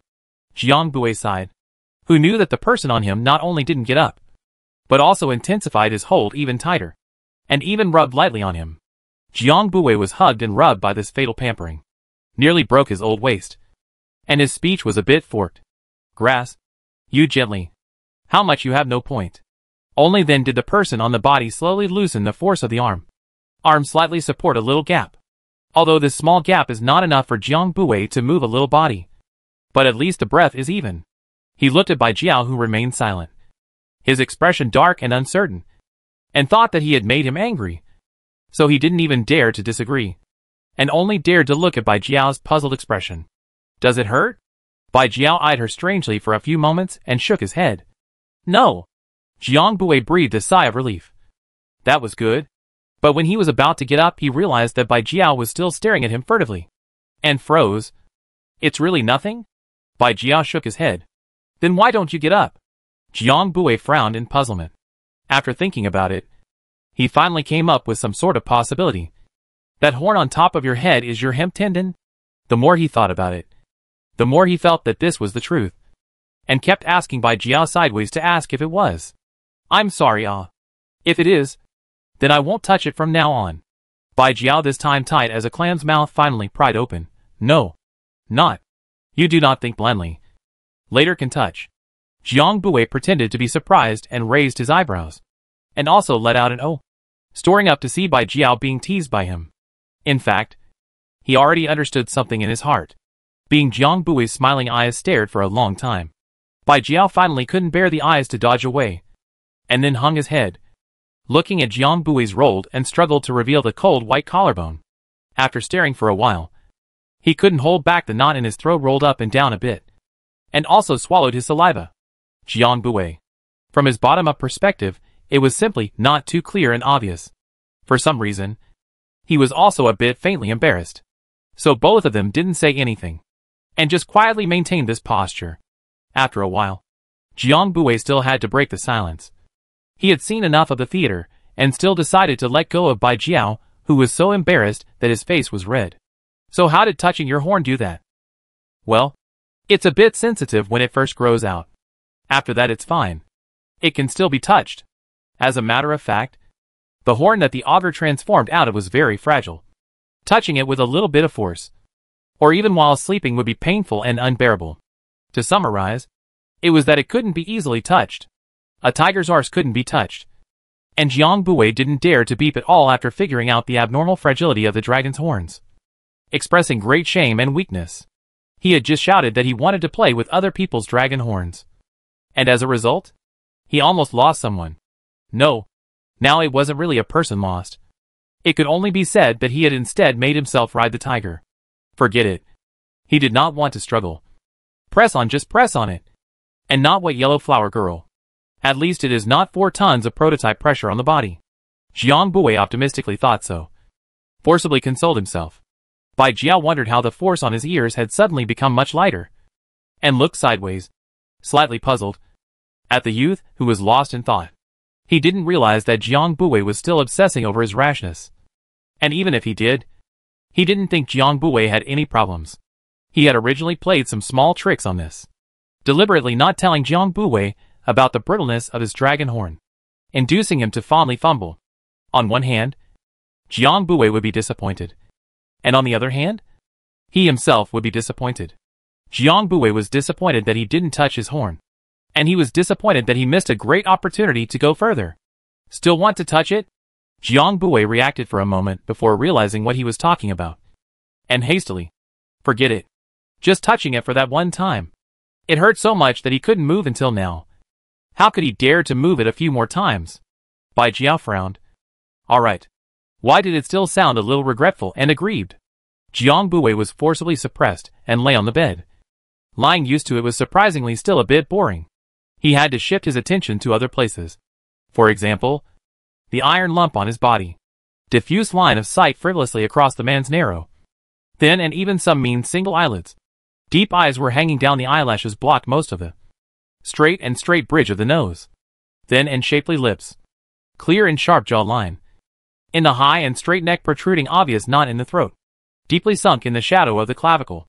Jiang Bui's eyes unknowingly flicked to the man's bulging robust pecs and shoulders. Especially the well-defined pectoral muscles. His eyes were deeply rooted in that piece of hand. Feel very good. Very do not want to break free. Thinking about his own thin muscles, which seemed to be floury. He envied, but also left salivating saliva in his heart. Jiang Bui suddenly voiced quietly, why wear such tight clothes? Isn't this muscle all for others to see? Bai Jiao? This is what you gave me. Facing Jiang Bui's disbelieving eyes, Bai Jiao once again affirmed, expressing his aggression in passing. Really? The jacket is also from you? Oh! Jiang Bui glanced at the cotton jacket at the end of the bed that he had only taken off when he entered, and then remembered that it was still winter. And of course, he was wearing the jacket. Still can't move? He was quiet for a moment, then spoke up again. It was surprising that a touch hurt for so long. Answering him was Bai Jiao with a hard look on her face. And she stopped talking again. Jiang Bui. Okay. He looked at Bai Jiao, who didn't do anything either, for a few moments and returned a crap look. The afterglow couldn't help but glance at the hidden pectoral muscles underneath again, and suddenly raised his eyebrows and hooked his lips. Where does it hurt? Bai Jiao's voice was low. Some all over the body. It actually didn't hurt at all. But Jiang Bui was so insistent that he was rolling around in pain. So he had to grudgingly recognize this opportunity to act tender. He didn't want to get up just because he wanted to delay the intimacy, yet didn't want to scare anyone. Jiang Bui tugged on the ravaged ear and gently pulled it downwards, signaling him to lower his head a little. Bai Jiao obediently did as he was told. And an intermittent breath hit his ear, and his face tightened just as he heard the youth say words that he simply couldn't resist in a tone that was anything but negotiable. I can help you. Don't think too much. Jiang Bui saw the eyes of the man on top of him and couldn't help but give him a blank look. I'm a decent person. Jiang Bui sensed a softening trend in the stiff body of the man on top, and patted his head again in a broad and soothing tone. Don't be afraid. But I also have a small condition. Bai Jiao tried to calm down. his eyes confused and hot as he looked towards the man who had made him delirious. Waiting for his conditions, Jiang Bui whispered in his ear in an airy tone. I want to play with your... The last word trailed off, as he spat it out vaguely. He waited for a moment, but found that Bai Jiao was silent. After waiting in silence for a while, Jiang Bui began to reflect on himself. Is it hard to really scare someone? Turning his head to look sideways, the man's face turned red and stuttered. Really? Really? Is there such a good thing? What answered him was a light laugh from Jiang Bui. And a? Of course. Pull the light. Pulling the lamp. After that day, no one mentioned it again. Bai Jiao was looking at Jiang Bui's eyes to act. And Jiang Bui at that time was fascinated by the male sex. But afterwards, he felt ashamed and hated to find a hole in the ground to drill in. But he has no regrets. Although at that time there is hormone secretion after the relationship of no brain thinking. But it is not what he wanted in his heart. Jiang Bui has been deeply recalling and analyzing the feeling of his heart beating at that time for the past few days. And once again affirmed that he was completely planted this time. Sensei. Whether it was because of his or spirit. What he liked was on that one person. Before he met this big snake, he was sure that he wasn't a gay. If it wasn't Bai Jiao, this person changed to before Jiang Bui to a pure man twice as strong as him, not to mention the stone more. Not because the aura is too strong, collision and resentment is good. The body is sexy from person to person.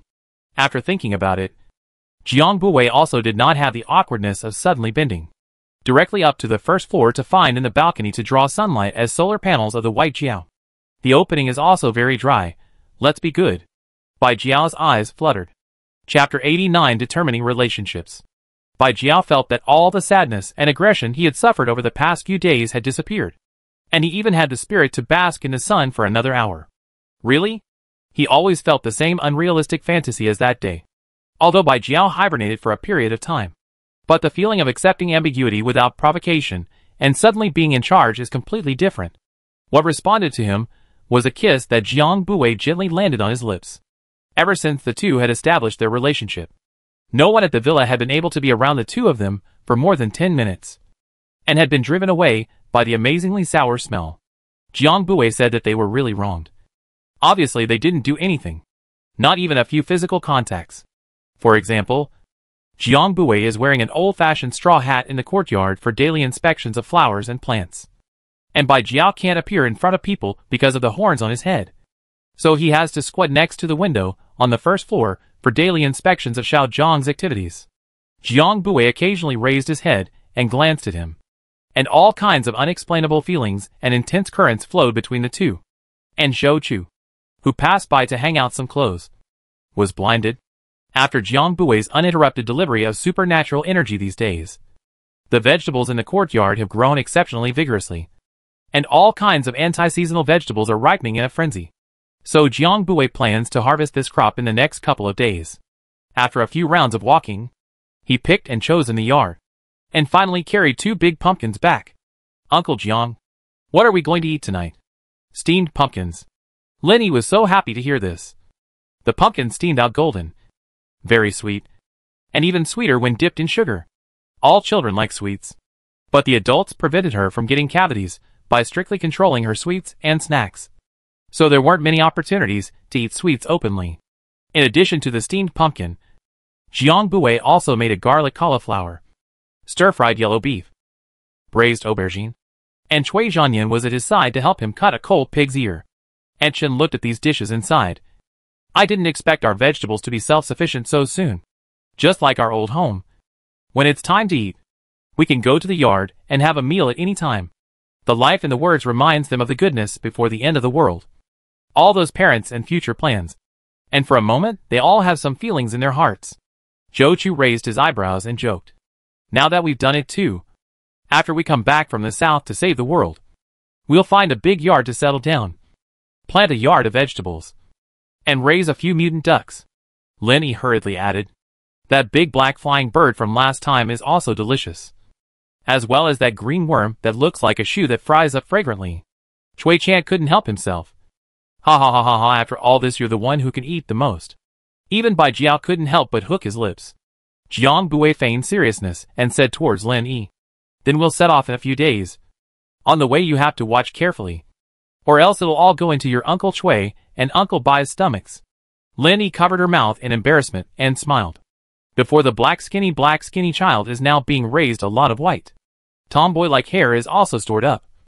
Pink backpack trousers. Pigtails. Jiang Bui more and more look at the more he feels that this is his heart of the well-behaved daughter. Oh. Because of the lime eye, those marketing believers are their own follow the wind to find. So Jiang Bui for them to formulate the bounty list task has not yet been claimed. Those crystals are also still in. After picking up free time, Jiang Bui went to the task hall again and replaced the reward list tasks with a lot of low-level tasks of collecting seeds and foreign plants, taking out half of the second-grade crystal cores and distributing them into the bounty of each task. Finally counted, there were more than 300 low-level tasks. After all, second-level crystal cores had a price. The vegetables in the yard, except for that blind box vegetable plot, are all collected almost. Can pull out the seeds of fruits and vegetables, all keep the seeds, in order to prepare for future planting. In addition to collecting seeds, Jiang Bui also hung up a lot of high-priced tasks to collect foreign plants. Although there is Han Ershio's jade in front, the base has a special foreign plants will be sent to the Han family priority. But under the weight of money there will be a brave man. He picked up a few leaks compared to Han Ershio won't mind it. Even Jiang Bui would like to go to Han Ershio's small treasury library before leaving to appreciate some. He has the main control of the vines and devouring expansion of the moss in his foreign plants. The combat power is enough. And the short board exposed in that previous battle is also very big. Like the Lime Eyes Medusa, he could do nothing but gamble, and could only let his teammates be slaughtered on the opposite side of the room, and be used as a hostage to hamper his actions. This time it was Zhou Chu who kept a mindful eye. Plus the strength was equal. So what about next time? Since he was planning to go to the south to get into this mess, he was bound to encounter a more well-behaved and chaotic situation. Moreover, the organization created by Li Yu definitely had quite a lot of strange and peculiar special class aliens. He should at least take precautions in advance. In fact, most plant-based exotics were not the main combatants in the team, but rather favored control or logistics. For one thing, logistically biased xenomorphs were better to capture and taken than offensive xenomorphs. Sometimes a slightly more aggressive xenomorph could cause a team to be wiped out. Secondly, compared to other plant-based psychic abilities such as wind, fire, and thunder that can kill in a single blow, in the early stages of the psychic abilities are not as strong, and the zombies can only be bundled up and then mended. Therefore, the number of plant-based psychics who have developed in the direction of combat is very small, and most of them only go to the battlefield because they have no choice. So Jiang Bui, this big killer in most of the plant system psychics, who are still in the plantation or do Tinkerbell logistics, can be called a clear stream in the ocean. Fresh and unassuming. But now the clear stream also wants to experience the legendary white grass ball that tastes like foie gras, the energy-saving sunflower that glows at night, and the large pink lotus flower that can carry people suspended in the water. Jiang Bui stopped fantasizing and suddenly felt despondent about the cabbages and turnips and potatoes that filled the space. In fact, under heavy gold there will be a brave man wherever placed is feasible. His front foot will be hung up the task. The back a few days, the task completion rate under heavy gold actually broke through the past record of the bounty list. Because there are too many mission items. Bai Jiao first took a part of the seeds and foreign plants from the mission hall for Jiang Bui to bring back to pick and choose. Jiang Bui is sitting on a small horse while picking the seeds and foreign plants spread all over the ground, while calling on Bai Jiao to bring him tea and water. Because of the unlimited variety, most of the seeds on the ground were seeds for everyday dishes. After all, exotic plants were basically only available to the hunter teams that went out to get a few plants. Bai Jiao brought back all the foreign plants in the mission hall at once. A total of 13 plants. 3 mediocre Chinese cabbages he had. For that he couldn't tell if they were green onions or weeds. Which he also had. A small mushroom that was already a little dry and black. He had mushrooms. But he didn't really have any that were rotten like this. The remaining 5 odd-looking flowers and plants, Jiang Bui couldn't identify them. So he had to output his powers one by one to try them out. Bai Jiao also frowned. When he took them away from the mission hall, they were all wrapped up in big bags by the staff. So he didn't open them one by one to see what they were. It was an oversight on his part. The result of the test made Jiang Bui's face look uneasy. There was not a single foreign plant in the 5. He again checked the remaining ones. But the result was still nothing. In the end, Jiang Buwei shifted his sight to the most shoddy rotten mushroom and remained silent for a while. He felt that detecting it wasn't even worth wasting the supernatural ability he had released to sense and detect it. Just as he was about to throw out a handful of these obtrusive weeds on the ground, the black, rotten mushroom suddenly rolled on its own. Jiang Buwei, no way? He picked up the small rotten mushroom that was less than 2 fingers wide with 2 fingers and shook it, followed by feeling the slippery little thing in his hand struggling hard twice. Jiang Buwei. Bai Jiao. It's me who took the mushroom by its appearance. Jiang Buwei gently put it down. But after that, no matter how Jiang Buwei teased and threatened it, the little rotten mushroom looked like it had made up its mind and resolutely refused to show its special characteristics as a foreign plant. It was as if Jiang Buwei and Bai Jiao had been wrong, and it was just a plain and ordinary little rotten mushroom. Jiang Buwei had to find a place to put it first. Let Bai Jiao carry these cabbages on the ground back and keep them for today's lunch, and then wrapped up the rest of the weeds and put them in front of the courtyard. He still had some other things to take care of. Only when he reached the corner of the street where the mission hall was located, he heard the chattering and noise from inside, like it was trying to stab his eardrums to pieces. This was why Jiang Buwei usually weakened his 5 senses. The supernatural ability made his body strong and healthy, but also brought new problems in life. But this time Jiang Buwei felt the shrill sound in his ears face forward without changing color, without the slightest intention of convergence. Until the next second suddenly captured a voice, he stopped advancing, paused and stood in place, sensing that previous voice in place in detail. Sister Qing. If those 2 men find, Han Shao will not how, can how.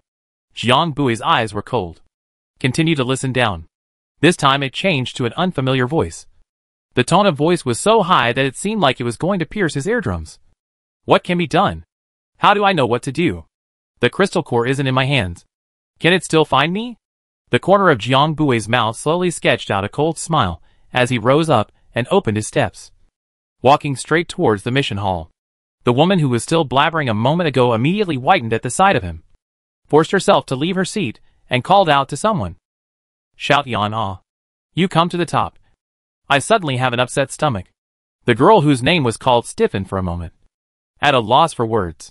That woman on the basis of the age of seniority and some relations behind, usually are able to call under the hands of the little girl. This time after finishing also default girl to take over. Pull open the chair is about to go. Who knew that a thick black plant root suddenly rested on her arm, stopping her movement to leave. Ah! What the hell is this? Get it away from me. Jiang Buwei smiled slowly. I remember that you have always handled my business, ma'am. So I still want you to do it this time. His demeanor was gentle, but no one would think that the hideous barbs on the black vine that still rested on the woman's arm had grown for nothing. The woman shivered and stammered. When? Of course I can. 2. She thought the man was coming to raise an offense, but what he said shocked all the staff present, only to see Jiang Buwei gently shook his head and smiled. The last mission released I think is a bit less. I want to release some more missions. Crystal cores are not a problem. Just like that. In the end, he was left in the eyes of all the staff in the mission hall with a weird and pitying look at the fools and the fat sheep that were delivered to the door, leaving behind even more level 2 crystal cores than last time. Is this person having a brain problem? Chapter 90. Going north to find relatives. Jiang Buwei's brain certainly didn't have any problems, and his logic was even clear. He thought that he had already taken part of the responsibility for what was going to happen next, as well as giving the victim some small compensation. When he returned, the family had just finished lunch, and on the dining table was an exquisitely plated dish of stir-fried cabbage with chili, made from a few large cabbages he had asked Bai Jiao to bring in earlier. Just as the few people had set down their chopsticks, Bai Jiao's complexion changed, followed by Jiang Buwei, who also realized what was going on, and the 2 of them quickly got up and rushed out. Zhou Chu was a bit slower to react, wondering, who will come to our door to find us? Several people hurriedly followed and chased out, not even noticing that their chopsticks were clutched in their hands and not put down. As soon as Jiang Buwei went out, he saw the 2 people surrounded by the tips of the vines pointing in the middle. Looking at those 2 familiar faces, he couldn't help but freeze. The tomato vines, which had a posture of attacking the 2 people if they came any closer, slowly retracted and climbed back to the low fence where they belonged. Jiang Bui was surprised. Shen Lin? Qin Xishan? He was then interrupted by a bright youthful voice. Brother Jiang. Is that you? We finally found you. Looking for him? Jiang Bui was completely confused and looked behind him at Bai Jiao, who was previously in hibernation and knew nothing. Then became even more confused. Looking for me? Aren't you going north to look for your relatives? Jiang Bui looked towards Qin Jinshin, who was smiling lightly behind Shen Xingwei, and looked closely at him to hide his excitement. It does not look like he has got any bad news. So why are you looking at him so much? Shen Lin sniffed and patted the shoulder of the doctor beside him. Old Qin. Say ah. Try to see. What if? Bai Jiao looked cold. Blocked the two looked to Jiang Bui's line of sight. Narrowed his eyes dangerously and asked, Say what? Shenro was startled by the strange man who suddenly had a presence, and patted her small chest, which was too fragile to withstand threats, soothingly. But remembering Qin Jinshan's rare and final regret, facing the using oppression, he still summoned up the courage to state, a matter of great importance to Brother Qin. Bai Jiao's thick, sharp sword brows raised, clearly dissatisfied with his answer. But due to the strong condemnation of the eyes of the people behind him, he held back his movements. Qin Jinshan frowned. He sensed a truly dangerous killing intent in this man, and reached out to pull the terrified and still forcefully calm puppy back behind him, in order to prevent any further misunderstanding from the man across the table. He explained, It's my problem. I want to ask Mr. Jiang to do me a favor. Jiang Bui pacifyingly patted the man who crossed in front of him, blocking his line of sight, signaling him to stop. Come in and talk. It's cold outside. Okay. Thank you. Qin Jinshan and Shen Xinglin looked at each other. Both stepped into the villa with pressed nerves. Jiang Bui guided the few people to sit on the sofa. Then one person handed a cup of warm water. This is my husband. Just now he overreacted a bit. I'm really sorry. Jiang Bui introduced them. And in passing, he told the always cold-faced Bai Jiao in a few words about what happened between him and Shen Qin. Bai Jiao's attitude softened visible to the naked eye, and he gave a muffled hum. He was completely fine with it when he heard Jiang Bui introduce himself as his sir to those two strangers. And his heart even swam slightly, looking at the two people sitting on the sofa who couldn't help but start to be formal.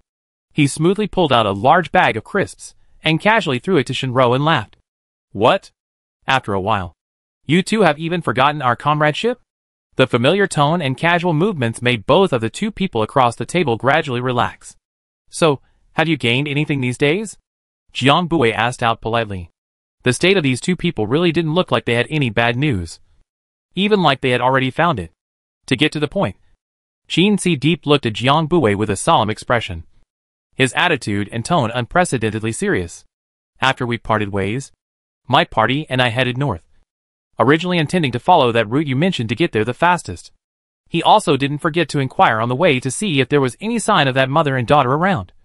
Now looking back, he was really glad that he was afraid of missing out to inquire at that newly appeared small base at that time.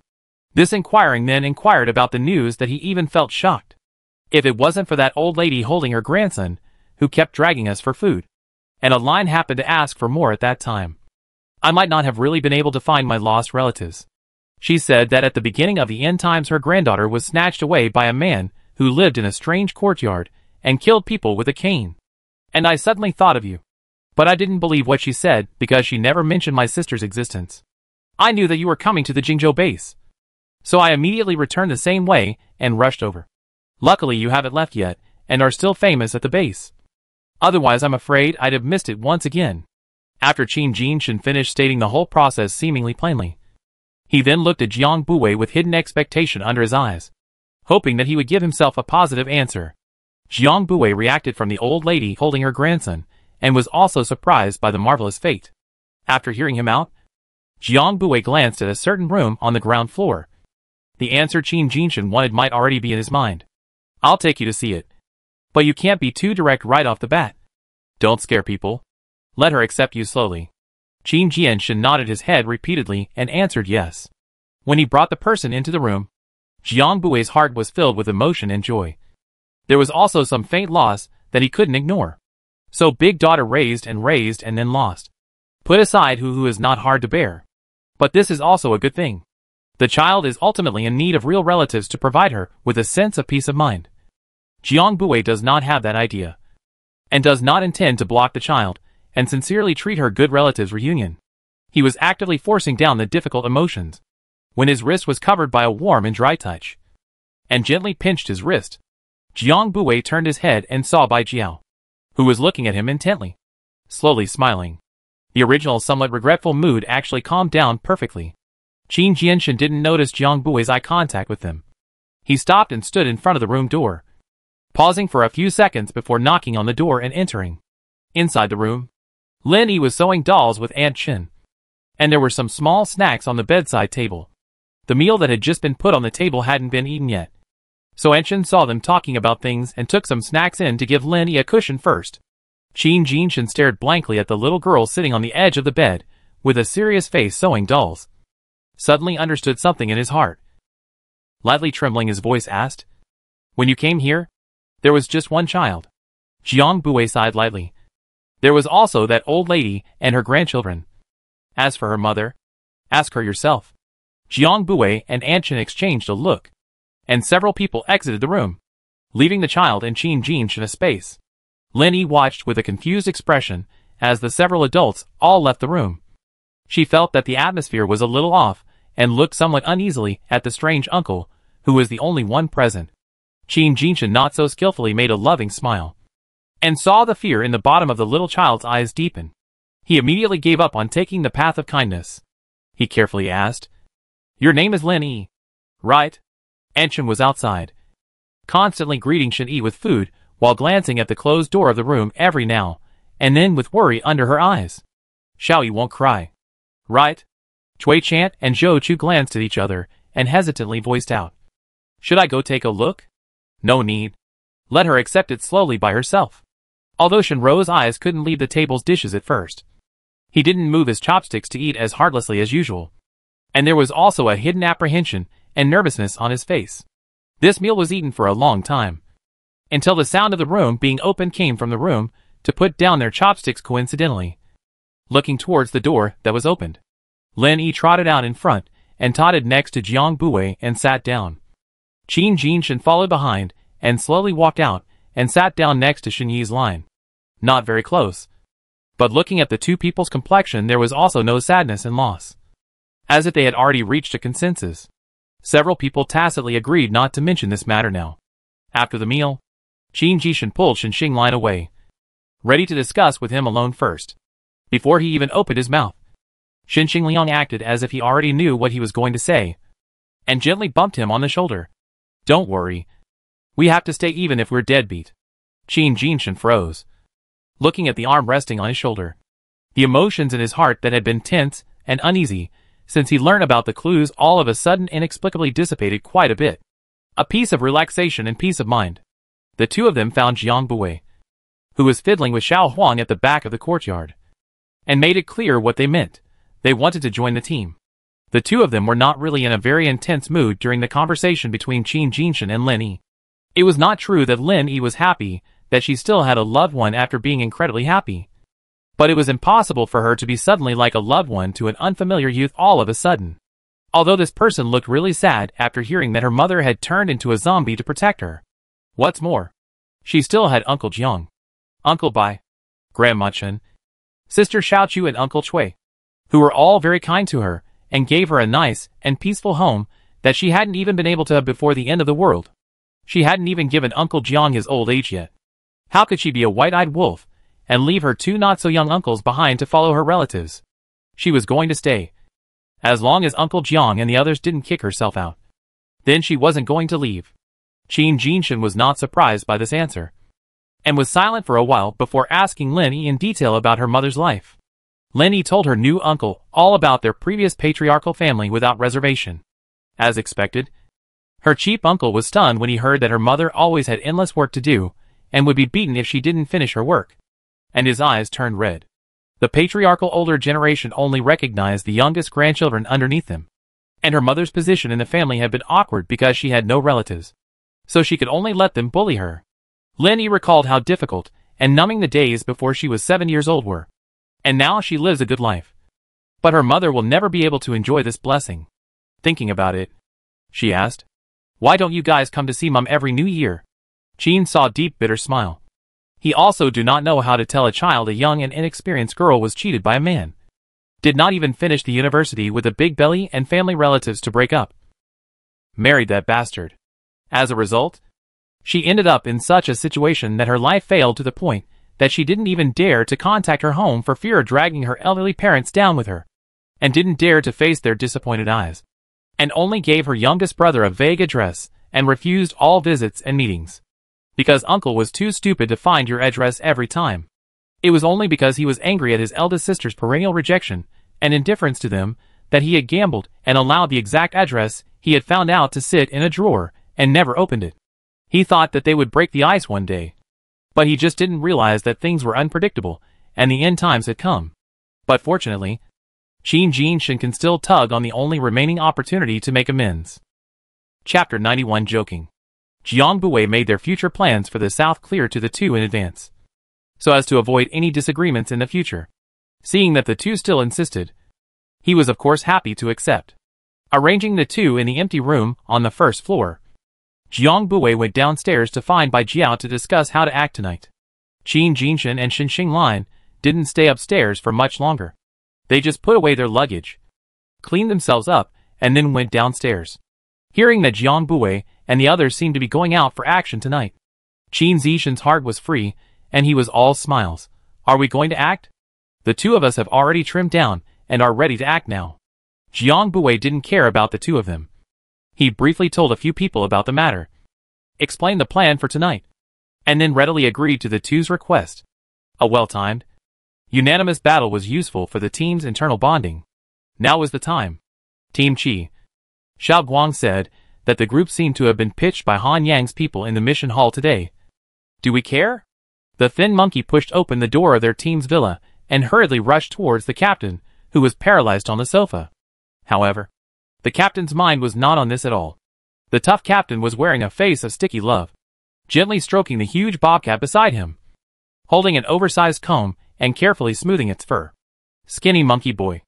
Who would have thought that a 5 feet 3 inches man at home would just want to jerk off a cat in peace? Team Qi. Do we care? Qi Shan let go of his hand and rubbed the cat that was suddenly dissatisfied with the loss of artificial itchy scratches, before shaking his head and answering. It's not like we're the ones in trouble. So what's the rush? Han Qin is the one who should be in a hurry. Skinny monkey froze and hesitated. Then don't we need to help those people? Even if we don't take the opportunity to suppress the Han family, we can still earn a favor from Jiang Buwei. Help? Why not?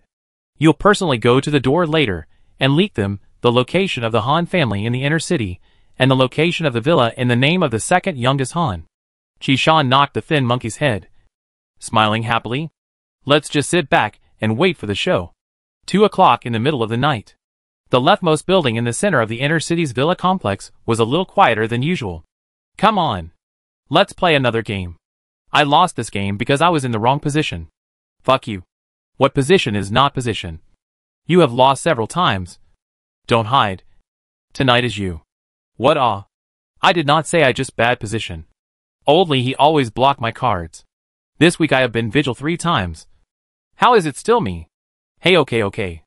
You lost anyway. Go. Oldly. Go home. 3 men in different forms separated at the poker table. 2 of them helped each other, staggered out of the door, leaving behind a bitter-faced man who indignantly kicked the table hard, kicking it with an earth-shattering sound. Damn. Son of a bitch. Just know how to lean on the old. All of this was caught in the eyes of Jiang Buwei and Bai Jiao, who were crouching on the courtyard wall. Jiang Buwei pulled out their hands and quietly gestured in a certain direction in the courtyard of the villa. Bai Jiao saw that he had no intention of hitching a ride, so he slowly withdrew his hand and put it back in his pocket. The person in the dark also returned a gesture, and then silently disappeared in the line of sight of Jiang Buwei and Bai Jiao. The man in the defense room at the entrance to the villa courtyard was still cursing and swearing, constantly kicking and hitting the only furniture tables and chairs in the house, making clanging, clanging, clanging, clanging, clanging, clanging, clanging, clanging, clanging, clanging, clanging. A slender strip of black and gray vines quietly poked through the window and entered the house, approaching the man who was in a frenzy, waiting for him to turn his back. He strangled him in a death grip, and in the process stuffed his mouth with his excess vine parts, gagging the possibility of him making a sound. Then the man tied to the chair he had just kicked down at his feet stared wide-eyed as Jiang Buwei and Bai Jiao strode in through the front door. Not getting killed? Bai Jiao inquired with a sideways glance. Jiang Buwei shook his head. The living are more valuable than the dead. He only swept a glance at the man struggling futilely in the chair, making sure he saw his face before leaving the area. As he left, he also glanced at the villa, which appeared not to be moving in the slightest, and gestured grandly towards the dark, unlit floor-to-ceiling windows. They had other things to do, and wouldn't be back to reap the spoils until a little while later. Morning. Sheen. Up so early. Early. I didn't sleep. You woke up early. Qin Zishan held a long-lost coffee in one hand as he sat on the sofa to enjoy a rare and restful morning. He was also surprised to see Cui Chant coming down so early, and even took a special look at the clock on the wall before he dared to be sure that there were really people who could get up at 5 o'clock without an alarm clock. Didn't sleep all night? Then are you hungry? There are still some ingredients in the kitchen that can all go. Cui Chant yawned as he rubbed his eyes and headed for the kitchen. Not even Qin Zishan's lack of use was able to stop him. Cui Chant's eyes widened as he stared intently at the overflowing kitchen, lamenting out, "Are you guys stealing from people all night long?" This time, the plan didn't need so many people. Only Qin Jinshin and Jiang Buwei Bai Jiao went with them. So he slept early last night. Jiang Buwei's plan for them, he only heard a rough idea. And now, he was a bit puzzled by the mess in the kitchen. In the kitchen, the kitchen utensils and various vegetables were placed in a well-organized manner and roughly skinned into the corner, leaving a large empty space piled with dense plastic bags and various sacks wrapped in mud. Cui Zhanyan went forward and carefully peeled open a sack covered in mud, hesitating for a few moments. "Is this a foreign plant?" Qin Zishan nodded, then realized that he couldn't see it with his back turned, and gave another him. Cui Chanting looked at a few more, and found that almost every one of them was the same. His eyes staring at the kitchen area were shining brightly. This Han family is also too rich. A few more times then we will not be rich. Don't think about it. Han Yang's small treasury have been scraped clean by us. Only a little left for him by Zhang's mercy. Qin Jinshan smothered the coffee in his cup in one gulp, intending to go upstairs to catch up on his sleep. Only the idea of catching up on sleep was not destined to become a line. Outside the villa courtyard, the atmosphere gradually became chaotic, and a few mournful screams not only interrupted Qin Jinshan's footsteps upstairs, but also made Jiang Buwei forcibly wake up from the robust and warm Guan Luo's body underneath him. Squinting his bleary eyes, he softly inquired, "So soon?" Bai Jiao's large hand covered Jiang Buwei's still open eyes. "Sleep? You're not needed underneath yet." Jiang Buwei's brain slowly ran okay for a moment. After digesting this sentence, he felt that he was right and closed his eyes again. The hand under the quilt still subconsciously groped for the tight and smooth pectoral muscles of the man underneath him. Feeling the muscles under his hand immediately tense up and harden like a rock not as soft and elastic as before, Jiang Buwei couldn't help but squeeze harder with some dissatisfaction. Bai Jiao's body stiffened even more, but he still forced himself to try to relax his muscles, trying to let the person on top of him enjoy his touch. He coaxed softly, "Go to sleep. Wait outside until I go out to look." Jiang Buwei hooked his lips a little wryly, allowing himself to sleep soundly at ease, leaving the impending storm outside to Bai Jiao to handle with confidence. Bai Jiao waited for a while for Jiang Buwei to completely fall asleep before carefully moving his body and withdrawing himself. He bent down and picked up the clothes scattered on the floor, throwing them all into the dirty clothes basket, ready to come back and wash them in a moment after dealing with things, and then pulled open the wardrobe and casually put on one to go out.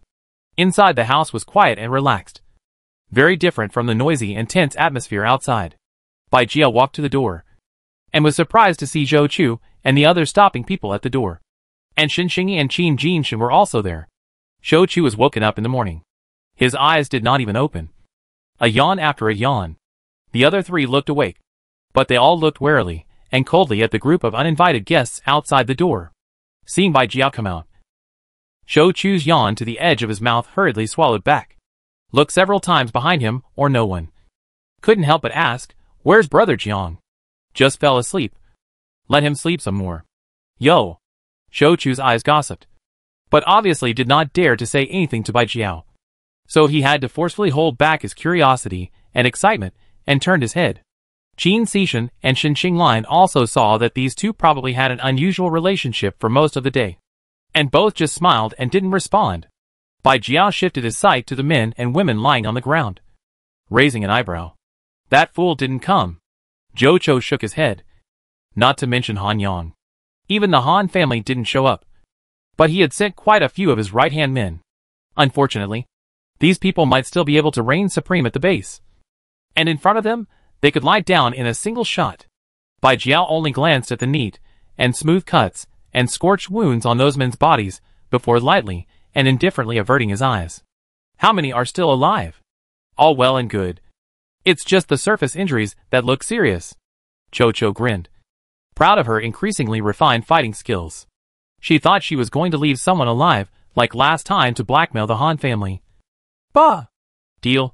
And specifically instructed everyone to be lighter on their hands. Who knew that Bai Jiao gave her a strange look and gently threw down a sentence. Then bury them alive. No one said anything. Zhou Chou tried to see traces of a joke under his eyes, only to despair even more and realize that there wasn't a hint of a joke under the man's eyes. He seemed to be coming for real. The corner of her mouth stiffens and pulls out an awkward smile. Is it so exciting? Ha ha ha. Finally laughed and laughed themselves feel a little dry. Had to snappy mouth. Shenlin and Cui chanting face are unable to hide the surprise and doubt. Qin Si deep expression is not change. Just implicitly glanced at the first floor.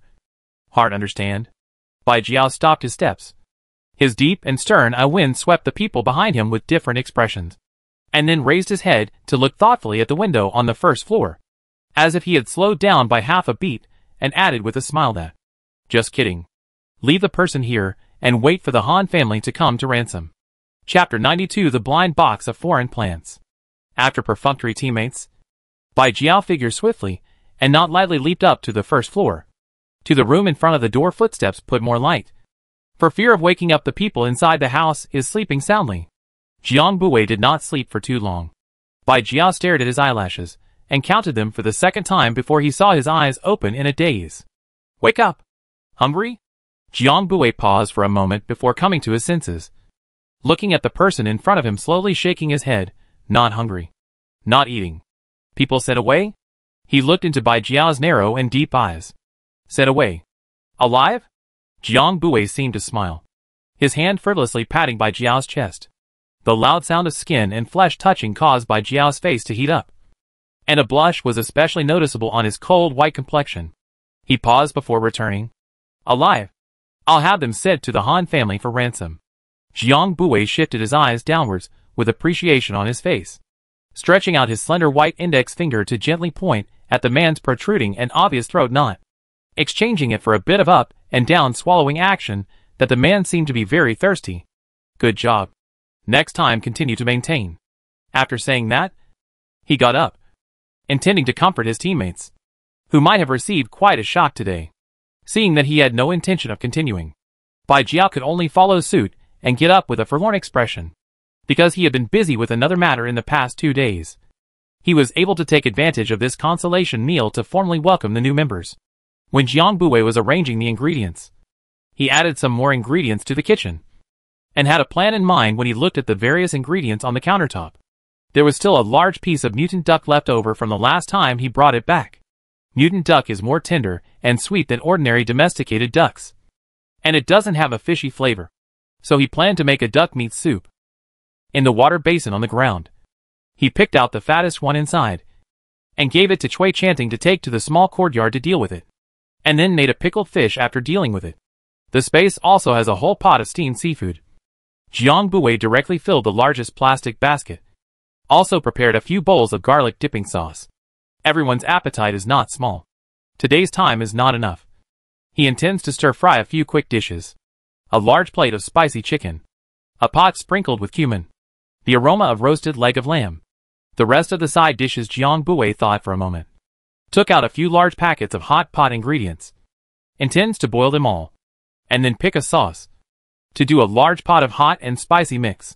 Shen rose sniffing the smell of food coming from the tip of his nose.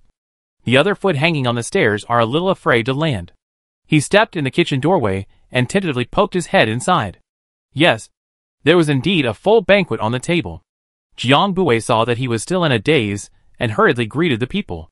"Why are you still standing there? Hurry over and serve it." Saying this, he casually handed the pickled fish in his hand to a flattered Xinxing Lion, and waved his hand to send people away. Qin Saoshan slowly sat down in front of the table, hesitantly looking at this large table of unfamiliar and familiar dishes in front of him. All a bit unbelievable. Thanks to the fact that they had already seen some of Jiang Bui's masterstrokes before, they were able to hold back their shocked voices. Not knowing what to do was already the result of their rational restraint. "If you don't move your chopsticks, the rice will get cold." Jiang Bui brought up the last dish of spicy mix topped with sesame sauce, and saw that everyone did not move their chopsticks and just watched, and could not help but laugh. Shinro didn't hold back. "Is this the standard for every meal for our team? This way of eating really will not eat bankruptcy." Zhou Chu gave him a blank look. "How can that be?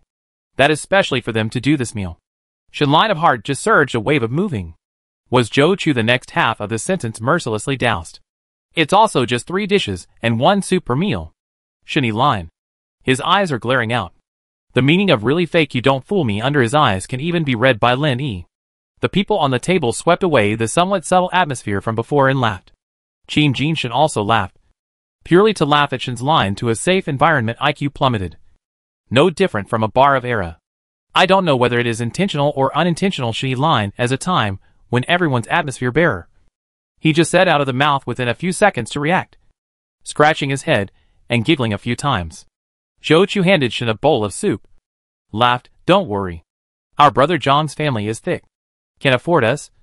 Let go and eat his." Jiang Bui smiled and raised his eyebrows, but didn't retort. He just explained that his role wasn't that big, except for a small portion that is the inventory of the space. Most of the others are grown by themselves in the yard or the mutant beasts that a few of them went out and caught earlier. As he said that, he indicated a fresh meat soup made from mutant duck with his gaze. Xinxing Liang also looked towards this meat soup and understood. He and Qin Jinshin had caught mutant beasts before, but the mutant ducks ran very fast.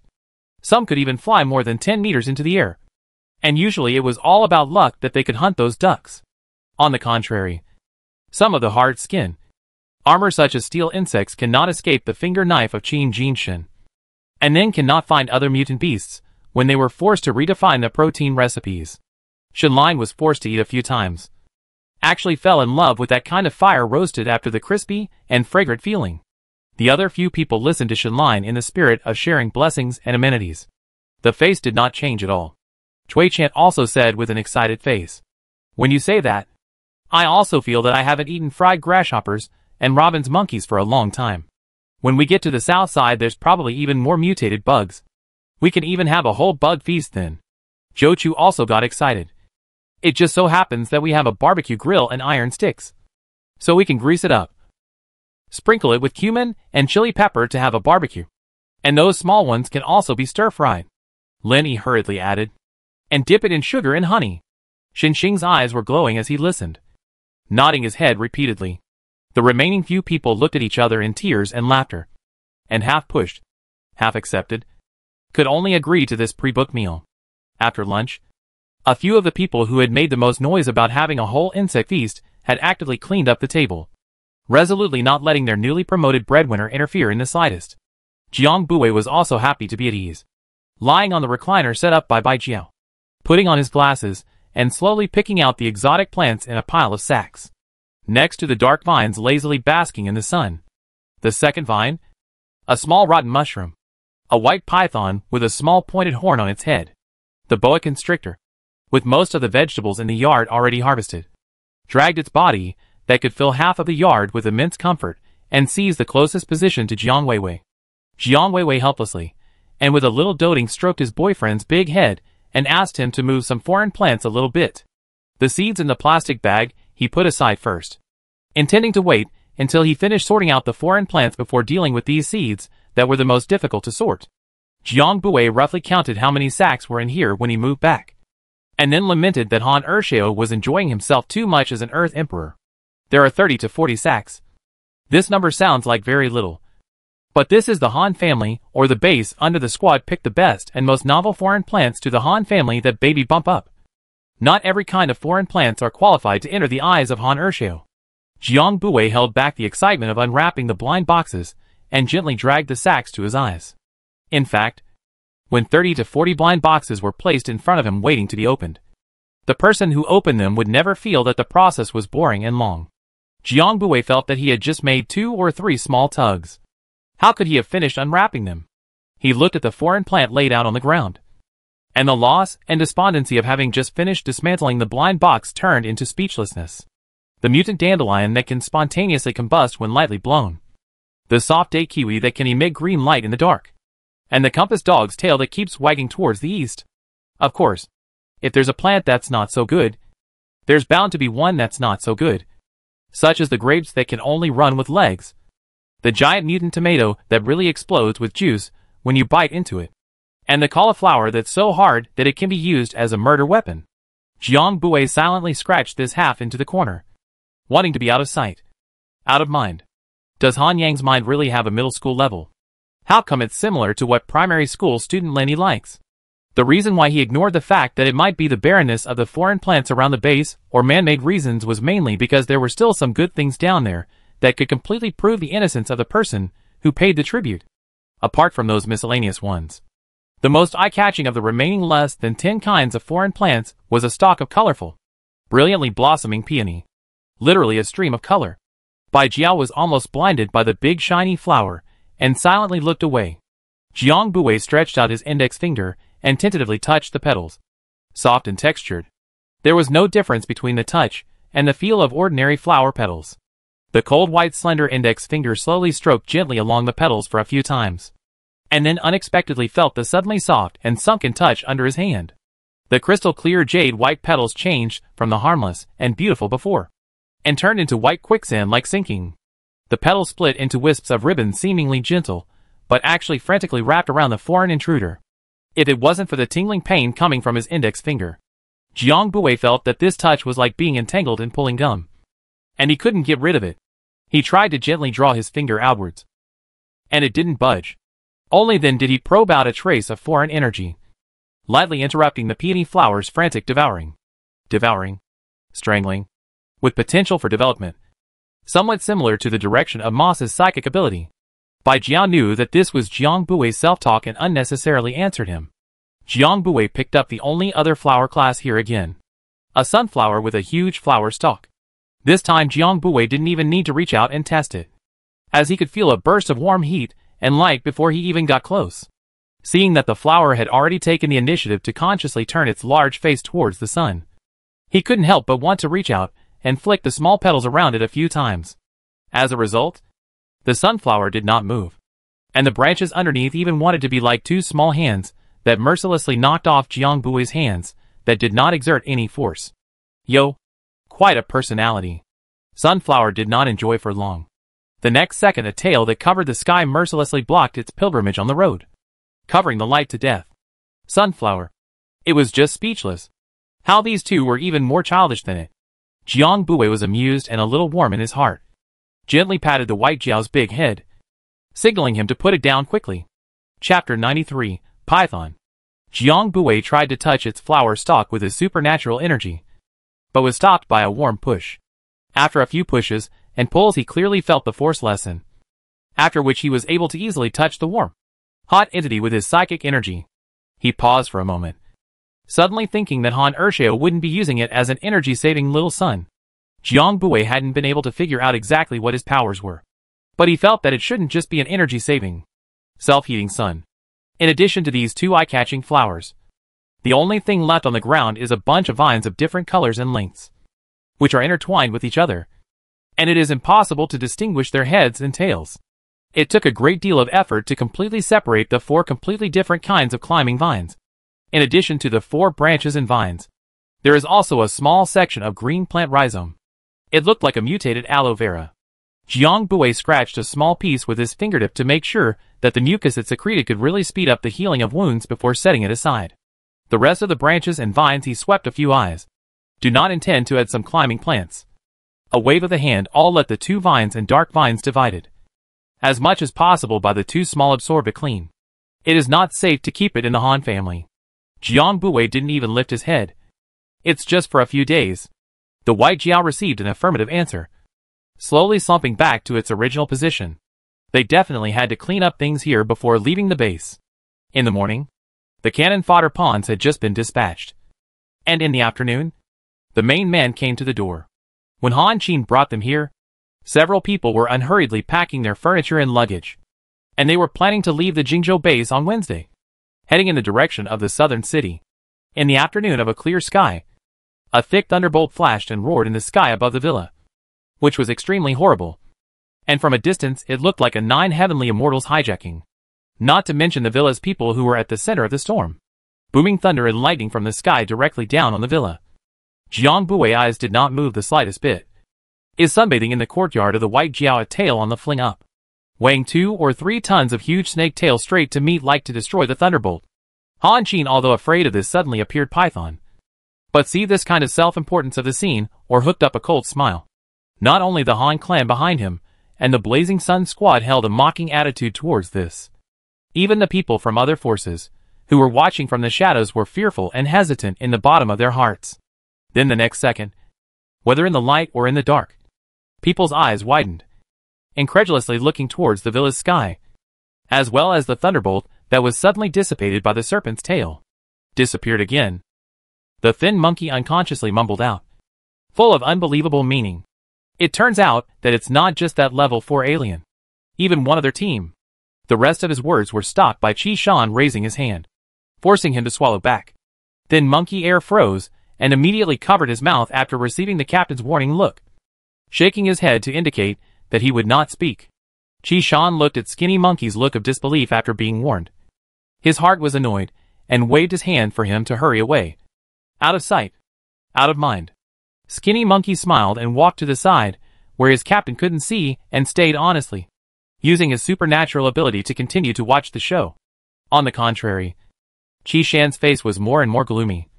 The complexity of the eyes underneath the eyes more and more people could not understand. The undeniable point was that this team was so powerful that it suddenly gave him an unprecedented sense of crisis and yearning. The snake's tail didn't immediately retract after lightly slapping away the thunderbolt. Instead, it probed further out, turning its head and tail around, its huge snake eyes full of icy and organic killing intent. The Han family who were staring at them, even including the people who were always watching this place from the shadows. At this moment, they all suddenly had a kind of trembling sensation when they were targeted by the ancient beasts and the icy coldness that came out from the cracks of their bones. In front of the crisis of life and death, the people who were staring at the snake's eyes that were erected into a cold straight line in front of them. Even normal breathing became a luxury. Han Qin swallowed hard in his throat, but found that his lips and teeth had already had a bitter taste of astringency. The strike just now had been his full strength after devouring crystal cores in the past few days, and he had thought that he would be able to fight with the plant system psychic. But he hadn't thought that the strongest person in the team wasn't the plant system psychic, but rather a. Han Qin stared blankly at the pair of inorganic vertical eyes, and a guess surfaced in his heart that most closely matched the snake's overly human eyes and movements just now. An animal alienation alien? The vegetables in the villa's small courtyard had already been emptied, and the previous blind box vegetable plot that had not sprouted for a long time had also been shaved into the space by Jiang Bui, even with the seeds and buds. And now the place was just a large piece of empty mud. Therefore, Jiang Bui is not worried about the white scaly dragon's too large original form destroying the courtyard. Directly leaning on the first floor window, doing a handful of things. The ruthless moves of the foreign energy without even hesitating to throw at the giant python. A time, countless attacks of various colors, with crackling electricity all smashed in the snake's undefended abdomen due to the erection of the snake. These attacks, which seemed so impressive and powerful to the uninformed, looked like colorful fireworks to the inorganic eyes of the White Jiao, falling on the body without pain and itching, and were useless except for being fancy. Although the White Jiao wasn't injured, it didn't mean that he could allow these ungrateful ants to kill in front of him, to put him to death. A tail flung over, directly smashing a group of them out a long way, before those people could struggle to get up with the intense pain all over their bodies. Another tail smashed down, several times down the ground as after a small earthquake after a mess. At this time, among the various forces watching from a short distance away, Bobcat squad, except for the most stable, a few people can still control their expression. The rest of the few people are dumbfounded, and with a silk cannot hide the appreciation and excitement. Shit. This is too violent. Too awesome. The whole body covered with jade-colored scales of the python as if wandering between heaven and earth with a huge body. Attitude careless. Out of hand but the opposite of ruthless, and people playing a bloody little game like cat and mouse. But all who see it have to say on the sentence, violent aesthetics. Qishan beckoned. Han Yang is still searching in the outer city? This time it wasn't the skinny monkey who answered. It was replaced by a woman with a serious face. Still there. But he's probably seen the commotion over here by now. Whether he'll rush over or not is unknown. Qishan snorted, not hiding his contempt. I'm afraid that he even rolled and crawled to pack up his things to escape from the base. The woman sensibly fell silent, a look of recognition on her face. With the brains and guts of that spoiled second-generation ancestor Han Yang. Without his brother, it would be difficult to even survive, let alone have the guts to come to his brother's rescue. You said that the crystal core isn't really in the hands of that level 4 alien? Qishan's eyes fluttered a little as he asked softly. And Lu Yen knew that this was his usual look when he was thinking. Lu Yen was silent for a moment and shook her head. Not sure. But the two waves of manpower that the Han family has split up seem to have decided that the crystal core is in the hands of the 4th level Xeno. Han Qin leading most of the Xenos straight towards the villa certainly had the consideration of the high risk factor of the people inside the villa in mind. But one could also see some clues in it. Qishan shook his head and muttered to himself. The Han family and Liang are really going to fall this time.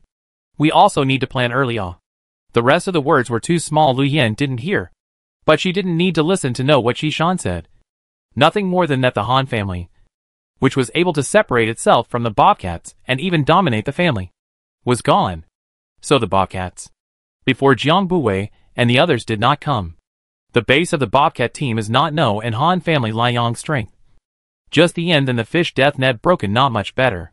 The Han family and Liang also want to get rid of the Bobcats. But there is also a gap between the alien. See tactics in front of the gap between the powerful play a minimal role. The Han family since the establishment of the base. No matter good or bad. All in the bag. Resulting in the strength of the current under the alien strength of good and bad. Bobcats and they take the opposite route. Seeking quality rather than quantity.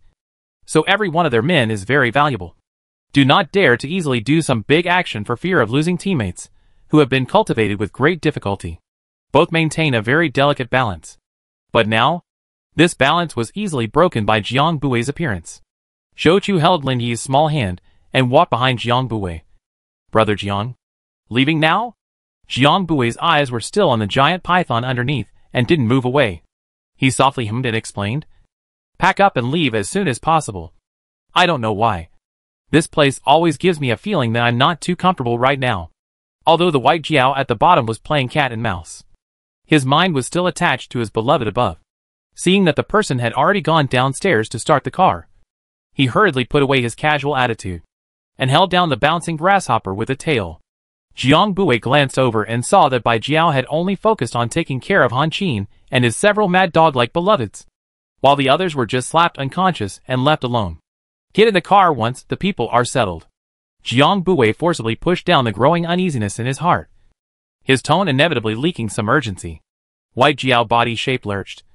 Was going to turn back to find the sweetheart's small intention to appease a little, but suddenly turned his head to look in the direction of the south. Before the snake eyes have returned to normal all of a sudden and erected into a straight line. The gaze is even more icy than the last time. There are dirty things coming from the south. Chapter 94 Siege. Jiang Buwei originally only had some bad premonitions.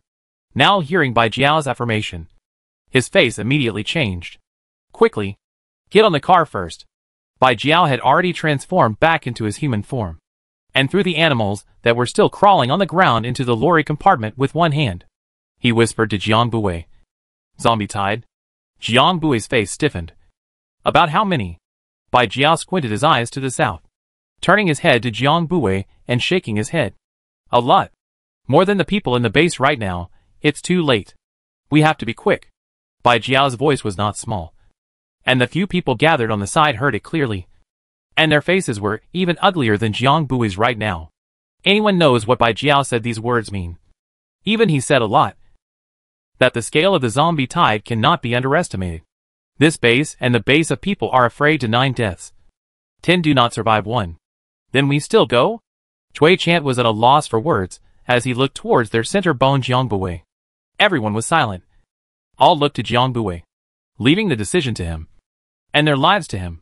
They all understood that they would not die if they left the base now. And with their speed and strength and without any burdens, it would be easy for them to escape this fate. But staying at the base would not be a certainty. They will have to take on more than this responsibility. When the time comes to be surrounded in the base, life and death is hard to predict. The situation is not good. The base will be destroyed. Jiangbui's eyes gently skimmed over the surrounding buildings that were still intact. He didn't rush to answer this question. Instead, he asked Bai Jiao, "How long before the zombies arrive?" As he asked, he walked over to the dozens of alien power users who were still fainting on the ground, which were the survivors that Bai Jiao had mercy on and left behind. The vines threw down several whips, forcing the fainting people to wake up. Bai Jiao honestly replied, "Half an hour at most." Jiang Bue sighed in his heart. Time is running out. Kicking the alien nearest to him on the ground. The expression on that person's face was clearly still basking in the ignorance of still being alive. Jiang Bue coldly said, "Now, immediately, go back and tell all the current hunter squads and managers in the base to gather at the city gates in 5 minutes. I want to see them." The selected alien was busy nodding his head and answering yes repeatedly. Then he intended to roll and crawl out of this person's sight. Wait, I haven't finished. The Han family is gone. Now who should be listened to within the base? I hope you guys will understand and not make a mistake because of a momentary confusion. This he said to the dozens of people lying on the ground, and also to the people who had been watching from the shadows. Jiang Bue knew that they would definitely spread the news, whether it was out of intention or by force. In a few words, a few people had understood Jiang Bue's meaning, and when he turned to look over, what he saw was everyone fully loaded and ready to go. Shinro was impatient. Let's go quickly. Maybe those close by have already arrived at the city gates. Jiang Bue smiled and shook his head. No, it's me staying here. You guys go, said, glancing at his wristwatch. There's still half an hour left. Hurry up. With your strength plus the animals you can totally find a weak point to rush out. I'll cover. Everyone under the car froze and looked at Jiang Bue in unison. Bai Jiao was the only one whose mouth curled up into a hidden yet happy smile after hearing this. Then hurry up and get in the car. I'll cover you with Jiang. Jiang Bue didn't even look back. You go too. Bai Jiao, the smile faded. Why? How unsafe for you to stay here alone. Besides, how can I leave? Jiang Bue, they might not be able to rush out without you. Without overwhelming force. Presuming to rush out of the zombie horde is risking their lives. There will definitely be casualties. Seeing Bai Jiao's ugly face, Jiang Bue softly soothed. Good boy. Go early and come back early. But this time, Bai Jiao did not have the slightest intention to compromise. His eyes unusually persistent staring at him. Not only Bai Jiao, Zhou Chu, Chui Chanting, Qin Xishan, Chen Fong, his teammates have a count of 1. The face is very ugly. Stop it, brother Jiang. Let's go to the city gates. It's too late to break it up. Zhou Chu took the lead. Chui Chan, you stay behind to partially guard the lorry. Your right arm is coming with me. Chui Chan fell back in a second, not daring to look at Jiang Bue's face, quickly unloading his right arm to Zhou Chu to take away. And Chen, Lin Yi, let's go back first. The outside of the villa is safe with tomato vines and moss. He also rambled as he pulled the car into the villa. Finally, the 3 of them returned to the villa together. And by the way, the door mercilessly closed with a clang. The door was shut with a relentless clang. The few people who were shut out froze. Shen Lion suddenly blessed to the heart. Tugging Qin Jin Shen hurriedly chased after Zhou Chu to go. In the blink of an eye, Jiang Bue was left as a bare-bones commander, as well as a large following pet. Jiang Bue could only smile bitterly after watching the whole process of being forced to hand over power. Follow. Hooking his finger, he led the following pet away. No matter how fast the 2 were, they couldn't afford to be delayed for a while. And by the time they arrived, there were already some people surrounding the city gates. The 3 of them had already found the person in charge of the city gates at the beginning of the week, and used force to forcefully order a few people to open the normally closed city gate doors and drive out of the city. Normally, the side gates would only be open for incoming and outgoing traffic. and the gate in the middle would always be closed unless vehicles were coming and going from the inner city.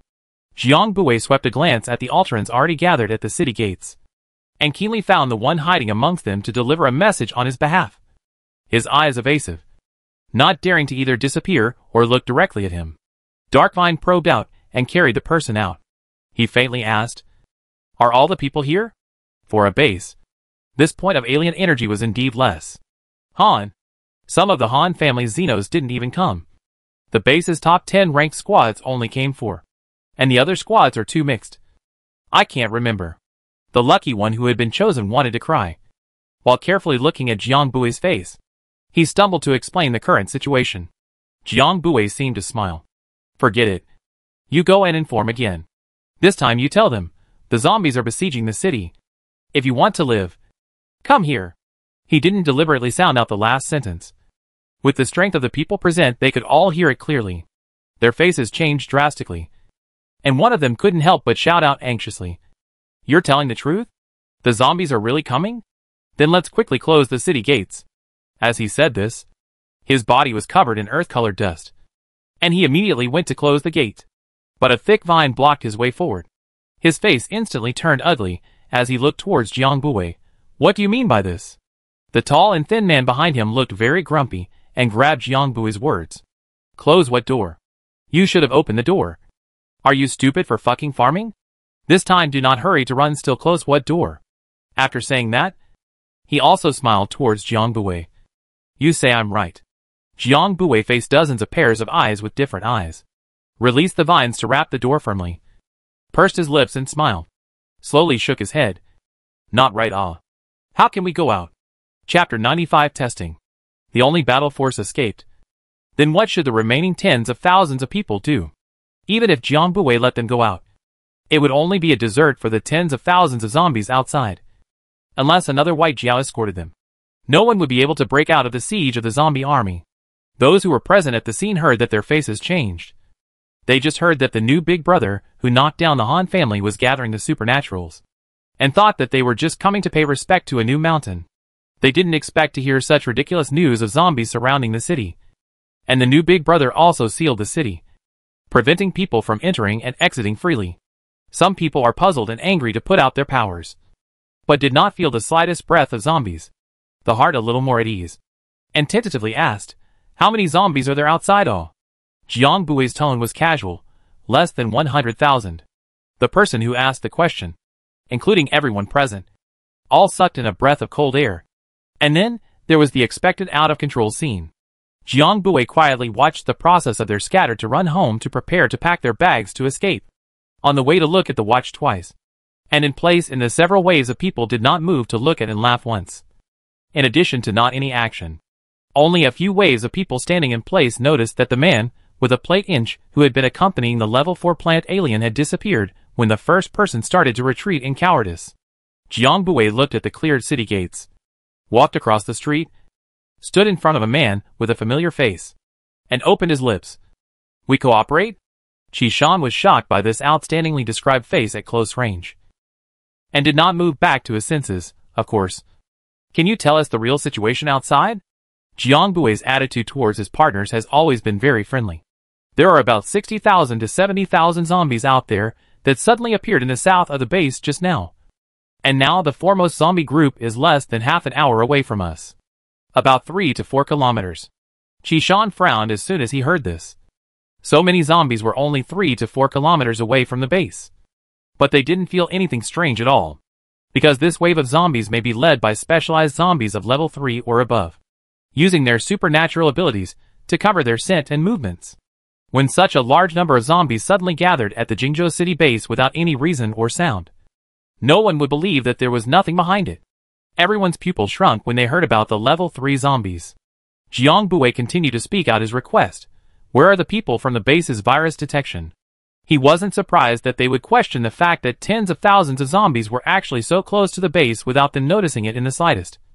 If it wasn't for Bai Jiao's sharp divine sense, he wouldn't have been able to detect that the danger was actually so close to him.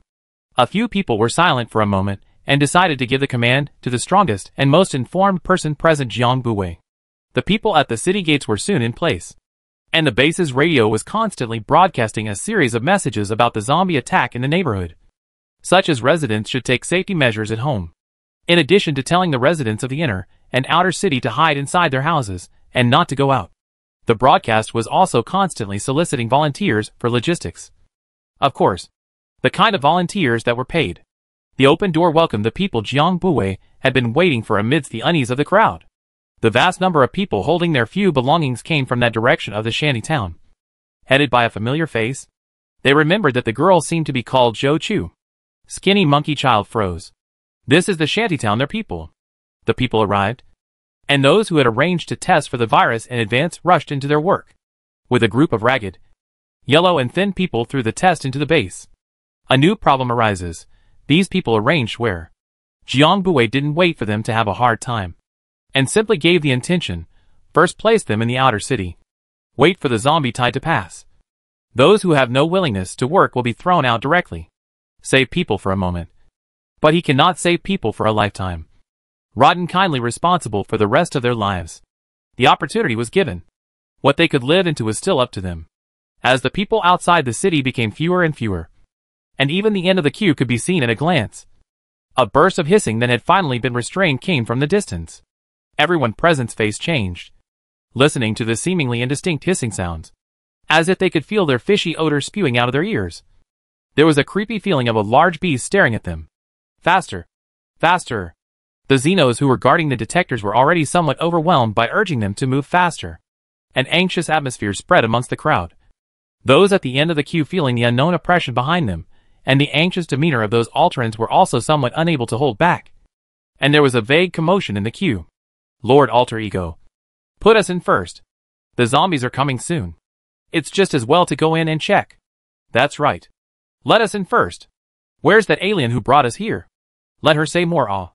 The inspector forced himself to resist the urge to shake off the sleeve that was being tugged at and looked towards Jiang Buwei, receiving a negative answer before he had the courage to sternly reject the man. The dozen or so people who were still queuing up saw Jiang Buwei, and the others had been looking on coldly without the slightest loosening of their attitudes. And their emotions became angry and resentful all of a sudden. Jiang Buwei raised an eyebrow and exchanged a glance with Qin Jinshan, who was located at the end of the queue without any indication. Qishan felt the raging tide of zombies not far away. It's almost time. Let's go up to the city wall. Initially, the base was just a scenic resort held by the Han family. But after the end of the world, on top of the original foundation, the army, the Han family and countless psychics briefly cooperated to jointly build a circle of city walls similar to the ancient trenches, which could stand 3 people side by side at the same time. At the sight of the first zombie's head appearing at the horizon, everyone's faces were unusually serious. Lu Yin, who had been standing behind Qishan, spoke out coldly. Do you still have any plans that you haven't come up with? We can't deal with tens of thousands of zombies with just a few of us. Jiang Buwei turned his head, and was quite surprised to find that this woman was actually the thunder alien that he had met in the school woods at that time. But this alien, if he remembered correctly, should have been following Han Yang. How come she would now appear in Qishan's camp? Undercover agent. How can we say there are only a few of us? Isn't there tens of thousands of people in the base? Jiang Buwei commandeered the entire base without blushing. The zombies were getting closer and closer. Jiang Buwei could smell the wisps of fishy odor from the oncoming wind. He glanced at his watch and faintly voiced, "Let the alien who buried the traps come back." As soon as the words fell, the Earth and Gold system psychics, as well as the psychics of various special systems, quickly began to withdraw, leaving behind one narrow trap after another waiting for the zombies to enter. The atmosphere became more and more condensed, so much so that the small handful of tails still remaining outside the city seemed out of place. Even the people testing at the city gates hesitated, seeing the clearly visible stiff faces of the zombies not far away with trepidation, the hands manipulating the machines trembling violently. But Jiang Buwei was terribly persistent in this matter, narrowing his eyes and saying in a cold voice, "The big battle is imminent. There can't be any problems in the rear to distract us. And with my teammates standing last, no one can want the team to hurry up and finish the testing more than I do." Once the door was closed, the city would be made into a brick wall that even mosquitoes couldn't fly into by him. And any hint of a mistake would be magnified to the point of losing this life and death battle. 654. Outside the city, Only 3 people left. All the attention will be moved to the zombie tide. Think Jiang Bui think too much. Do things rigidly. The accident suddenly appeared. The tall, thin man looked with unacceptable eyes at the color of the test paper in the hands of the inspectors, and the armed men who reacted quickly and had mercilessly raised the black metal tubes. Seeing the zombies behind him already less than 100 meters away, his eyes reddened, and he was violently about to peel off the staff in an attempt to rush in. No way. This can't be. How can I be infected? You guys are testing wrong. It must be. It's you guys who are testing wrong. Chapter 96 Runaway.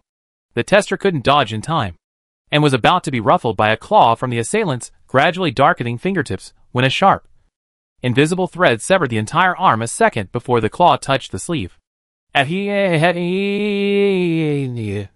The man's face was full of pain as he covered his bloodied severed mouth. But no one present had any sympathy for his ordeal, because the sound that had just been made was clearly no longer a timbre that a human being could produce. Qin Jinshan's eyes still had not had time to hide the disgust. Took the disinfectant wipes to wipe the finger that had been cut countless times, and finally wiped the wipes that could not be seen to be dirty after wiping it with a handkerchief, and slowly and methodically put it into his chest side pocket. The inspector casts a grateful glance at Qin Jinshan, returned a gentle smile, and then with a speed that does not match his appearance, led the inspector quickly flashed into the city gates, not forgetting to close the gates with his own hand, leaving the man outside still desperately banging on the gate, hissing meaninglessly at the mouth, covering the crowd inside the city walls with a faint layer of gloom and silence. Jiang Bui was filled with helplessness, glancing sideways at Qin Jinshan, who was still following behind and coming up slowly. It will affect the mood. Qin Jinshan spread his hands. Feel the atmosphere in advance. Indeed, witnessing the infection process of the same kind from a close distance had a visible effect, and Jiang Bui clearly felt the tension around him fall into place.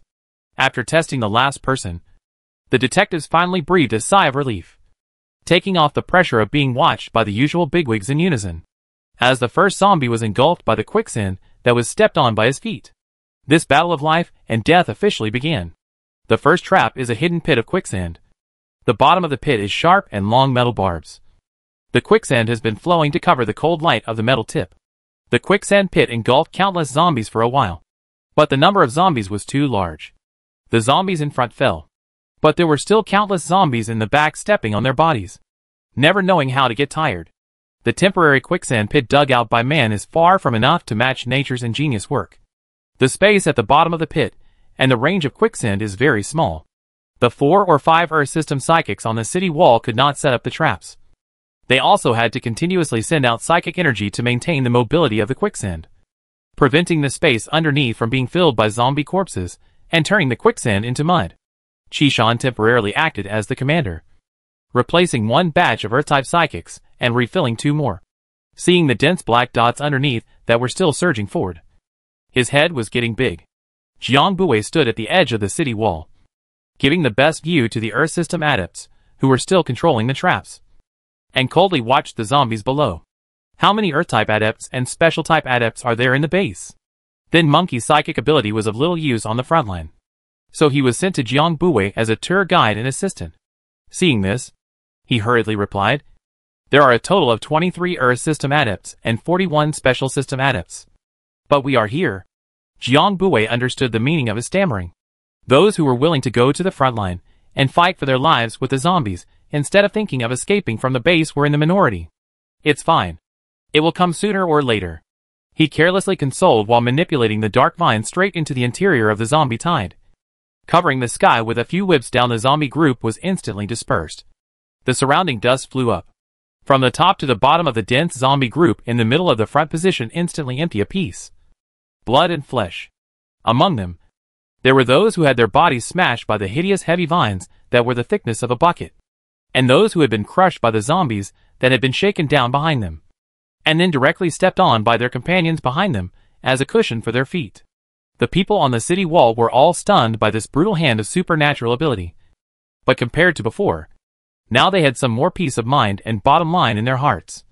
In addition to scorn and fear, Skinny Monkey was the closest, and had the clearest view of Jiang Bui's demeanor and behavior, and watched as he easily chopped off the lifeblood of dozens of zombies with a few lashes. No. They are just walking corpses. How can they talk about vitality? Skinny Monkey patted away the clutter in his own head and continued to look at Jiang Bui, wanting to know what the bottom card that he was sure he could win with was in the end. Could it be these alien plants of his? But no matter how powerful an alien could be, even as powerful as Jiang Bui, there would be a limit to the use of his alien energy. When the ability to reach the limit, not only exhausted to the point of losing the ability to act, even if recovered, will cause irreparable sequelae to the ability. Permanent. From a certain point of view, the alien is like a new type of sustainable resource. As long as the nucleus is still there, it can constantly generate energy. But if you use too much energy at once, you will not be able to slow down for a long time. And it will also leave after effects. Skinny Monkey can't figure it out. But he thinks that Jiang Bui should not be so selfless to burn himself. But he does take the responsibility of the lives of the tens of thousands of people who have not met in this base. In this day and age, selflessness sounded so stupid and admirable. Jiang Bui was certainly not a holy father. For the first 20 years or so he was semi-disconnected from society as a whole. And he wished more than anyone else that he could keep his head above water and sweep the snow from his own doorstep. He was even a bit selfish. Selfishly expecting that bad luck would not favor him when the whole world was bleak. But alas, this was impossible. In front of the common disaster of the whole world, all of them had no choice but to raise their own weapons and unite with their own kind. Not far away suddenly came the roar of a burst of propellers. Jiang Bui frowned and looked, and found that it was a small helicopter wobbling as it lifted off and turned around. The roar of the helicopter attracted the attention of many people in the city. They looked up and someone exclaimed, "Is that next to Liang's crane?" Looking closely, next to the helicopter was a very eye-catching solid-colored white crane, so huge that it could almost be half the size of the helicopter on the side. Jiang Bui heard the Skinny Monkey's science, and his tone was playful. "The crane? That little white bird next to it." Skinny Monkey looked angry and contemptuous. "I know Han Yang, that bastard grandson, could only hide behind his brother to play with women. Once his brother died, he will only piss and run away." The key was that his running away made all the people in the base restless, fearful and angry inside. "Brother Jiang, why don't we ask our brothers to just get him killed? It will also make an example of him and shock those softies who just know how to hide in a woman's bed." Jiang Bui waved his hand. "Someone will take care of it."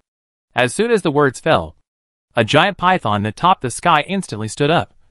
And Skinny Monkey was fortunate enough to be able to stand at this height and angle, and see with incomparable clarity the appearance of that giant python. The white python that had easily gotten Han Qing killed in the villa. Then he was shocked to realize that the first half of that python standing up was actually higher than the height the helicopter was now rising. He didn't dare to think downwards. Just the front half of its body was so long. How huge the entire snake should be. The python probed forward under the gaze of countless pairs of eyes, and its head gently through the helicopter, which was pathetically weak in comparison. The helicopter slammed to the ground uncontrollably under the huge force, and was swept by the snake's tail, and directly pressed down on the open space next to it. White Jiao looked around the area where the helicopter had landed with satisfaction. Good. No casualties.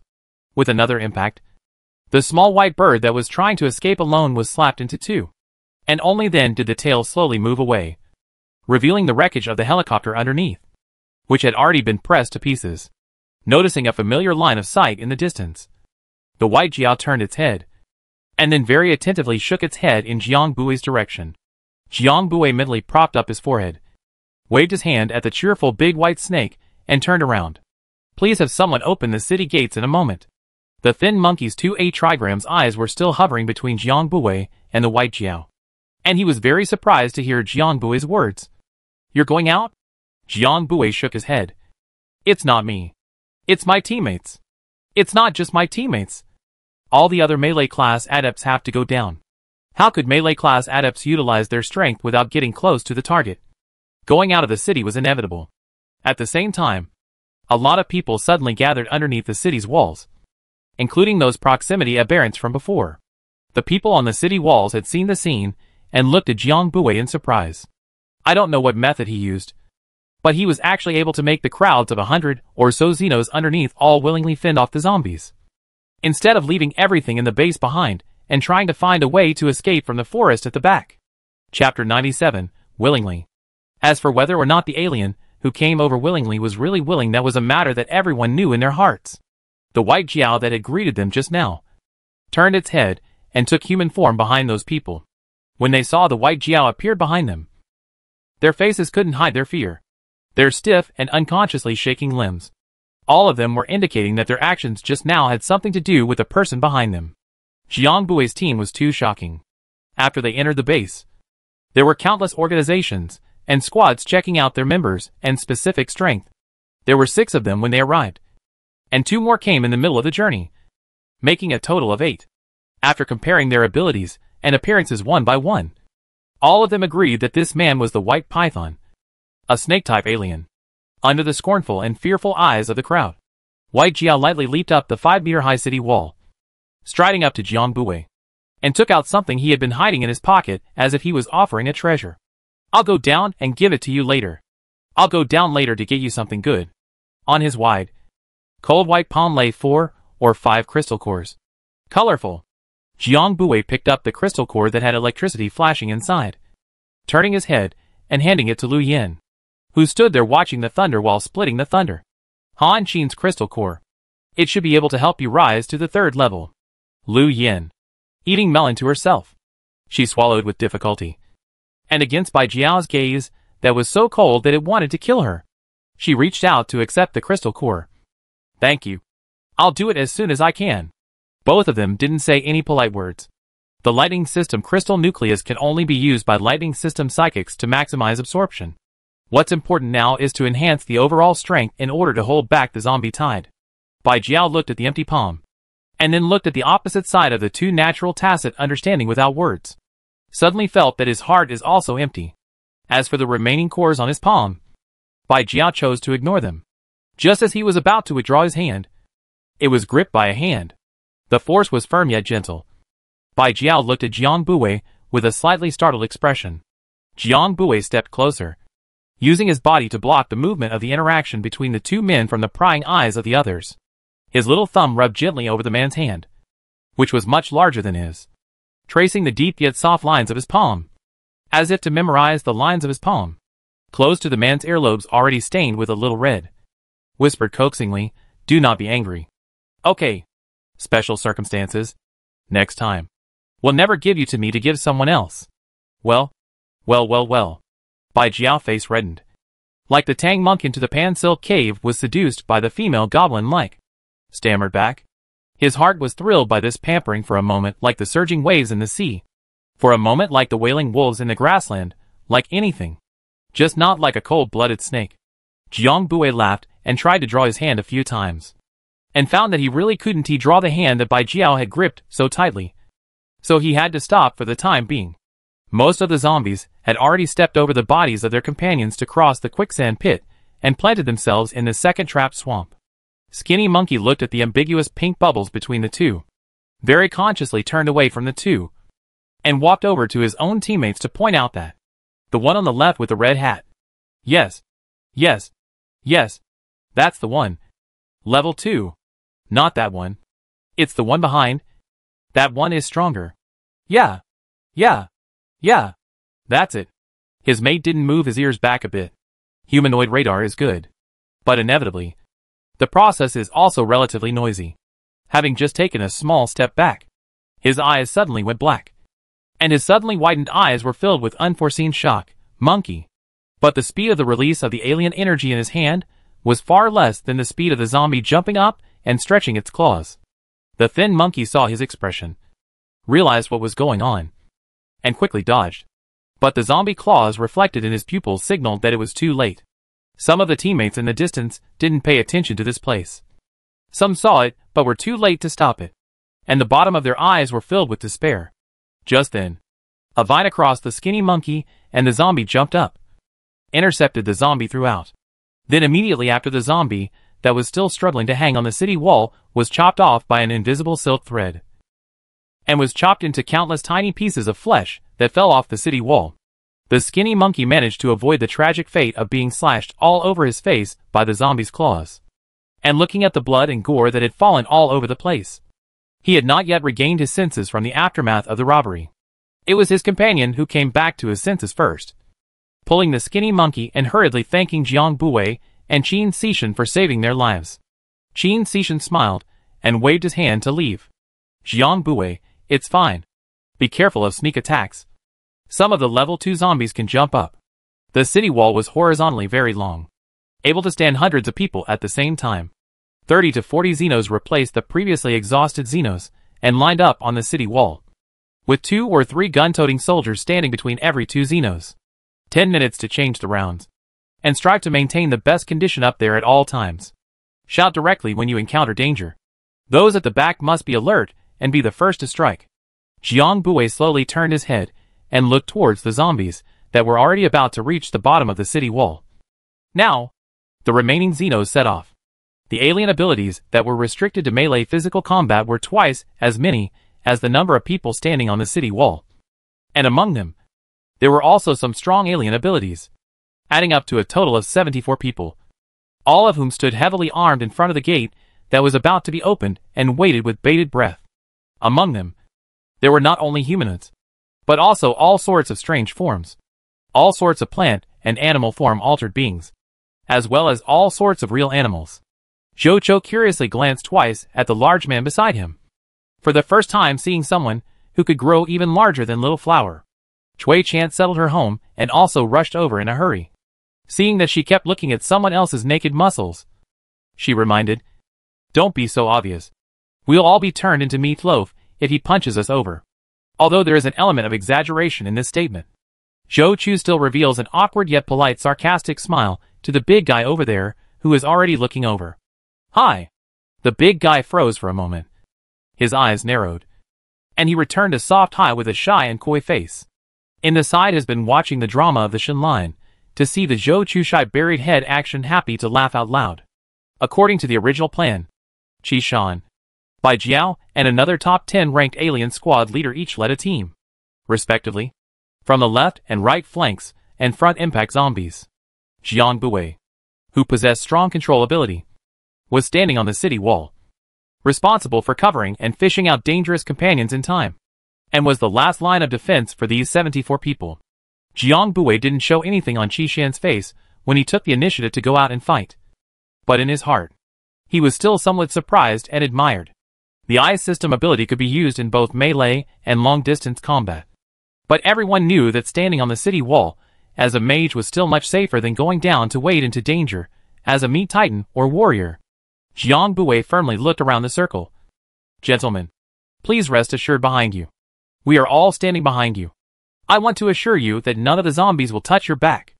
I don't know if it was the effect of Jiang Buwei's words, but the people whose attitudes were still a bit silent raised their heads in unison and looked towards the large number of raging zombies outside the door, clenching their fists, their eyes full of resolute wariness. Most of them had been driven here like pigs by Bai Jiao, half intimidated and half threatened, and half of their hearts were filled with fear. Fear of the new master who had killed the old master, and even more fear of the wave of zombies they were about to face. The other half is the bewilderment and trepidation of suddenly being pushed into the battlefield. Now it's like suddenly being injected with a gentle yet firm strength. The softened bones suddenly injected with a new hard core. It was like suddenly having a spiritual pillar. If Zhou Chu was the roundworm in their stomachs, then she would be able to perfectly sum up their current mentality. It feels so good to have a big brother's backing. Chapter 98 Stalemate. 3, 2, 1. With the final countdown, dozens of vines slowly lowered people down from the city walls, and a team of different-sized exalts swiftly poured out from the half-open gates. Because of the shocking size, Qi Shan and the other captains split the aliens into two, each with a small team, and Bai Jiao intercepted them from the front alone.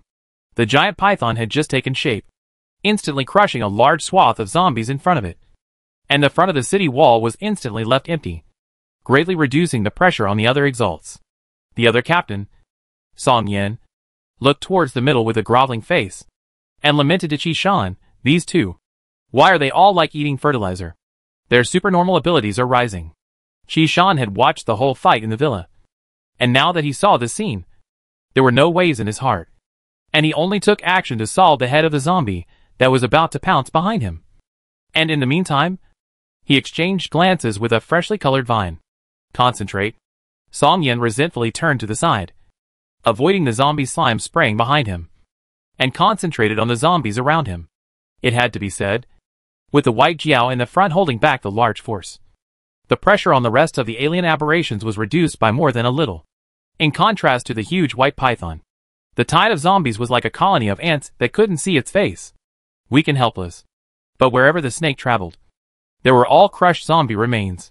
Cold snake eyes are full of disgust.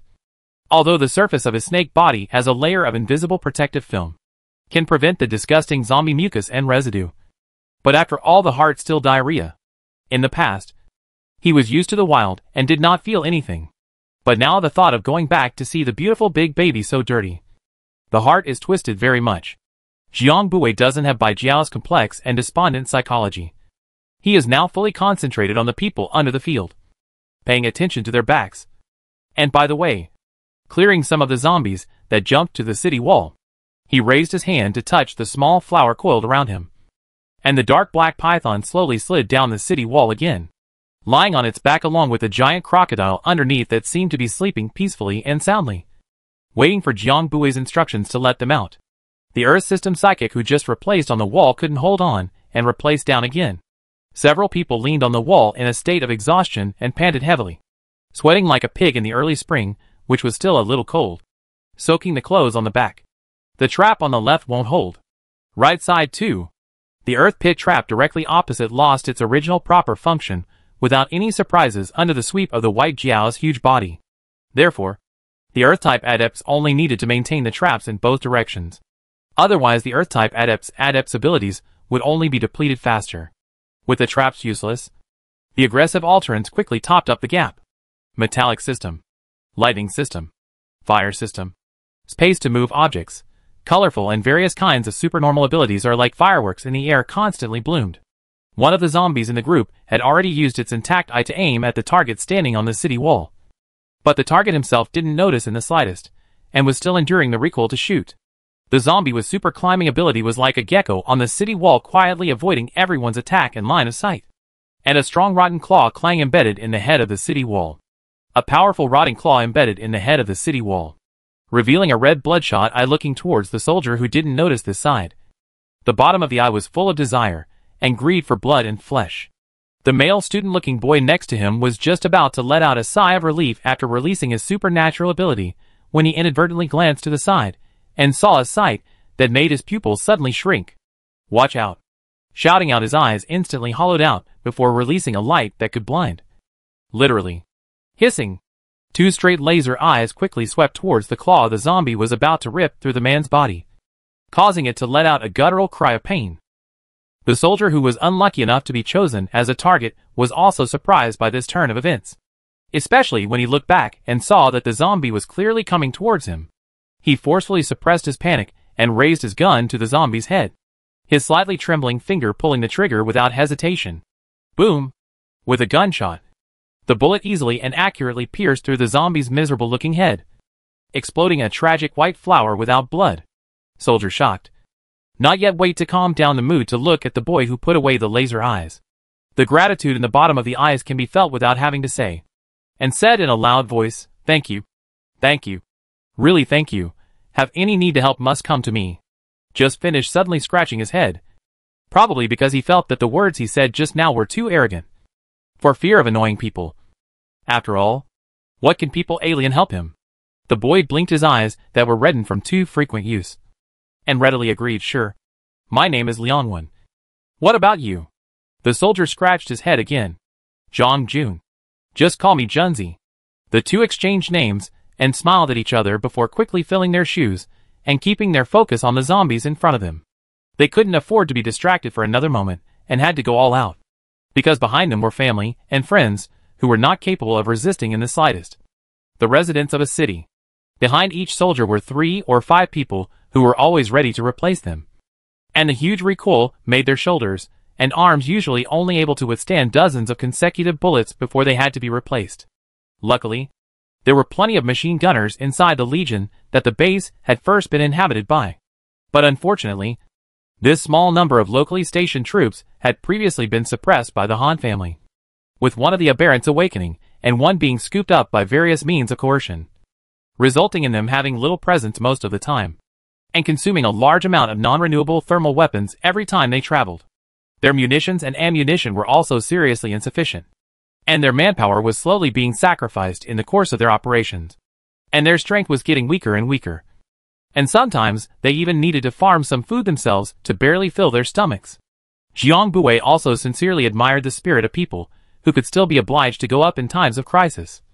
But he still stopped the army when they were about to carry the last box of bullets up to the city wall. Wait a little longer. Those without powers would only have a harder time in the days to come. And now was not the time to use the last box of life-preserving weapons. Without the army and the heat weapons, there was a gap in this previously fairly intact line of defense. There is a gap naturally have to fill. Now still fighting Alien 1 is to make. Everyone has a small basket with them. Inside is they before even dare not think of various colors of crystal core, bulging and bubbling. And all of these were brought by the man standing in the very center, and the hundreds of flailing vines behind him. Jiang Buwei felt like a tentacle monster with 800 hands and 400 eyes. He not only had to keep an eye on the field behind the combatants, but also keep an eye on the walls to see if there were any fish that had escaped and climbed up. Clean up the zombies that had broken out every once in a while. And also keep collecting and picking up the crystals in the zombie wreckage. The work is so complicated that he is more than just tired. Qi Shan slashed down another ice blade. Afterglow glanced at the figure of 2 zombies attacking behind him. His heart tightened. Before he could turn around, he heard 2 hoarse hissing. He froze, turned his head, and saw a vine running through the heads of the 2 zombies slowly retreating, with 2 crystal clear colored crystals hanging from the tips when it completely withdrew. Qi Shan hooked his lips and smiled, turning his head to unleash the ice blades with even more painful speed and force. After the first alien underneath fell in a trance, all of the aliens below were called to a halt, and even those who couldn't move were stopped by the vines and fished back into the wall. All of them, including Lu Yin and the other 4 third-level aberrants, were so tired that they couldn't even stand up, leaning against the side of the city wall to rest. Only the jade-white python was still fighting alone at the bottom. Jiang Buwei looked at the big snake that couldn't be called back, his head aching vaguely. Chapter 99 Deadly Defense. Forget it. Don't mind him. He will naturally come back when he gets tired. Jiang Buwei waved his hand at Zhou Chu, stopping her from going out to pull back the off-key wild horses. After White Jiao transformed into his original form, his energy is so high that it's hard to regain his composure without venting out. Whether he can listen to it or not, and whether he'll fling his tail over is still another matter. Without the warriors below to hold back the zombies, the pressure on the alien above has increased dramatically, making people almost breathless. Jiang Buwei kept crushing the crystals in his hand, and hundreds of thick vines the size of a bucket swooped straight forward, quickly sweeping up countless zombies that wanted to climb up the city wall, then endure the headache like a needle. Keep repeating the steps of piercing, hollowing out, throwing down, piercing. Jiang Buwei did not use other alien plants, just repeated to promote the root system of the dark vine that was torn off or bitten off by the zombies. A dark vine divided into vines placed on a single sparring match was already enough, and his alien energy simply did not have the extra energy to split out to manipulate other alien plants right now. Gradually, more and more people were leaning on the wall, and more people would be inattentively yanked down by a few greenish-white hands reaching out from underneath, and then torn to bloody pieces by countless hands. The fireballs and ice blades thrown down from the wall are getting smaller and smaller. The force of the stone smashing down is getting lighter and lighter, and the sound of lightning and thunder is getting weaker and weaker.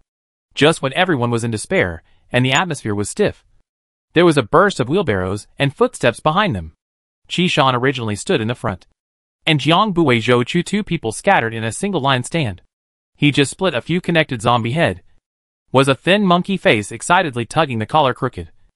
Chi team, chi team, chi team, he said. Chi team. Chi team. Quickly look. Qi Shan was yanked to the point where he cursed in the bottom of his heart, thinking that the skinny monkey better be talking about something good. But he froze slightly as he turned his head, and then looked at Jiang Buwei. All of the city's walled exalted who heard the movement around them turn their heads in 2s and 3s. Then coincidentally showed varying degrees of surprise and shock, only to see that behind them, a vast number of people were walking over carrying their family's sharpest and hardest weapons, mostly young and strong. But the number of old people, women and children was also quite large. Walked to the small flower and big male lying place. cannot help but stop the footsteps. See, usually our timid large beast heart more or less are a little afraid. After waiting for a few moments, seeing that they did not want to open their eyes, only then carefully walked around them towards here. This time, it was a true fulfillment of Jiang Bui's previous statement about the base's tens of thousands of manpower. Xin Xingliang bumped his shoulder against Qin Jinshan beside him and marveled. The people from the base will actually come. Although his alien ability to kill zombies has no advantage, but it is very popular. Is the space to move things? The strength of the department of the alien or fire system of high-temperature alien a good helper. The lack of stone or iron blocks will use ready-made zombie corpses. The lack of iron water to fill the city wall will use ready-made zombie corpses. So he stood at the front to replenish the supplies for a few adepts, while Qin Xishan guarded the side to retrieve him from under the zombies from time to time to save his dog's life, that was always on the verge of trying to die. Seeing that Qin Xishan ignored him, he didn't care and said on. Did Brother Jiang know about this already? How else would he be so certain? This time Qin Xishan responded. He shook his head. It should just be to appease everyone. The human heart was the hardest thing to predict, and he should have only been thinking about pacifying these people who were already in disarray in the beginning. If Jiang Bui's attitude at the beginning was not so sure and lighthearted, a cold stance that did not put these tens of thousands of zombies in their eyes, I'm afraid that the hearts of those adepts who already wanted to run away from the battlefield would only be more panicked, and would not put up any resistance, but only want to escape. And then, the situation would be even more chaotic. At that time, the situation will be even more chaotic, and the group will be leaderless. Jiang Bui only narrowed his eyes slightly when he saw the scene, and didn't say anything, which made the people who had been observing and waiting for his expression and decision to be fruitless. Most of these people who came spontaneously had no experience of facing zombies directly, and the few who had killed zombies had never seen so many zombies packed densely underneath, all staring greedily and eagerly at the flesh and blood on their bodies.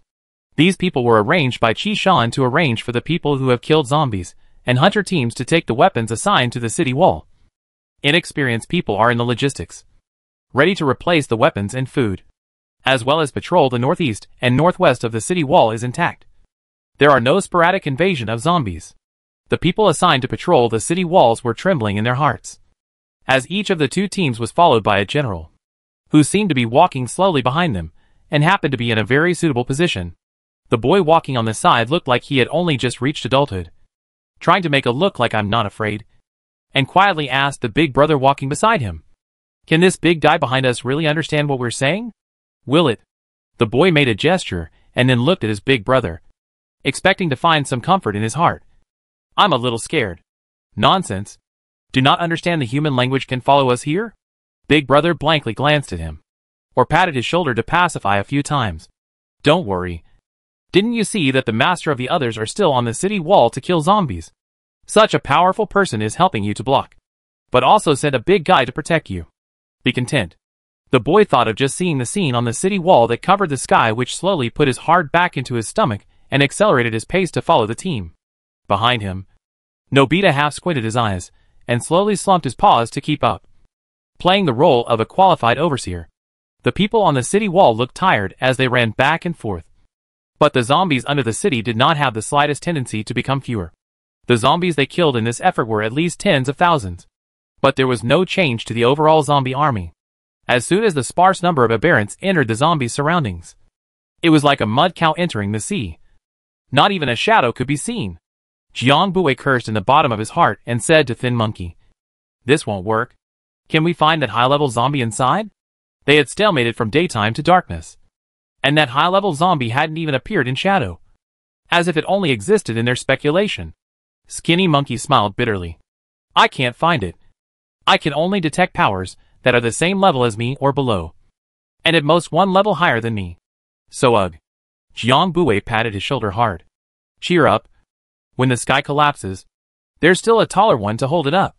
He raised his eyes towards the white Jiao at the bottom, which was still in no pain and full of energy. The Thin Monkey's eyes were hot. The reason for not being able to find it is just two. One is that the senior zombie simply did not appear here, or they simply guessed the wrong master at the beginning. The other reason makes everyone's face become very ugly. Senior zombies level in the 3rd level or above. Chapter 100 Solution. This guess caused everyone's faces to become less favorable. Since the skinny monkey was because his strength level was not high enough. He should be replaced by someone who could sense it. Jiang Bui knocked on the free to beside him and raised his hand to point at the great white snake who was still indulging in violent battles underneath. Tell him to come back. But seeing the scene underneath quickly changed his previous intention. No. Forget it. Urta sensed his master's foreign energy fluctuation and obediently curled back into the man's arm. Jiang Bui explained a few words to Thin Monkey and then jumped off the city wall under the attention of dozens of people including Thin Monkey. That's right. It was a direct jump. Behind him was a large net made of vines, like countless tentacles growing out of his body, always protecting the man in the middle, protecting him from any harm. The white python sensed the movement behind him and turned around. Seeing Jiang Bui jumping down, he froze for a moment, then relaxed his curved abdomen and swiftly swam towards Jiang Bui without any defense.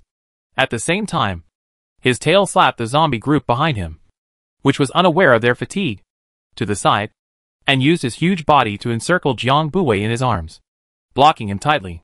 "Old, why did you come down?" Jiang Bui reached out his hand, and Bai Jiao saw this and lowered his unruly head very cooperatively, allowing his wife to give him a loving touch. The old-fashioned name of the Taoist couple has long been thrown to Java. So many idle dramas are not for nothing. All modern human partners of the term of endearment, he likes this the most. He didn't dare to say it in front of Jiang Bui, so he only dared to make a few foolish remarks in his heart. Comforting himself, Jiang Weiwei grabbed his big head randomly. Due to the emergency situation, he didn't bother to investigate what he really wanted to call him just now. Let's just take it as husband. Can you sense the high-level zombies around? Are there any level 3 and up in there? Urta couldn't speak, except for the hook hand movement. He was skilled enough, but his other meanings weren't very clear due to the limitations of his physiological skills. The following situation cannot be separated from the White Jiao's crushing. Although Jiang Weiwei knew that he might be able to make this key big white snake give up killing zombies with a single gesture and turn back without hesitation. But that would not be Jiang Weiwei's intention. So he still decided to go on his own. No. But there are some odd places. He told Jiang Bui all about a few locations. There wasn't a single high-level zombie in these places. But the problem was that it was too clean. There wasn't even a single trace of a level 2 zombie. Which was exactly why Bai Jiao noticed those places. Advanced zombies that can mask their breath. Jiang Bui pondered. Bai Jiao added, the brainless kind. Jiang Bui nodded his head. The details of the camouflage were rough. If it wasn't for the skinny monkey's pressure not to think in this direction, perhaps it wouldn't have been necessary to use Bai Jiao at all. Killing a chicken is not like using a bull's knife. He stroked his own subject's head, and then clapped his hands with the intention of going back. The pressure on top of the city walls wasn't small, and the burden spread to the others would be heavier without him. Bai Jiao put his head on the side of his leg to pretend to be deaf and dumb, expressing his thoughts with practical actions. Jiang Bui paused. Perhaps being stared at by a snake of such a large size was a stressful thing for other people. But in Jiang Bui's view, he could see the eye-rolling condescending meaning in it, making his heart suddenly soften. Pay attention to safety. Make sure not to hurt yourself. If you can't beat us, we'll run. In Jiang Bui's heart, naturally the family's big baby is still important. Never met the responsibility for him is far less than his own selfishness. It was not easy to pacify the family's big baby. Jiang Bui quickly returned to the city wall. By the way, the black boy released. The pure black slender snake's body was mysterious, silently blending into the gray and muddy ground, darting between countless zombies. Jiang Bui pointed out these places to the wide-range attacking exalts, telling them to attack simultaneously to force that high-level zombie out. He had a hunch that this zombie was hesitant to appear in front of them by dodging and dodging. Plus the direction of its alien ability was a special lineage that could mask its breath and confuse people.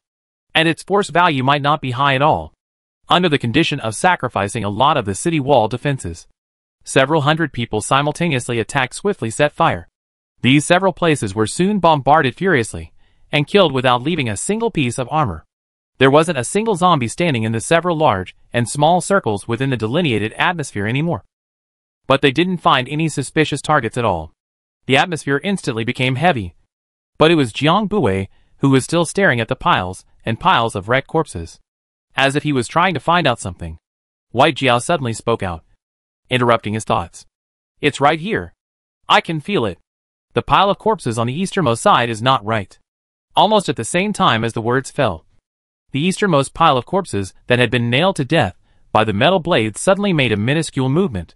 Although the amplitude was very small, Jiang Bui had landed his sight there when he heard Bai Jiao's words, and it was by no means possible to misread it. The thick vines split into countless waves and dispersed in all directions around the area, pretending to be undaunted and refusing to give up, dispelling the senior zombie's suspicions. When it slowly relaxed, the vines inadvertently gathered towards this side, preventing it from escaping from the capture operation later. Jiang Bui glanced behind him for a few moments and beckoned to Zhou Chu, who had a serious face, signaling for her to come over. Zhou Chu bumpily came over. Team Jiang, what are your orders? Jiang Bui's raised hand lurches, looking at his teammate, who is becoming more and more Chui, chanting with some veiled dislike. Team Jiang? Hearing this, Zhou Chu immediately came to the spirit, seeing that there is no other people around. Hurriedly came over and the captain whispered pressed. Other people's captains are called this. We think it's kinda bluffing. What other people have you should also have? Captain! Jiang Bui. He covered Zhou Chu's big mouth that still wanted to continue fooling around. Alright. There's business. Well, Zhou Chu reveals a pair of eyes blinking twice. Incomparably clear to see the undisguised dislike in the bottom of Jiang Bui's eyes when he lets go. His mental level of dislike is not enough.